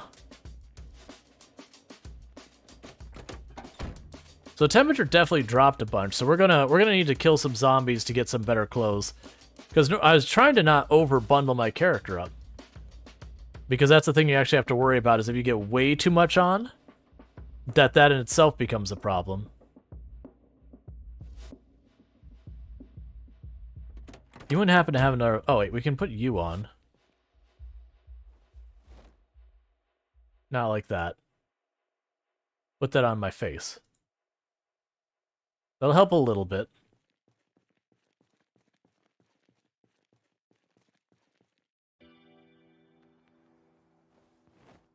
It's technically another layer, even though it is pretty badly shredded because I went after it with a machete. Okay, we're now warming up just standing here. That's all I needed was one jacket. The thing I don't like is I still can't see anything. Our sleep schedule's all messed up because of that. And the issue is it's just too dark. There's an interesting plot twist, hunting zombies for their ornate pelts, jackets to war pants. Oh, if you've ever seen when I play like Cryogenic Winter or something like that, that is the early game of the game, is just 100% kill zombie, scrounge it for any and all clothing you can find. You know, find the next zombie, repeat the process. Could you not? You're coming up on me real quiet-like. I'm trying to not get into any more fights until we're, properly warmed up. Because if you look at the body temperature thing, 34% reduction to attack speed. Ooh, boy. We got a big old rally group right there, so we'll definitely aggro them if we go for it. And my machete is right about to break.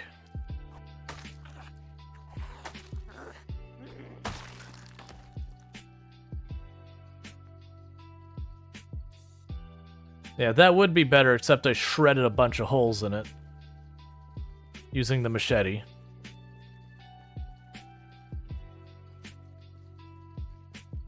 Just waiting on that body temperature. It's about all we can do.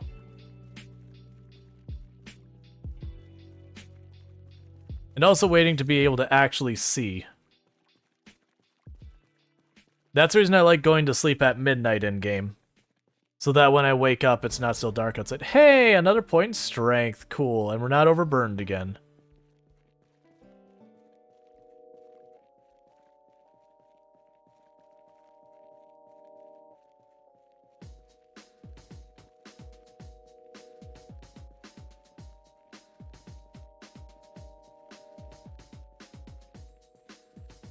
So we can't grab one or two of them.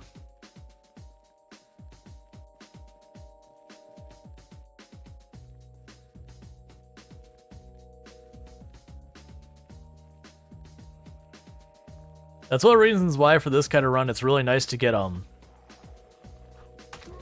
blunt weapons. Is the blunt weapons tend to not damage clothes. Some exceptions, like a shovel will do a pretty good amount of damage to clothing. But a lot of blunt weapons will just knock the things out. What am I doing? And get even warmer.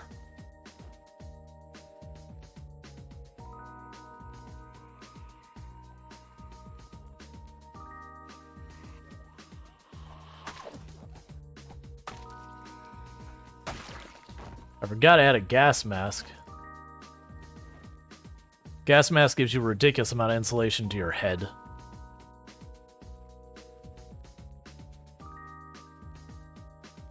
Alright, so we're starting to get to the point where it's bright enough to fight. Yeah, pretty close to the point I'm going to lose the cold penalty.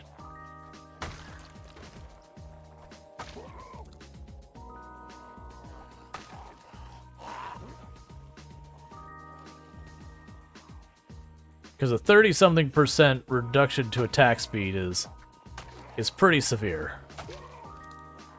It's not damage, luckily, just the speed. Well, it sucks.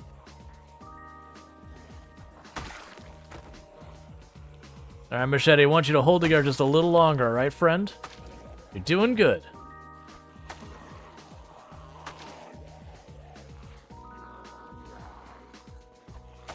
After this group, you're welcome to break whenever you want. But at least carry me through this group, alright? Okay. The attack speed penalty is gone. Let's see. I was raised in 2019. The town in became an island. The community of about 20,000, and the bulk is built on high ground near a river. Overnight, the levee west of town broke, and the flood swept through. A lowland surrounding town got wiped out of the interstate bridge. They're an island for like 8 days, cut off from the world. Yep. Well, that's the reason why, like, disaster preparedness in that area, one of your considerations is even if the levee seems 100% sound, you would plan for, like, what happens if we get cut off, like, you know, what happens if the levee fails. Just like the same as if you have a dam in here, it's like, what happens if the dam fails?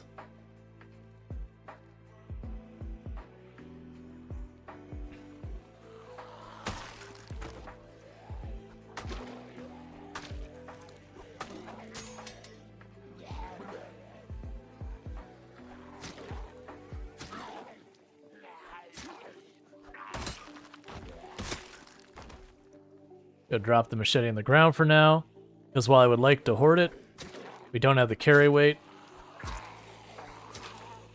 Not worry about repairing it either.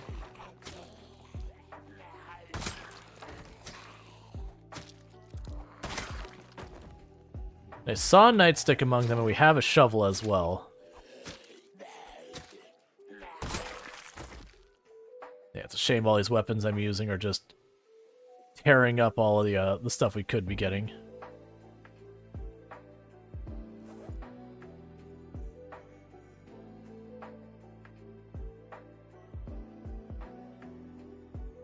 Alright, so I need to drop a little weight. We will put the knife back in our bag. It's almost enough to drop us back down below slightly over encumbered. We did kill that rally group, so now we actually have some sight. Let's try and work our way back to where I was talking about the bridge connection. Well, that's lovely, I guess. I'm pretty sure that's the key to this car, but since the door's smushed in, it's undrivable, so that key literally does no good. We already had access to the trunk. Yeah, the worst I've had to deal with is hurricanes. I've definitely been through a couple of major hurricanes, and it is one of those things that once you start it, all you can do is just...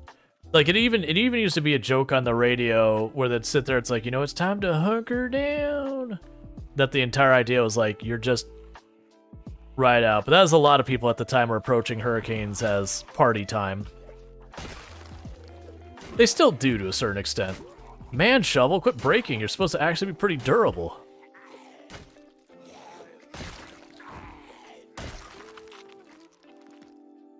Still has holes in it, that's fine.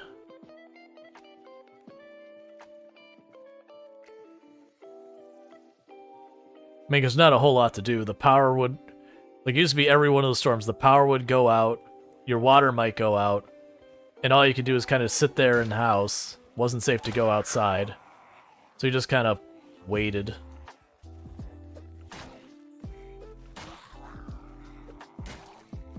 So, you know, if you had lights, you might read books.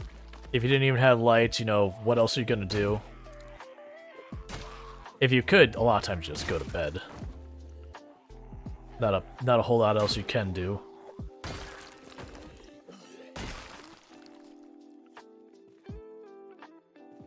Yeah, denim shirt, that's fine.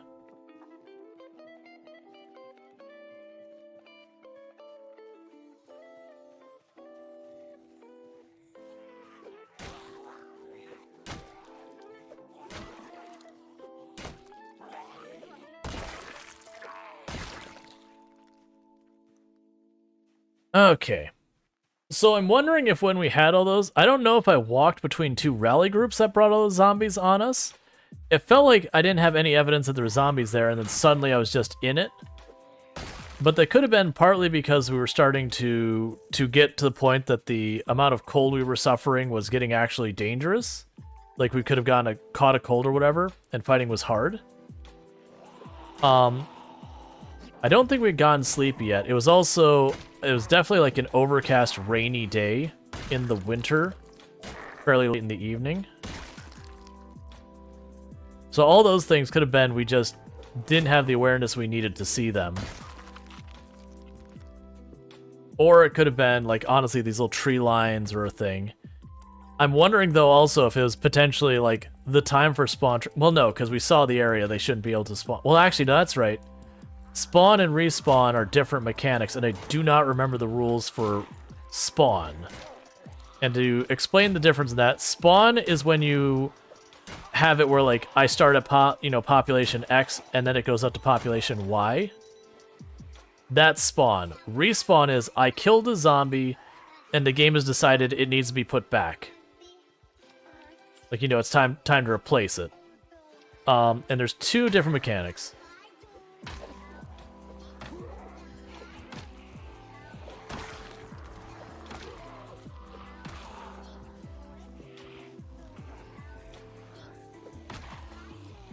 I don't really know much about the rules around spawn, just because I don't deal with games where the population changes very often.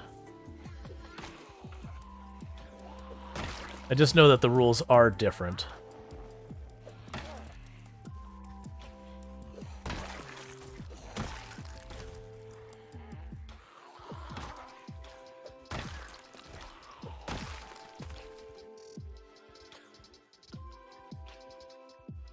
All right.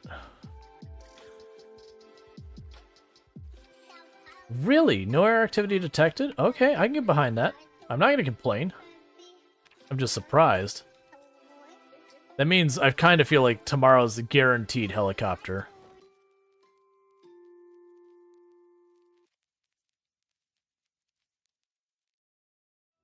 No, we're technically over-encumbered.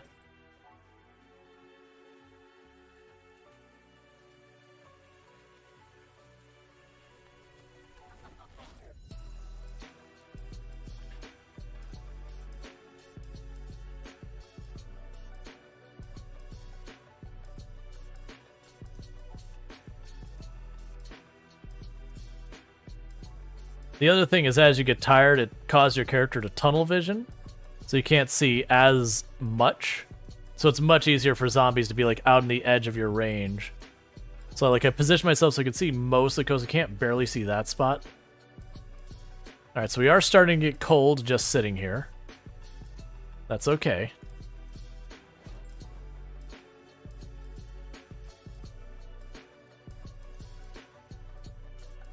Like, once we're standing up and walking around, we're fine. But just sitting on the ground doing literally nothing, we're getting cold. We could definitely bundle up more. We haven't, like, I think we're just wearing a t-shirt. We're not wearing a scarf or anything like that. We're not wearing a particularly good hat. How's the berets warmth? Yeah, so the golf hat is terrible. So we're putting on a beret because it's a bit warmer.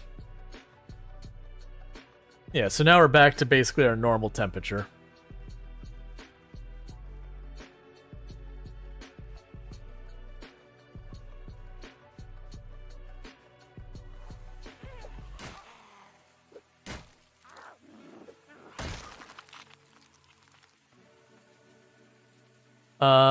Mr. Glock said, just start playing this game. It's very fun and very frustrating. Found your stream. Well, looking for streams to learn from. Gotcha. Yeah, no, I do have a reputation as someone who does, like, teach the game and all that kind of stuff. Right now we're playing in a fairly new character. We're playing in some very abnormal settings. So if things seem really weird about my game versus your own, that's because they are weird. But, if you're a new player, my biggest piece of advice is slow down. Like, I mean that in every single way. It takes a long time to die of hunger. It takes a long time to die of thirst. Usually impatience and not taking the time to be careful is what gets you killed.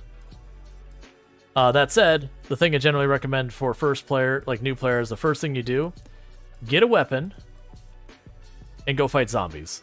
Don't worry about your long-term survival. Don't worry about any of that. Just go grab your first weapon. Doesn't even have to be a good one. Go fight zombies. Do that until you can reliably fight small groups of zombies without taking an injury. Then start worrying about your long-term survival. Otherwise, you're just surviving until you accidentally pull a group of zombies. Let me see if I can't get that shirt, because that'll be better than mine if it doesn't have holes. Alright. Put that away. Normally, I don't worry about, like, the quality of clothing, But I did start my run in winter, so I'm having to bundle up a little bit. We should be about good. Time and plan things out and make sure that you are set up to perform that job as flawlessly as you can. You're going to have a much better result. Thank you for the follow. Welcome to the stream.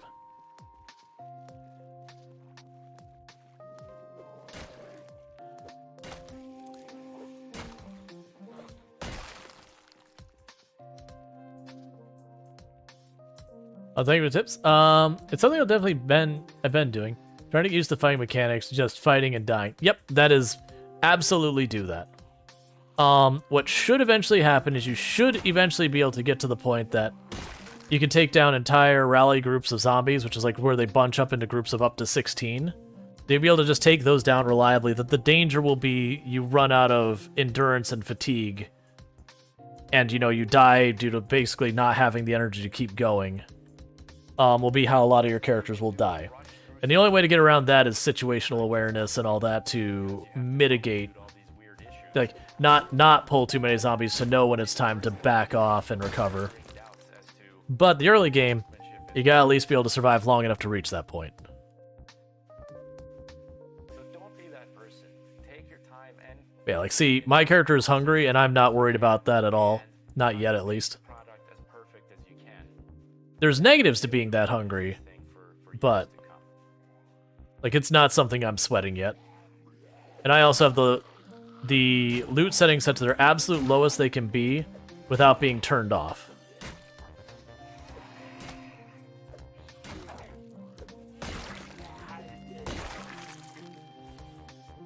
Long socks are probably better than what I have. Nah, I have long socks. It's fine. Yeah, so stuff like that, learning to be able to pull, like, small numbers like this. Because, like, for this character, for example, if you look at her skills, this character started out with 0 fitness, 0 strength. So it's really hard to fight for more than a couple of seconds without getting exhausted. And we're slowly building up from that. And for the record, this is not some, like, meta strategy character. This is very self-sabotage. It's not a build I recommend to anyone regardless of skill level. The whole point of this is to make the early game as rough as possible so that the early game lasts longer, because the early game is the most fun.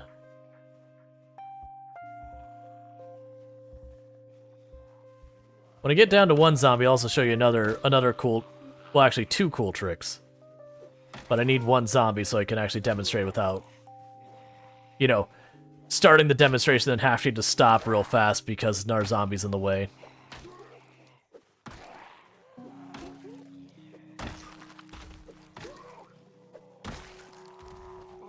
Alright, so let's knock you over first. Okay, so pro tip. If you push over a zombie and you stand on the zombie, or another zombie stands on the zombie, it's out of the fight.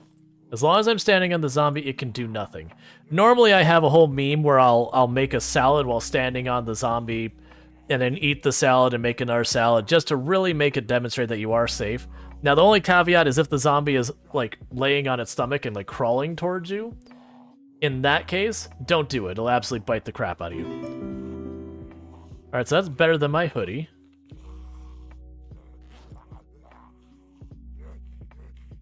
Yeah, so we got that. So I'm going to let him back up. Show that he can get back up. Another thing is, say I've got 100 zombies here. There's a door there. He's in the way. Stop trying to flank me. I'm trying to do a demonstration. He's in the way. Just run at him. And just show you again. You will elbow your way right through. Now, the things I will warn you about the elbowing thing is when you do that, your character goes off balance, and it means you cannot stop running. And thank you for the follow. Welcome to stream, if I didn't already say that. But like, it makes your character off balance, so they can't stop running for 2 or 3 steps. And if they bump into a second zombie while they're doing that, you have a very high risk of tripping. And if you trip into a group of zombies, your character just died. But don't be afraid to be as bully to the zombies. It'd be a good way to help you survive. Alright, so you got a meat cleaver. I'll take that. We can check this area for food. And also thank you for the follow.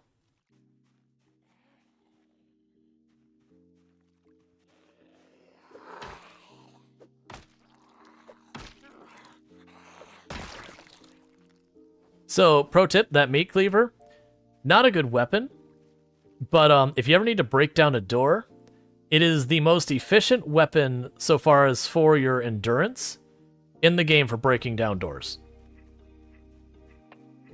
Not as fast as an axe, but you'll be less tired.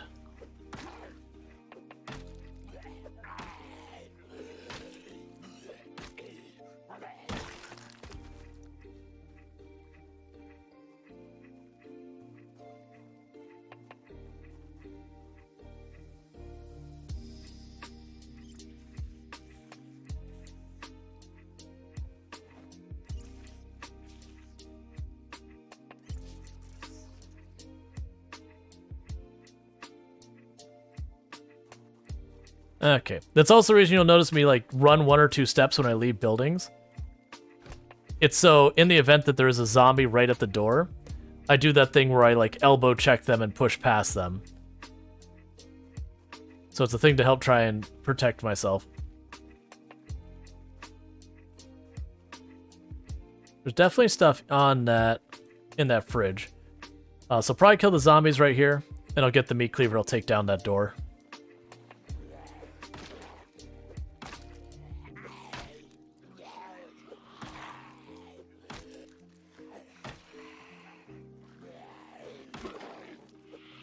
Let's see, on PvP servers, that could save you from ambushes of bullets. Yeah, I don't PvP personally. The PvP in Product Zomboid I found to be pretty crap, to be honest. A lot of the cases, it's the first one to land the hit wins. Because your character gets knocked over, and then you just spend the rest of the fight trying to stand up while getting blasted. Whether that's being hit with like a baseball bat or whatever.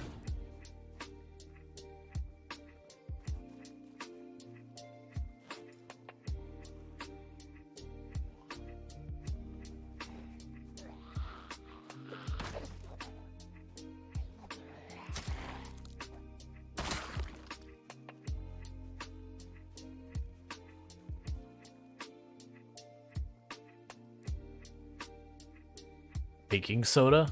I can't eat baking soda.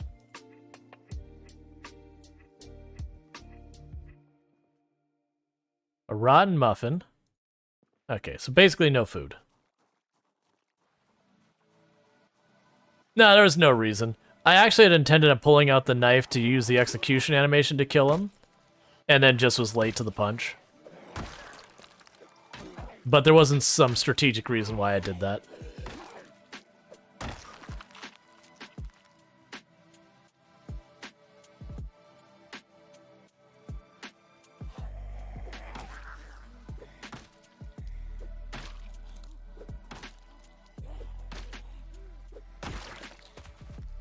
Yeah, I've entirely scuffed our sleep schedule because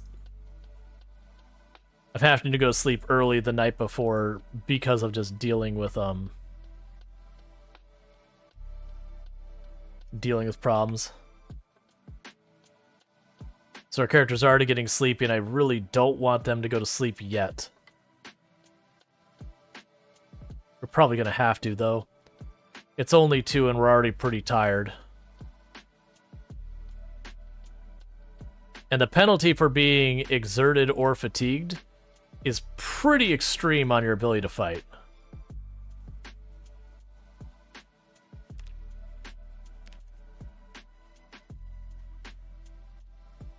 Aw, yeah, gonna eat some roach for dinner tonight.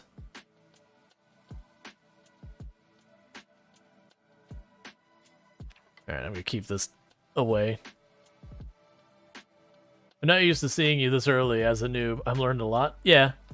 Well, that's because my characters live for just about ever. I still have Venus alive, who's a character that's had over 170,000 kills on 16 times population and all that.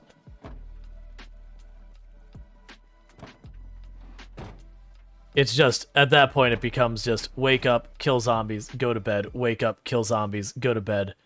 You've looted all worth looting. Like, there's tons of loot left in the map. It's just, you have no use for it.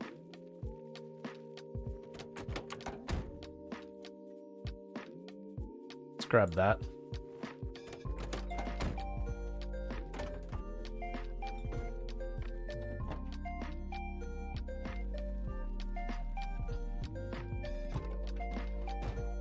So you have a key, but no gas. Not that it matters, you're stuck in all this. I'd have to take apart a bunch of cards just to get you out of here reasonably.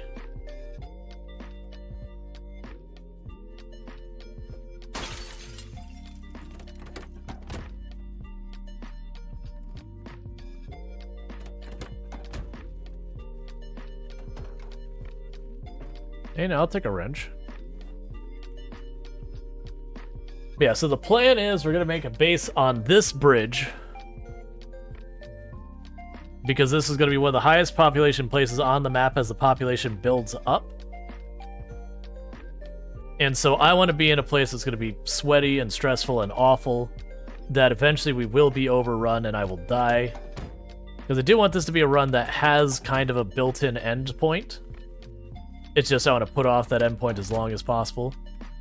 Just so I don't end up in a run like Venus where she lives for absolutely ever.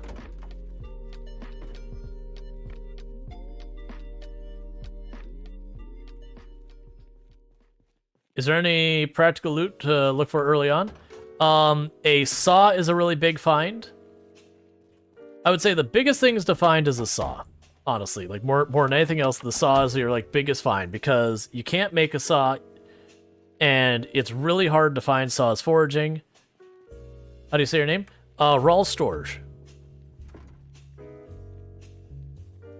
Does a 1 quick hour power nap help? You can like set an alarm, go to sleep, wake up to the alarm. I am thinking I'm going to do something along those lines. I'm going to get to the end here. And have the character take like a quick nap up here because we shouldn't have to worry about too much about zombies up here yet.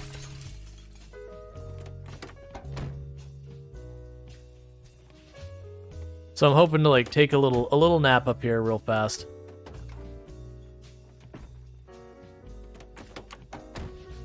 And that hopefully we'll be able to get sleepy enough to go back to sleep around midnight to kind of try and correct the sleeping.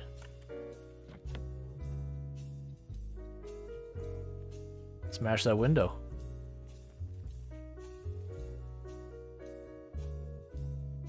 You have gas in you, friend.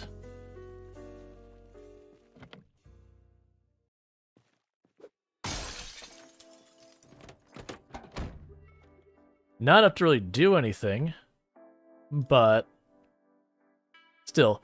And if you wondered how I pulled up this wheel, that's V. You can hotwire cars if you have enough electrical and such skills. All right, so what we're gonna do is we're gonna put up this tent because that's where we're gonna sleep.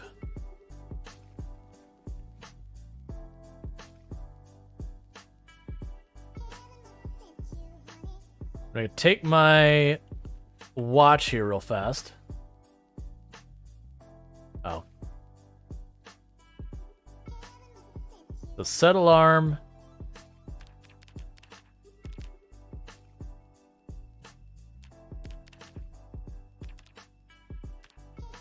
I'm gonna power nap here for a moment.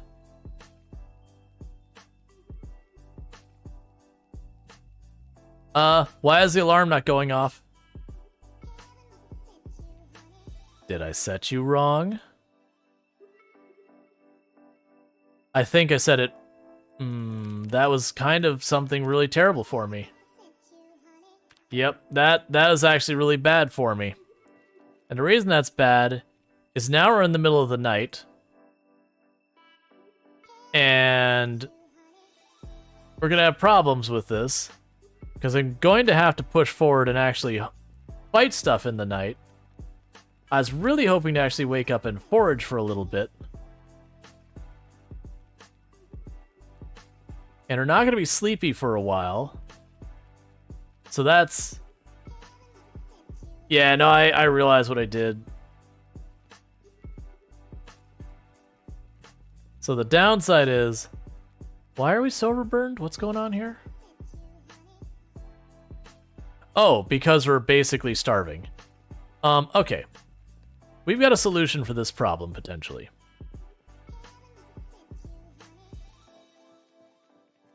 Had a good night nap, yeah. So we've got a potential solution for this problem. Because I do have food I can eat that's just going to dehydrate me horrifically, but, hear me out, I'm surrounded by water. So what we can go ahead and do is, where is my fire? So we put up our fire.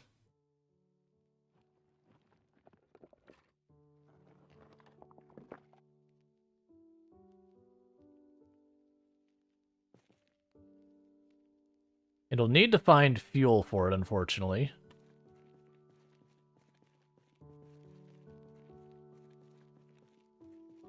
What I'm going to do is drop my backpack over here.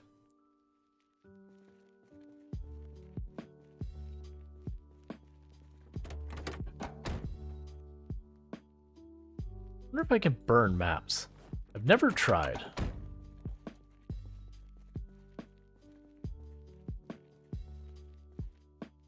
Nope, the answer is no. I can burn clothes, though. So at a minimum, I can get some fire started that way. So take your gross maps back. Hey, Vortis, how's it going?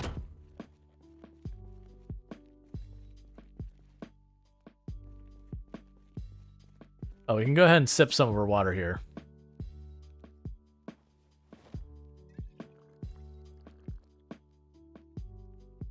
And meanwhile, grab our cooking pots.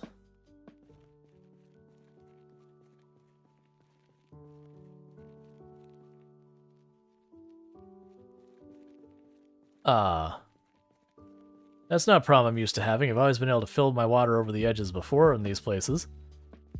It's still not the end of the world. Oh, interesting. I can wash my clothing. I can wash myself, but I cannot fill the cooking pots here. That's a new one. I mean, all I have to do is walk to the end of this and just go up to the edge of the river.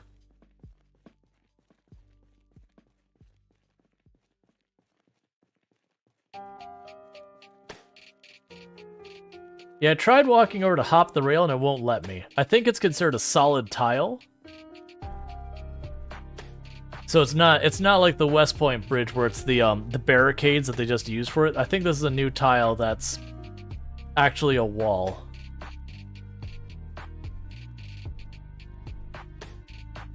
So I don't know if I can cross here, maybe?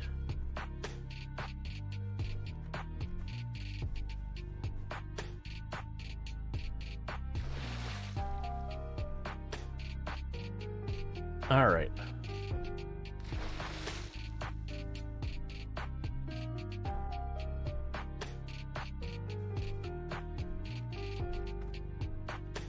Now carry those back up.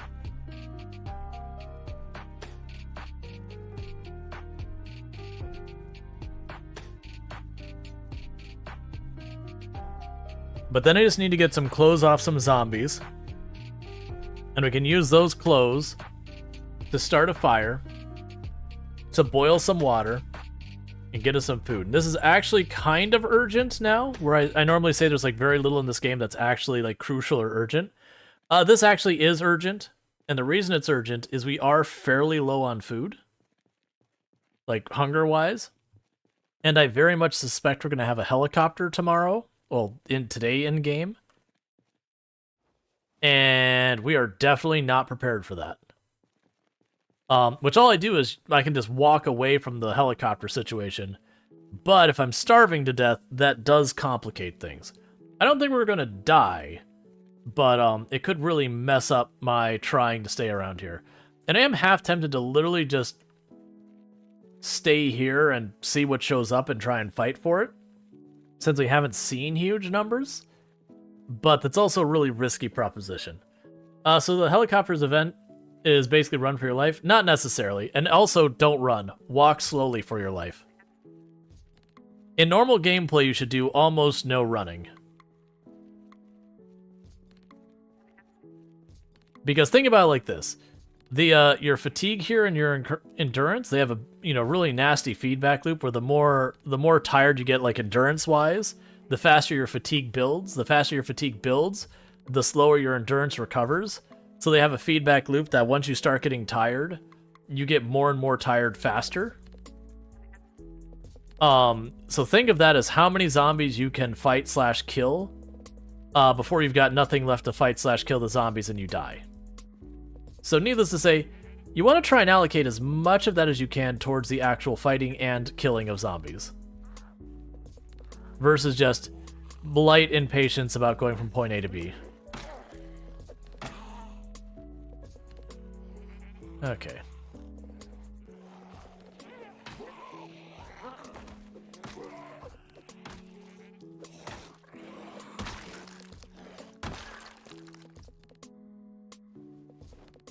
Alright, give me your clothes.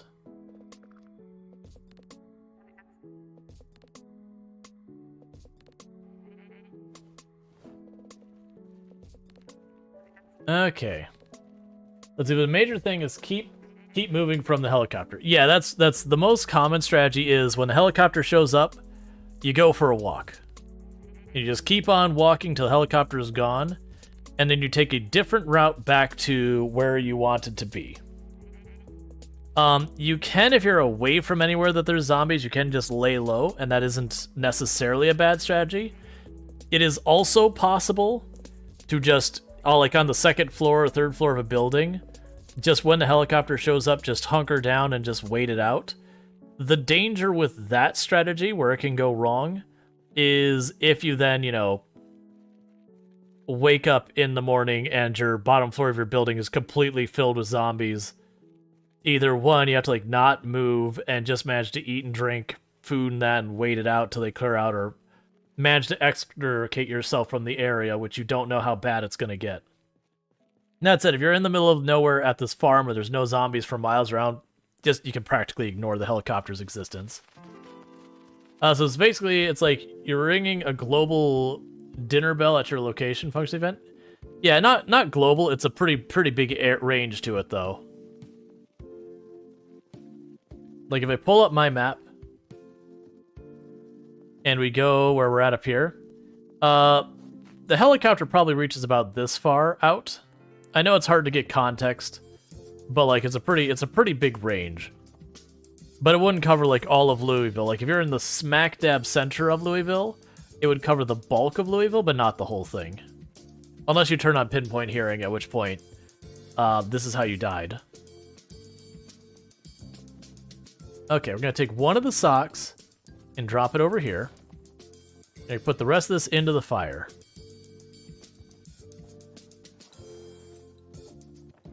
And I'm hoping this will be enough to boil some water.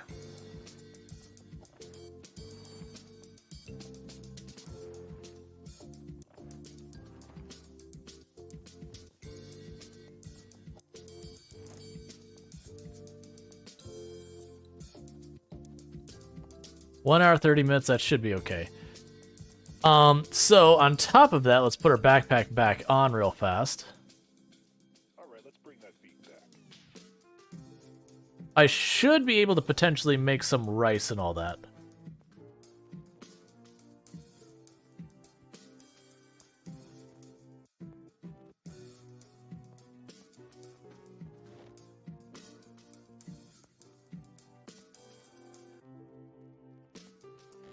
So how much food will that give me? Minus 10 hunger. Alright. Wait a second. Okay, it still shows as tainted. I was like, wait a second. You should still be tainted.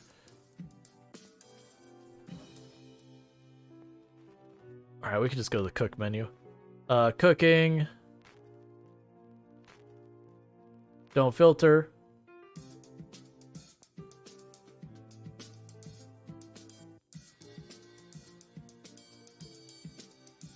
Oh, I guess I can add more.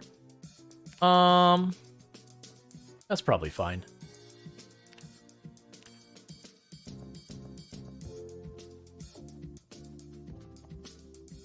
That's probably fine. Alright, so what we'll do is we will...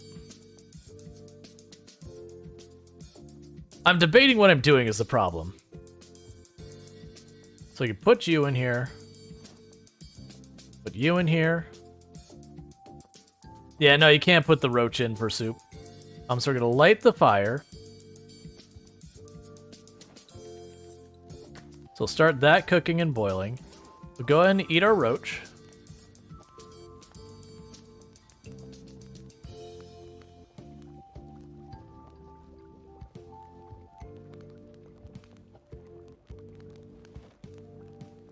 Set that down for a minute.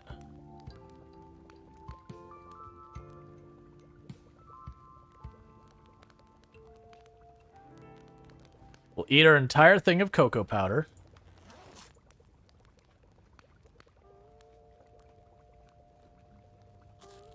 And so we'll instantly dehydrate horrifically. Real bad dehydration right there. Really, really gets you real bad.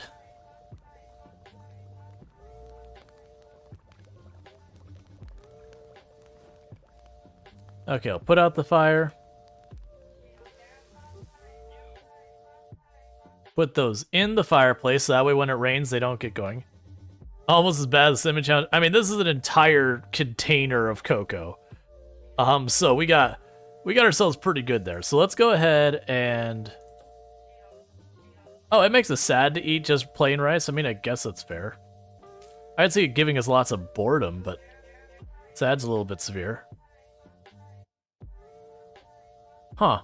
That was interesting that didn't give me any hydration.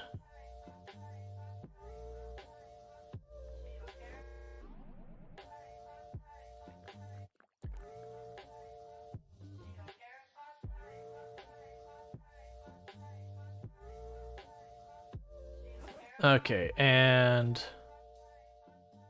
let's get our water bottles prepped.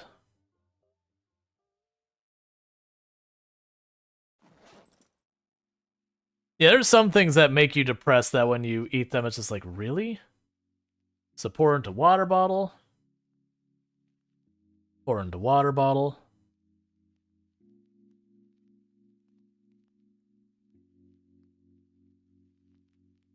Pour into water bottle. And those are basically empty, so I'll just drop these out here so I can fill up when it rains. Put that away. Put our water bottles away.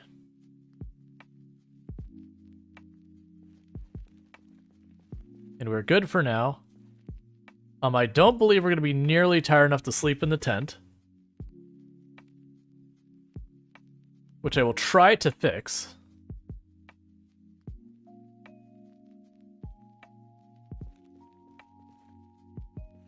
So what I'm going to do is I'm going to drop this. I'm going to do a round of sit-ups.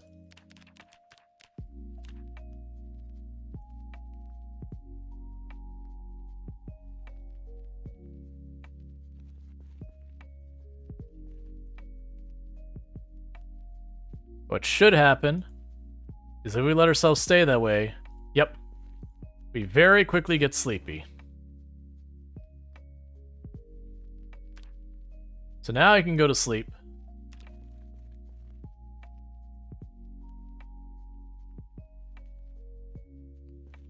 Cool. We can drop our bag. And we effectively reset our sleep schedule. Alright, meanwhile, let's grab our radio real fast so we can check to see if it's actually a helicopter day. It should be. I can't imagine it won't be.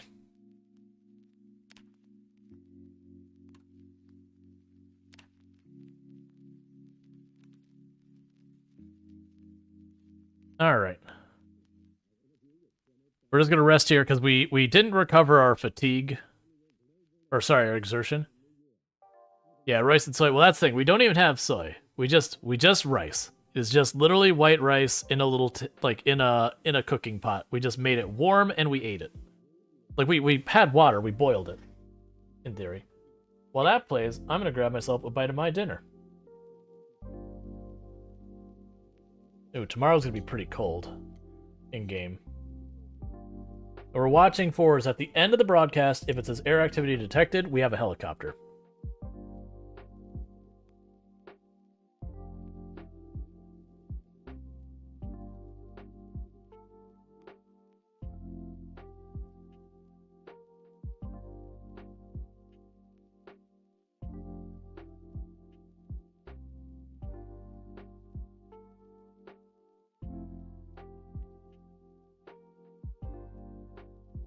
Okay. And the earliest a helicopter can show up is 9 a.m. So pretty close to any time now. But we're going to take down the tent. We're going to put on our backpack. I'm going to leave the cooking pots here, which is a calculated risk, because I'm going to get bullied away from this position, I think. Put the tent away.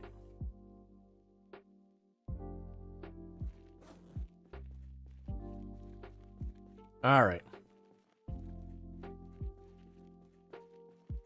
Yeah, so my plan for the helicopter, I think, is going to be going east of where I want to actually be, to try and draw some of the zombies away that direction. And then when the helicopter's done, circle back to this location. And then we're going to start trying to do some base stuff around here. Like, actually start, like, base building out here. And I think I want to try and make it for a long-term survival location. So I'll probably want to plant some dirt and all, like, get some sacks of dirt, put down a place that we can farm out in the water. And just see how long we can make this last. Oh, in the meantime, let's go ahead and turn on search, because you never know when you're going to get lucky and find something good.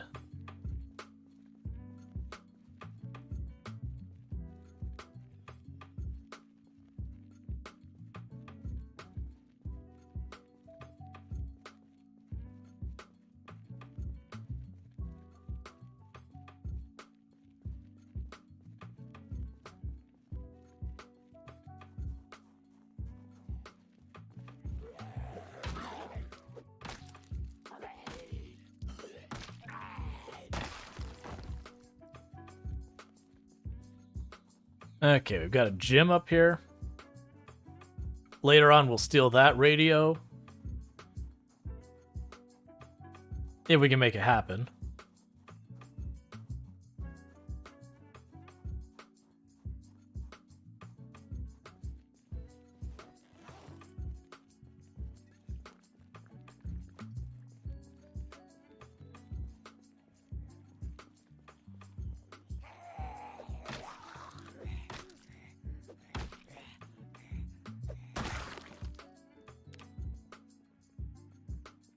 Okay.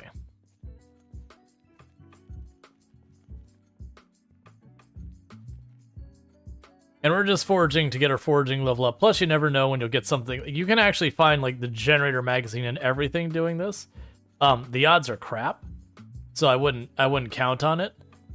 But technically, you could find water bottles, gas cans, wrenches, tools, not generators, sorry, that's not true. Generator magazines, all that kind of stuff.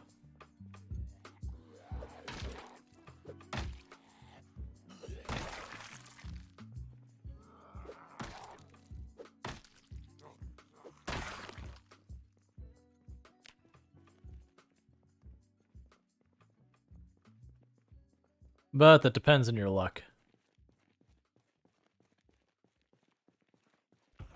Alright, so that's question mark, so we can't find anything here.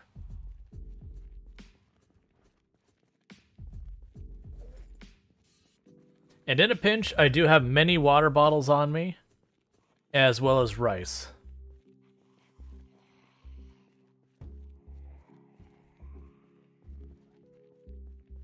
This could also be an interesting place to set up shop.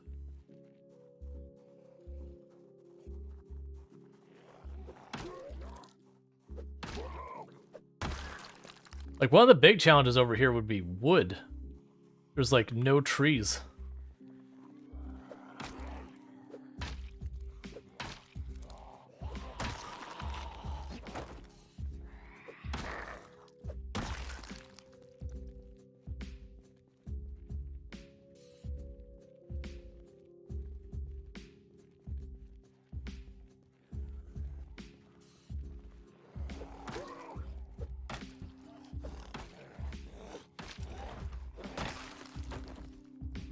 Okay.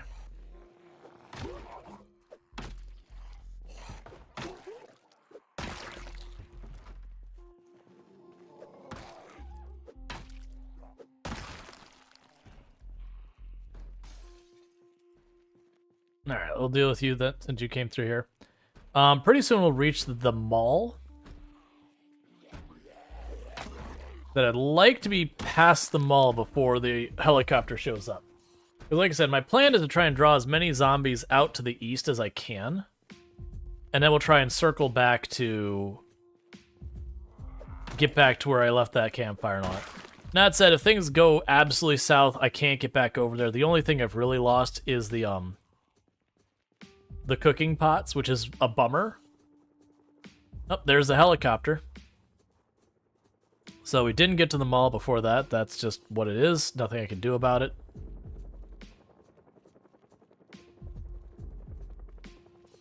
So pretty soon we'll stop fighting the zombies entirely. Because there'd be no point.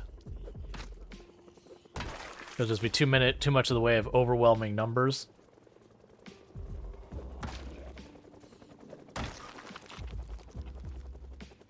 Alright.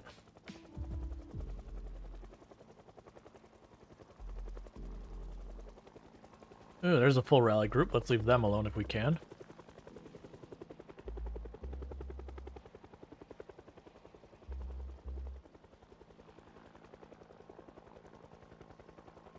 Part of me thinks it'd be interesting to set up at one of these docks instead.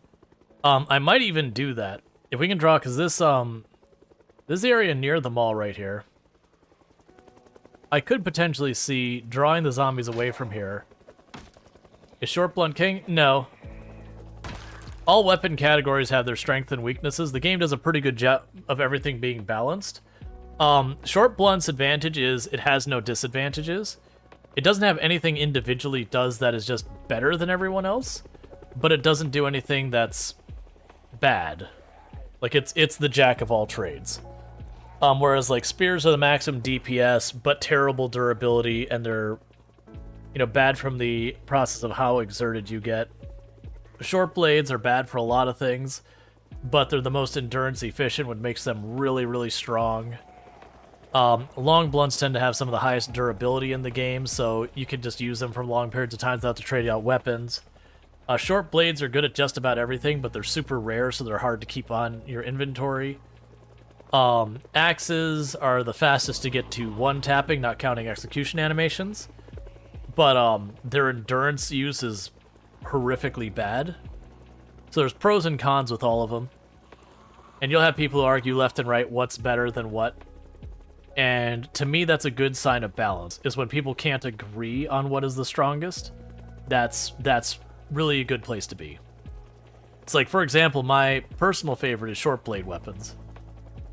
Because normally I'm playing on such absurd populations, I'm really worried about running out of endurance and fatigue before I'm done fighting what I need to fight. So I want to basically maximize the amount of damage I do per endurance as opposed to per second. Like, the per second is almost irrelevant. But that's just because I play with really high zombie pop settings. If you're playing it much lower, the damage per second might be more meaningful for you.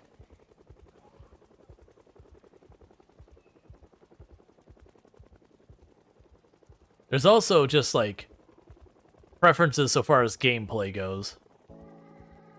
Now, the helicopter can pass anywhere from 1 to 4 times on your default settings. If you make your days longer, it can spend a lot more time, you know, zipping around.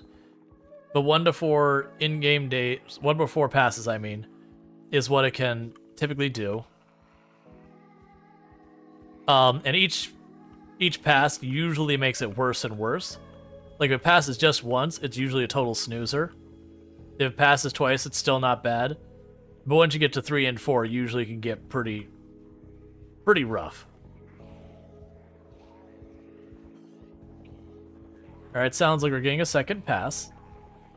But what I'm trying to do now is I've got a big open space here. So we're basically going to do circles, just kiting the zombies around us. And just getting them balled up. As long as I can keep the zombies following me where I can predict where they're going to be, they're very easy to avoid. What's the logic So the in-canon thing with the helicopter is it's a news helicopter. What's being told on the radio and on television is that the virus is contained, that, the people haven't died, they're working on a cure, stuff like that. But they're literally saying, like, absolutely no one in or out, no news, there's no fly zone, there's all this. And so eventually, at the end of 1 week-ish, the news comes in as, like, trying to figure out what's actually going on. And that's the reason by default it only shows up once. Because if you listen to the radios and television in-game, you can kind of see the progression of the zombie apocalypse on the larger world. And eventually, like, all the radios and televisions go dark. That there's nothing left but the emergency broadcast channel. Which they just kind of hand-wave works forever, completely automated. Even though that's not how it would work in real life. Someone still, like, meteorologists still write up all those things about what the rain is going to be and all that. They still interpret all that data. Especially in 1993, which is when this game takes place, is 1993, Knox County, Kentucky. But yeah, so it's the news flying around. You can also argue that maybe the reason it doesn't come back is it realizes the danger it's put you in. And because at first they're following, it doesn't seem to be a big deal, but then, the zombies start swarming, and then you can imagine they're like, oh crap, let's leave. We got our footage, we didn't mean to make this a big problem. Because they have no idea the zombie apocalypse is going down outside of the exclusion zone. Until the zombies get out, which they do, because it's a zombie apocalypse and they always get out.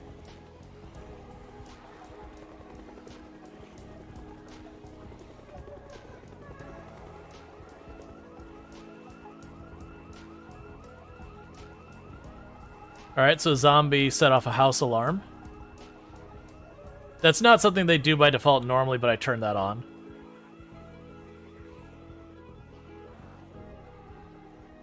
So good news, that might actually work for me, because it might draw the zombies south.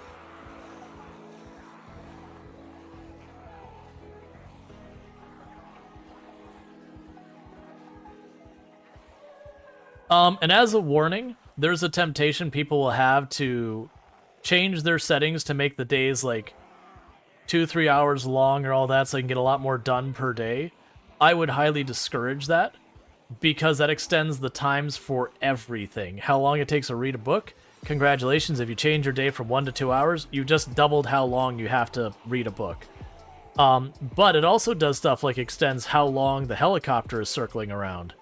So if you make the mistake and set it for, say, like, 4-hour days, congratulations, that helicopter is probably going to be flying around for a real-life hour. That you're going to be doing this for a real-life hour. So it is very well balanced at 1. You can kind of push to 2. 2's not too bad. But unless you're going to go and adjust the times for everything, you probably want to avoid going any longer than that.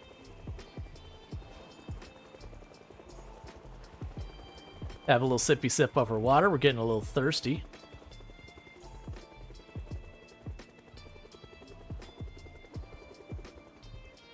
And this is all the zombies that are responding to that house alarm. Alright, do a little jog through the middle of this. Go back to walking. This is a pretty dangerous maneuver I'm doing here.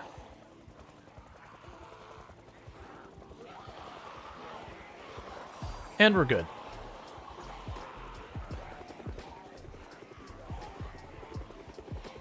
Because it keeps pulling those zombies to the south, which I like, but it makes the zombies unpredictable in the sense that they're going south, which is kind of making an area I can't really cross too safely. Speedwalking training course, level advanced, yep. But no, generally as long as you have an open area, this is how you do it. Just try and keep the zombies in a ball behind you. Avoid like the 1 or 2 that go to intercept you.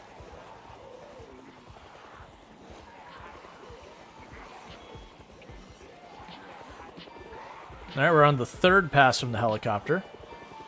Like I said, it can only pass up to 4 times, but each time it does, things tend to escalate.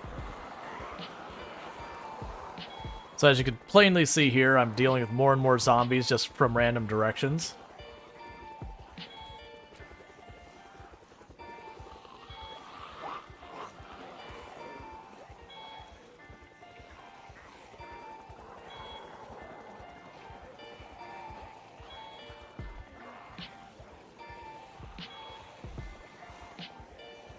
It's almost like a Taylor Swift situation behind you. Look, we brought all our biggest fans.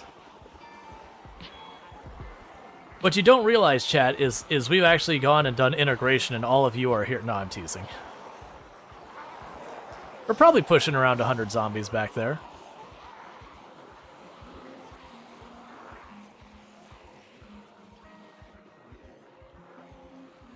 That's also the reason you notice we keep yelling, because I'm trying to keep the zombies from building up in an area I haven't like cleared out for myself, so that way I can have it be less and less dangerous as I move around.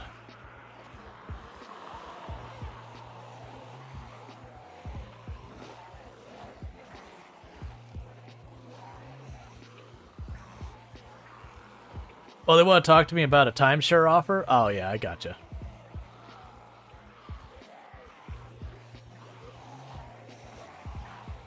But where you see me keep, like, deliberately close to them at times, like wiggle back and forth so I don't get too far away. Usually we'll joke about, like, riding the wave, because it kind of makes a wave of zombies. But it's just trying to keep them all bunched up like that, because you'll notice the more I'm bunching them up, the less I've got scattered around here.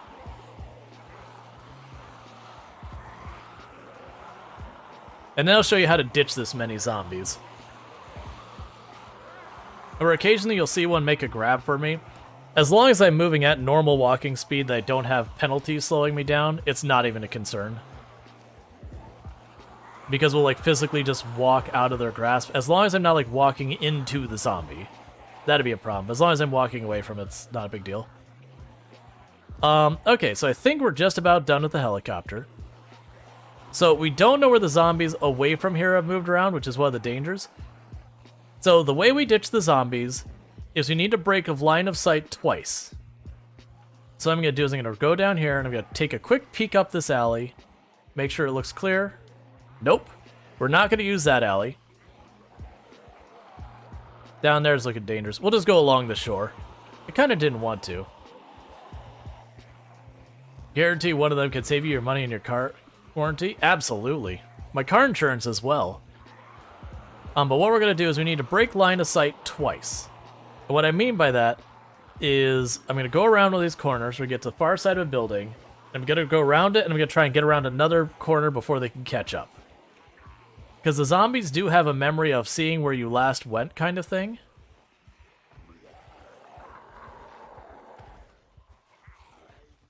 Alright, so there's actually a lot of zombies over here. Let's not duck by these trees. This doesn't seem like the place to do this. We got a pretty good hike till we're back home. As you can see, they smashed out most of the windows down here, trying to maneuver around, which is all fine. If that's clear, that'd be a good spot. We could hop the fence, duck down to that parking lot. That is not clear. But I might still be able to use that fence to our advantage. I just can't see behind the building, so I don't want to jump into trouble.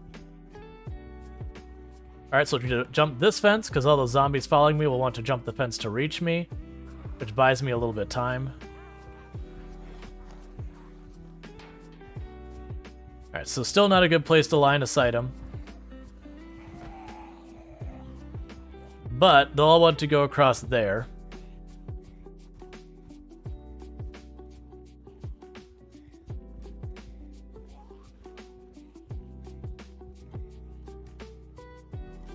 Honestly, we could also just walk away. You walk faster than the zombies, as you can see. Unless you're carrying too much, or you're too fatigued, or exerted, or whatever. Alright, so over here we can line of sight them.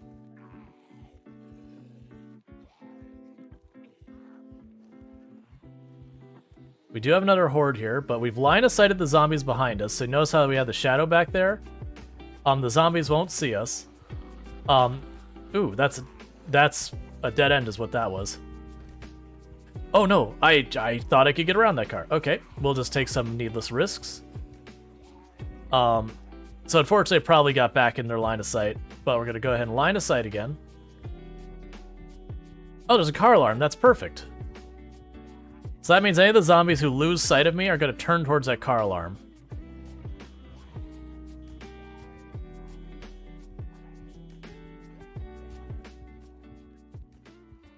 Alright, so what I'm going to try doing is going in between these buildings.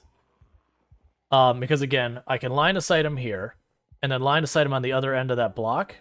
And if I do that, the zombies won't know where I've gone. I can just walk away.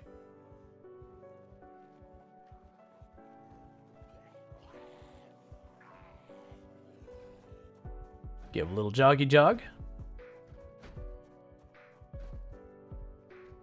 Okay, and all those zombies that are following me, if they didn't see me get to here, I'll have lost everything that was farther back.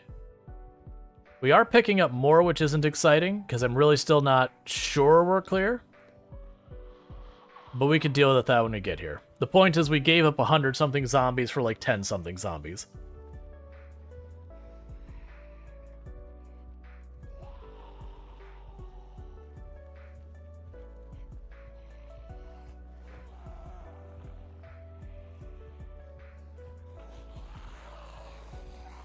They're getting really hungry, which is not helping our exertion. Let's get away from that ledge in case any of them jump down on me.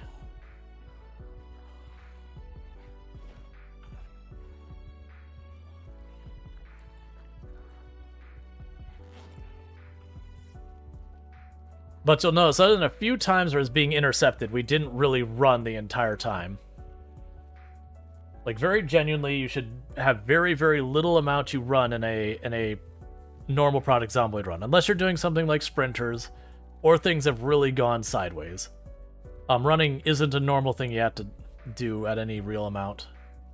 I'm going to go ahead and cut this corner, because that should line outside a bunch of them. They'll probably see us, but it might make them stop here for a second before they see us, which is enough time to give me more space. To, you know, then line of sight them some more. And I don't expect seeing many zombies up this far because they should have been far enough away from that car alarm and the house alarm and all that stuff.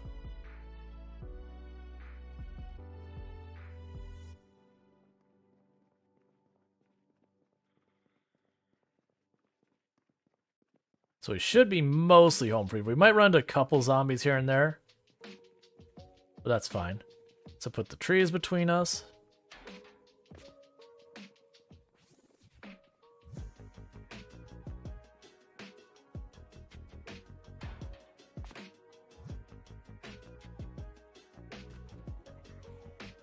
Hey, you.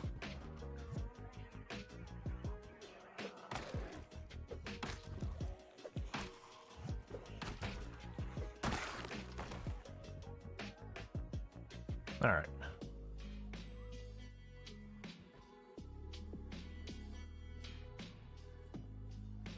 Okay.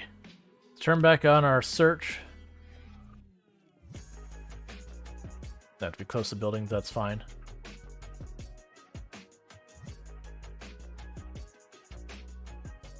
And over here is where we were staying.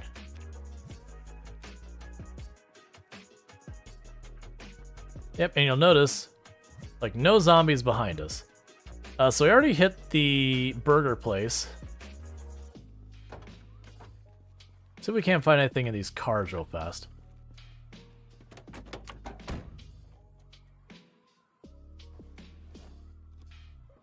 Alright, we got a key but no gas, per the usual. Ooh. Those are the bottles I like carrying for water the most. They're the most efficient weight to water-wise.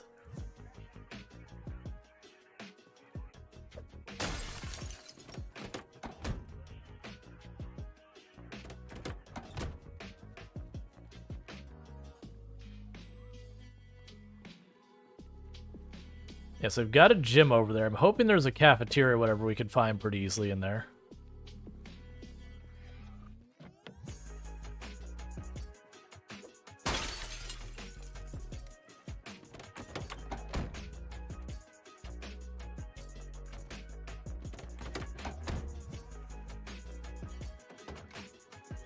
First aid kit and a whole bunch of stuff.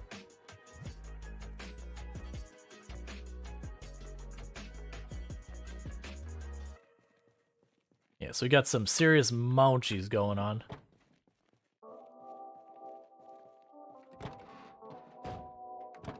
Alright.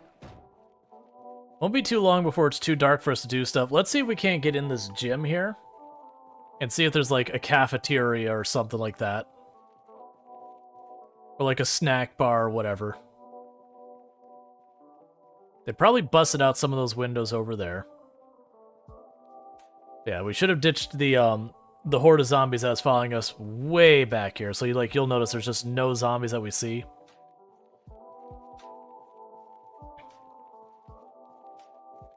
Yeah, so we'll need to find a little bit of food. Later on, I'll be able to forage and fish for food. I won't even have to worry about this. Okay, so I got a couple of zombies got stuck in this corner.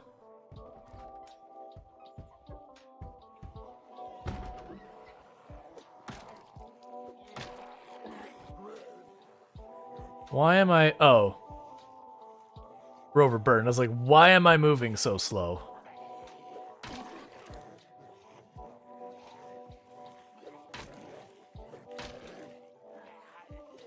I should have grabbed a spare weapon before I did that. This nightstick is right about to break.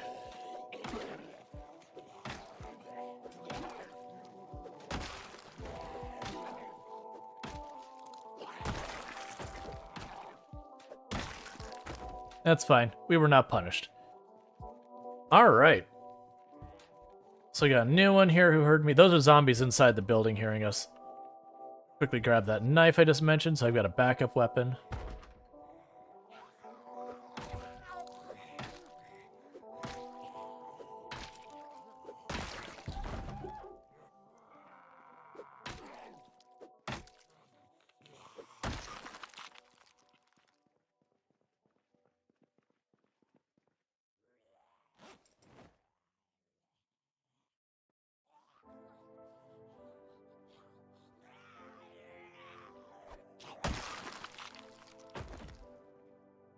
Since it's just the one, I just went ahead and executed it.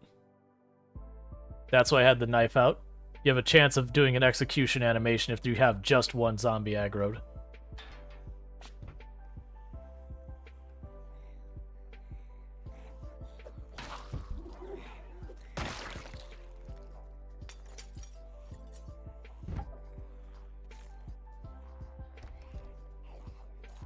Come on, come this way. No, don't get stuck in that window.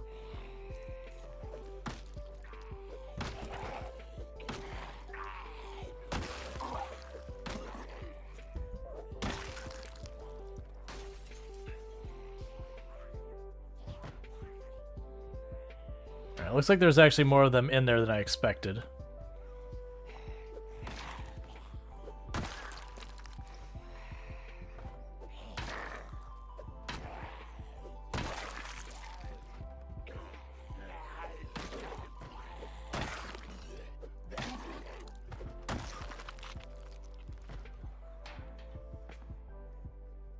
So downside is now I can't take chances going through that window there.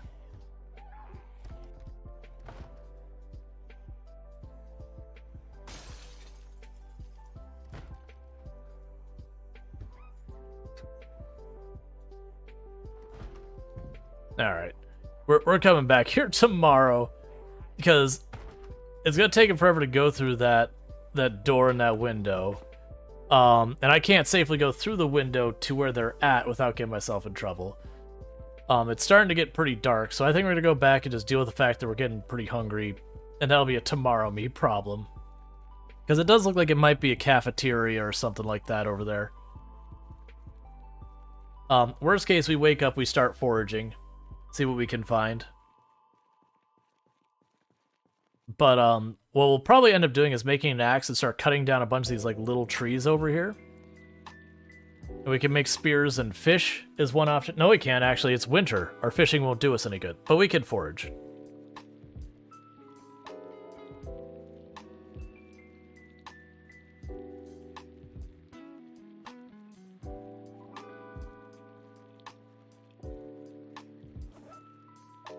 Yeah, we still have 50 hunger worth of rice in a pinch. I just have to have water on hand, which we do. But I don't want to do that till things get a little bit more urgent.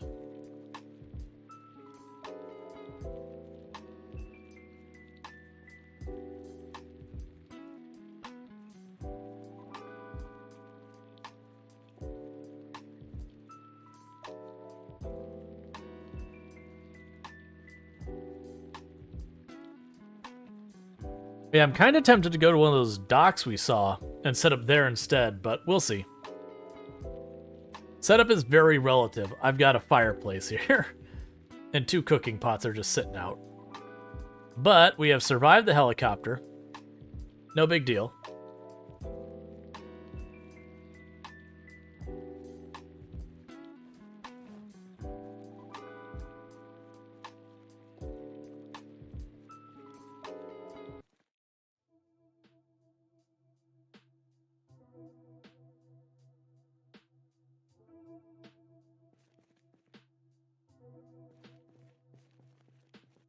Alright, so we'll drop our bag here real fast.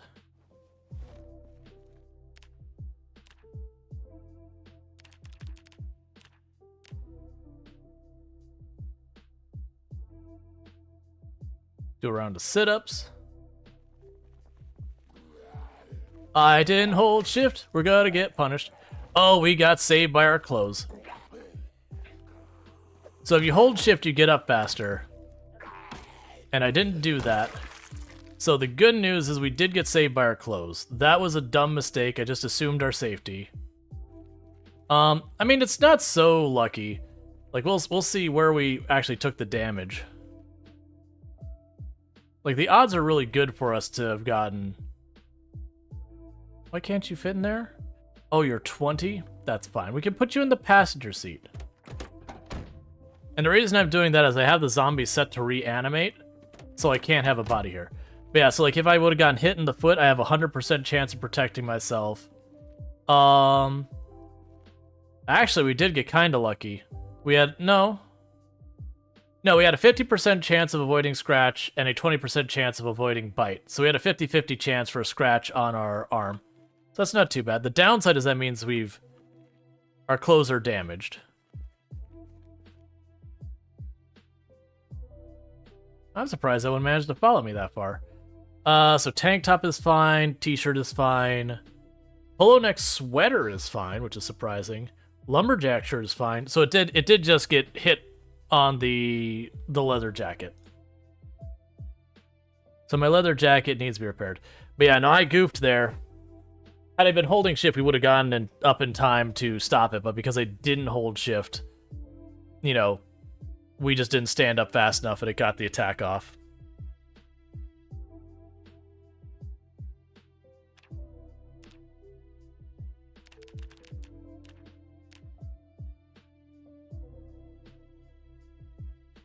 Yeah, sometimes you need to make careless mistakes to keep things entertaining.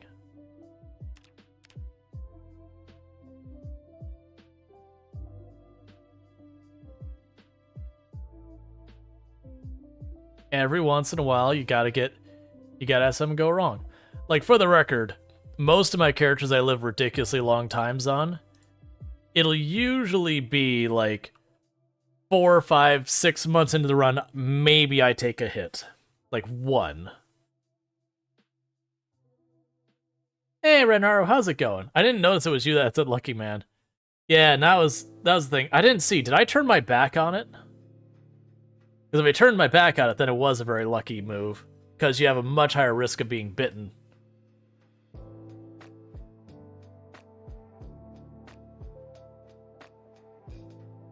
Not that it particularly matters. We've already not been bitten.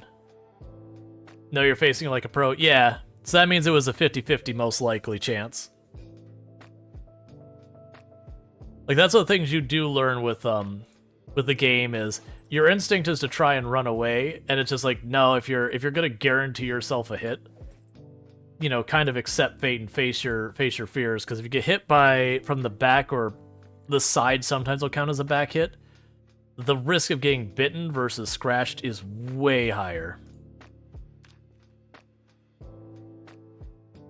Alright, holding shift and the left just in case anyone else finds me. Because if we did, then we'd just shove them out of the way. Oh, you knocked my head off. You big old jerk.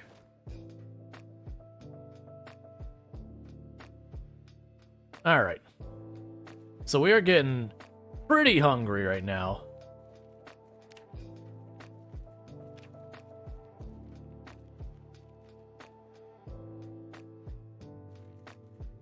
Our chances of finding food on the road are pretty awful. But we're going to go back to that gym. Like I said, it looked like there's a cafe or cafeteria or something down on that side.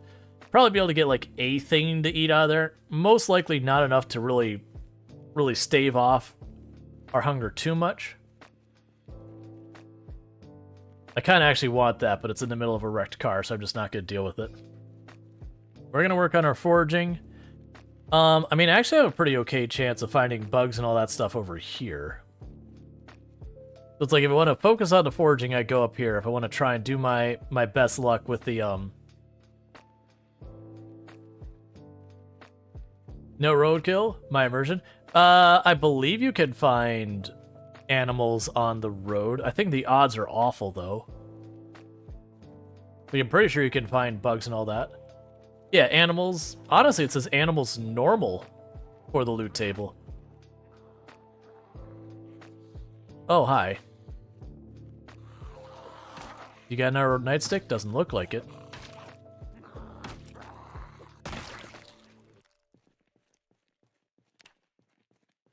Okay. Yeah, no, it says animals normal. And food is insanely rare.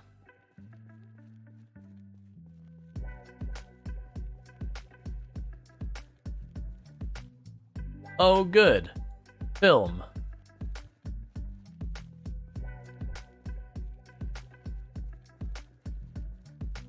Yeah, I'm not sure if you saw our setup on this one, Retnaru. Basically, we started the game at an extremely low population, where it's going to keep escalating every single day more and more, with very aggressive respawns. The respawns are about 3 times as fast and 2.5 times as mount. The plan is to basically live up here in Louisville and just try and hold out as long as we can, because eventually there's no way I'm going to be able to handle the number of zombies we're going to be facing.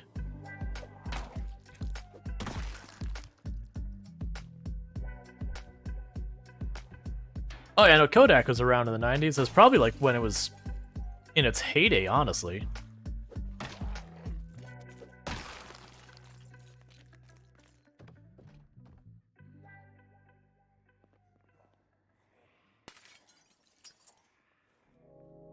And I did that because removing glass is noisy.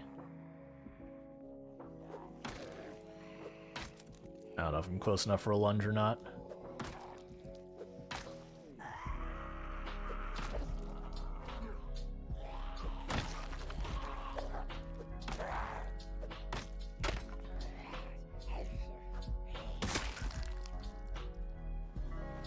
Oh, we'll take the newspaper for fire purposes. I have to remember when we go to head back, grab some clothes, because you're gonna need that for fire. I'm not using that. I forgot to grab all these extra wrenches.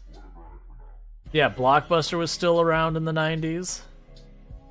That's actually kind of when it's doing its best. Oh, it's a bar. I mean, we might find peanuts in that. Or chips. Chips work too. And orange soda. I could, quote-unquote, eat that.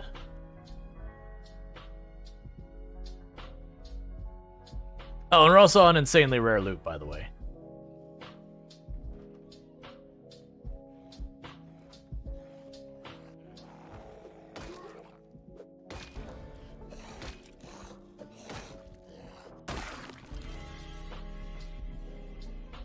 We also made it so some of the zombies will get back up. Oh, yeah. I mean, if we get desperate, we can use a beer as food. Like a before bed meal.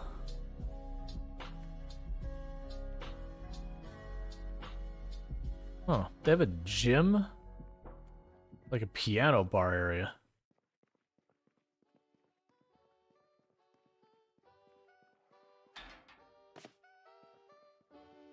Oh, hi, friend.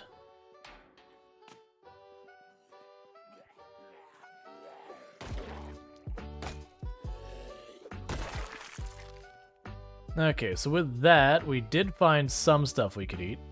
So let's just go ahead and eat the entire bag of chips.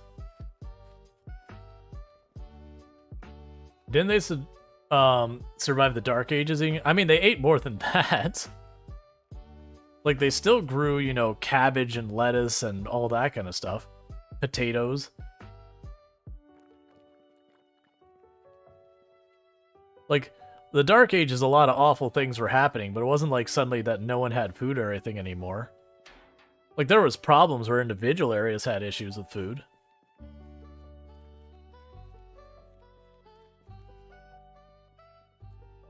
Let's try going out this way more, because that's going back to where we ditched all zombies from the helicopter.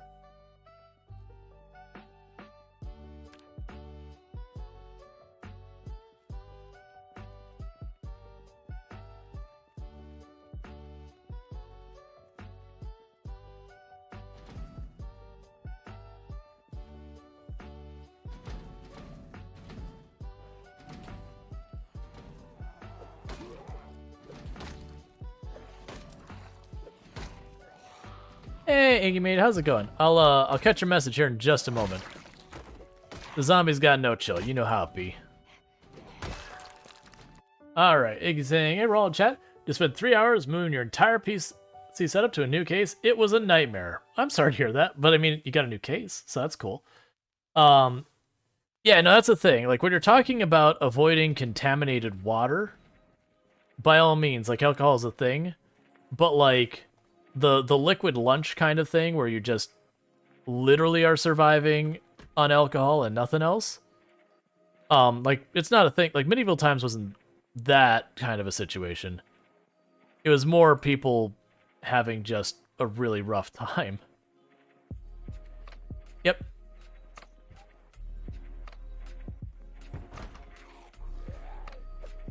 Is mead, bread, you'd also get some vegetables, like some, like, you know, potatoes, whatever. You'd occasionally be able to get your hands on, like, meat, eggs, that kind of thing. Those, like, 'cause the meat and the eggs were kind of things that were harder to get a hold of.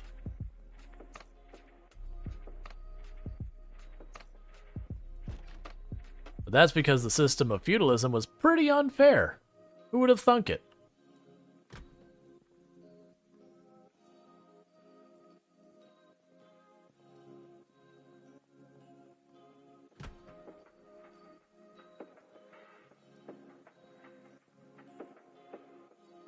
We're gonna eat ourselves some hot sauce.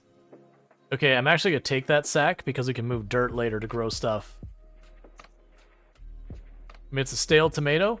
Hey, stale tomato, want to see a magic trick? Right now, you're a stale tomato. You want to see what happens when I use the power of bull? That stale tomato. Fresh salad.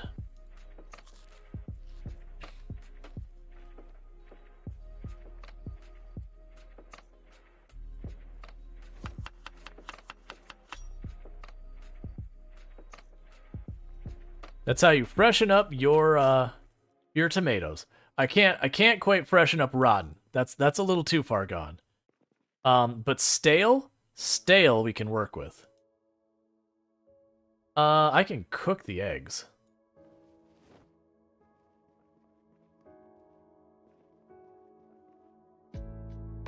Gonna use pepper for seasoning.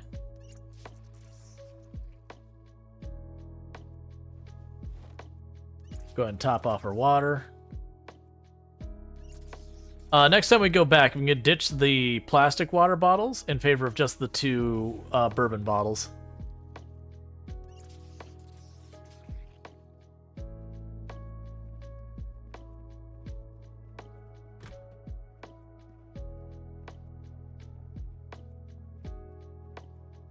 Alright. But because this is winter, this would be really hard. Like, fishing is not going to probably be a meaningful option.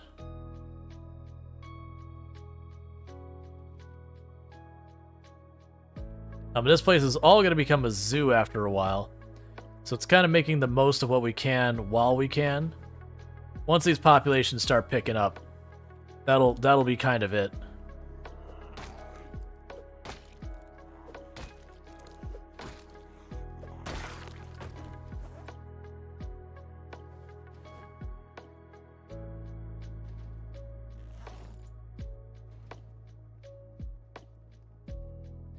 What's gonna happen here in a minute is this is a spirits place. Again, I probably don't want to depend on liquor as a source of nutrition, but you know, fish don't like the cold. In Project Zomboid, the abundance of the fish massively is reduced during the winter.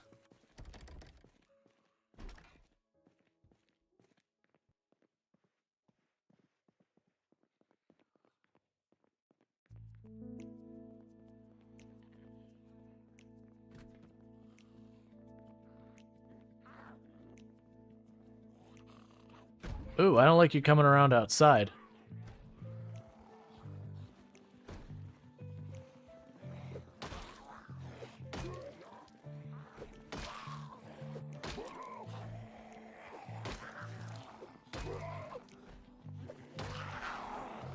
All right.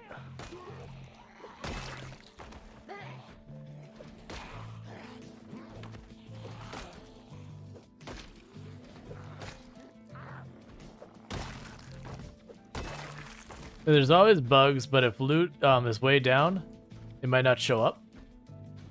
Oh, I mean, we've turned loot way down to begin with. No, it's not a bug. It's a deliberate design decision in the game that during the winter, they want to add a scarcity to food, and part of the way they do that is they make it so the there's a very steep penalty on fishing during the winter. You can overcome it, just to be clear.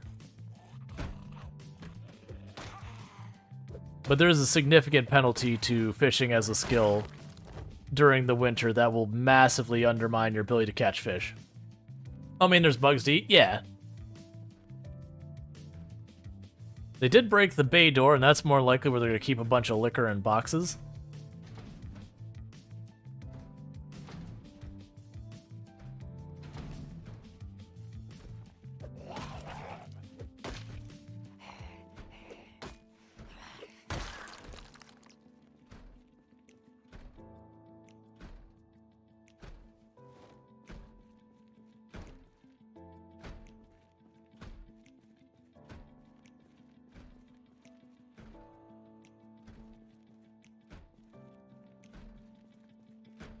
That's fairly disappointing. Let's not worry about the liquor place.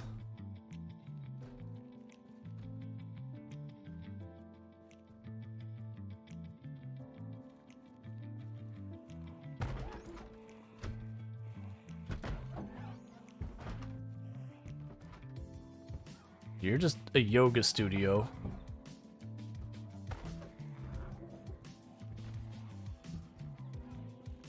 Alright, so you're a restaurant, whatever you are.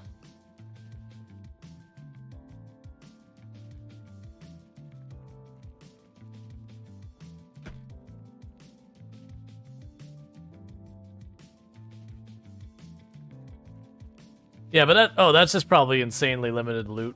It also could be that's where they ship in the bottles, and then they move it to the manufacturing floor, and then they do all the stuff they gotta do.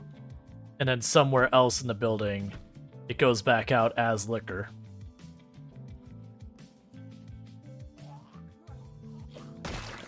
It's also possible that the big barrels there would have liquor, but in Project Zomboid you can't actually go in those big barrels. I'm doing pretty good, Caleb. Thank you for asking.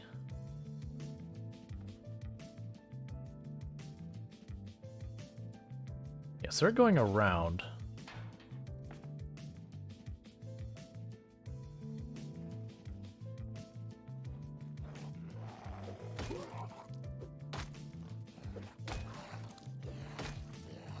Hey, thank you for the roses, Caleb. I appreciate that. And the GG.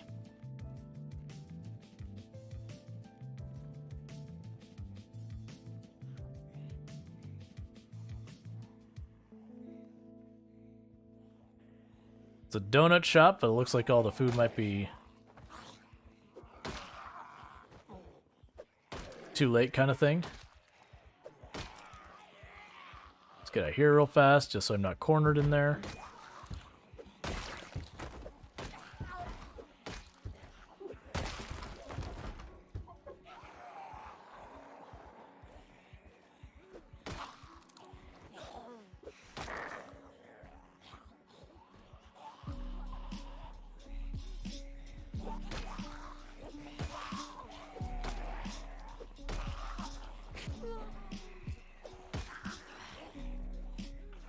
Alright.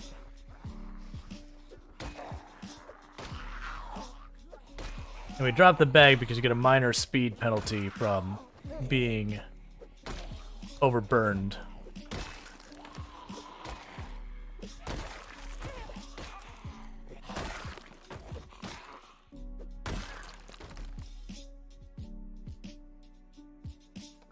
We are on the lookout for a new jacket, though. We did get our jacket mounted on.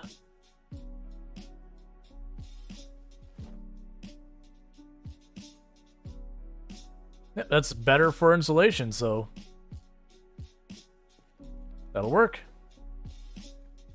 Sounds like you need Lydia to carry your burdens always. Everyone needs a little Lydia in their life.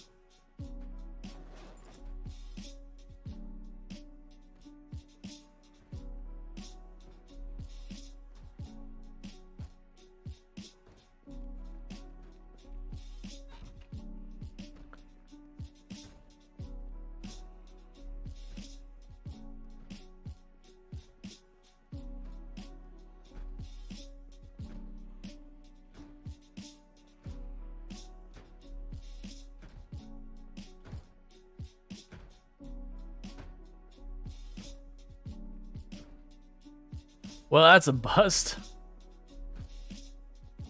There's a back here. It'll probably be the bathrooms.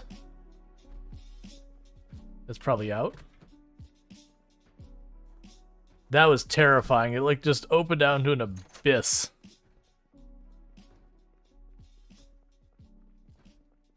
Alright, so no luck at the donut place.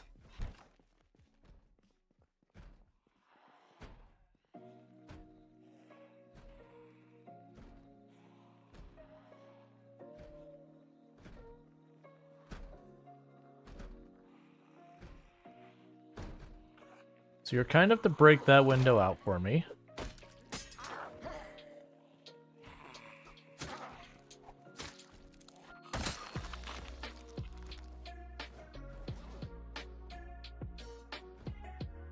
Alright, and next wrench. I've got a ton of them.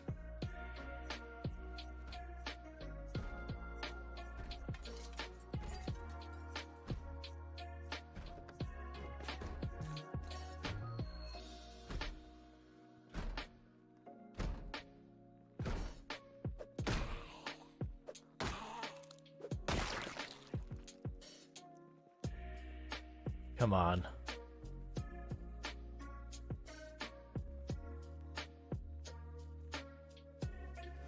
Well, we're gonna sleep well tonight. That's gonna be our dinner. A whole lot of beer.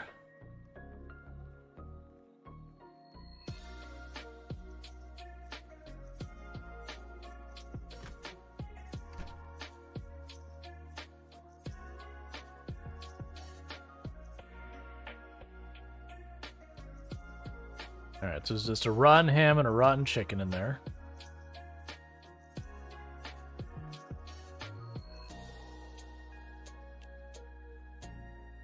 Hey, fresh potato. Gonna grab the sack.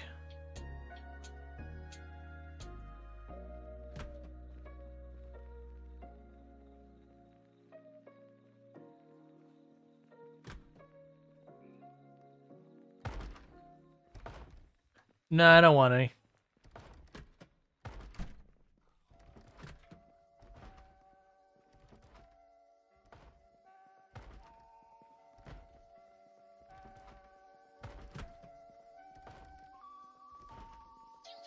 Oh, I hate this.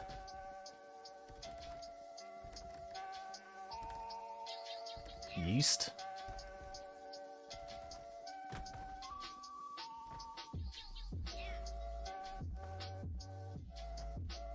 Alright, no luck for any stuff up here.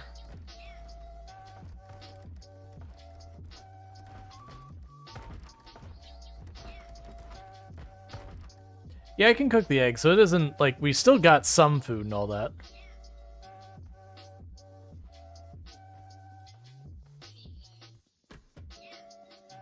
Alright.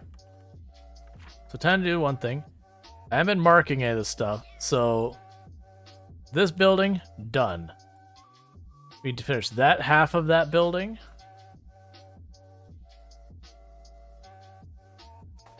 Oh, there's another one we did. 1 second. Hey, Rual. What's the build sandbox looking like? Pretty good. So we're doing a bit of an experiment in this one. I started the game in a low population. And it's just going to keep building up until it reaches the max. And we've also made the respawns extremely aggressive. So the game is going to start out a bit on the easier side to give me a little bit of time to set up, build up, that kind of thing. But it's going to get harder and harder and harder for me to push into the city. But we are setting up in a high pop area.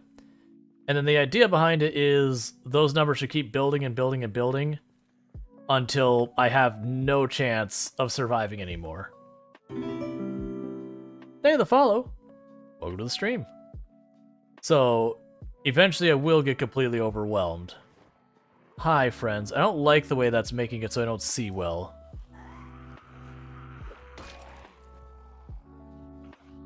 Drop our heavy bag. That's not our heavy bag, that's our light bag. There we go.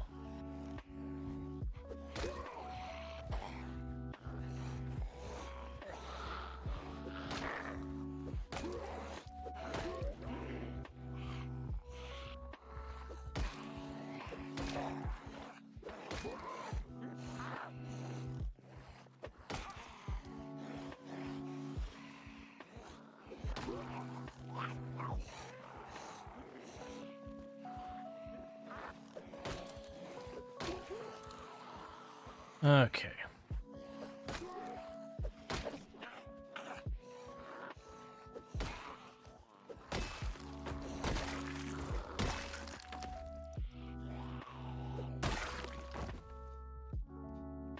All right.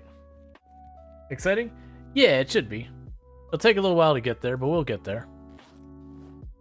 Let's put this other military backpack in my backpack.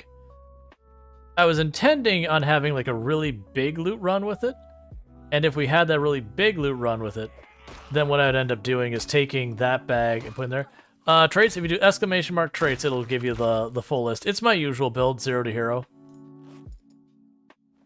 Just everything is awful, not recommended build.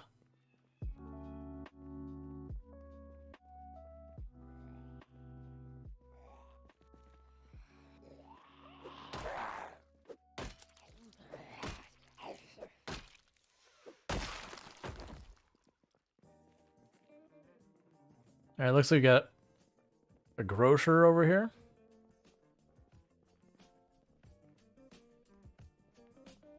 Oh, a full-on sack of potatoes. You spoil me, game.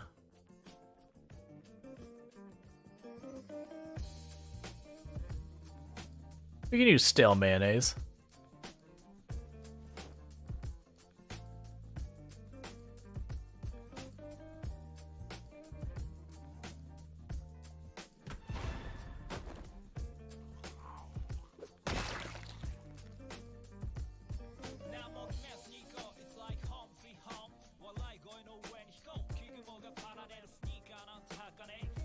And all the ketchup I could want.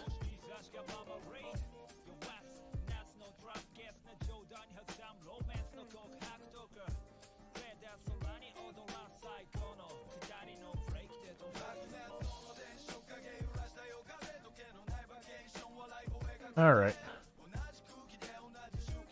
So I think that's good for a, wasn't uncooked bacon. It was probably rotten. If it's honestly just uncooked bacon as well, I think we're good with that right now. So let's go ahead and mark that because that's looted. I didn't want to do that in that order, but we did. Okay, so let's go ahead and get what we've got back because we are at a bit on the heavy load. And we do have a serious case of the mouch.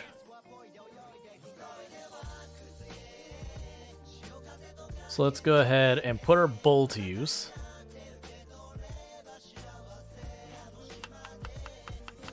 Oh, this is going to be an awful salad. No, actually, this isn't going to be that bad. So it's mayonnaise, potato, and pepper. Not my go-to. Not my go-to. But honestly, considering the things we normally eat on these characters, it's certainly not the worst. But that's mostly because I'm just not a big fan of mayonnaise. Especially not stale mayonnaise.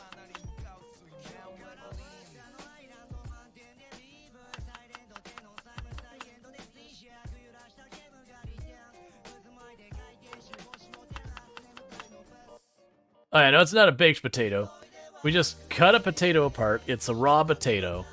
We tossed a little bit. It's a raw, cold potato, to be clear. Not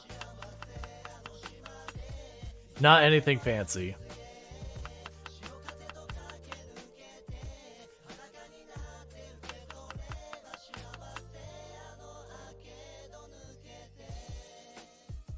Isn't raw potato bad for you? It can be. Especially if it's underripe.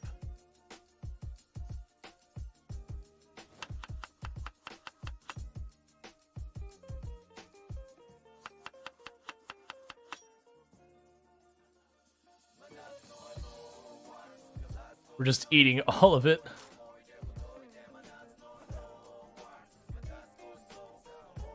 I'm surprised there's still mayonnaise left.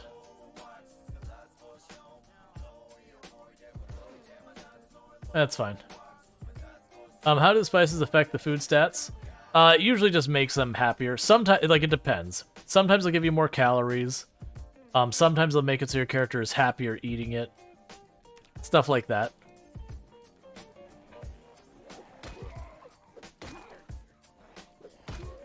Alright, now we're not starving. We're not overburdened anymore.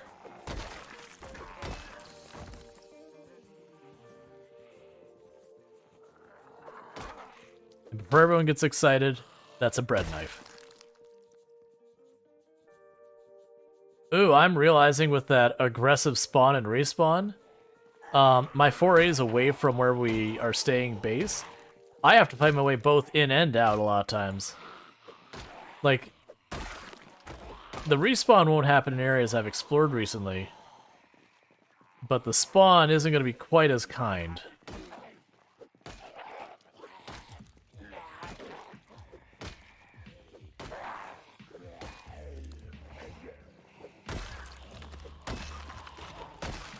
So that'll probably be my first limiting factor, is just how far I can push with some of that stuff.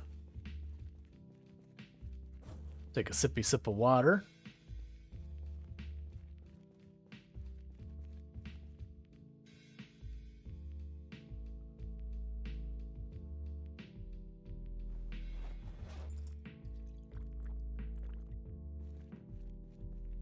Alright, so I think my next goal is going to be just along... Oh, sorry, I don't have a settings command. And honestly, it wouldn't be up to date because I didn't know what I was going to be doing this run till we started. We actually did a poll to see what kind of run I was doing. And it takes me a couple minutes to actually update those commands, so... The settings are basically... I actually don't even know how to explain these settings. Basically, we're starting at near minimum population, but we will be moving gradually up to maximum population, and it'll have a very aggressive respawn rate. It's about 3 times as frequently it'll respawn, where about 2.5 times as intense a respawn. So where the game respawns 10% per 72 hours, for us it's about every day we will respawn 25% of the zombies. The goal is eventually this run is going to be effectively impossible for us to survive, because we are in one of the highest population areas of the map. But, we're gonna have to figure that all out. Yeah. I think it named the settings when I backed them up was "It Gets Worse." Have you kept with the kill count? Have you kept up the kill count record at 16 times pop at all? I feel like you inspired to push the record during your 16 times no respawns. Yeah, so I actually held the record for a while at 135,120 zombies killed. I do have a character who's alive who's at like 170 something, 180 something thousand. But that other character died, and since then Lamprey has the record and is in like the 700 or 800,000s now. That he's planning on pushing up to 1 million and then killing his character. It seems so chilled compared to what I was seeing in your late game characters. Yeah, and that's the idea. Is it's kind of the quiet before the storm. But I need to try and set up a base as best. Oh, I was gonna grab dirt. It's kind of the quiet before the storm kind of situation.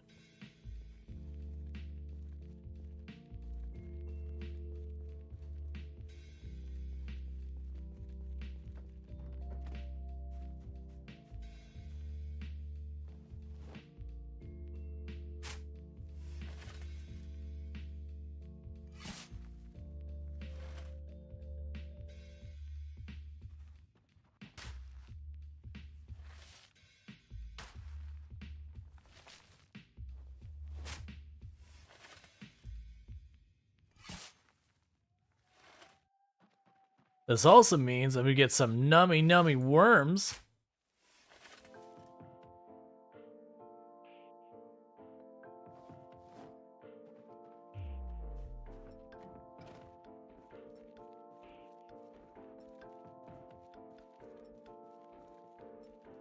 The bounty of nature. Yep. Alright, put our trowel away. But yeah, so we're going to convert this into our base. As the population builds up out there, this is going to become more and more of a problem. Now, the downside is the only way you could realistically get rid of all these vehicles is with a whole lot of propane. I don't see a situation where I'm going to get the propane to do that.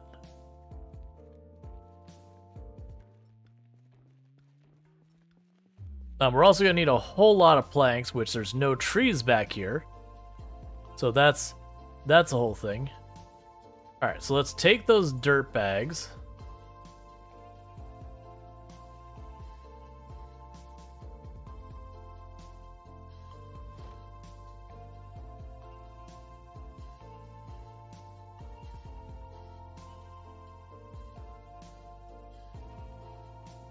And I don't have seeds yet.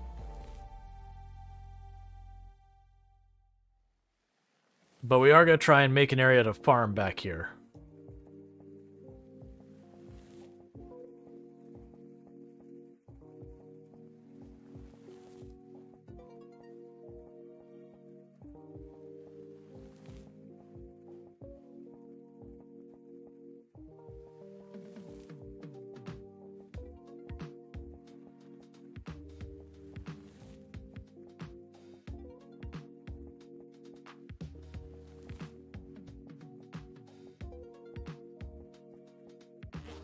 Alright, and take those sacks, put them back here. And we will take the empty cooking pots, put those in our inventory so we can fill those back up, boil some water. I forgot to grab the zombies' clothes.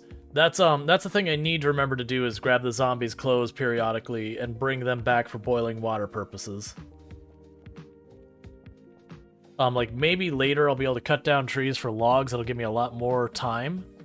Probably not. What did you set the peak population to? Oh, it'll get up to 16 times pop. The base population is 4 times. The starting population is like 0.01 or something like that. Whatever the minimum it would let me take. And then the peak pop is 4 times, so you get up to that 16.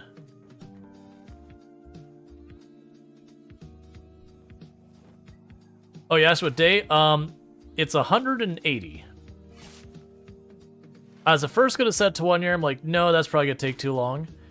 But, I mean, considering the population is going to be increasing by, like, you know, 10%, like, shouldn't say 10%, by, like, 0.1 every single step of the way, or whatever it ends up being, it's going to be increasing by, that should get out of hand pretty quick. Because keep in mind, we are in the one of the absolute max zombie population areas on the map.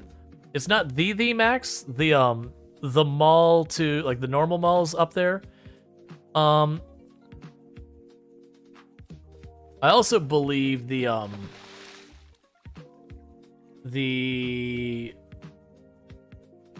hidden military bases, I want to say, comparable. It's way up there.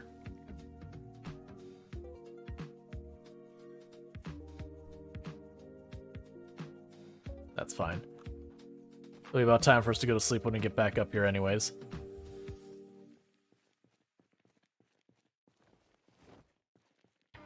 Yeah, so we're gonna have to do something about these cars. At least try to. I don't think there's a realistic way we tow all these, even if I do get a working car. We also set our cars to be in terrible condition compared to normal. More than likely, once I start getting planks and nails, we're going to be building the base to be off the side of the bridge. But I figure I'll just dump the dirt here for the time being. Just, you know, it's something to work on. It gives us a place to get to the fight. So because it makes so much sense for a small hidden base to be at the highest pop areas. It's a game. That's just what you need to know. It's a game.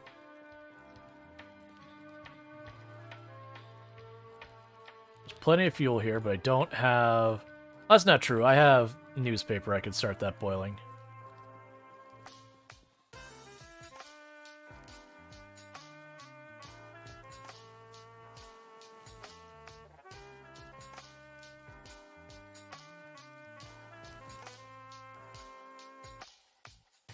Yeah, so we're making an area we can potentially grow crops later. I've got my fire for boiling water. I've got a tent so I can sleep there pretty easily. All that good stuff.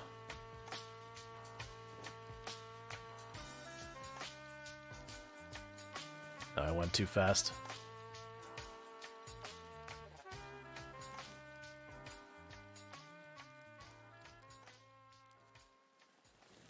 We're actually getting mildly overheated doing this.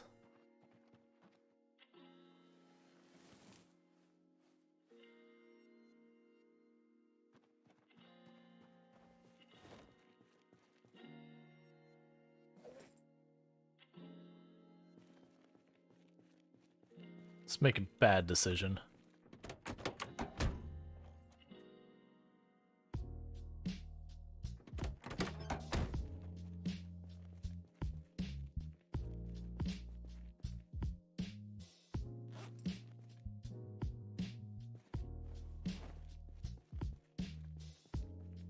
I don't know if that's on it close enough.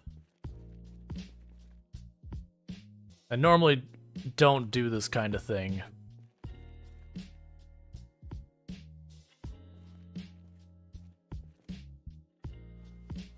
Would you cooperate with me?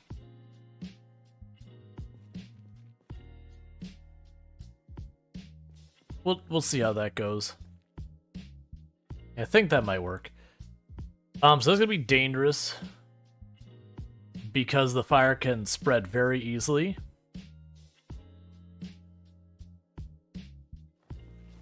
So I'm gonna light this and I'm gonna back off.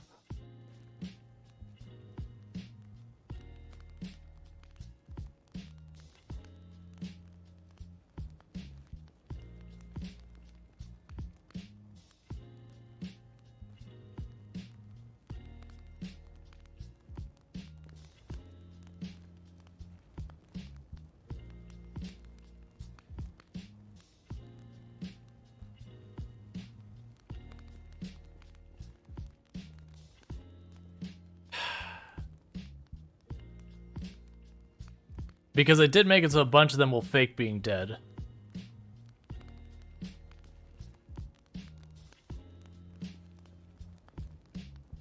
So judging by the position, if I go here,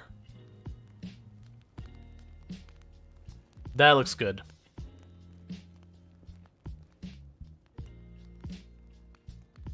I know it takes a minute. All right, we're just wasting our fire.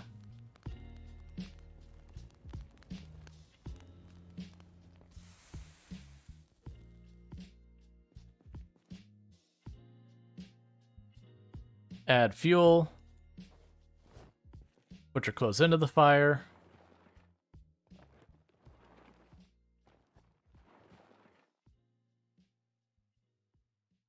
And grab the corpse. We're just gonna walk this away and dump it out here somewhere. Because like I said, we have it where corpses can come back to life. So I don't want any of the corpses nearby, where they're likely to come back to life and just grab us in our sleep. Even though this is probably not far as I should do it, I think this is gonna be my like warning zone that the zombie bodies have to be outside this area.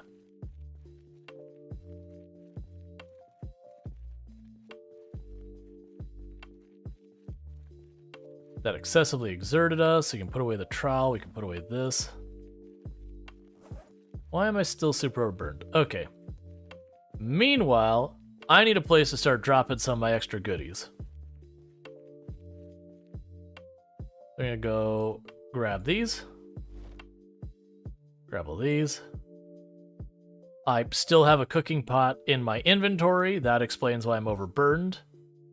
That's pretty annoying because I got rid of what I needed to light the fire. It's fine.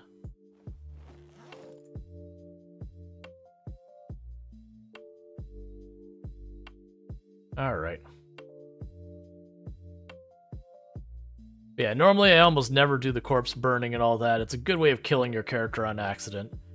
Because as 3 Confident says, it gets real janky sometimes. And while the fire, like the regular fire, won't spread, the fire from the corpses will. So drop this water bottle on the ground, that one, and that one. We'll put you in our bag. You in our bag. Drop that one on the ground. Drop the beer on the ground for the time being.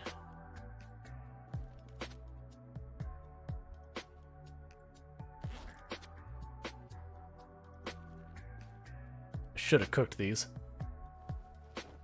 Alright, we're gonna go down and grab... Oh wait, no we're not. We're super exerted. We keep the sack of potatoes for now. We'll put the eggs there to be cooked.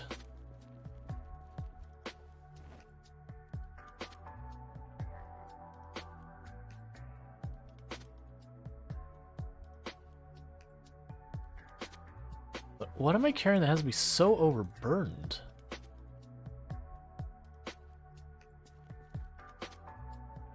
The sack of potatoes weighs a little bit, but... Oh, for right now we can drop the welding mask, the pipe wrench. We'll keep the saw. Keep all that junk. We'll drop the worms. Keep the rest on me for the moment. Okay, that'll work.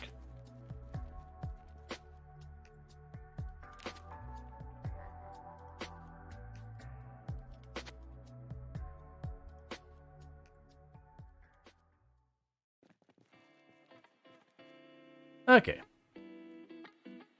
So because we have no cabinets or anything, our storage system is dump crap on the ground. Actually, the more I think about this, hang on. Let's shift that farther away.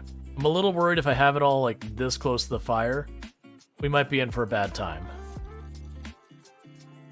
Let's grab all this stuff, scooch on over here.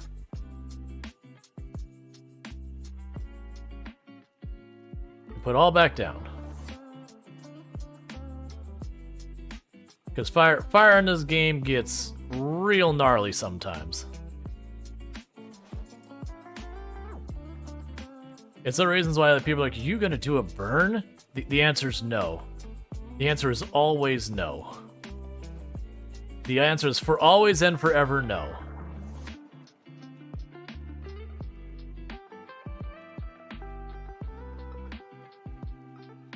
Alright, so we're just jogging down here.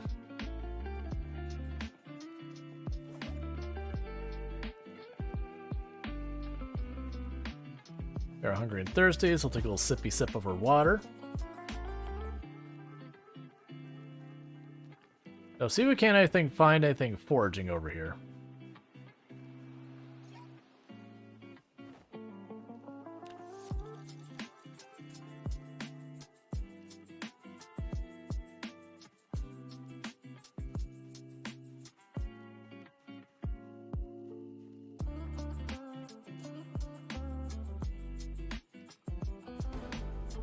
Hey, foraging one.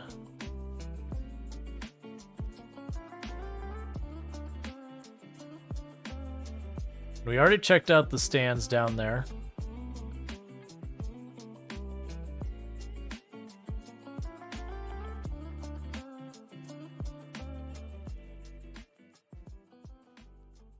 But kind of hoping we'll find some, like, bugs, sticks, stuff like that. It would be good if I could get my hands on an axe. Oh, hey, wait.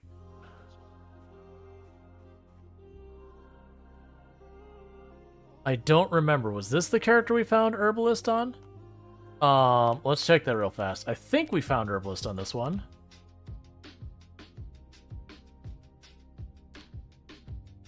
Yeah, the Herbalist. Excellent. So what that means is if that mushroom's not marked as poison, then we are good to go. It is a safe mushroom for eating.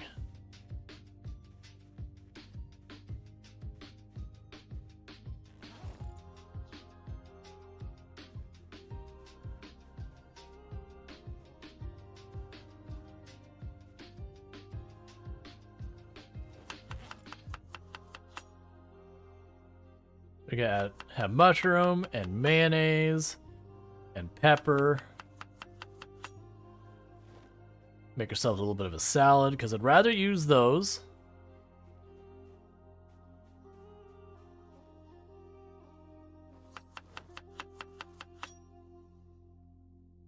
Then use our potatoes, which will last longer.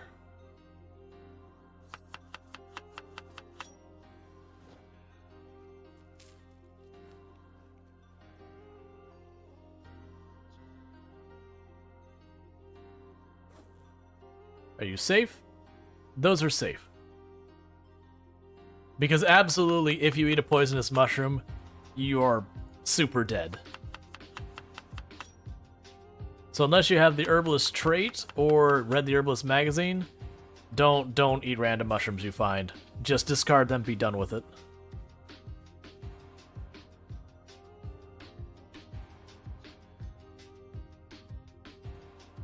Yeah, so I think this is the last car we looted. Let's work our way down all this traffic.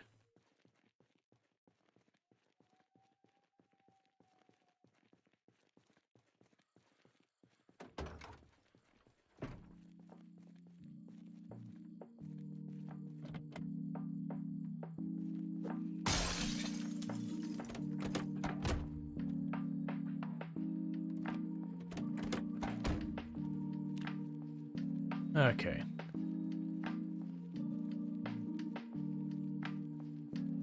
So we got a rally group down there and a handful up here.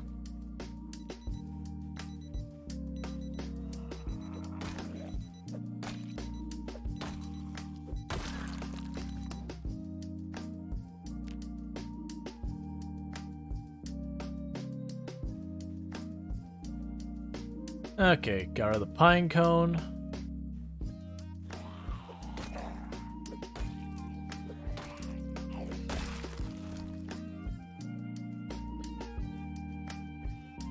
Is that gonna be better than my jacket?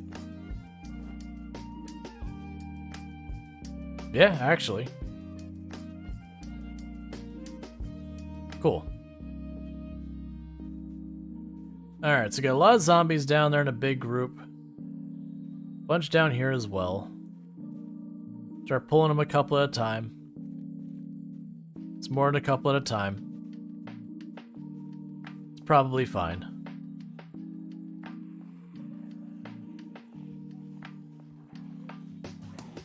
Up 1 second, chat. Gotta do one thing. There we go. And back to it. My apologies. So one of the downsides of we're streaming all like on Twitch, on YouTube, on TikTok, and all those places. And occasionally, if you do a long stream, TikTok is like, we don't think you're still streaming. We think you're just idling here. And so I have to do like a little captcha thing to like make it keep going.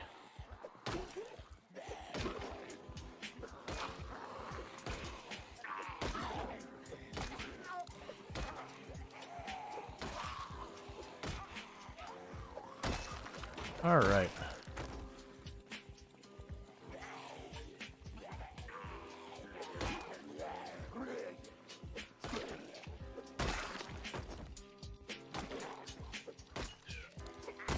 You get a whack and you get a whack and you get a whack.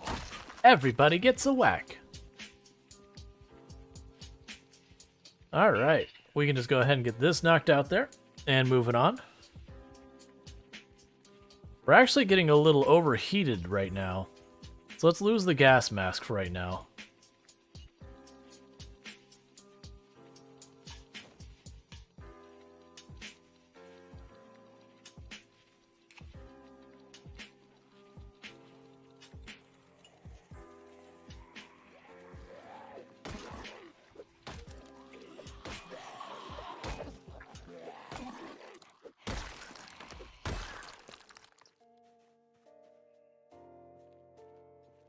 Okay.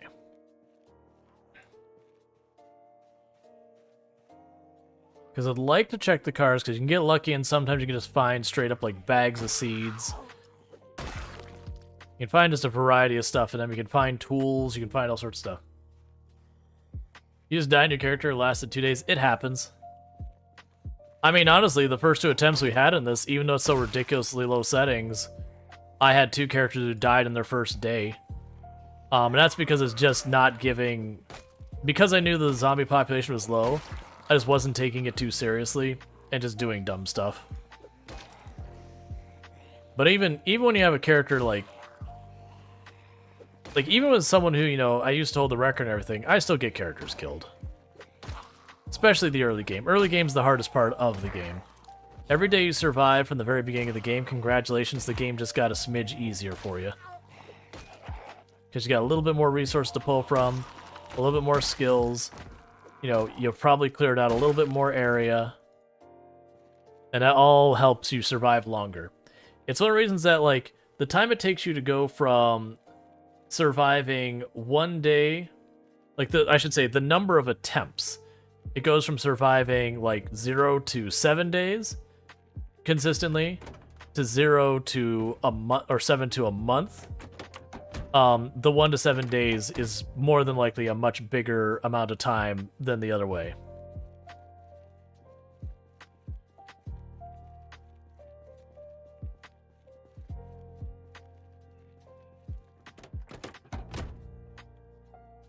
As you definitely get better at fighting zombies. The thing is that killed me was your wounds.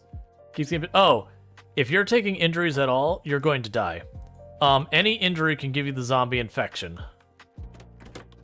Like, any injury can give you a zombie infection. Scratch, laceration, bite. I should say, any zombie injury. A zombie hits you. Scratch, laceration, bite can give you the zombie infection. A bite is a guarantee. If you're bitten, you're dead. Just hard fact, you're bitten, you're dead. A laceration, it's a 25% chance you've been infected and you die. And a scratch is a 7% chance, if I recall correctly. So if you're taking any injuries whatsoever, you are rolling the dice to see if you survive at all.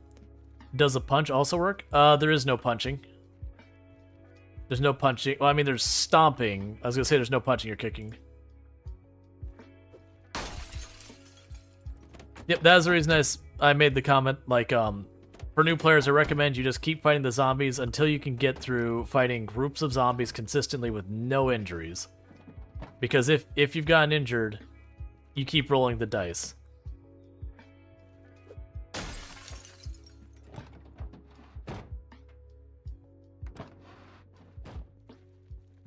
That police car looks like it's in relatively good shape.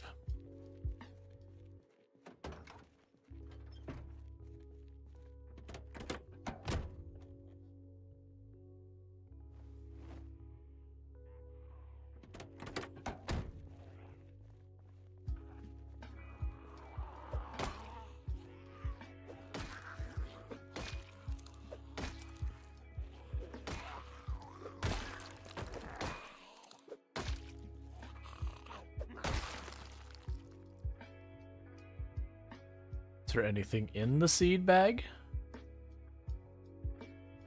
I don't think there is. That's cool and all. Not super useful, though.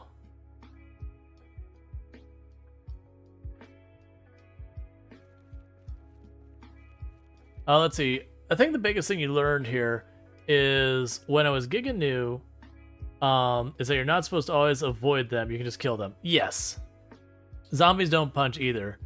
They swipe and claw, not punching. Yep. Yeah, so they'll scratch and lacerate you, that kind of thing. Like, if you take a hit from a zombie, you're you're gonna get scratched, lacerated, or bitten unless your clothing protects you. Now, I will help you avoid another one of those things that's kind of a new player trap. Is you'll have a lot of people who they'll be like, I need to get as much protection as possible, and they'll put on like the firefighter gear or, you know, the long leather jacket with, you know, a sweater underneath that, and, you know, a shirt underneath that, and something else underneath that, and they'll pad them up, and they'll be like, why is my character fighting terribly? Why am I just going through water rapidly? And it's basically you're giving your character heat stroke because they're wearing like 16 layers in the summer or something.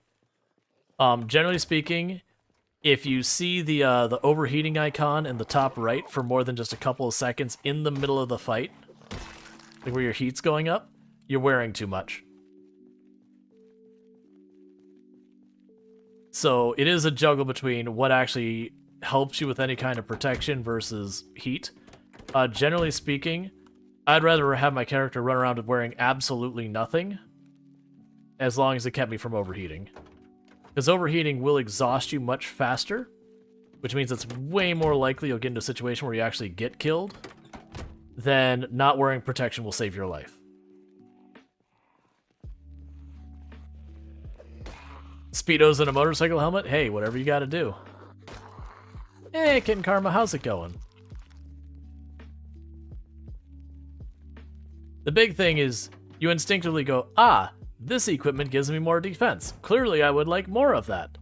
And then you're like, man, why is my character so terrible? And then you realize all the consequences of overheat. And if it gets really bad, if you get all the way up to the highest level, which is Sunstruck, it's something like a 70% attack speed reduction. It's like, whatever it is, it's absolutely bananas how high it is. So you'll go in a fight, and then suddenly it'll take you, like, almost twice as long to land a hit. And you do that in the middle of a fight, you'll just go and swing, and then you go and do, like, half-speed swing or whatever. And you'll just get overwhelmed almost instantly. Not bad. I'm doing pretty good.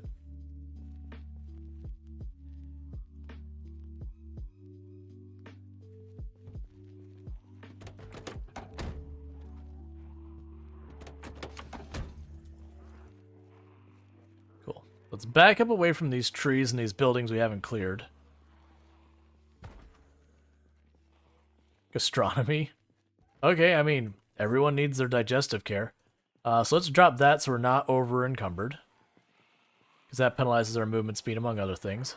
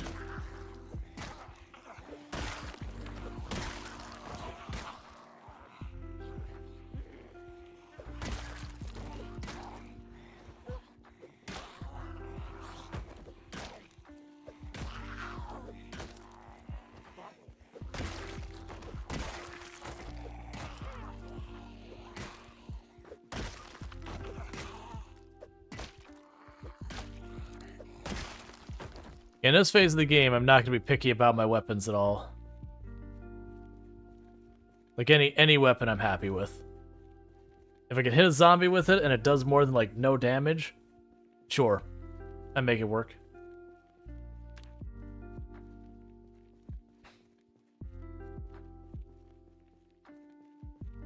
Oh, glasses.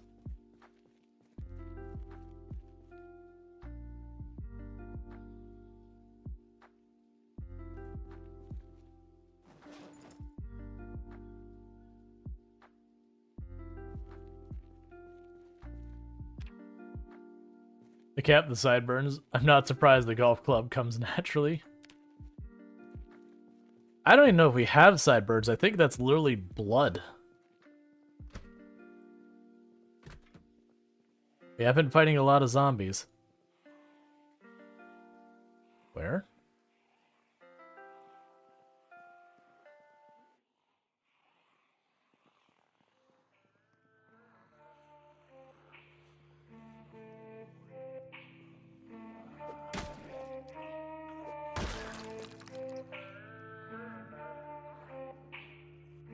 Oh, wait. Cookies don't go bad. Heck yeah.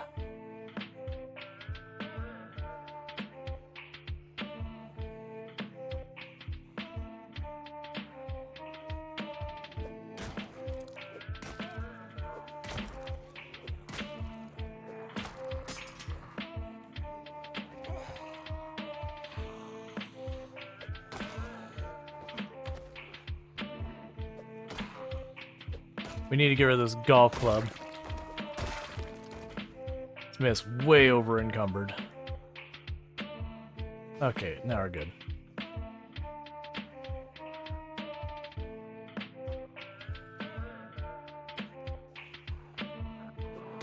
I just want the cookies. No one has to die here.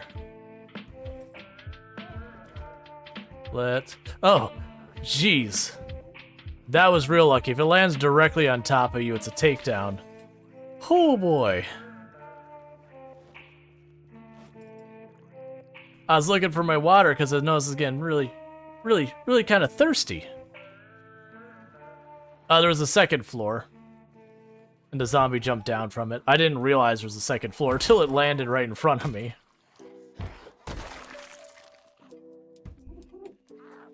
Hey, you want a hand with that? Good job. It wants to keep you down. It's second time to finish the job. Yeah, it's an upstairs stage dive, but yeah. That's scary. I love how all these show like fruits and veggies, but it's all baked goods. Unfortunately, almost nothing but rotten pie. Which is a tragedy within itself. Okay, so I think this is the balcony up here. So we go over here, we should be underneath it now.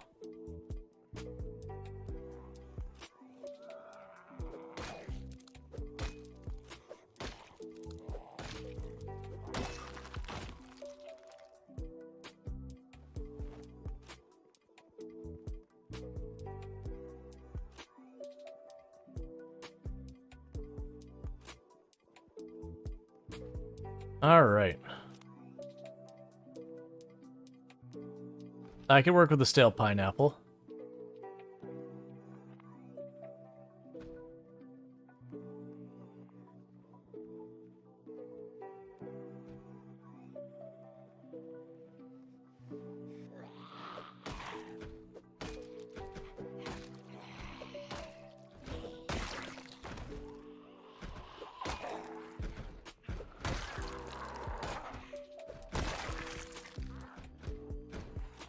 Who's the chef? Who is the chef in making dinner? Not sure what you're asking. I mean, we have the food and we're the only human being still alive in the world, so... Okay, let's get the heck out of here. It's dangerous being in an enclosed space like this where we can't really keep our corners clear. I got some nails, I got some pineapple. So let's go and make ourselves another salad because we're getting hungry. So where's our bowl? Alright. So we're going to go ahead and get our mushroom in here. We can use our stale mayonnaise. What's in spacers? What did I do for Thanksgiving? I visited family.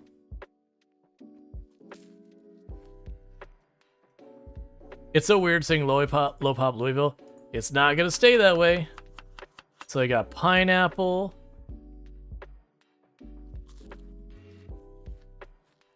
Alright. I'm guessing we ran out of mayonnaise?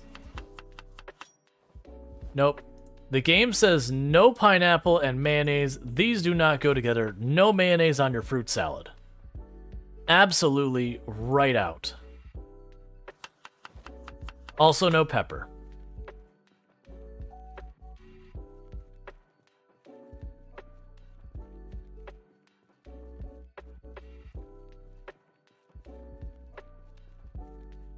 Yeah, once I get a high enough level of cooking, I can cook with rotten food. But that is going to be an extremely long time. Alright, let's not push that.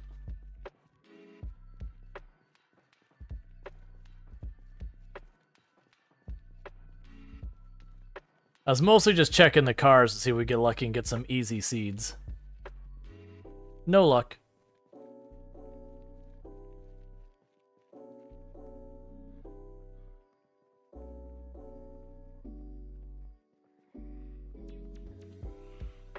Here, I'll help you out, friend.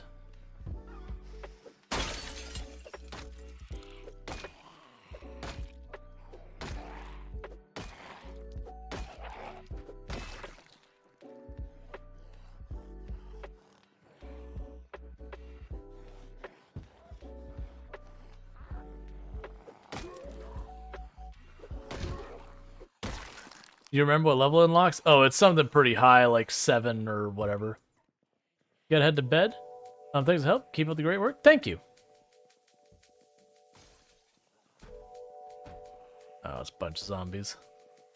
Maybe a little bit more careful walking around. This is gonna just get worse and worse. That is quite the getup you've got there.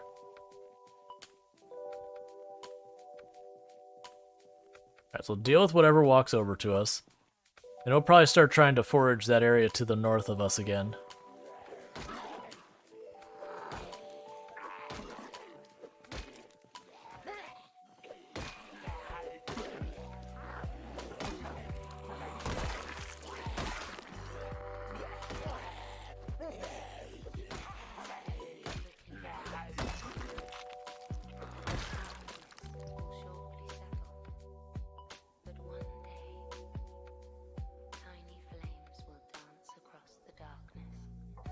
Herb aviators. Sadly, stuff like aviators, let's say. Do you have a specific stream schedule? Yes, so I stream 6 days a week, 11 hours a day.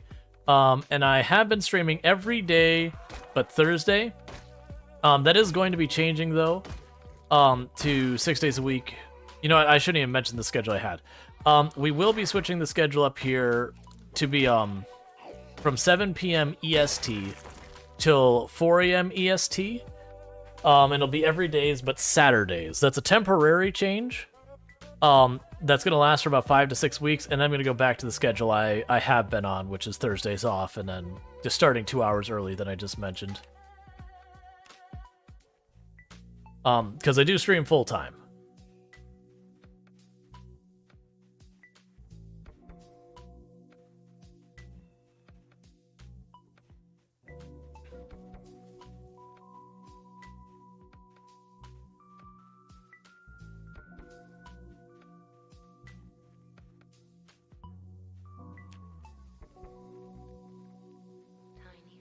Yeah, we really need to find some seeds and all that to get things going.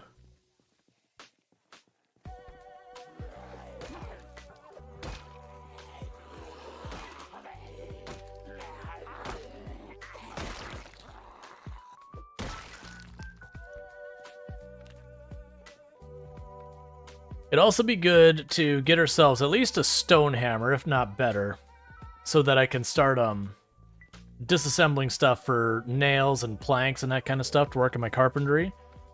So we can start putting down floors to expand where we live and whatnot.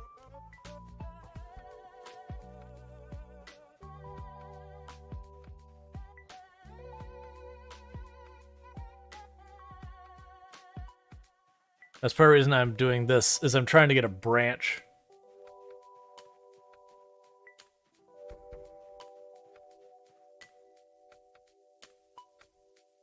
Cool.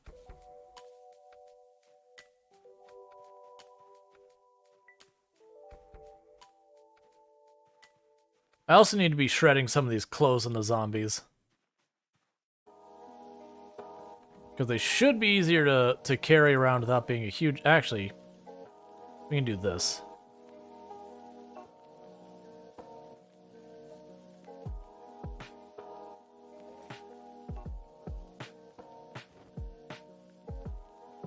Start grabbing some of the clothes that I can burn. Use that as our primary fuel source for the time being. But we got our chipstone earlier. I just need to manage to get a branch.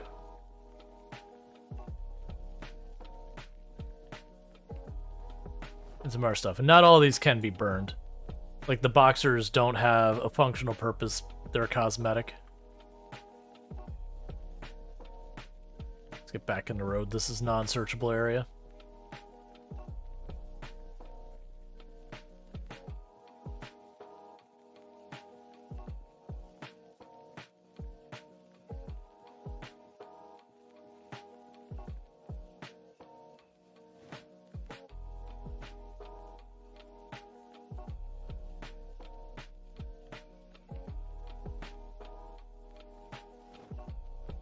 So normally I actually rip the clothes up for the tailoring and all that.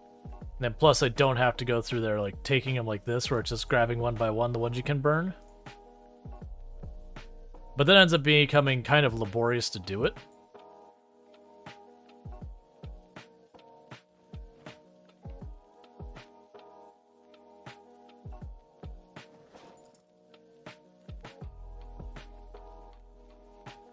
I probably still will. I'll just carry that up there. So I'll go ahead and clear out these handful of bodies up here, and we'll start taking it back up.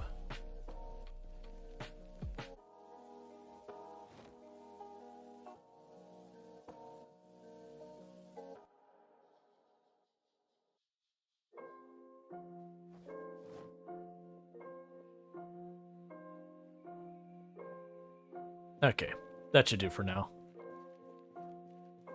Because we're extremely overloaded. I'm putting these in the wrong place. I have a bag available, and I'm just putting those all in my main inventory, which makes them weigh way more. I was wondering, how am I extremely heavy? I grabbed a bunch of clothes, yes, but not that many.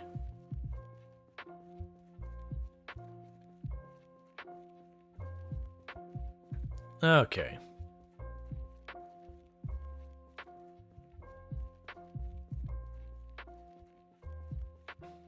So carry all this up. Drop it all down. We could put it all on the fire except for like a pair of socks. Just so I could start the fire next time I need it.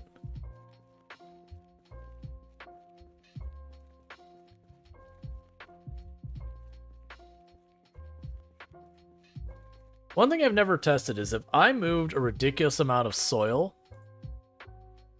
I imagine it probably would never, it likely never grow trees or whatever on it, just with the way the tree mechanic works. But it'd be interesting to test, because I've never bothered. I think that, there's just preset locations, so far as, the same thing like where we have here, where this is considered road, that there's certain areas have certain settings on what will and won't show up there kind of thing. Oh, if you're still here, sorry, I didn't see the person asking what game this is. This is Project Zomboid. It is a survival sandbox game that's like zombie apocalypse thing. Where it is a survival game, I would say the survival aspect most of the time is pretty secondary. That generally speaking, the core of the game is almost entirely the zombies. Like, the survival aspect is mostly just a pressure to get you to mess with the zombies. Because, genuinely, you get yourself, a cooking pot and a saw. Find any body of water, congratulations, you can live forever. Just walk around, forage, may fish from time to time.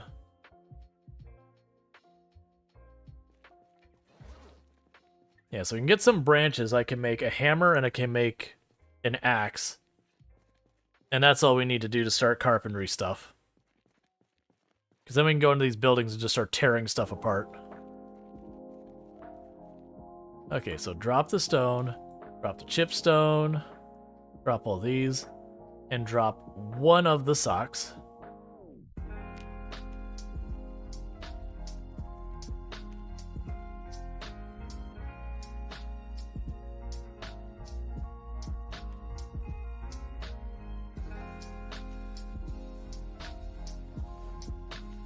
Then I can use those for fire. We can go over here and say add fuel. The gas mask shouldn't show up here. It does not. So we can use all this to increase the amount of time we've got in here. Go and disable search. We're not moving.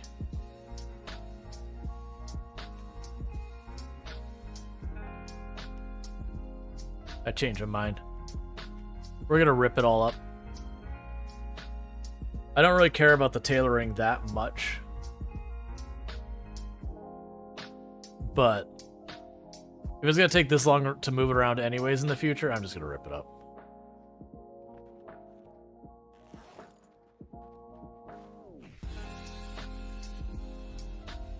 Oh, right, we could just do this. General. Rip clothing. Favorite.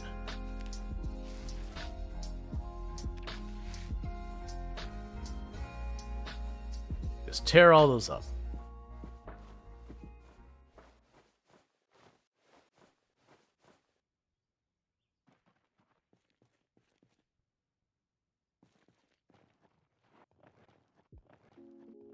And there we go. We just start dumping it all in here.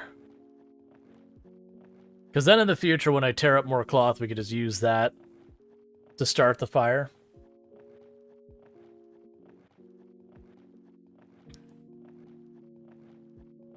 Now I'll be good.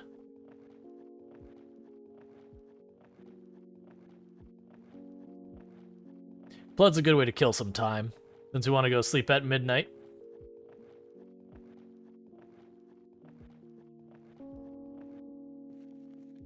Alright, we could drop the thread over here. Grab those socks. And grab the empty cooking pot.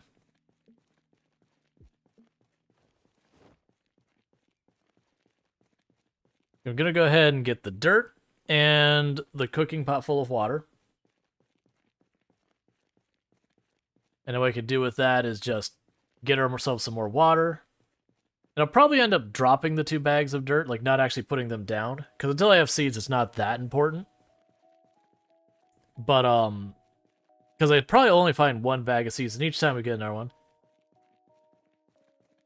The tip of the week, don't go to a family meal and critic that potato, stuffed pepper, will bring apocalypse. I have no idea where you're going with that.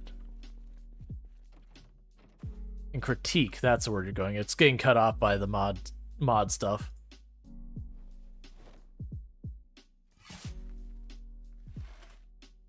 I mean, generally, anytime someone is giving you food, don't sass people about the food. If they ask for, like, hey, you know, be honest with me, how is name?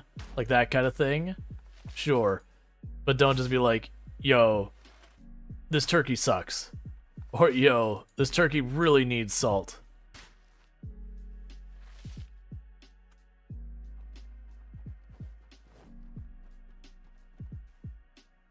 You have a very difficult time getting people to give you food if you insult them.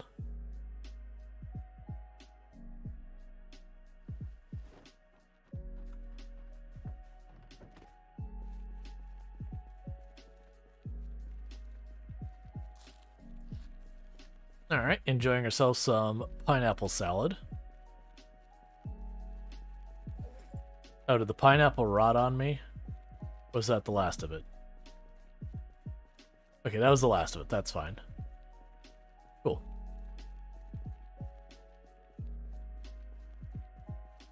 Yeah, so we definitely want to do something about these cars eventually.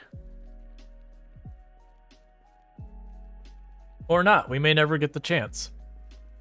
So we're already 1/18 of the way to max pop.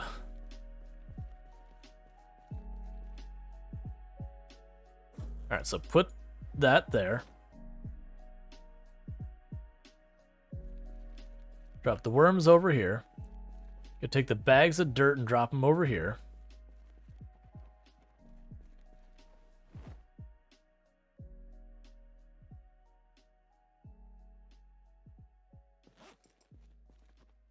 Everything else seems fine. So we will light the fire.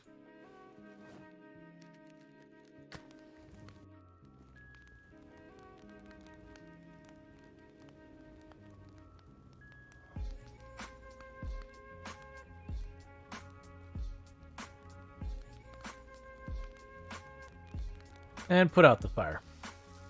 And we now got ourselves a whole bunch of eggs ready to rock and roll for food.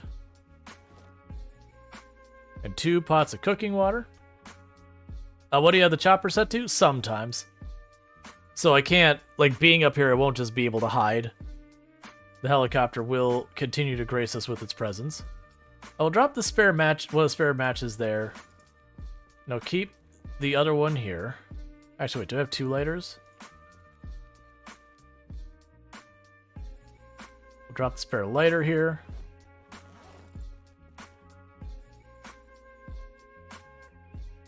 Let's grab our water balls.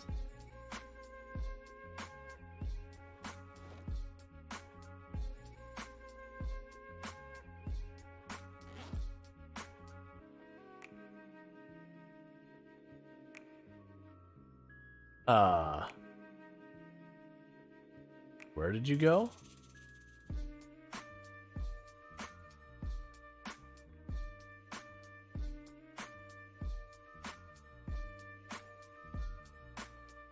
You can drop that on the ground there. That's a 3rd water bottle. I usually carry the 2 because they'll add up in weight, but that's just more water storage for us. Got our 2 water bottles here. We can drop the nails up here for right now. Until I start getting my planks and all that. Keep the sack of potatoes on us for the moment. Drop the cookie there. Drop the ketchup. Drop the next cookie. Drop the rice. Drop the next cookie.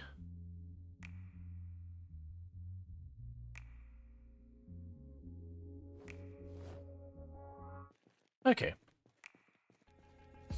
Put up the tent, and we're good.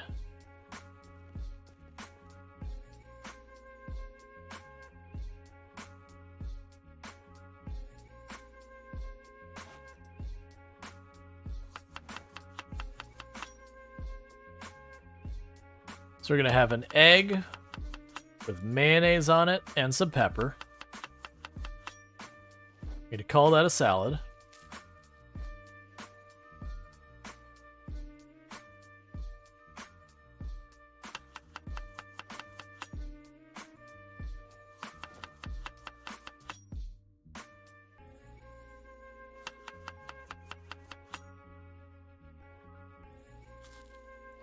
We're just going to do that till we're full. It is a way for us to gain some cooking. It's also a way to put that mayonnaise to use that won't make us horribly sad. Oh, I guess we're out of pepper.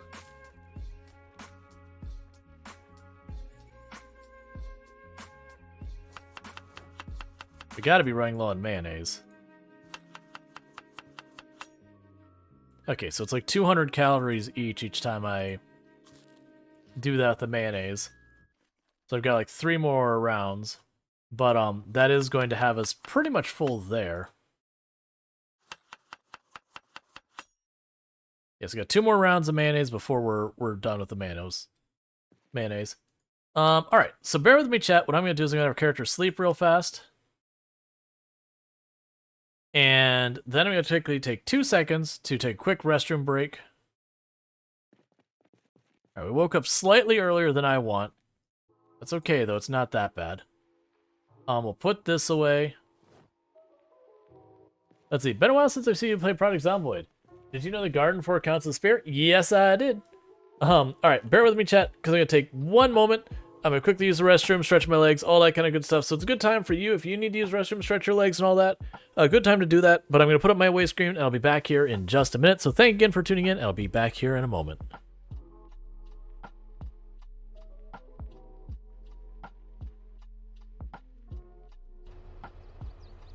Guided tour, and that's the end of the guided tour. Visit the help menu for more in-depth information. Good luck and have fun in the world of farming. So if we clip that, that should be the tutorial done. Like, are very not comfy. Alright. We can dive deeper than the vehicle. Yeah, I mean, the idea behind this vehicle is like it's a big glass.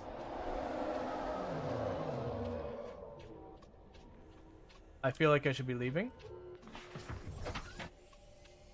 Nope, it's time to leave. Nope.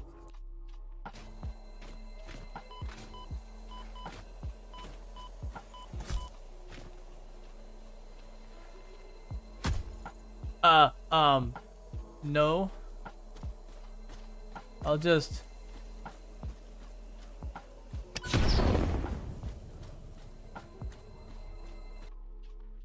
And 3, 2, 1, it'll be fine.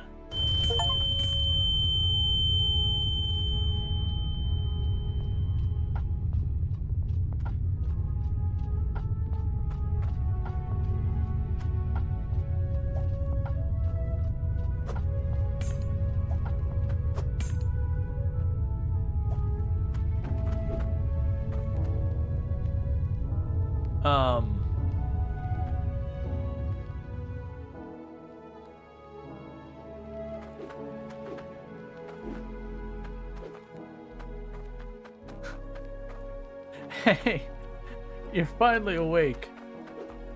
Yep, they got me by the border. Well, I can't actually get out of the hole. I'm having to unstuck myself. Oh, that's honestly pretty underwhelming if I'm gonna be honest here.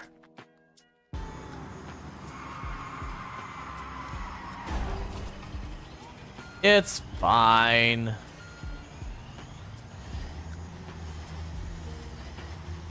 The squealing tires mean that that we're making good time.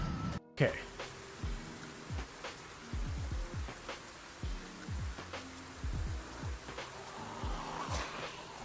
Stop. Why is it pitch black?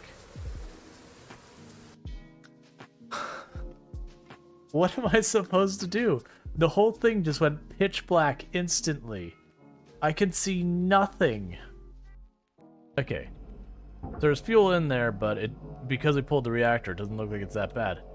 Nice. So yeah, literally all I had to do was just grab the reactor and be like, alright, get it out of here. Oh!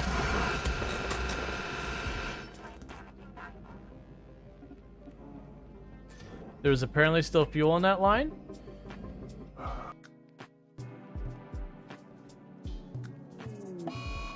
Oh no! I chose the wrong thing. I didn't mean to arrest you. I meant to give you medicine. This is not at all the same thing that what I meant to do.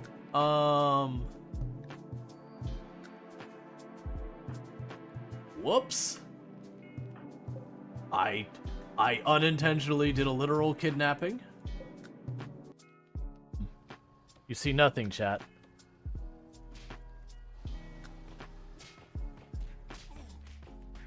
Nothing is happening here, chat. You see nothing.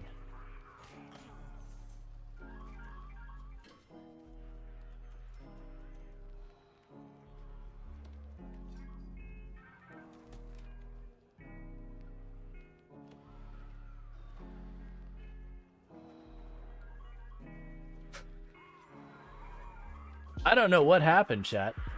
Everything was fine. And then it wasn't. Okay, and the next thing we're going to do is we're going to declare a variable. And we're going to declare that variable of a type integer. And we're going to set its value. Alright, we don't need some, whatever that was. Okay, sorry about that. Was also wishing my wife a good night as well. Thank you. Yeah, she's just stressing because, you know, she's got this new assignment she's doing tomorrow, so it's kind of like a new job or whatever. So she's stressing about it a little bit, as everyone and like everybody does, like the first day doing something different. The dyed hair suits you well. Yeah, it's fading pretty bad.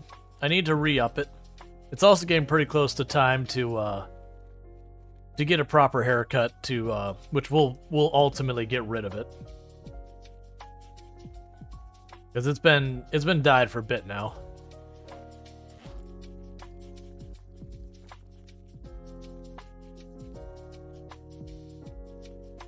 That's not where I want that.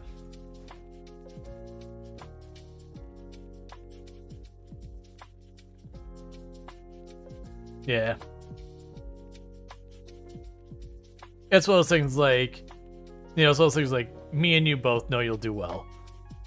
You're just stressing because it's change. And it's fair. I would do the same.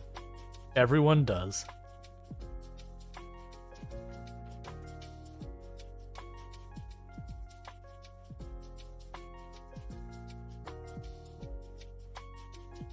Silly brains? Yup. Will I still be able to see? Nope. Nope. Nope. Nope. Nope. Nope. Nope. Nope. Nope. Nope. Nope. Nope. Nope. Nope. Alright.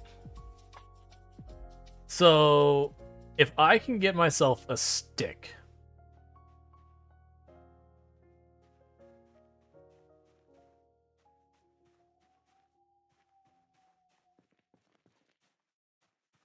Then we can,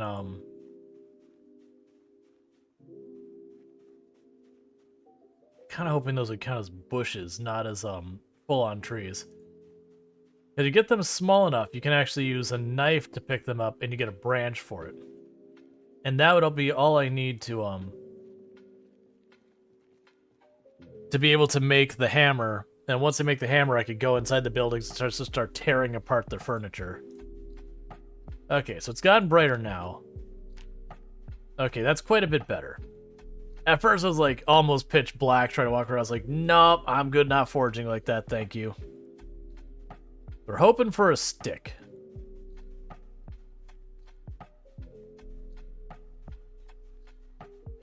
Or just a zombie to show up with a claw hammer. Honestly, let's not worry about that. Let's just go into buildings. Because if we get a hold of a claw hammer or a club hammer or any of the other hammers, I should be able to start taking stuff apart.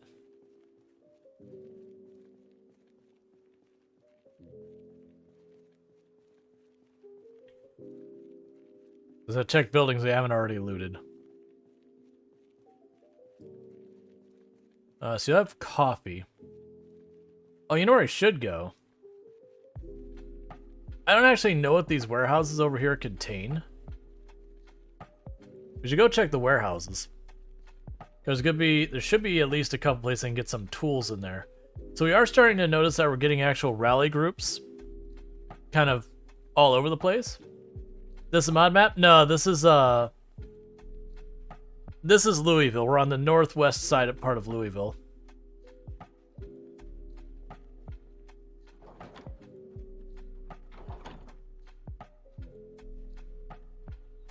Yeah, so we got warehouses over here.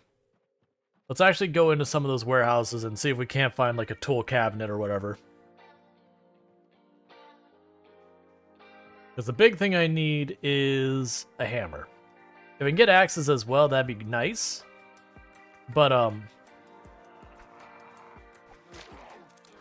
I actually meant to use a wrench. It's fine. Oh, I see what I'm doing. I don't want to use the trowel. Save that trowel. Yep. I'm aware, Faded. We have, I've been playing, Project Zomboid on and off lately.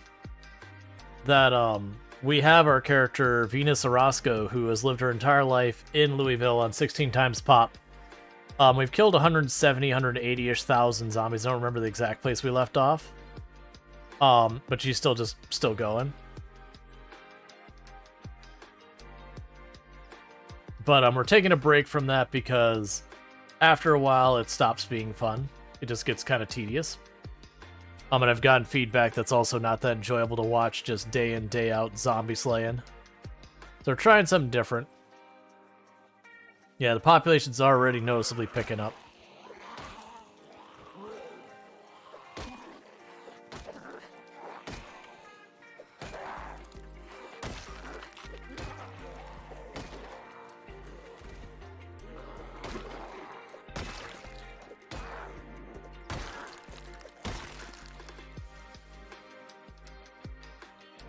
Because when he first came this way, like, how are you spicing things up this run?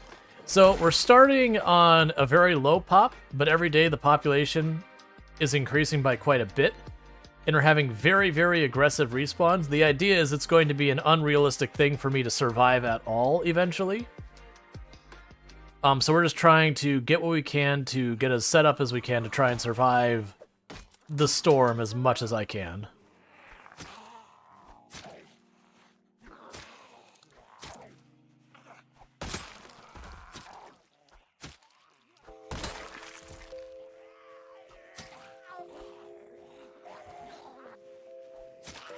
Now we also have extremely rare loot and all that stuff going on. It's kind of like the tutorial, but slower. Yeah, and eventually, like, unlike the tutorial that, you know, you're just not meant to survive. There is, like, I can start breaking out a bunch of tricks to try and make it last longer. Alright, grab that wrench. Because it's going to be mostly depending on short blades and short blunt weapons, because we're going to be depending heavily on zombie loot over anything else. Man, we were just over this way, and we didn't even have full, like, we had individual zombies here and there. We're already up to, like, full rally groups. Like, that population is going up fast.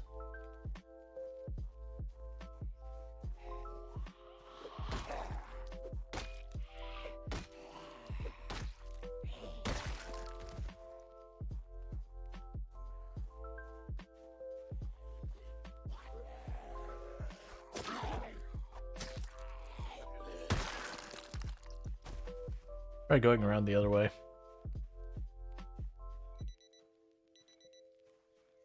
Alright, we're nowhere near eligible for another helicopter. Oh, I should also do this. We were around here.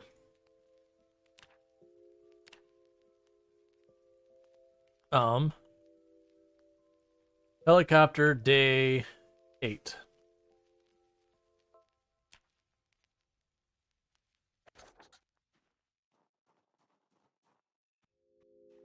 Alright.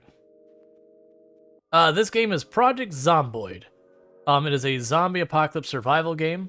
It is a sandbox game, so you can do lots of customization with your settings to change the game to however you want it to play. You can make it as sweaty and difficult as you'd like, or you can make it like a pretty chill experience. One of the nicknames the game has is Cursed Sims, because it does aesthetically look a lot like The Sims 1, except, you know, zombie apocalypse and terrible. Alright, so we're going to try and get to these warehouses to see if we can't find some more tools and all that.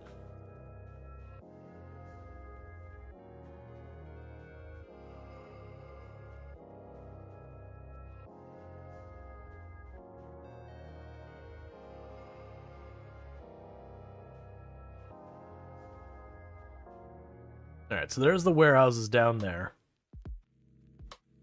And you can actually see the zombies I killed in previous, just like how fewer there were. You've called it Dying Simulator in the past. I mean, when you look at the way it's read, your character is already dead before you start. This is the story of how they died. You're just, you know, dragging that story out as long as you can. Thank you for the follow. Welcome to stream. Alright, so we'll have more egg and mayonnaise. Then after this one should be the last of our mayonnaise.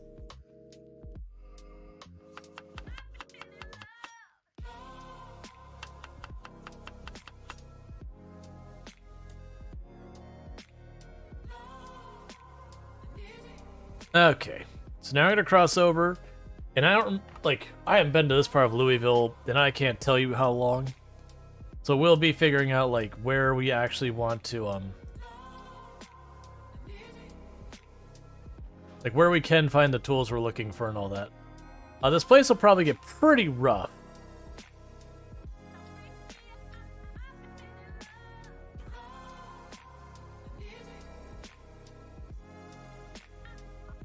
So, like, Energex, I have no idea what they have. I would assume Energex is, like, a place that has generators and that kind of nonsense, but, you know.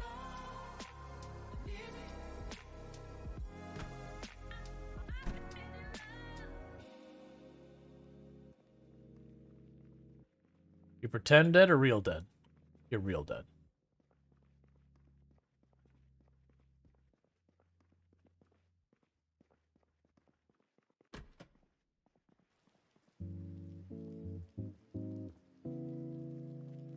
Let's not worry about going out the second floor. Most likely the stuff we're going to want in here... Oh, I hate this.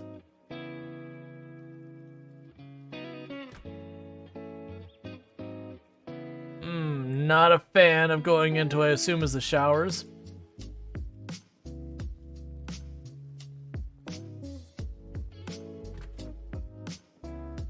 Okay, this is what I want, the manufacturing floor.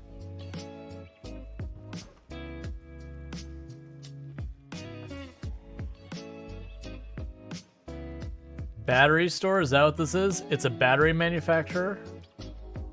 That's cool, but not even remotely useful. Alright, so is there any more tool cabinets we see? There's tool cabinets on the north wall, or west wall. Well, that's annoying. Have to go the whole way around the conveyor belt system. Alright, hey Bentley, how's it going? Yeah, so go around here. Yeah, this is a battery place, so we'll just try and check these tool cabinets over here on the side, see if we get lucky for some tools we can use. Alright. I'm doing pretty good. Of course, the tool cabinet's the one that's empty. This should lead us outside. Nope. Not what I need. Alright, so we'll go outside. This place is a bust for us. It's got batteries, which could be useful if we were going to live forever kind of thing. But even then, not that important. Oh, I can't go out that way. Let's try and get over this. Oh yeah, we actually did get over. With our extremely low fitness and strength, I had pretty low expectations of getting over that. This looks like it's a train station, like train pickup. I'm not sure what all the pallets back there are.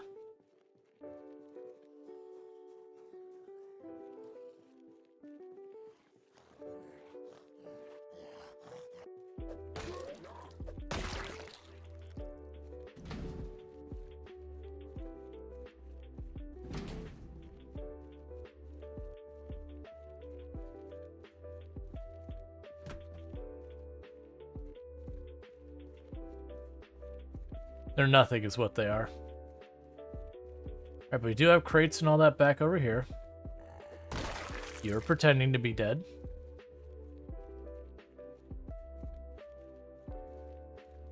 Oh, and we're on the lowest loot settings, other than no loot existing at all.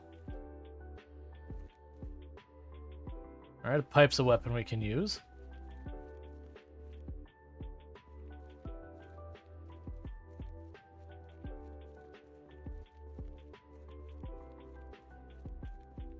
I'm surprised we're not seeing more zombies than this, though. And the reason for that is the loot settings only apply, or sorry, the zombie settings only apply to the zombies outside of buildings, not inside. Do you have any idea how effective noisemakers? Oh, they're terrible. They're straight up awful. If you push yell, congratulations are the same volume. Noisemakers are pretty close to absolutely useless in this game. So those are all restrooms. Unfortunately.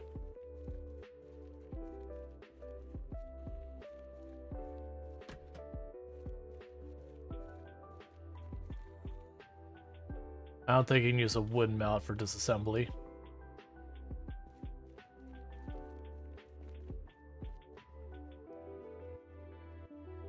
Yep. Well, this is an interesting thought. Build up on a roof of a place. I don't think we'll do that, though. Way too easy to get yourself cornered.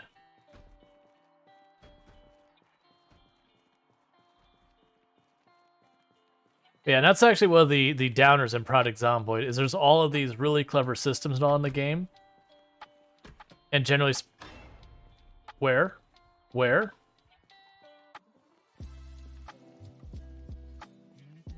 You're giving me the jump scare noise, and I don't see what... Oh, it's on the other side of the door. It's just not banging for some reason.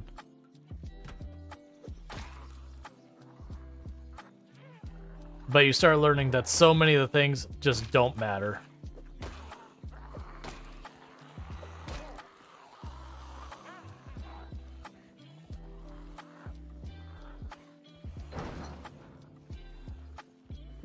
This guy's game. Is it better to play custom sandbox and tweak the settings or Apocalypse? So if you're brand new to the game, I would just say hit Apocalypse and go. And then start figuring out what you do and don't like and adjust from there. You know, then go into like custom sandbox and, you know, if you felt like, is going through the zombies too easy, you know, adjust it up. If you're like, man, you know, the loot, like the loot was just too plentiful, you can turn it down. Here's you go for a cop car and turn on the sirens. The only downside with that is the zombies will attack the car and they will destroy the sirens. And once the sirens are destroyed, they can never be repaired without mods.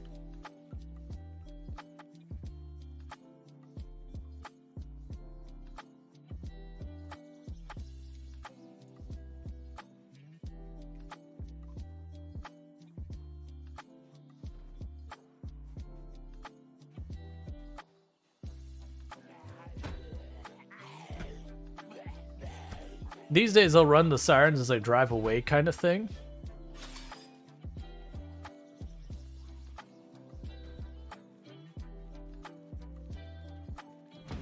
And, you know, I'll honk the horn if I'm going to just sit someplace.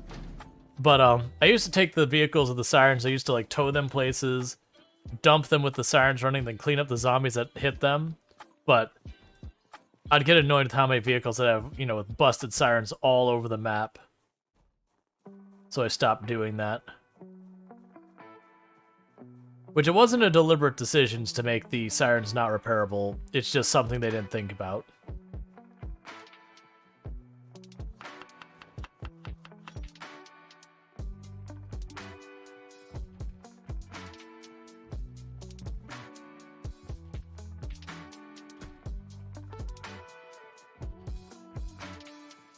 Okay.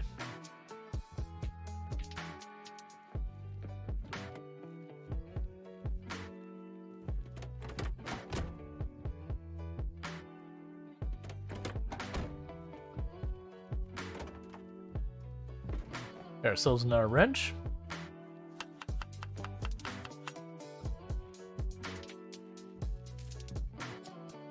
Just eating an entire carton of eggs. It's fine.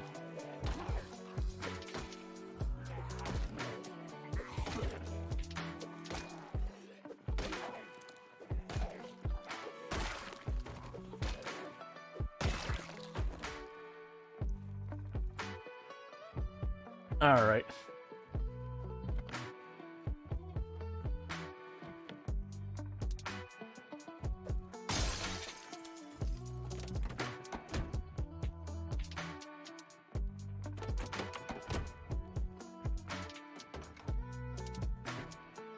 Take a 2-second look at where we're at.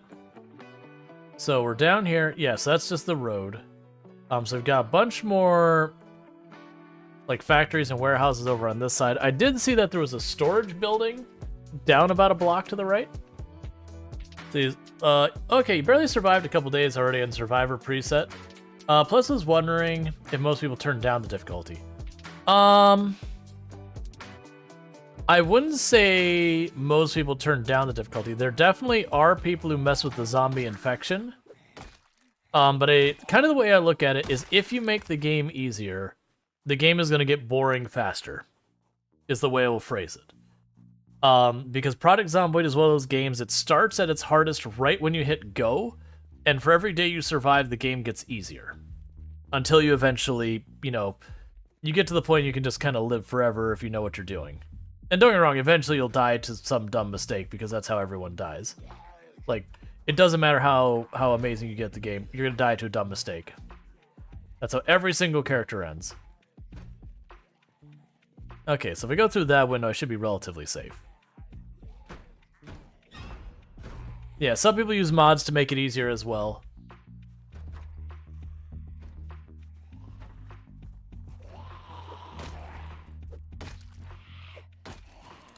But generally speaking, if you end up enjoying the game and you want to have more long-form play, you actually end up making it much harder.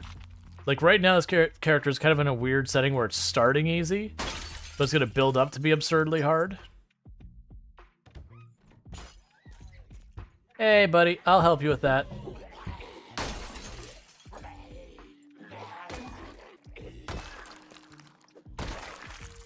Alright, red pen and all that. But yeah, you expect to die a lot. That's literally the... If you actually watch the trailer game, you know, for the game, it'll be like, I stole the car. I tried to drive away. This is how I died. Next time I was smarter. I was the darkness. I was the shadow. I snuck around. But it wasn't enough. This is how I died. I went out. Moved out into the woods.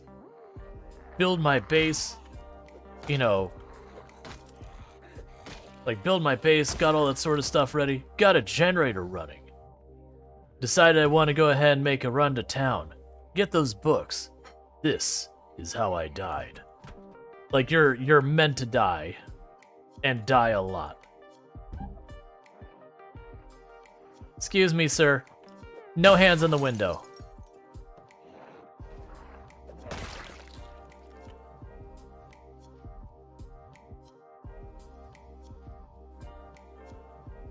But it is a game that once you start to learn the mechanics of it and all that, the amount of time you can live... Bonk. Oh, I actually didn't want you to fall down. Just in case there had been a zombie in this room.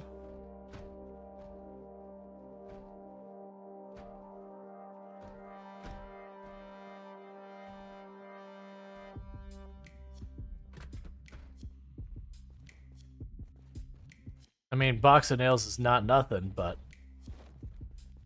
But for the record, where it seems like I'm getting no loot, that's because we have it set so loot is terrible.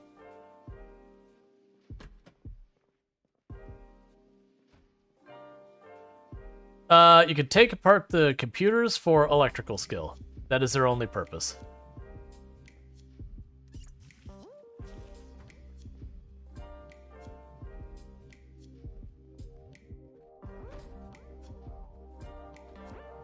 Nothing to care about in there.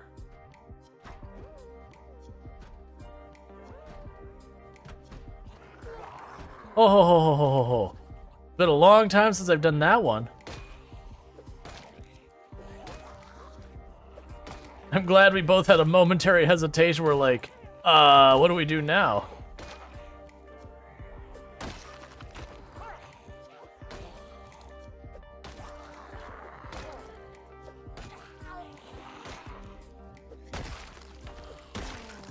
I'm honestly surprised all the noises making in here. They didn't come out to say hello to me.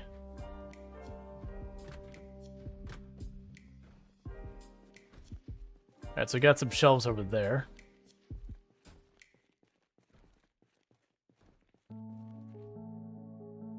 Alright, a wood axe is not nothing. That'll be good for chopping down trees. It's the best axe for chopping down trees. Terrible as a weapon. Its attack speed is just so obnoxiously slow.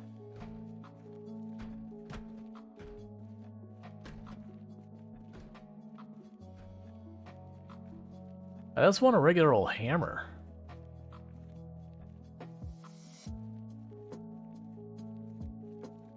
And I know I can make a stone hammer, and I probably will ultimately have to make a stone hammer, but, you know, we're here. Metal pipe.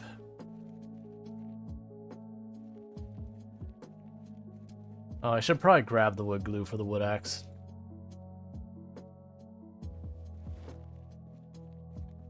Do you think there should be a way to escape from Knox County? Open-ended? No. They're, like... I genuinely feel that the game is much better having the you're doomed from the start.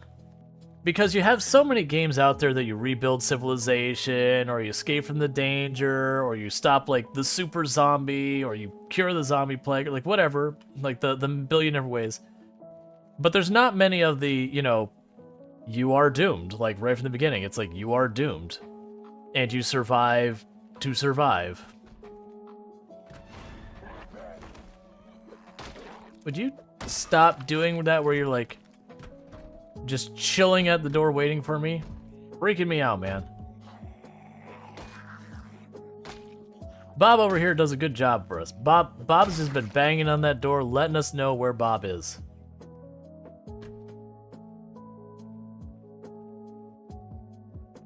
Oh, good. So are there lockers back here, or is it just straight up shower? There is lockers, so I do want to check here.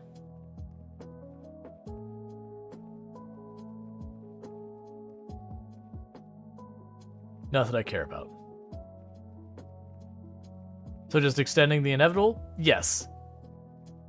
Because the idea is the story is the game is the story about your death. That is the whole like story of the game. And yes, you could have like finality to a run and all that by you escape, you cure the zombie plague or whatever thing. But it's kind of like the grimness of the game that sets it apart from a lot of zombie games. That it is like, hey, you know what? Like, you're not gonna make it. But you're gonna drag it out as long as possible.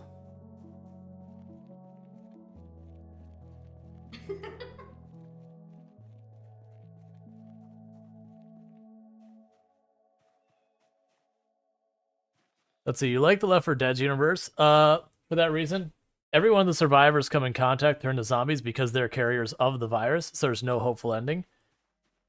Yeah. It's mostly like, I have a lot of people that the things they keep recommending for the game is basically, so you want to play State of Decay. Like, that's what you want to play. It's like, there's a game for that. It's this game. Let this game be its own thing. You can go play State of Decay. This game's this game. State of Decay, you rebuild the communities and all that. They're both excellent games. I highly recommend both of them. But, like, let them be different games.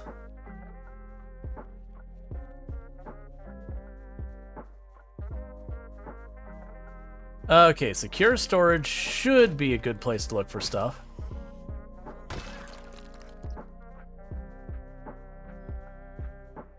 And then there's a bunch of other zombie games where, like, you know, they're like big adventure things that, you know, you've got either there's the person that has like the antibodies that can cure the zombie apocalypse, or there's some kind of research going that can cure the zombie apocalypse. And now you're basically trying to save the world and all that, which is fine. Yeah. The bleakness, like, and the fact that, like, there's no special infected. They're just straight up zombies. The thing that makes them dangerous is they never sleep and they never get tired.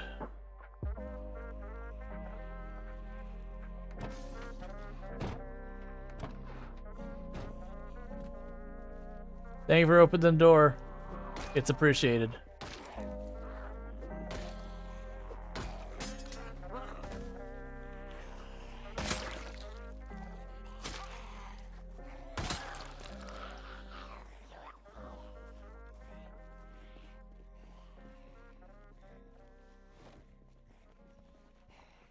Yep, no minigun.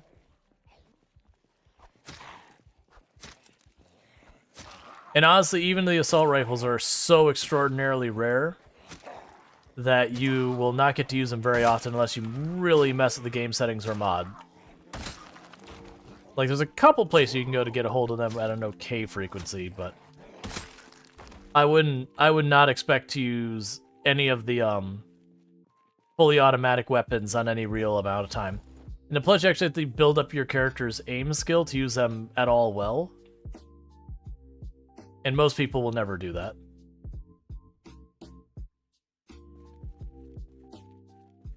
The game generally does favor you being very melee-oriented. There's just not enough ammo to keep you using the guns constantly. The only way you get that is you max out your, like, weapon settings for the guns, and then also use mods like Breedus. Although the game makes you feel like you aren't the main character. I mean, you are the lone survivor, so I guess I could go either way. But yeah. But yeah, now generally speaking, when it comes to this game, you're not going to go around blasting with guns all the time. They're in the game, and they are actually good once you level them up. Like, the shotgun's good just period. But the other ones are only good once you level up your aim a bit.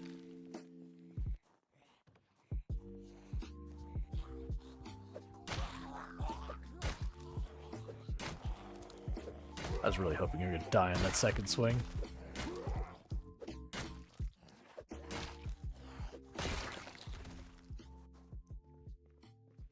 No, it's just an admin office. I thought it was like, yeah, so like we actually have a bolt action rifle in here, but I'm not gonna bother taking it. With my loot settings being so low, I'll never get good with the guns on this character, not realistically. So it's just a waste of time for me to grab them.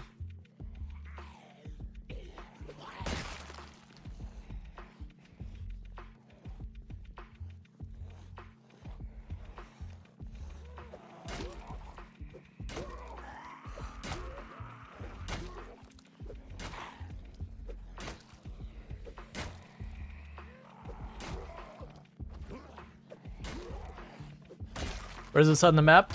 Very, very, very top northwest of Louisville. There's a handful of like warehouses and that up here.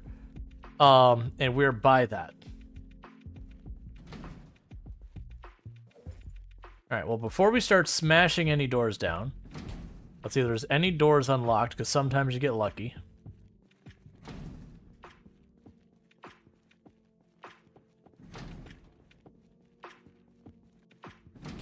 Make sure there's no one tucked back here.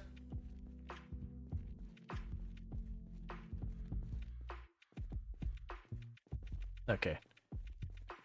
Alright, so pro tip, there's a reason I always keep a meat cleaver on me. The meat cleaver has a damage bonus to doors, and it's very endurance efficient. I say as I'm already about to be fatigued, so let's just go ahead and rest. That's from the fighting with the shovel. And the fact that we're getting pretty close to sleepy. So when it comes time to like bust down doors, if you're trying to not get exerted, the meat cleaver is your way to go. Axes are the fastest to get through the door, but the meat cleaver is, endurance-wise, the most efficient.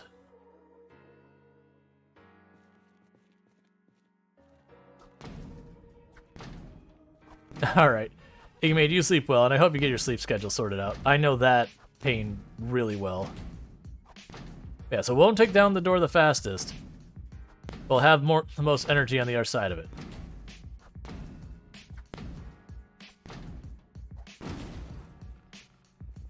Hi, and why does that room look like a hospital place with people in it? Question mark?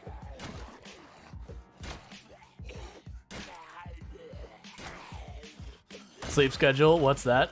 Something we all strive to achieve but never quite get there. This place feels like unethical things were happening here.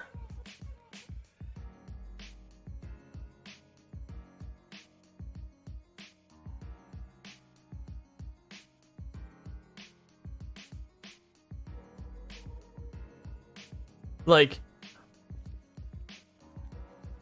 it's like someone is using it as, you know, their sneak away illegal medical facility. Like for illicit plastic surgery or something. Okay, so there's definitely zombies in the next one over. They're smacking the door.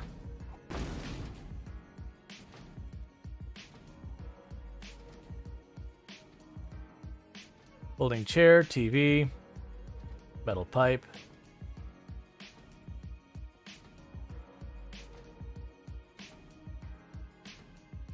Crayons. Nope. Let's see. You live in Rotterdam? At airport, their containers are equipped with medical stuff. And in the end of it appeared to be torture rooms for the mafia. That is upsetting. What about pickaxes? You've used them to break down doors. They surprisingly... Yeah, those are... Pickaxes are qualified as an axe. So they'll go through doors... As far as, like, speed, pretty fast. Endurance-wise, not so great.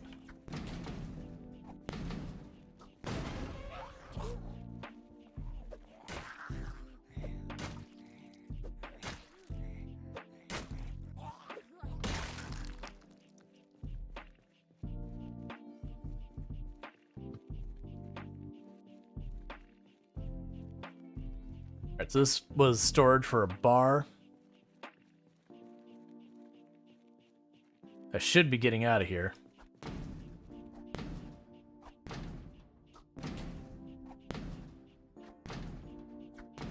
Because they're getting a little sleepy.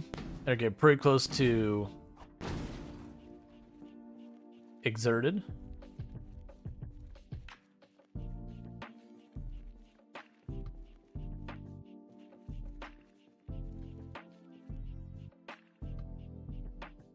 Oh, good, a trumpet. Sadly, you cannot play the trumpet.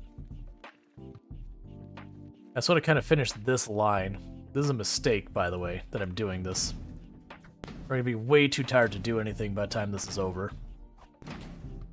Like, I'm debating going to that first room we opened and taking a risky sleep up there. Oh, this is not what you want. Yeah, we're leaving.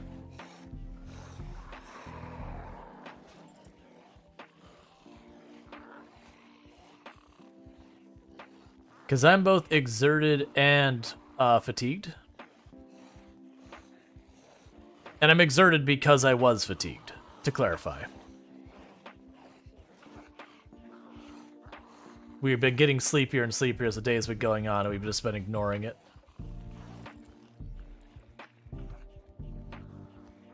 Alright, sippy sipper drink. Enjoy our egg salad.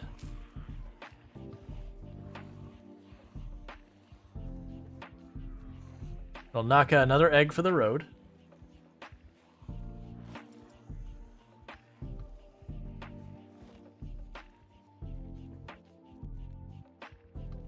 Alright, and we're just gonna walk home. Get safe, do all that thing. It's also getting pretty late. It's like almost 8:30, and I usually try and be heading back by 7. And I believe we went to the front of this building, so it should still be clear-ish. Which I can't count on because of how aggressive our spawn and respawn is on these settings.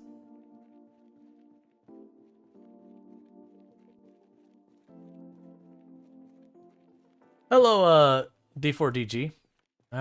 We do have some zombies here. Let's see if we can avoid getting all of them.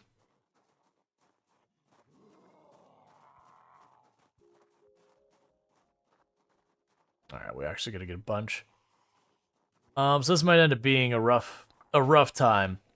Because we're not that far from where we're sleeping. But the issue and why I'm not fighting is I put my mouse over exerted. Moderate exertion is a 50% reduction to melee damage and a slight reduction to attack speed. And if we go down to 50%, it's a 50% reduction to melee damage.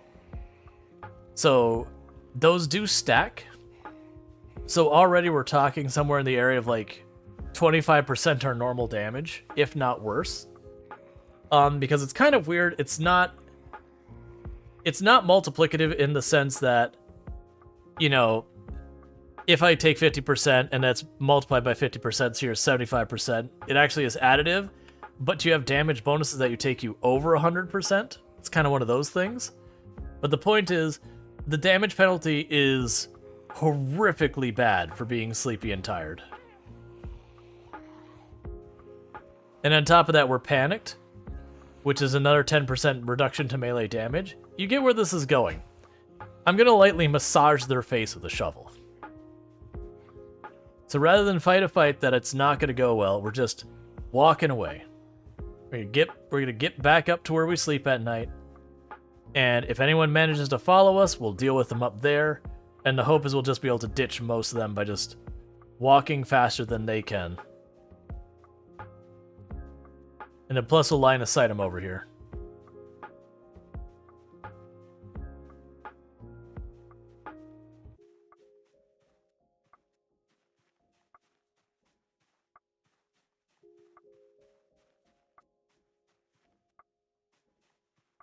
Because I'll have to path around all that stuff, and we'll just duck to the other side of the trees here in a moment.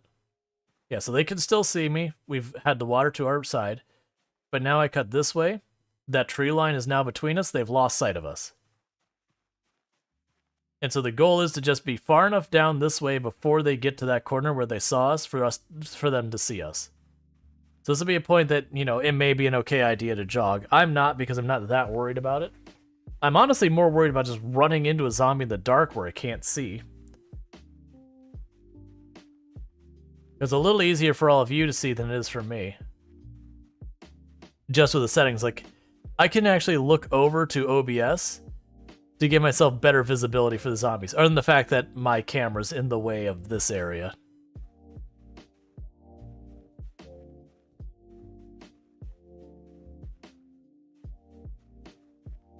Alright.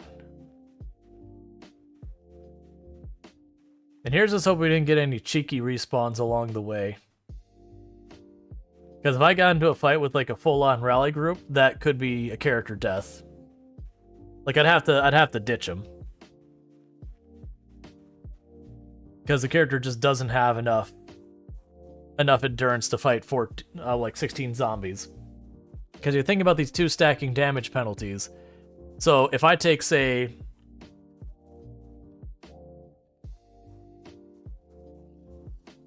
five hits to kill a zombie normally, and now I'm having to take like 12 because of the stacking damage penalties. You know, that's that many more hits, which is that much more endurance I'm burning per zombie kill. That's where the feedback loop comes with those two. That the more exerted you get, the more fatigued you get, the faster you get more exerted and fatigued. It's one of the reasons why the moment you see exertion or fatigue, unless you're down to like the last 1 or 2 zombies, you want to finish what you're doing and get away. If you still got like 10 or so zombies, it's time to just decide the fight's over, they've won, and walk away. You know, whatever they were nearby that you wanted, yeah, that's a tomorrow problem. Or at least a later problem once you've recovered.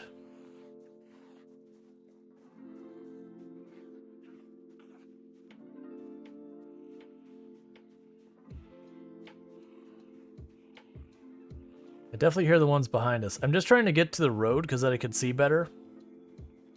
And as long as there's not too many zombies around, we'll try and deal with it. It's going to go terribly slow because of all our penalties.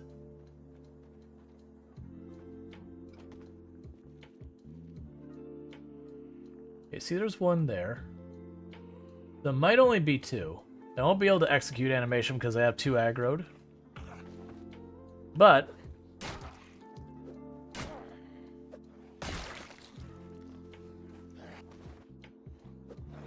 we can take advantage of a rail.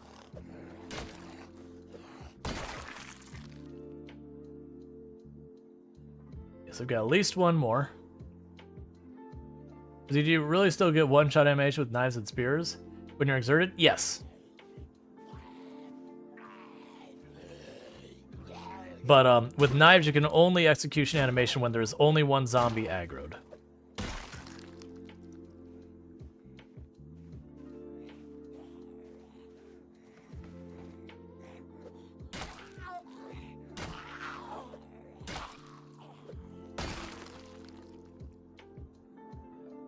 Okay, I think we're good. So you're thinking, normally I would, no, I don't have any vitamins on me.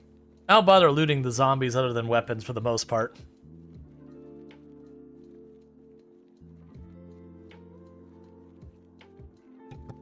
Sorry about that. Just to have it from playing at 16 times pop, there's just no real point in looting zombies after the early game. Again, other than like grabbing the occasional crowbar or whatever weapon they've got.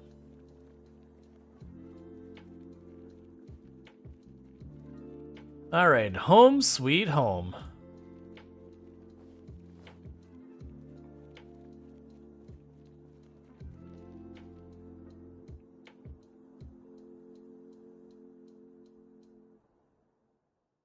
Yeah, you can be at maximum exertion and sleepiness and still execution animation. You gotta be careful because your attack speed is super duper slow. So you can actually get yourself in trouble. So that would give me branches that I could make a hammer. Yeah, so I can't use that to do nails. We'll drop the axe for now. I will drop one of the wrenches to use as actually for the purpose of a wrench. Is there anything else I want to drop here? So the potatoes, that's fine. We still have all that, that's fine. Drop a bunch of these pipes. Welder's Mask, are you lucky? No, you can find those on zombies. They're not hard to get a hold of anymore. If you go into areas with like zombies by warehouses and all that, you'll find Welder's Masks. Finding the welder's a little trickier, but the Welder's Mask is not that hard. Nowadays, it used to be harder.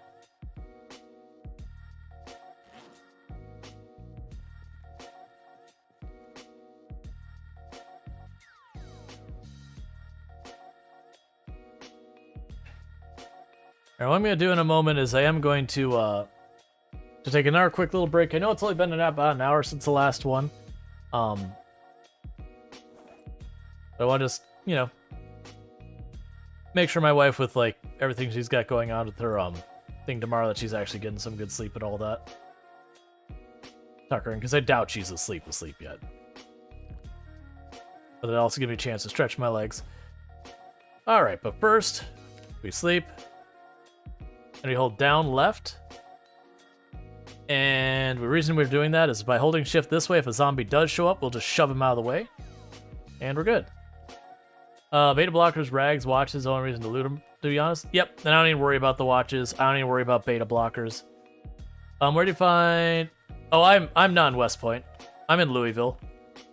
I found it on the way into Louisville. Alright, bear with me, chat. I'll be back here in just a moment. So thank you again for tuning in. I'll be right back.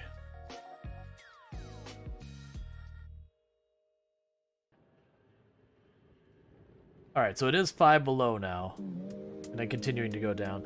It should be flipping at some point, because it's 210.8 was the flip point. Oh, there we go. Steam is down to 5 kilograms. It's cooling down much more rapidly now. It's actually fluctuating wildly.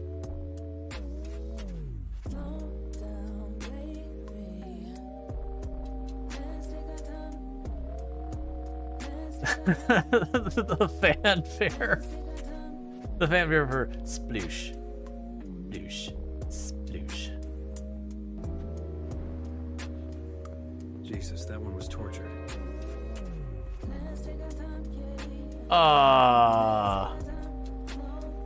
We'll deal with that in a minute. Let's do this the uncontrolled way.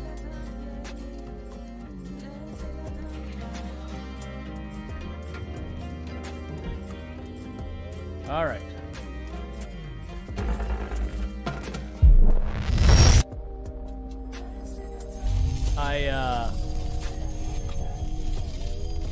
I didn't do that right.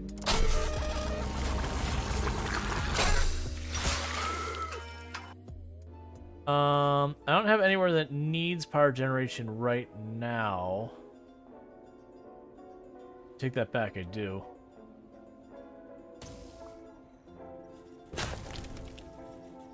Well, that's a game over.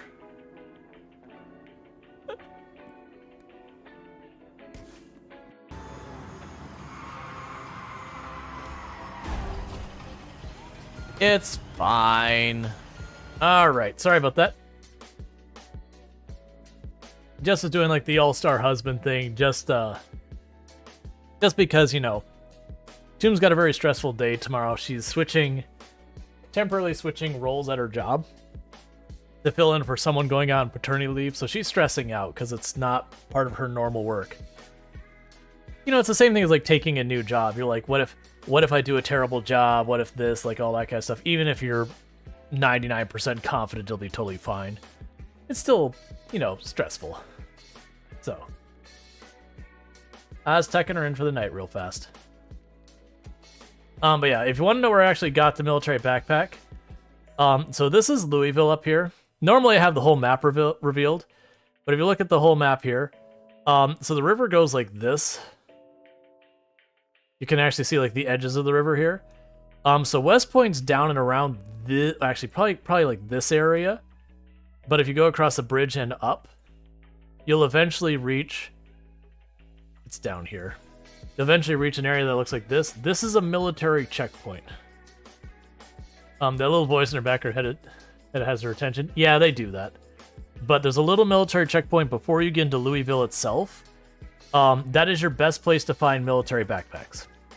You can also find them at the secret military base in the southwest. But I will say, if I had to choose between the two locations to go for my own personal safety, I'm going to the Louisville checkpoint 100% of the time. Because, in my opinion, the secret military base is the single most dangerous place in the map. With, like, no contest, no challenge, no whatsoever. It's just 100% the most dangerous. Like, it's not even, like, the second worst is not even close. So what happens when you get close to the edge of the map? So there's an interesting thing going on at the map right now, where if we actually look at this, so like right now, like this around here is where the far east edge is, and you kind of go like that. That there's like a buffer around the outside edge. There's just an absolutely absurd number of zombies they put out there, mostly to kind of keep you away, because that's part of the map that's being actively worked on for Build 42. That said, they haven't updated what's out there since it kind of accidentally got pushed out a while back. Like we're talking a year or so ago. But there is like some incomplete towns. There's a fort out there that's not quite finished. But to kind of keep people away, they just put like an absolutely absurd number of zombies to kind of bully you if you try and go for it.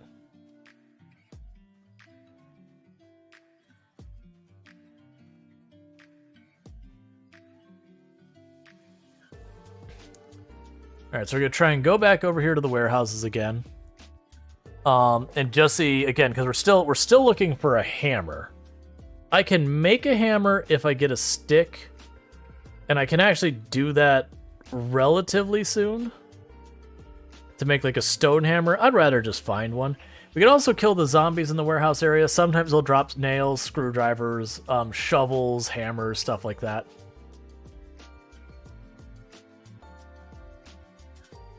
The other one we'd want to kill is farmers, because they can drop seeds. But there's just not really that many farmers in the middle of Louisville for some reason. I can't really put my finger on it.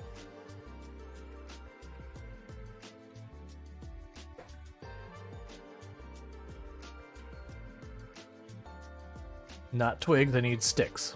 Well, branch is technically what it's called.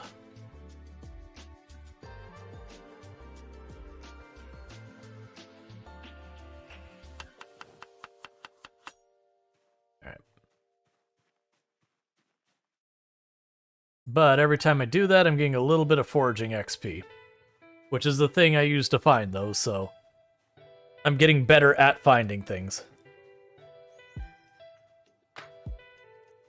You're afraid it could be another whole year before Build 42? I don't think it's going to be another year. I'm still guessing it'll be first quarter this coming year. That said, it could definitely slip later than that. But we still have people who are like, oh yeah, no, like we had people who were swearing it would be out by March this past year, and I was like, no. It's like, I would absolutely love for that to be the case, but no, that's absolutely, like, that's not even remotely plausible. Because for the record, for those who haven't been around IndieStone, they do tend to do big and infrequent updates. So what I mean by that is like, you think it'll be quarter 3 or quarter 4 2024? It's possible. I think it's sad because normally people call me out as being pessimistic about the update schedule for them. I think in this case I'm actually being a bit on the optimistic side. Because they have been going a lot more radio silent lately, which is making me really hopeful that they're starting to get down to like feature freeze of just trying to improve stuff. Like just do like the polish on the update and everything. But that could be optimistic. I would definitely say if we don't hear something about it coming out for the summer, then yeah, we're probably almost certainly talking end of next year. Which would be entirely realistic and reasonable for it.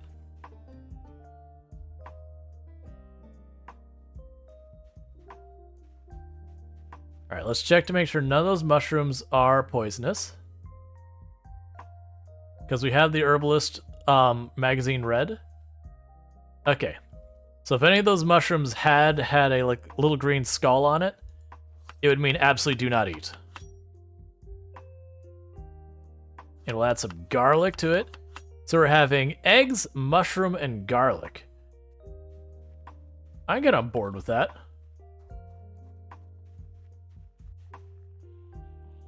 Poison.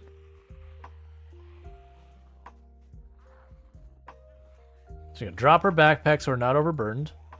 Get that off so I can actually see.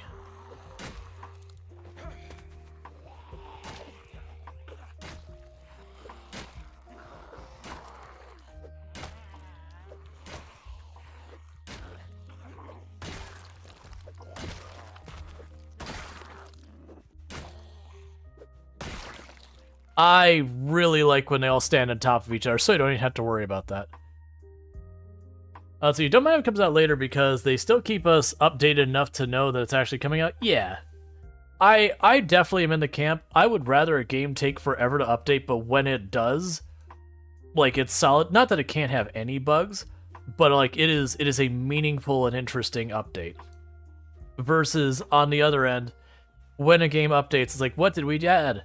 We added like a new weapon. Does it really change the game much? No. And you kind of scratch your head and go, okay, so that's the big thing for the month, I guess. Because you also start to feel like those games that do have those small frequent updates, those updates tend to feel more and more like they don't do anything of substance. They end up, you feel like they kind of rush to make sure they have an update for the next month or whatever their cycle is. That's actually one of the things that impresses me with Path of Exile and Coral Island specifically. That in a lot of ways, Coral Island's been updating about like once a quarter, which is still very, very fast for a game. And usually it's just, okay, we've taken this one system and we've massively expanded on, you know, or a bunch of the character stories got expanded on or whatever. But, you know, it still feels like they get a lot done considering the time. And then Path of Exile, the fact they had put like an entire, what in the past had been like expansion content level thing, like every 3-4 months, is absolutely bananas. I don't know how they do that where their employees haven't all burnt out by now. Like, I genuinely as a developer do not understand. Now that said, they get pretty buggy updates sometimes in Path of Exile, but that is 100% because their dev cycle. But it has been a thing that I've even said myself. I think it'd actually be nice if they took the dev cycle, slowed it down just a little bit, like maybe gave them 1 extra month between leagues, just so they were more polished when they got out.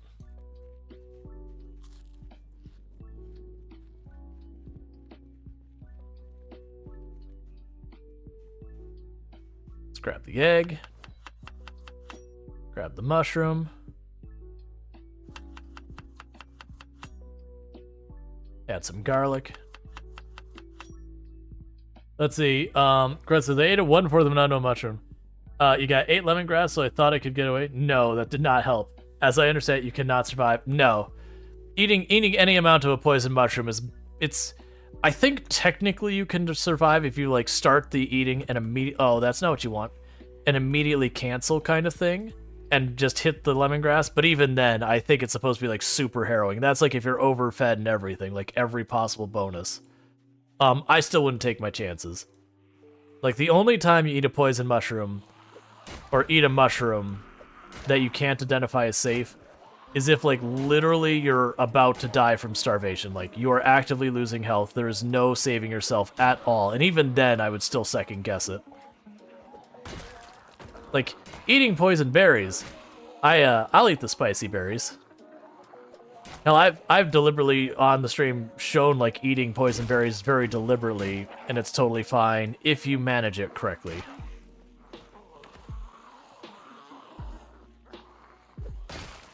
Like you can actually keep your hunger basically handled on nothing but poison berries, but it is eating like little nibbles of berry, waiting for it to get better, then eating a little nibble of berry, then waiting for it to get better, then eating a little nibble of berry. And I don't mean like the moment the nausea goes away. It's just a thing you gotta do. If you have weak stomach, all of that doesn't apply. You can't do it. Yeah, poison berries don't kill you that fast. But you gotta be very sparing in your consumption of them.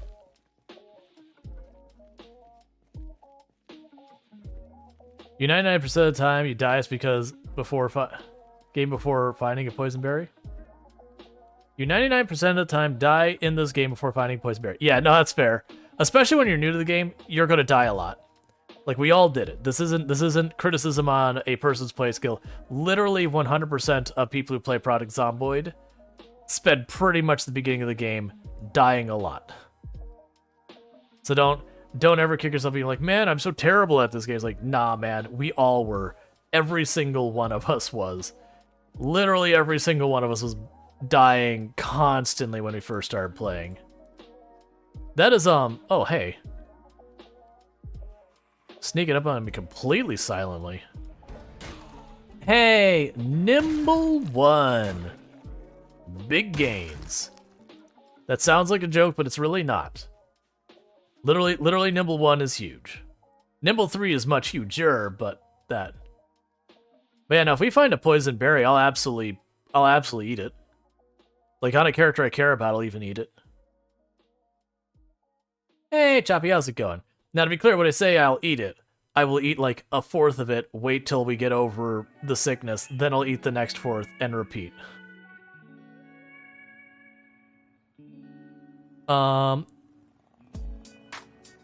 Let's see, in my opinion, the Indie Stone tends to be a little too silent. I honestly wish they'd give us more information on how they're doing. If now we're freaking updates. Yeah, they were for a good while. You're home instead of school because you vomited on the bus. Ah, that's no fun. And just to proceed something, just as a precaution, there is a thing about challenges. Don't let me know your age. Like, it's just a thing we have in the channel because if someone is underage, I'm going to ban you. Not because I have anything against people who are underage, but because I gotta protect myself. But if I don't know your age, then I don't gotta worry about it. And even if you're not underage, it's still best not to reveal that kind of information. Like, it's one thing to be like, you know, oh, I'm a young adult or something like that. Sure, totally fine. But like, even I usually will avoid saying my exact age and all that stuff. In the whole, like, don't dox yourself. Don't give out too much personal information online. But yeah, no, I was gonna say with Psoriasis the Mage, they were doing a monthly update called Thursdoid, or actually was it monthly or every, like, twice a month? They were doing it monthly. They only recently backed off doing it, but it's because they're kind of in that phase of development where they don't have a lot of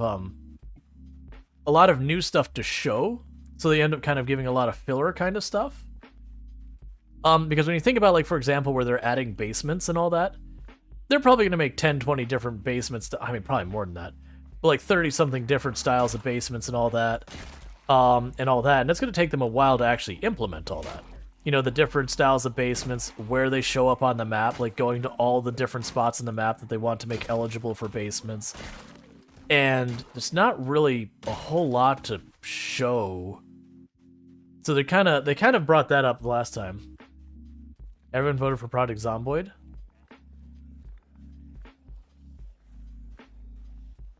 I mean, we had a lot of people vote for Project Zomboid. Smart chat, smart. I'm gonna be honest, Spartacus. Like, the amount you push Project Zomboid specifically is, I've said this before. Whenever I feel obligated to play a game, I actively don't want to play it.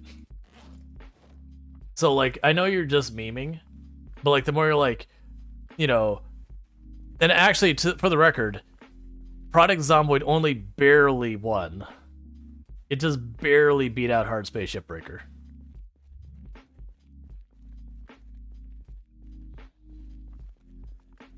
And it won't launch? I don't know. That'll be something you'll probably want to check either on the forums or on the Steam game discussion, or like whatever symptoms you're having with the not launching, like does it black screen, does it immediately dump back out, that kind of thing. You could probably just do a Google search describing the symptoms of it, and that'll probably go a thing, because I haven't had that problem. Yeah, you're probably gonna have to reach out to stuff like that, unless someone just happens to know. But yeah, it's just unfortunately the reality is we don't have a way of like peering into your situation and all that, trying to help you out in a meaningful way. Alright, goodbye, Shovel. The starting of the Spears game was just disgusting. Oh yeah, you're just death after death after death after death, and that is normal. That is how it goes. Because it's just, the combat is so different from other games and the way it mechanically controls. It's gonna go through that. But yeah, no, it's just kind of the thing that I haven't gotten to the point of banning someone for it. But I had times that, like, when I was playing less Project Zomboid initially, I would have people like, why are you playing this crap game and not Project Zomboid? And I got to the point of timing people out for it. Because, like, hey, I get it. You like a game and this isn't that game. But also, I play multiple games. But if you want to ruin the fun for me for Project Zomboid, just make it a big thing about constantly, like, oh, you know, it's good that you're playing just this game or anything, like, smart on people to vote for this game, because I will absolutely stop playing it, because that will ruin the fun for it.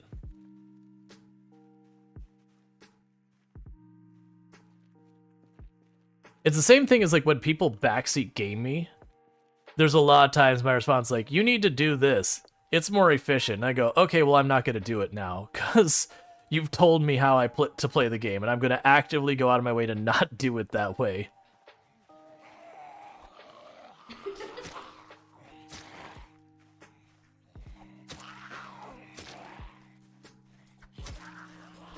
Like, I've been backseat a lot of times with doing, like, some of the settlement building style games. Like, everyone knows you need one of these to 23 of those. I'm like, alright, well, I'm going to leave it my 30 to 2, which is highly inefficient because I don't care. It's kind of one of those things that, like, if a game you require that level of efficiency just to succeed in the game at all, like, that much min-maxing, it's like, I usually don't want to play it. I got better things to do with my time than break out, like, some graph paper and math out positions and everything. I'll do that if I want to, but if it's required, usually I'll lose interest.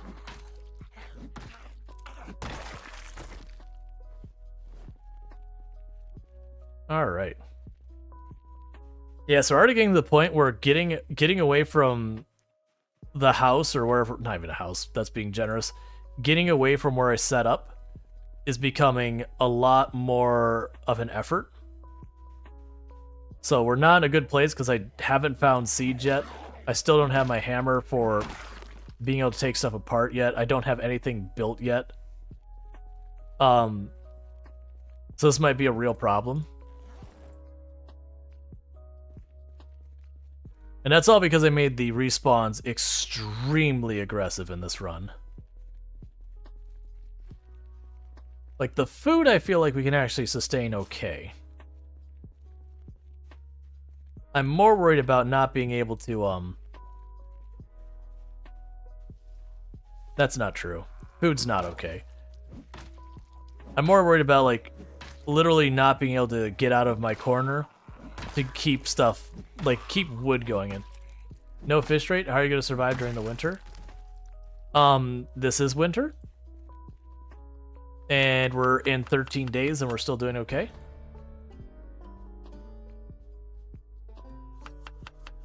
Yeah, we're actively in winter right now.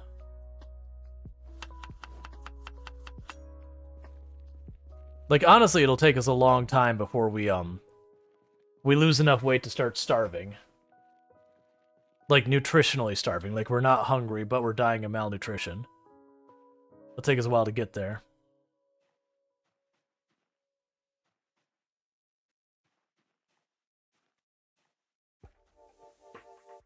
But I really do need to get some seeds going. And zombies can drop them, but only the farmer zombies. And we have seen a few of them up here, but understandably not many. We are basically in a city. It's literally winter. Yes, you can find mushrooms in winter. You can find berries and mushrooms in winter as well, I'm pretty sure. I mean, we're November 22nd, and November's the beginning of winter, and it goes till March, I believe.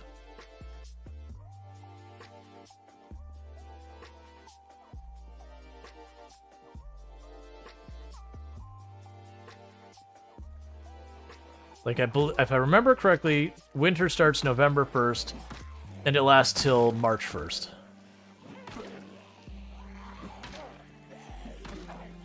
You can also still find rose hips. during the winter.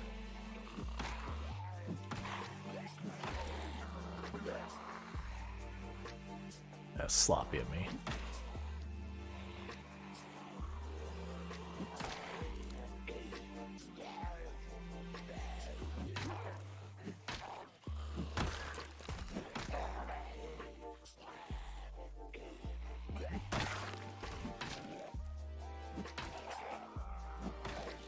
That's it. The only berries we saw were poisonous, and we did just discard them. Thank you for the follow.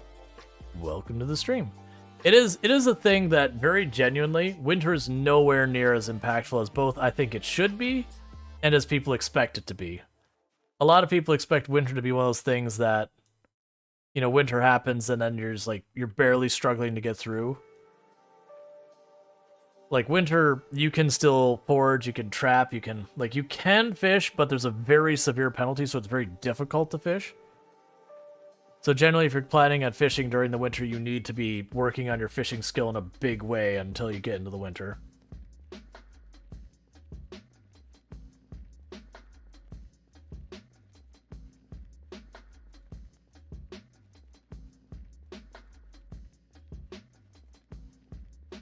Really need to get that hammer. Like, I can make a stone hammer. I have what I need. We got it on this trip coming out now. And that'll work. Thank you for the follow. Welcome to the stream. That'll work. But we really do want just a regular old claw hammer. Or ball peen, or whichever ones. There's a couple you can take furniture apart.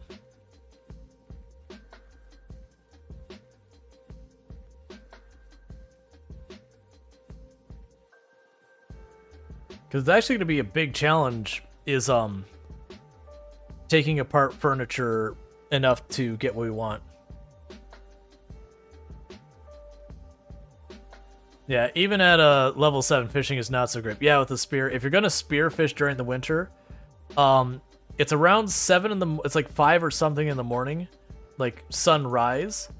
You get a bonus to fishing, and sunset you get a bonus to fishing. And you might as well just fish versing the peak hours, and then outside the peak hours just do something else.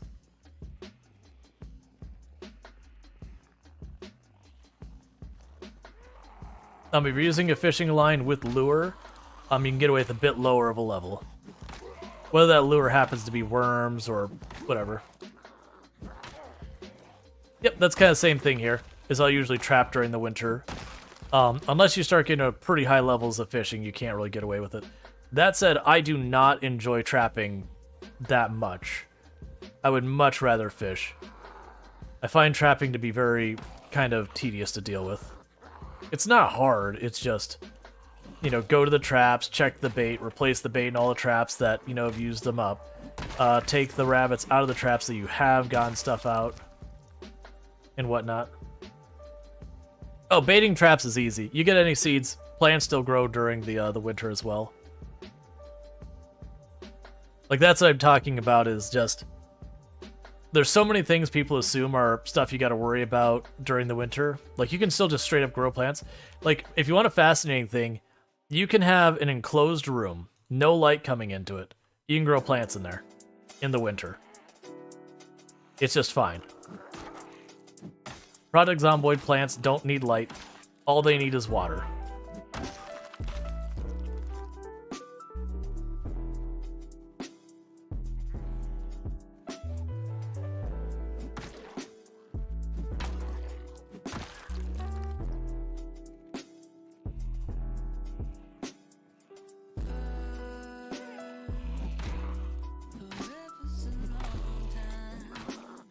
So you can freeze/store plants.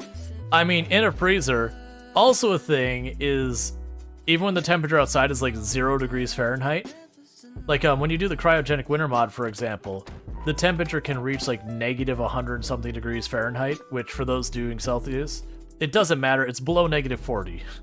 So just, it doesn't matter. It's cold. It's expletive cold. Like, it doesn't really matter which... Oh, wait. I can't use the tent until we're actually exerted. I was gonna rest using the tent. Does snow count as watering plants? No. You can't even get snow in rain barrels to do anything with it. I just noticed you started the year. This year just run ago? In winter? Yes. Custom sandbox, I just changed it to be 5-6 months later. So I started day 1 winter.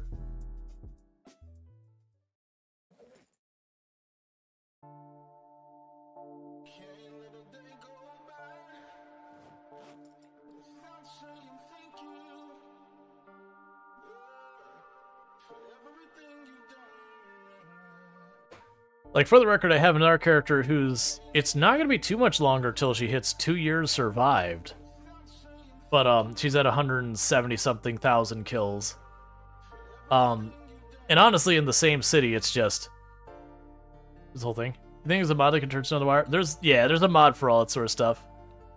Usually when I'm explaining stuff to people, I will just leave out anything related to mods. Unless they're specifically asking for a question about, is there a mod that does something, and I happen to know the answer. Because most of the time people are asking, it's like, can I melt snow? It's like, you know, with mods. It's not that it's a bad answer or anything like that. But for me personally, like, you know, if it's a mod situation, I don't know. I generally recommend people start the game with no mods whatsoever. Like, just don't, like, no mods at all. Hit Apocalypse, hit go. Do that until you start, you know, getting to the point you can survive, you know, a decent amount of time. Couple, like, week, 2 weeks, a month, something like that. Then start getting into the modding territory. Then start seeing, like, what you want to change about the game. Because one of the things I find a lot of people will do is early on, and it kind of is a self-sabotage for enjoying the game thing, is they'll be like, oh, there's not enough guns in the game. This isn't realistic. Let me go get Breedus so I can get my arsenal. Oh, let me grab this mod. It makes it so this mechanic is easier. Oh, hey, let me get this mod. And these kind of things. And it just ends up being one of those things that they suddenly go, well, I'm bored of the game now. It's like, well, yeah, you've made yourself super powerful. So no spears this run? Short blend, long blend? Oh, I'm just using what I find. You'll generally find I almost will never use spears. I really don't enjoy spears as a weapon. They're very endurance hungry. They break way too easy, so I have to carry around like 10 of them. And just not, like, and they having to make sure you play around the execution animation. I just don't want to deal with it. I'd rather just use hunting knives. But at the moment, I don't have much maintenance skill. So if a weapon exists, I'm going to use it.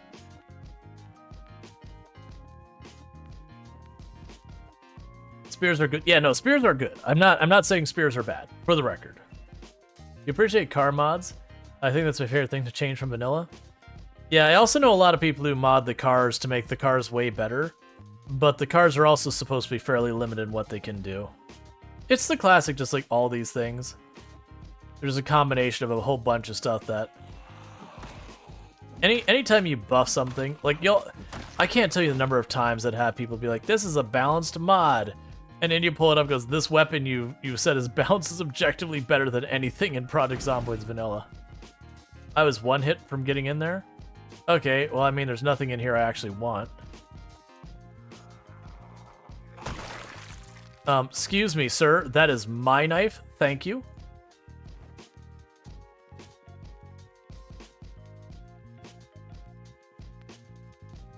How did you die? Oh, that is a very uncomfortable looking place in there. I'm gonna go in there, but that is a super narrow hallway. Why are you all stealing my knife with your face?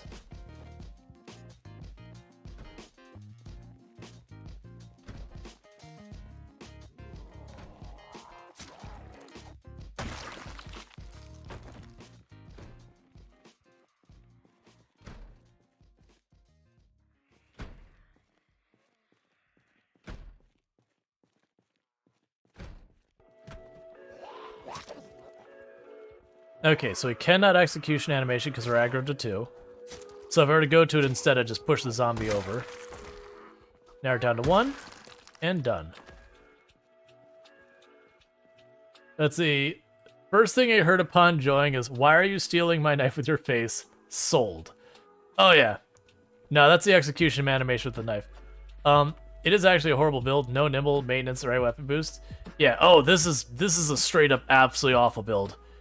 If you want an actual good build and you're looking for recommendations, you want to get yourself, most likely, you want to get yourself a decent amount of nimble.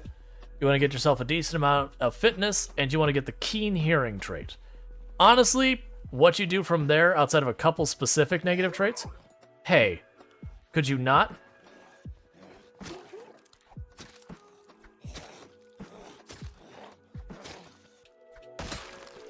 That was weird, because it should have been an execution animation, but it did a parry animation. And for those who don't know what parrying is in this game, there is a mechanic that as you get better at a weapon, if you are facing a zombie that attacks you, you have a chance of protecting yourself by shoving the zombie off. And the higher your weapon skill is in that specific weapon, the higher chance you have of successfully parrying. It is still RNG though, so you do not want to depend on it to keep you alive. But it's another reason that when you find yourself in trouble with zombies, that you know you're going to get grabbed, you do not want to face your back towards them. Because there's those things, you face your back, you can't parry animation, you can't, you know, you have a higher risk of getting bitten from back hits, all that kind of stuff. Just embrace the attack, try and get the hit off.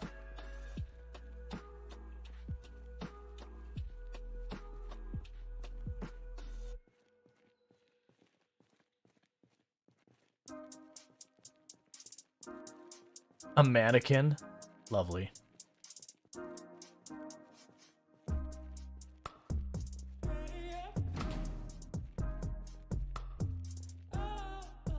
An antique stove? Are you kidding me? Okay.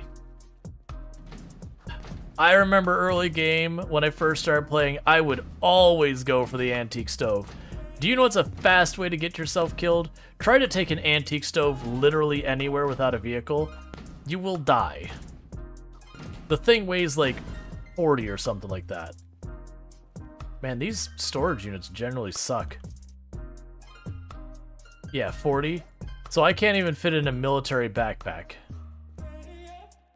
I would have to carry all 40 kilograms on my person, which does mean I would need to empty out my inventory low enough that I could do that.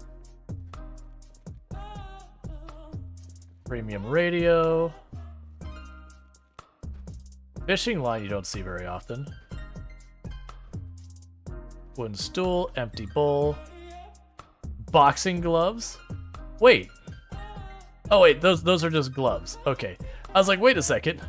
You have stats. I shouldn't do this right here. Oh, I can't. So I can't actually reach those last two boxes in the corner to see what's in them.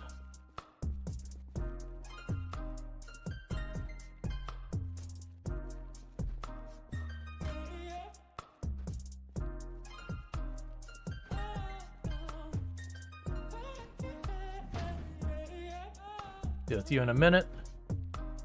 Folding chair. More stuff's done there.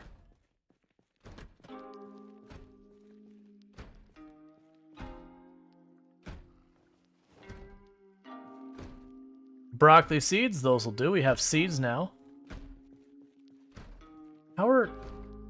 Oh, the zombie shaking something upstairs or elsewhere in the building.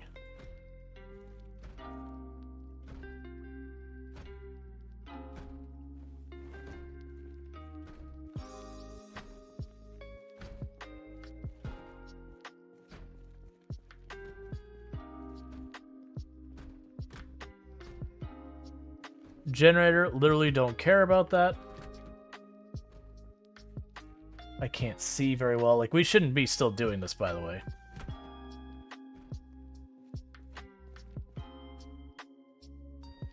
Oh, padded pants? Padded pants are the most insulated pants in the game, so if you're playing cryogenic winter, padded pants are... Oh, that's weird. They usually don't have a generator just sitting there. Hey, friendo.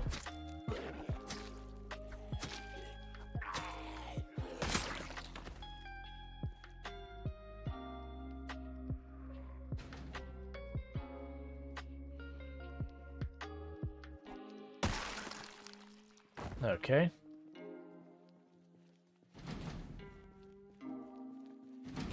Like I said, I shouldn't still be in here. I can't see anything. I should long since be on our way home.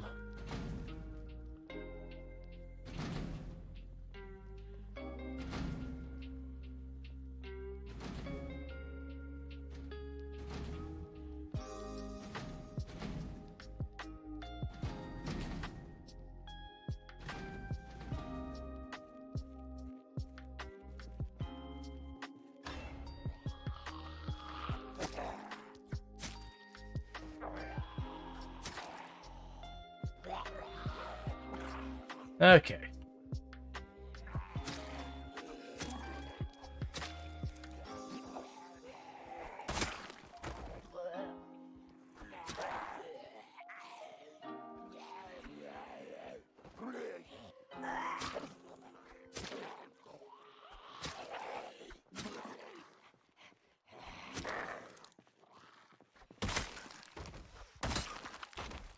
Alright, well that was terrifying. Let's see, you generally really hate wearing clothes in Manila? Just overheat with anything with insulation? Yes. Let's see, I need an NC warehouse or a big building generally to store for my bases.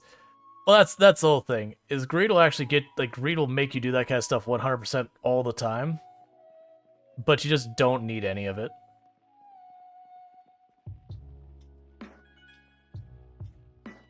I can't see. I shouldn't be doing this. What am I doing? I have a flashlight.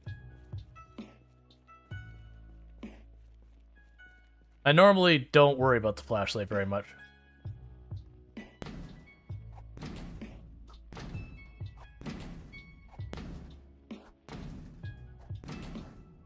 Yep.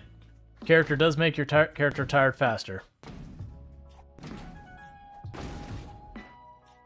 Okay.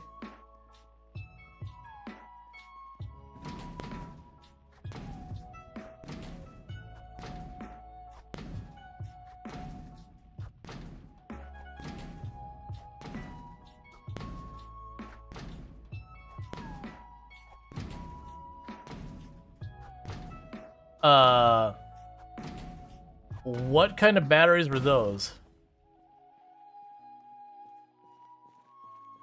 Were they already mostly spent, or what?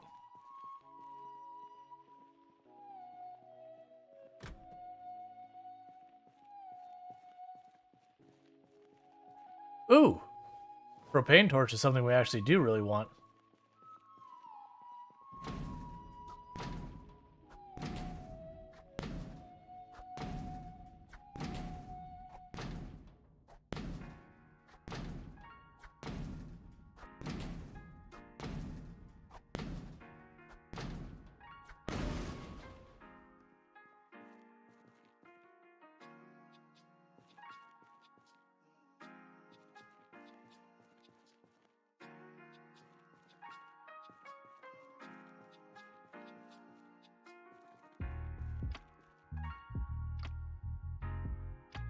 Ah, there's a couch there. I can't see it.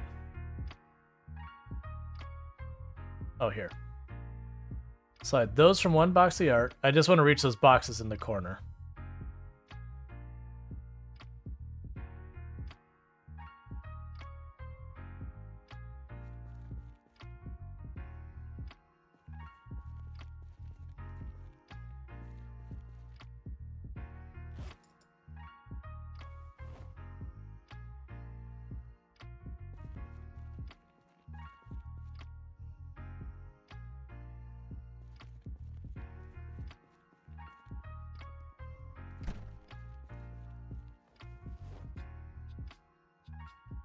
Okay.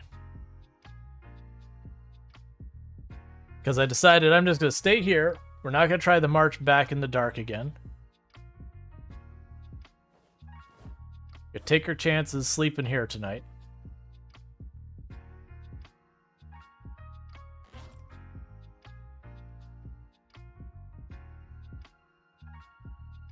Alright. Finally, now you just need a propane tank? Yeah. One of the good news about that is any propane grill will have a propane tank. So that makes that a little bit easier. The downside is I'm not going to be able to move around enough to really make that useful. Alright, so we can go ahead and drink the water.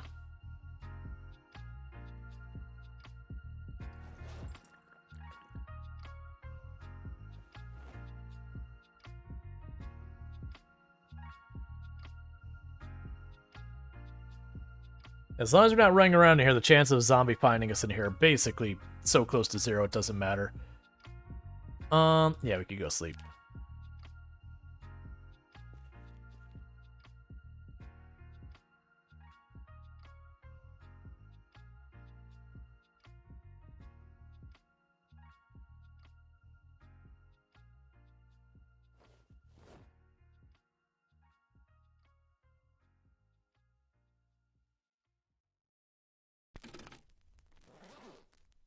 That's fine.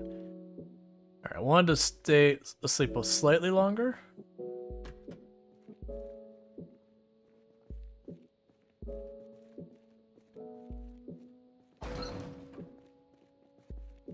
Okay. So I've kind of hit the entire storage unit. Sadly, still no hammer. The good news is we do have a stick, and I can just shred some clothes to do that. To deal with that. I'm not gonna bother trying to shred the clothes over here. We're like right at the... Actually, I'll tear one pair of clothes just to make sure I've got enough. I shouldn't have a problem, but just as a precaution. Alright, so we're not gonna go over there. We're gonna work our way back, because we do have stuff that we can make a bit more progress on our home. We can make our hammer. I've got the supplies back home. Now I've got the sticks. So that'll be good. And we did find a welding mask and all that. So what I could do is I can move some of those trashed cars, which will give us a bunch more pipes and bars and stuff like that.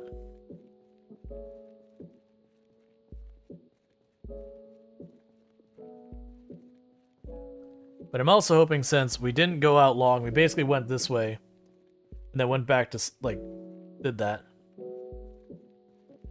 We can sit here and work our way back. We shouldn't be eligible for a helicopter quite yet.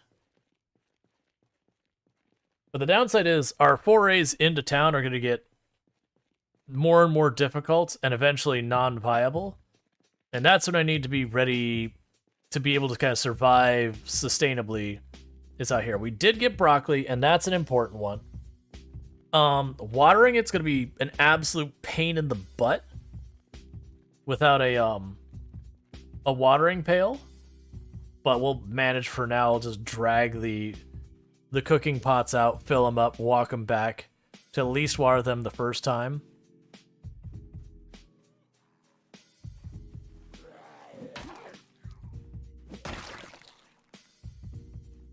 Oh, we could take that flashlight and put it away.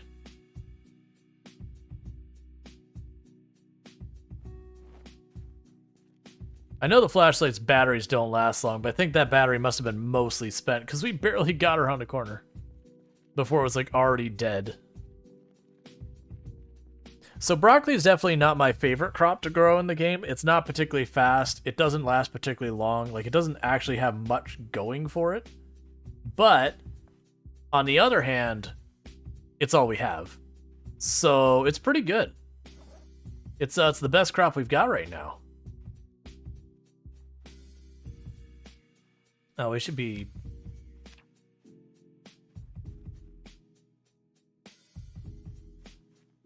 Yep, so that's a poison mushroom, so that's no good for us. Not gonna worry about that. Oh yeah, no, if you find, like... Every crop has something they're supposed to be the best at. Cabbage grows the fastest, so it's very good. Potatoes have the longest shelf life, so they're pretty good. Strawberries are the only one you plant once and you just keep harvesting again and again and again, which is pretty good. They don't last long, though, so strawberries are actually probably the least useful. The other thing that strawberries do is your character actually gets a little happiness from eating strawberries, as long as they're not stale or rotten or something.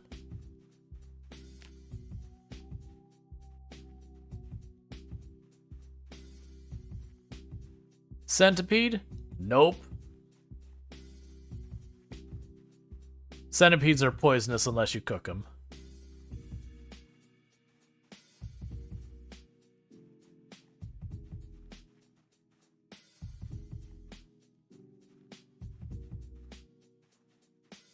Alright, I mean, we basically have everything we need to start doing building. Our food is still going to be sketch, but if I can start getting the broccoli growing,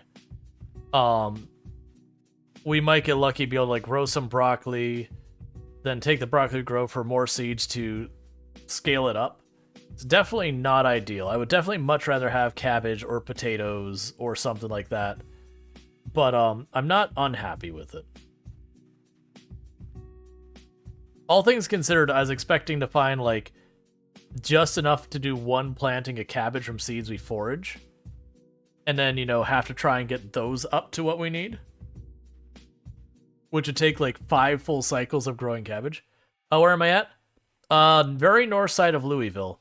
We're actually walking up towards where the bridge leaving Louisville to the north is, where it's all blocked off. That's kind of what I've made my, like, base up here, is the bridge north of Louisville. Poison, really? Poison as in the mushrooms? Yeah, mushrooms can be poisonous. They'll straight up kill you if you eat them. Like, even if you eat the tiniest bit of a poison mushroom, you basically have condemned your character to death. Poison berries you can work around. Oh no, centipede? Yeah. Centipedes are poisonous unless you cook them. In the game. Make a bar with termites, 1 hunger.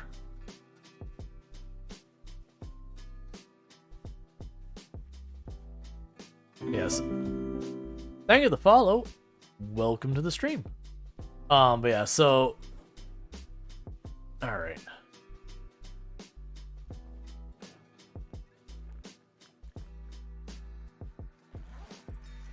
I see there's a group ahead of us. Okay, that's all the water we had on our person. But that's fine. Hello, Kingsire. How's it going?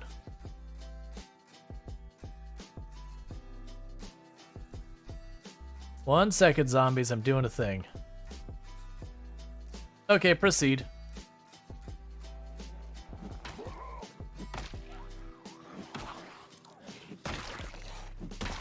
Because I have a feeling as the fighting escalates and I have harder and harder time pushing out, this is going to be where most of my short-term food comes.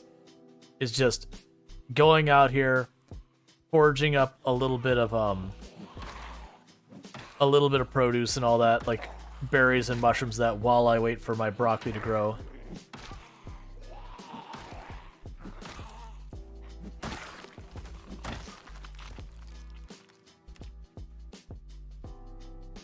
That said, still love some cabbage.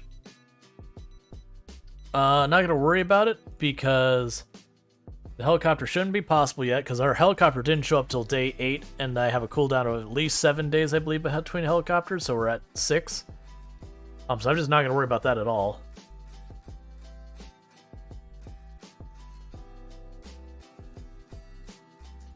Alright. But I'm thinking what we'll do is we'll go up here and we'll tear apart some of these cars on the far end there. Alright, we got more mushrooms.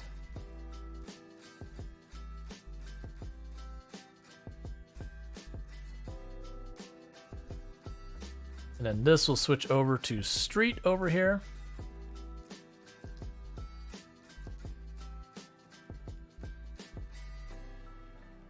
Yeah, so like I said, we'll use a propane torch to take apart. A sip.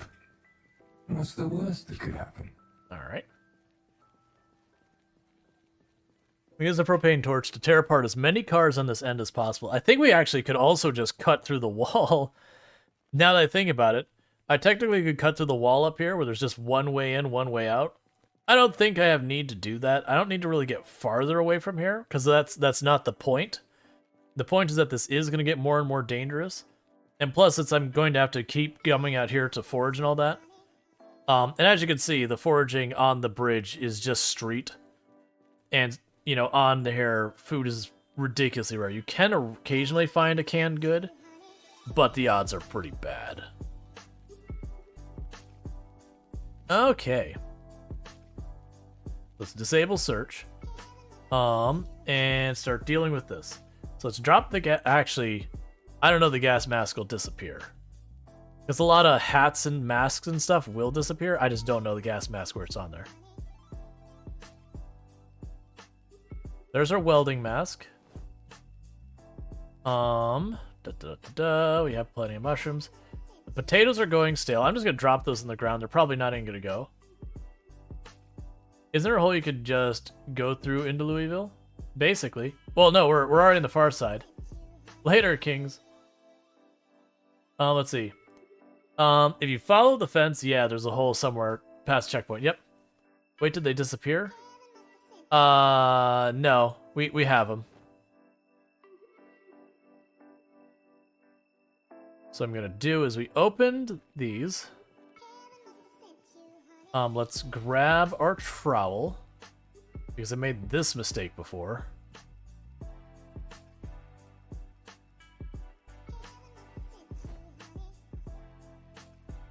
And dig the furrows. And for those who don't know, digging furrows actually makes you pretty fatigued over time.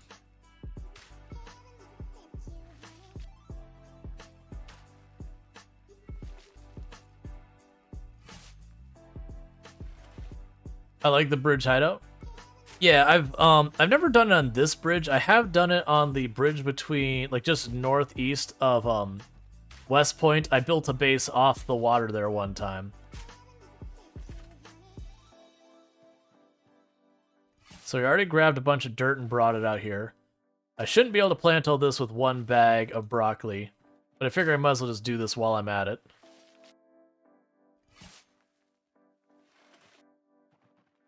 But yeah, no, generally speaking, by default, there's a lot of hats and glasses and stuff like that that after a period of time will despawn.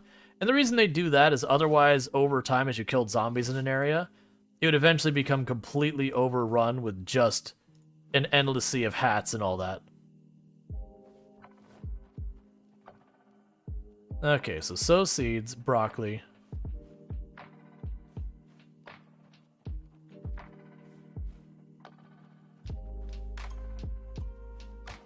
Okay, broccoli seems pretty efficient as far as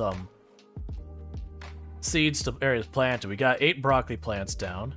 Take the rest of the seeds, we can drop them on the ground there. Now is going to come the not fun part.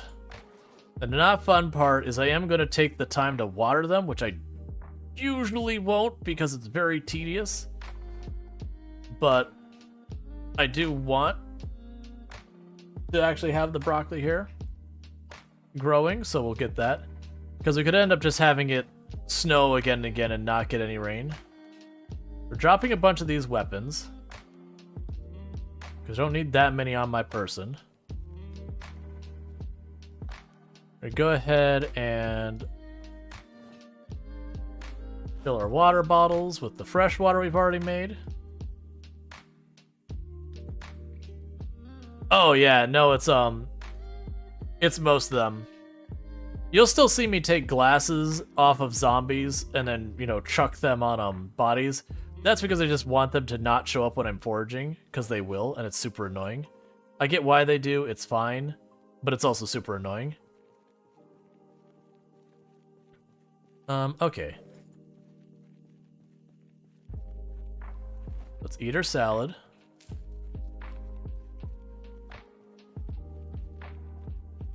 So today's main focus is basically getting this farm online.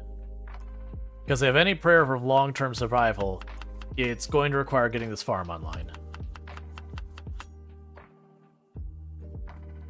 Eat this salad.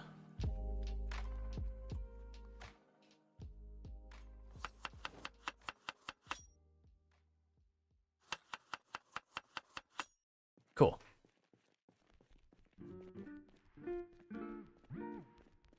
Just jog a little bit for the fitness and that. Not much. Because for some reason, and I'll be able to solve it. Actually, I'm going to shift my priorities. I'm not going to do that. Do I have the wood axe on me still? I probably don't, do I? No. Alright, so my priority change is I'm going to go up here. We're going to grab the wood axe. We're going to knock apart a tree. We're going to make some planks. And we're going to put a piece of flooring down here off the side of the rail up here somewhere. That way I don't have to run the whole way down here just to fill up the water. So it'll save me a bunch of laps. Because I'm also planning on basically building a base up here. So let's grab the wood axe from the pile.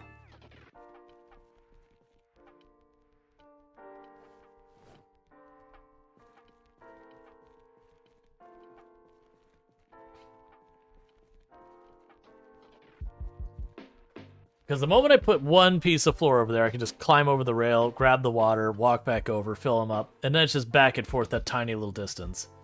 Versus this whole jog the whole way down the bridge.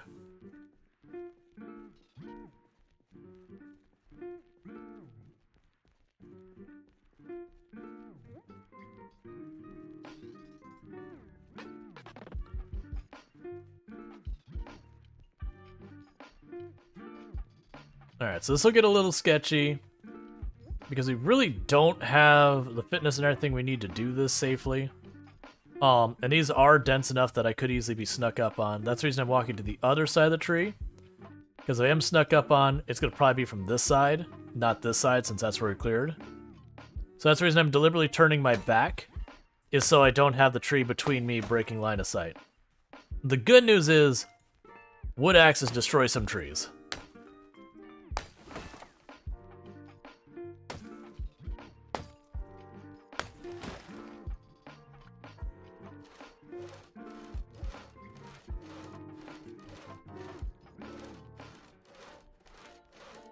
Okay.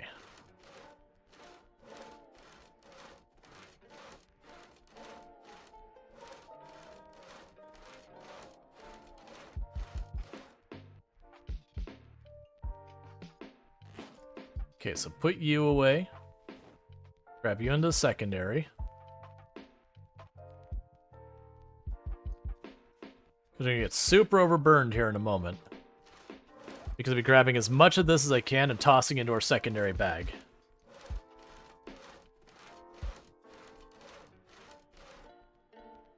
It's not going to be much. Because planks are heavy.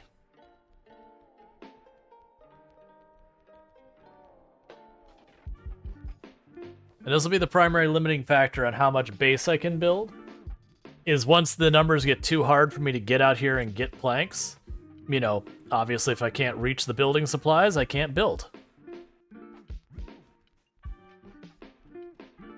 Because the good news is we did find almost like 6 boxes of nails, and those will go a pretty long way for base building.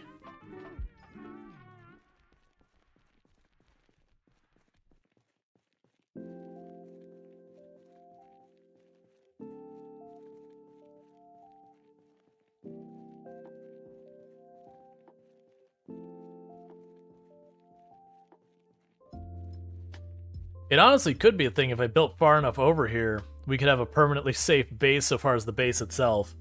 But I'd only be able to live there indefinitely if I move this onto that platform. Because then you could have it where they wouldn't be able to figure out how to path around. That's not the intent, though. Oh, right, I need to make the stone hammer. I was like, why can't I carpentry? Right. And you go over here, crafting.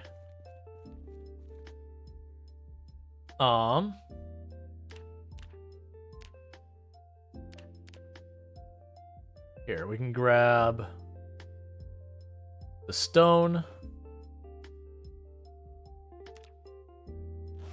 One of the branches.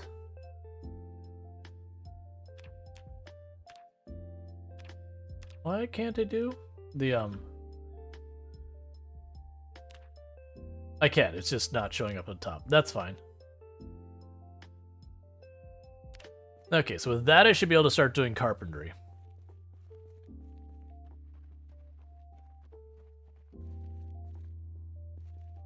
Oh, I need carpentry 1 for floor? Okay, that's not what I was anticipating.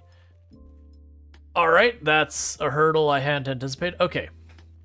That shouldn't be hard to make happen. Let's drop the planks over here, because I probably gained most of a skill point just tearing them apart. I'm wrong, in case you're wondering. You can go ahead and drop these.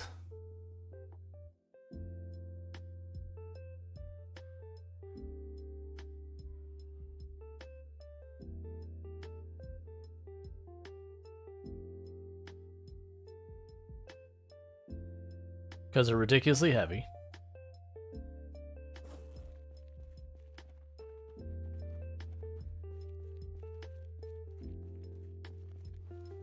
Drink my water.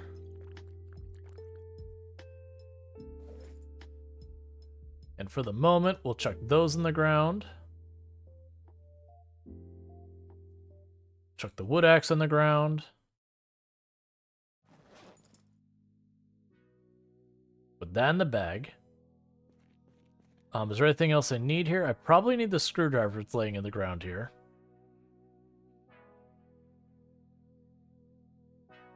Open a box of nails.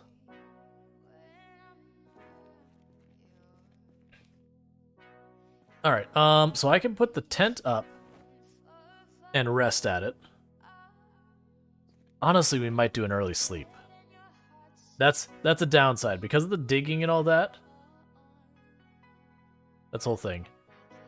Let's set our watch alarm, and let's do it correctly this time.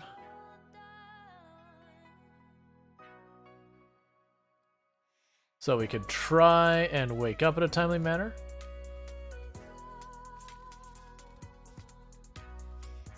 So we're at 13.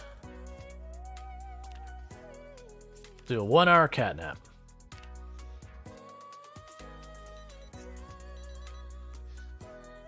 I don't want to mess up the character's sleep schedule. I'm just trying to get myself a little bit more oomph before we go.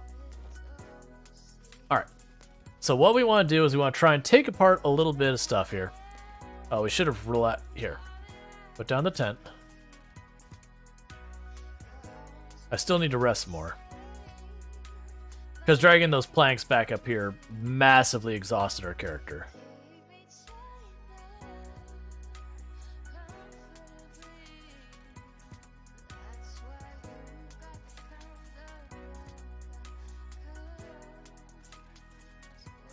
Cool.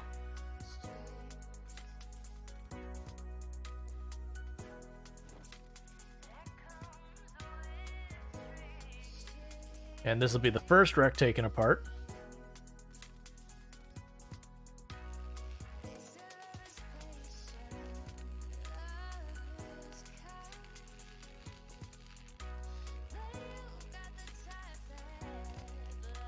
Because we disassemble that, it gives us more space to work. It gets it out of our way.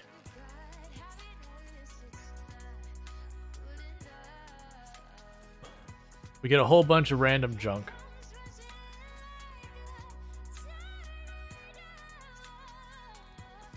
The downside is our propane torch is out of propane.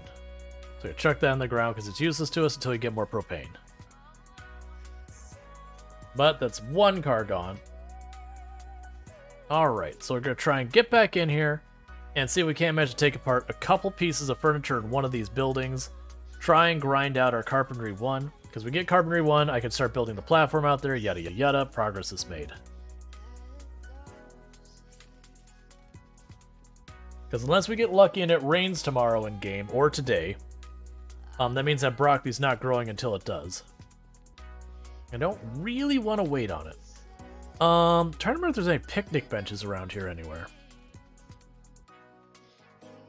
I know there's a children's playground over here, and a lot of times there's picnic benches by those. Let's check this little burger stand thing we looted earlier. Hey, Psyomegas, how's it going?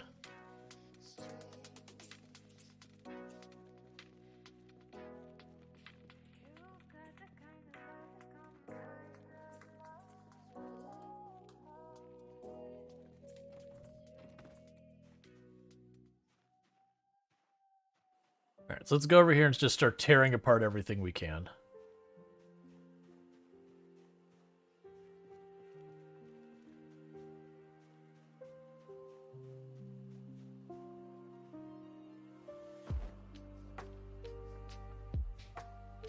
People are like, destroy. Let's turn that off. There's no point leaving it on.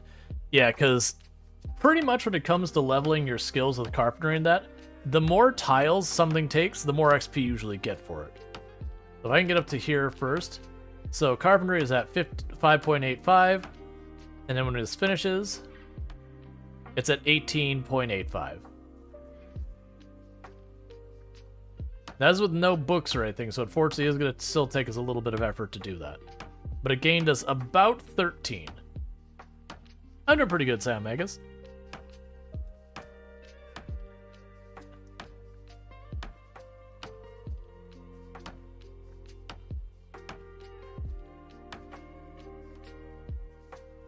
No, I actually got a couple of usable planks out of that one. Yeah, so that's 31 we're at now.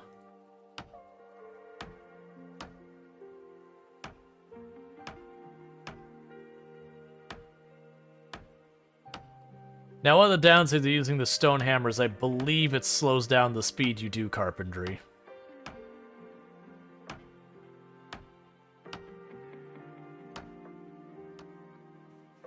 Understandably. Okay, we're at 45, roughly. Because I only need to get to level 1. That's the reason why I was like, oh, picnic benches, those will give us a lot. Let's hit that first. You do not know who you are. You do not know why you're here. All I know is that I must deconstruct. Yes, all I know is I am looking over there at that thing, and it is not disassembled. No, it doesn't want to let me deconstruct it. But that said, you could disassemble a lot of stuff.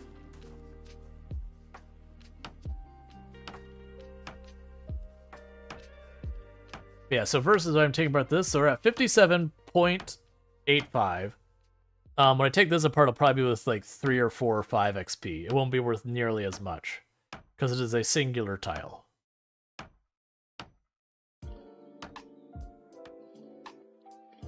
Yeah, so it's worth about 4. Oh, we got a nail out of it. That's good.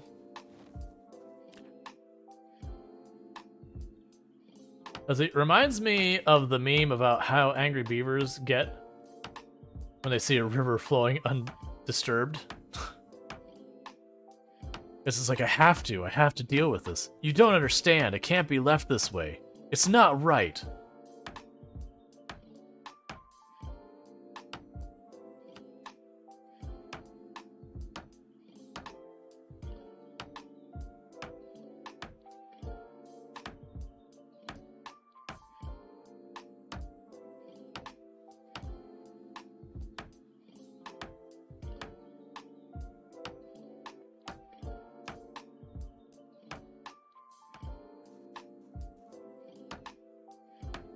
Would be neat if you could use a swing or slide. Yeah. It's one of those things, though, they could, yeah, I need a posture check. It'd be one of those things that have to, like, add animations and do all that kind of stuff, and it's just one of those things. It's like, they could do that, but there's probably better uses of their time kind of thing. That's, where there's a lot of people who've complained that your sit animation doesn't work on chairs. Like, there's mods that do it. And it's like, okay, like, don't get me wrong. It's not that it's not worth putting the time in, but there's all the other stuff that would, you know, kind of higher priority.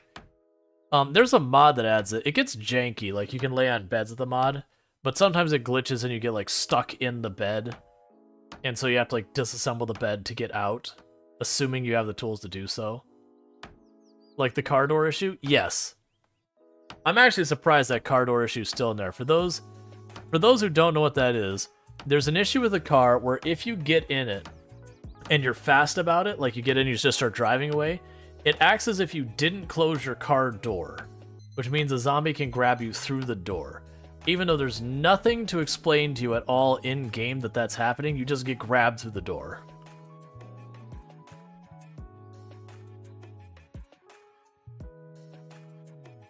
I'm not going to take that yet, but we'll want that at some point. Even if the window's up? Correct. Because as far as the game's concerned, it's treating as if you left your car door open. Which makes no sense, but it's just a thing that happens. I don't believe it's intentional to work the way it is, but yeah. You ever see the article about beavers where they put them in an empty room with a speaker playing running water, and the beaver will want to bury the speaker? I have not heard that one. Yep, there's no animation of the door being open and closed. Plus, when you think about it, if you drive, a door slams closed once you get over a certain speed.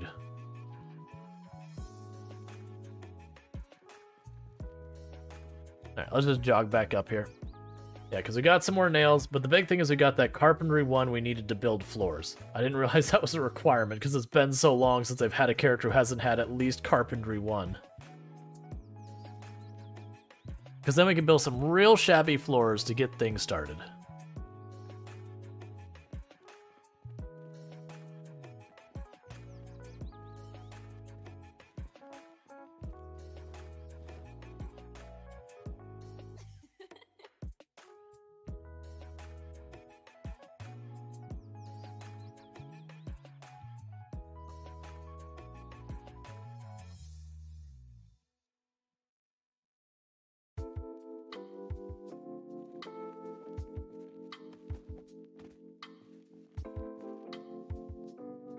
And I don't want to hear another word about our personal problems until I get this down.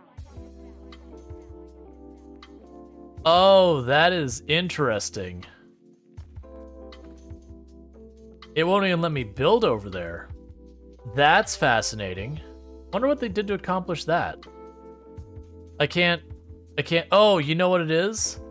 You build from the south or the, I think it was the south or the east side when you build stuff. Let's try doing it over here.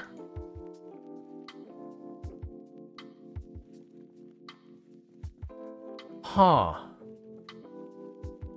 That's not what I wanted to see. I was really hoping to be able to walk off the side of this bridge here. I can't disassemble that, right? No.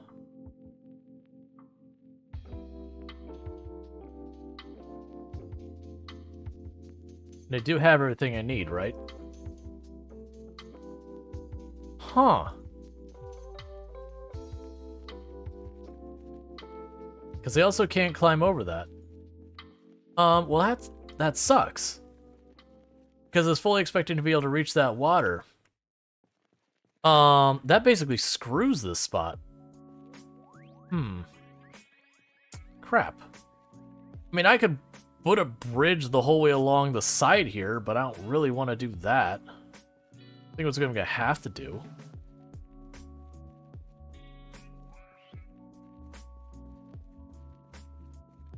Yeah, sadly there is no rope and bucket. That's just not a thing the game does. I mean, I guess we're just running a bridge along the side of the edge of the bridge. That's gonna be 40 or so tiles before I even get to start building. Once I get the the path along here, it'll be fine. I mean, I imagine you could probably hit that with a sledgehammer and knock it over. But I'm probably never gonna see a sledgehammer in this character's run. Okay, basically where we're at right now, this is super duper dangerous. Because I've exerted myself so badly getting here.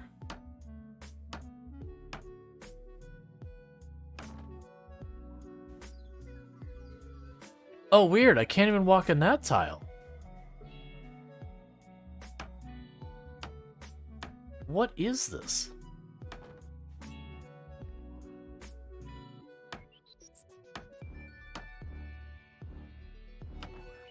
Did they just, like, hacky, like, make unpassable tiles over the water? Just to keep people from messing around with this area?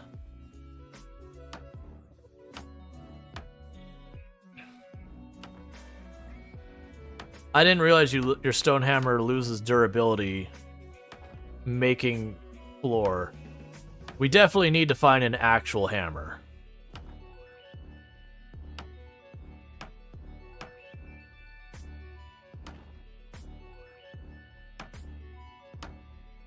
To be fair, I haven't had to do construction with a stone hammer before.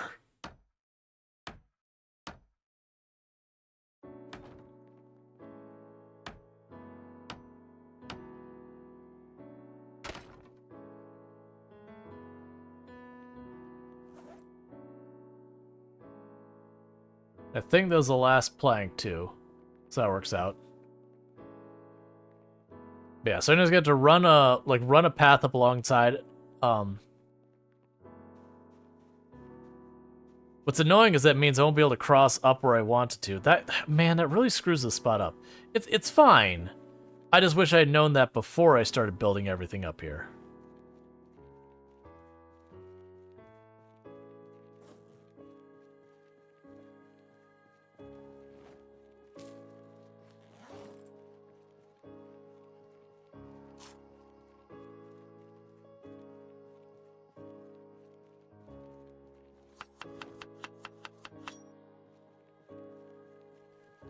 Okay.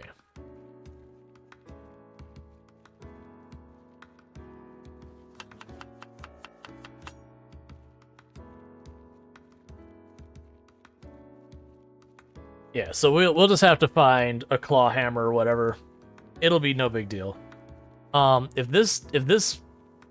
I can't build a path over, man, I'm trying to figure out how we work around this. I could see we build out here, we make our stuff. I take this down, we go the whole way around. It's just basically along here. That kind of defeats the point. Really caught me off guard with the whole fact that I can't build over there.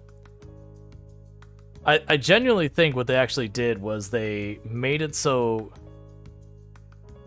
that this wall is on this tile, and there's like two versions. Like, that's a not walkable blocking version, and then this is the walkable not blocking version. That's the same effective tile cosmetically.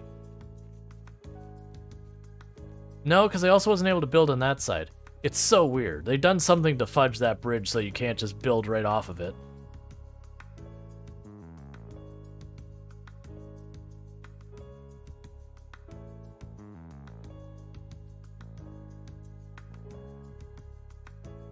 Okay, and we're trying to recover our endurance as best we can.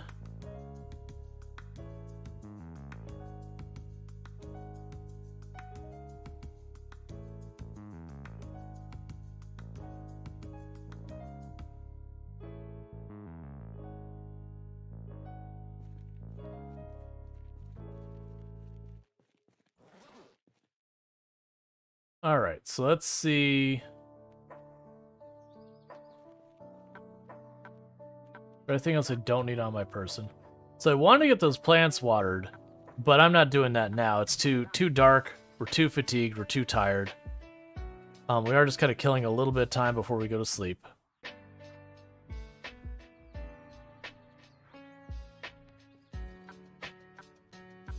Okay.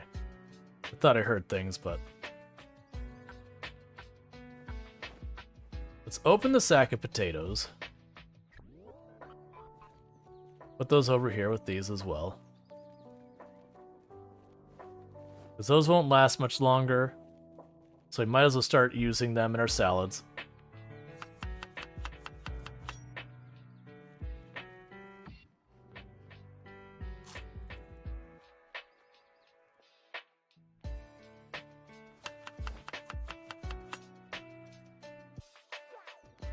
Alright, that's close enough to midnight, I think. Alright.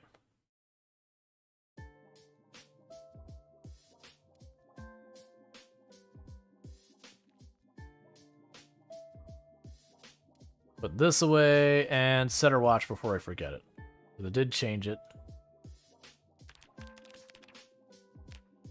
Okay, now with all that said, it is about that time, chat. I usually go from 5 p.m. EDT, well 5 p.m. EST, till about 4 a.m. We're a little after 4. So what's going to end up happening here is we're going to go find someone for us to raid and all that good stuff. But thank you so much for tuning in. If you haven't already followed the channel, make sure you don't forget to drop a follow on that channel, so that way you can find your way back here in the future. Now, before I go and I do that raid, I'm going to quickly shut down all the other stuff and go find who we're raiding. So for all those over there on TikTok, I hope you enjoyed the stream, and I do hope to see you again here in the future at 5 p.m. or sorry, 7 p.m. EST tomorrow. It's moving from 5 to 7 p.m. EST since Tomb's work schedule has changed coming tomorrow. So, you know, catch you later, TikTok. For all of you over there in YouTube land who are going to watch this later, don't forget to like and subscribe and do all that stuff. And then it's just here on Twitch, and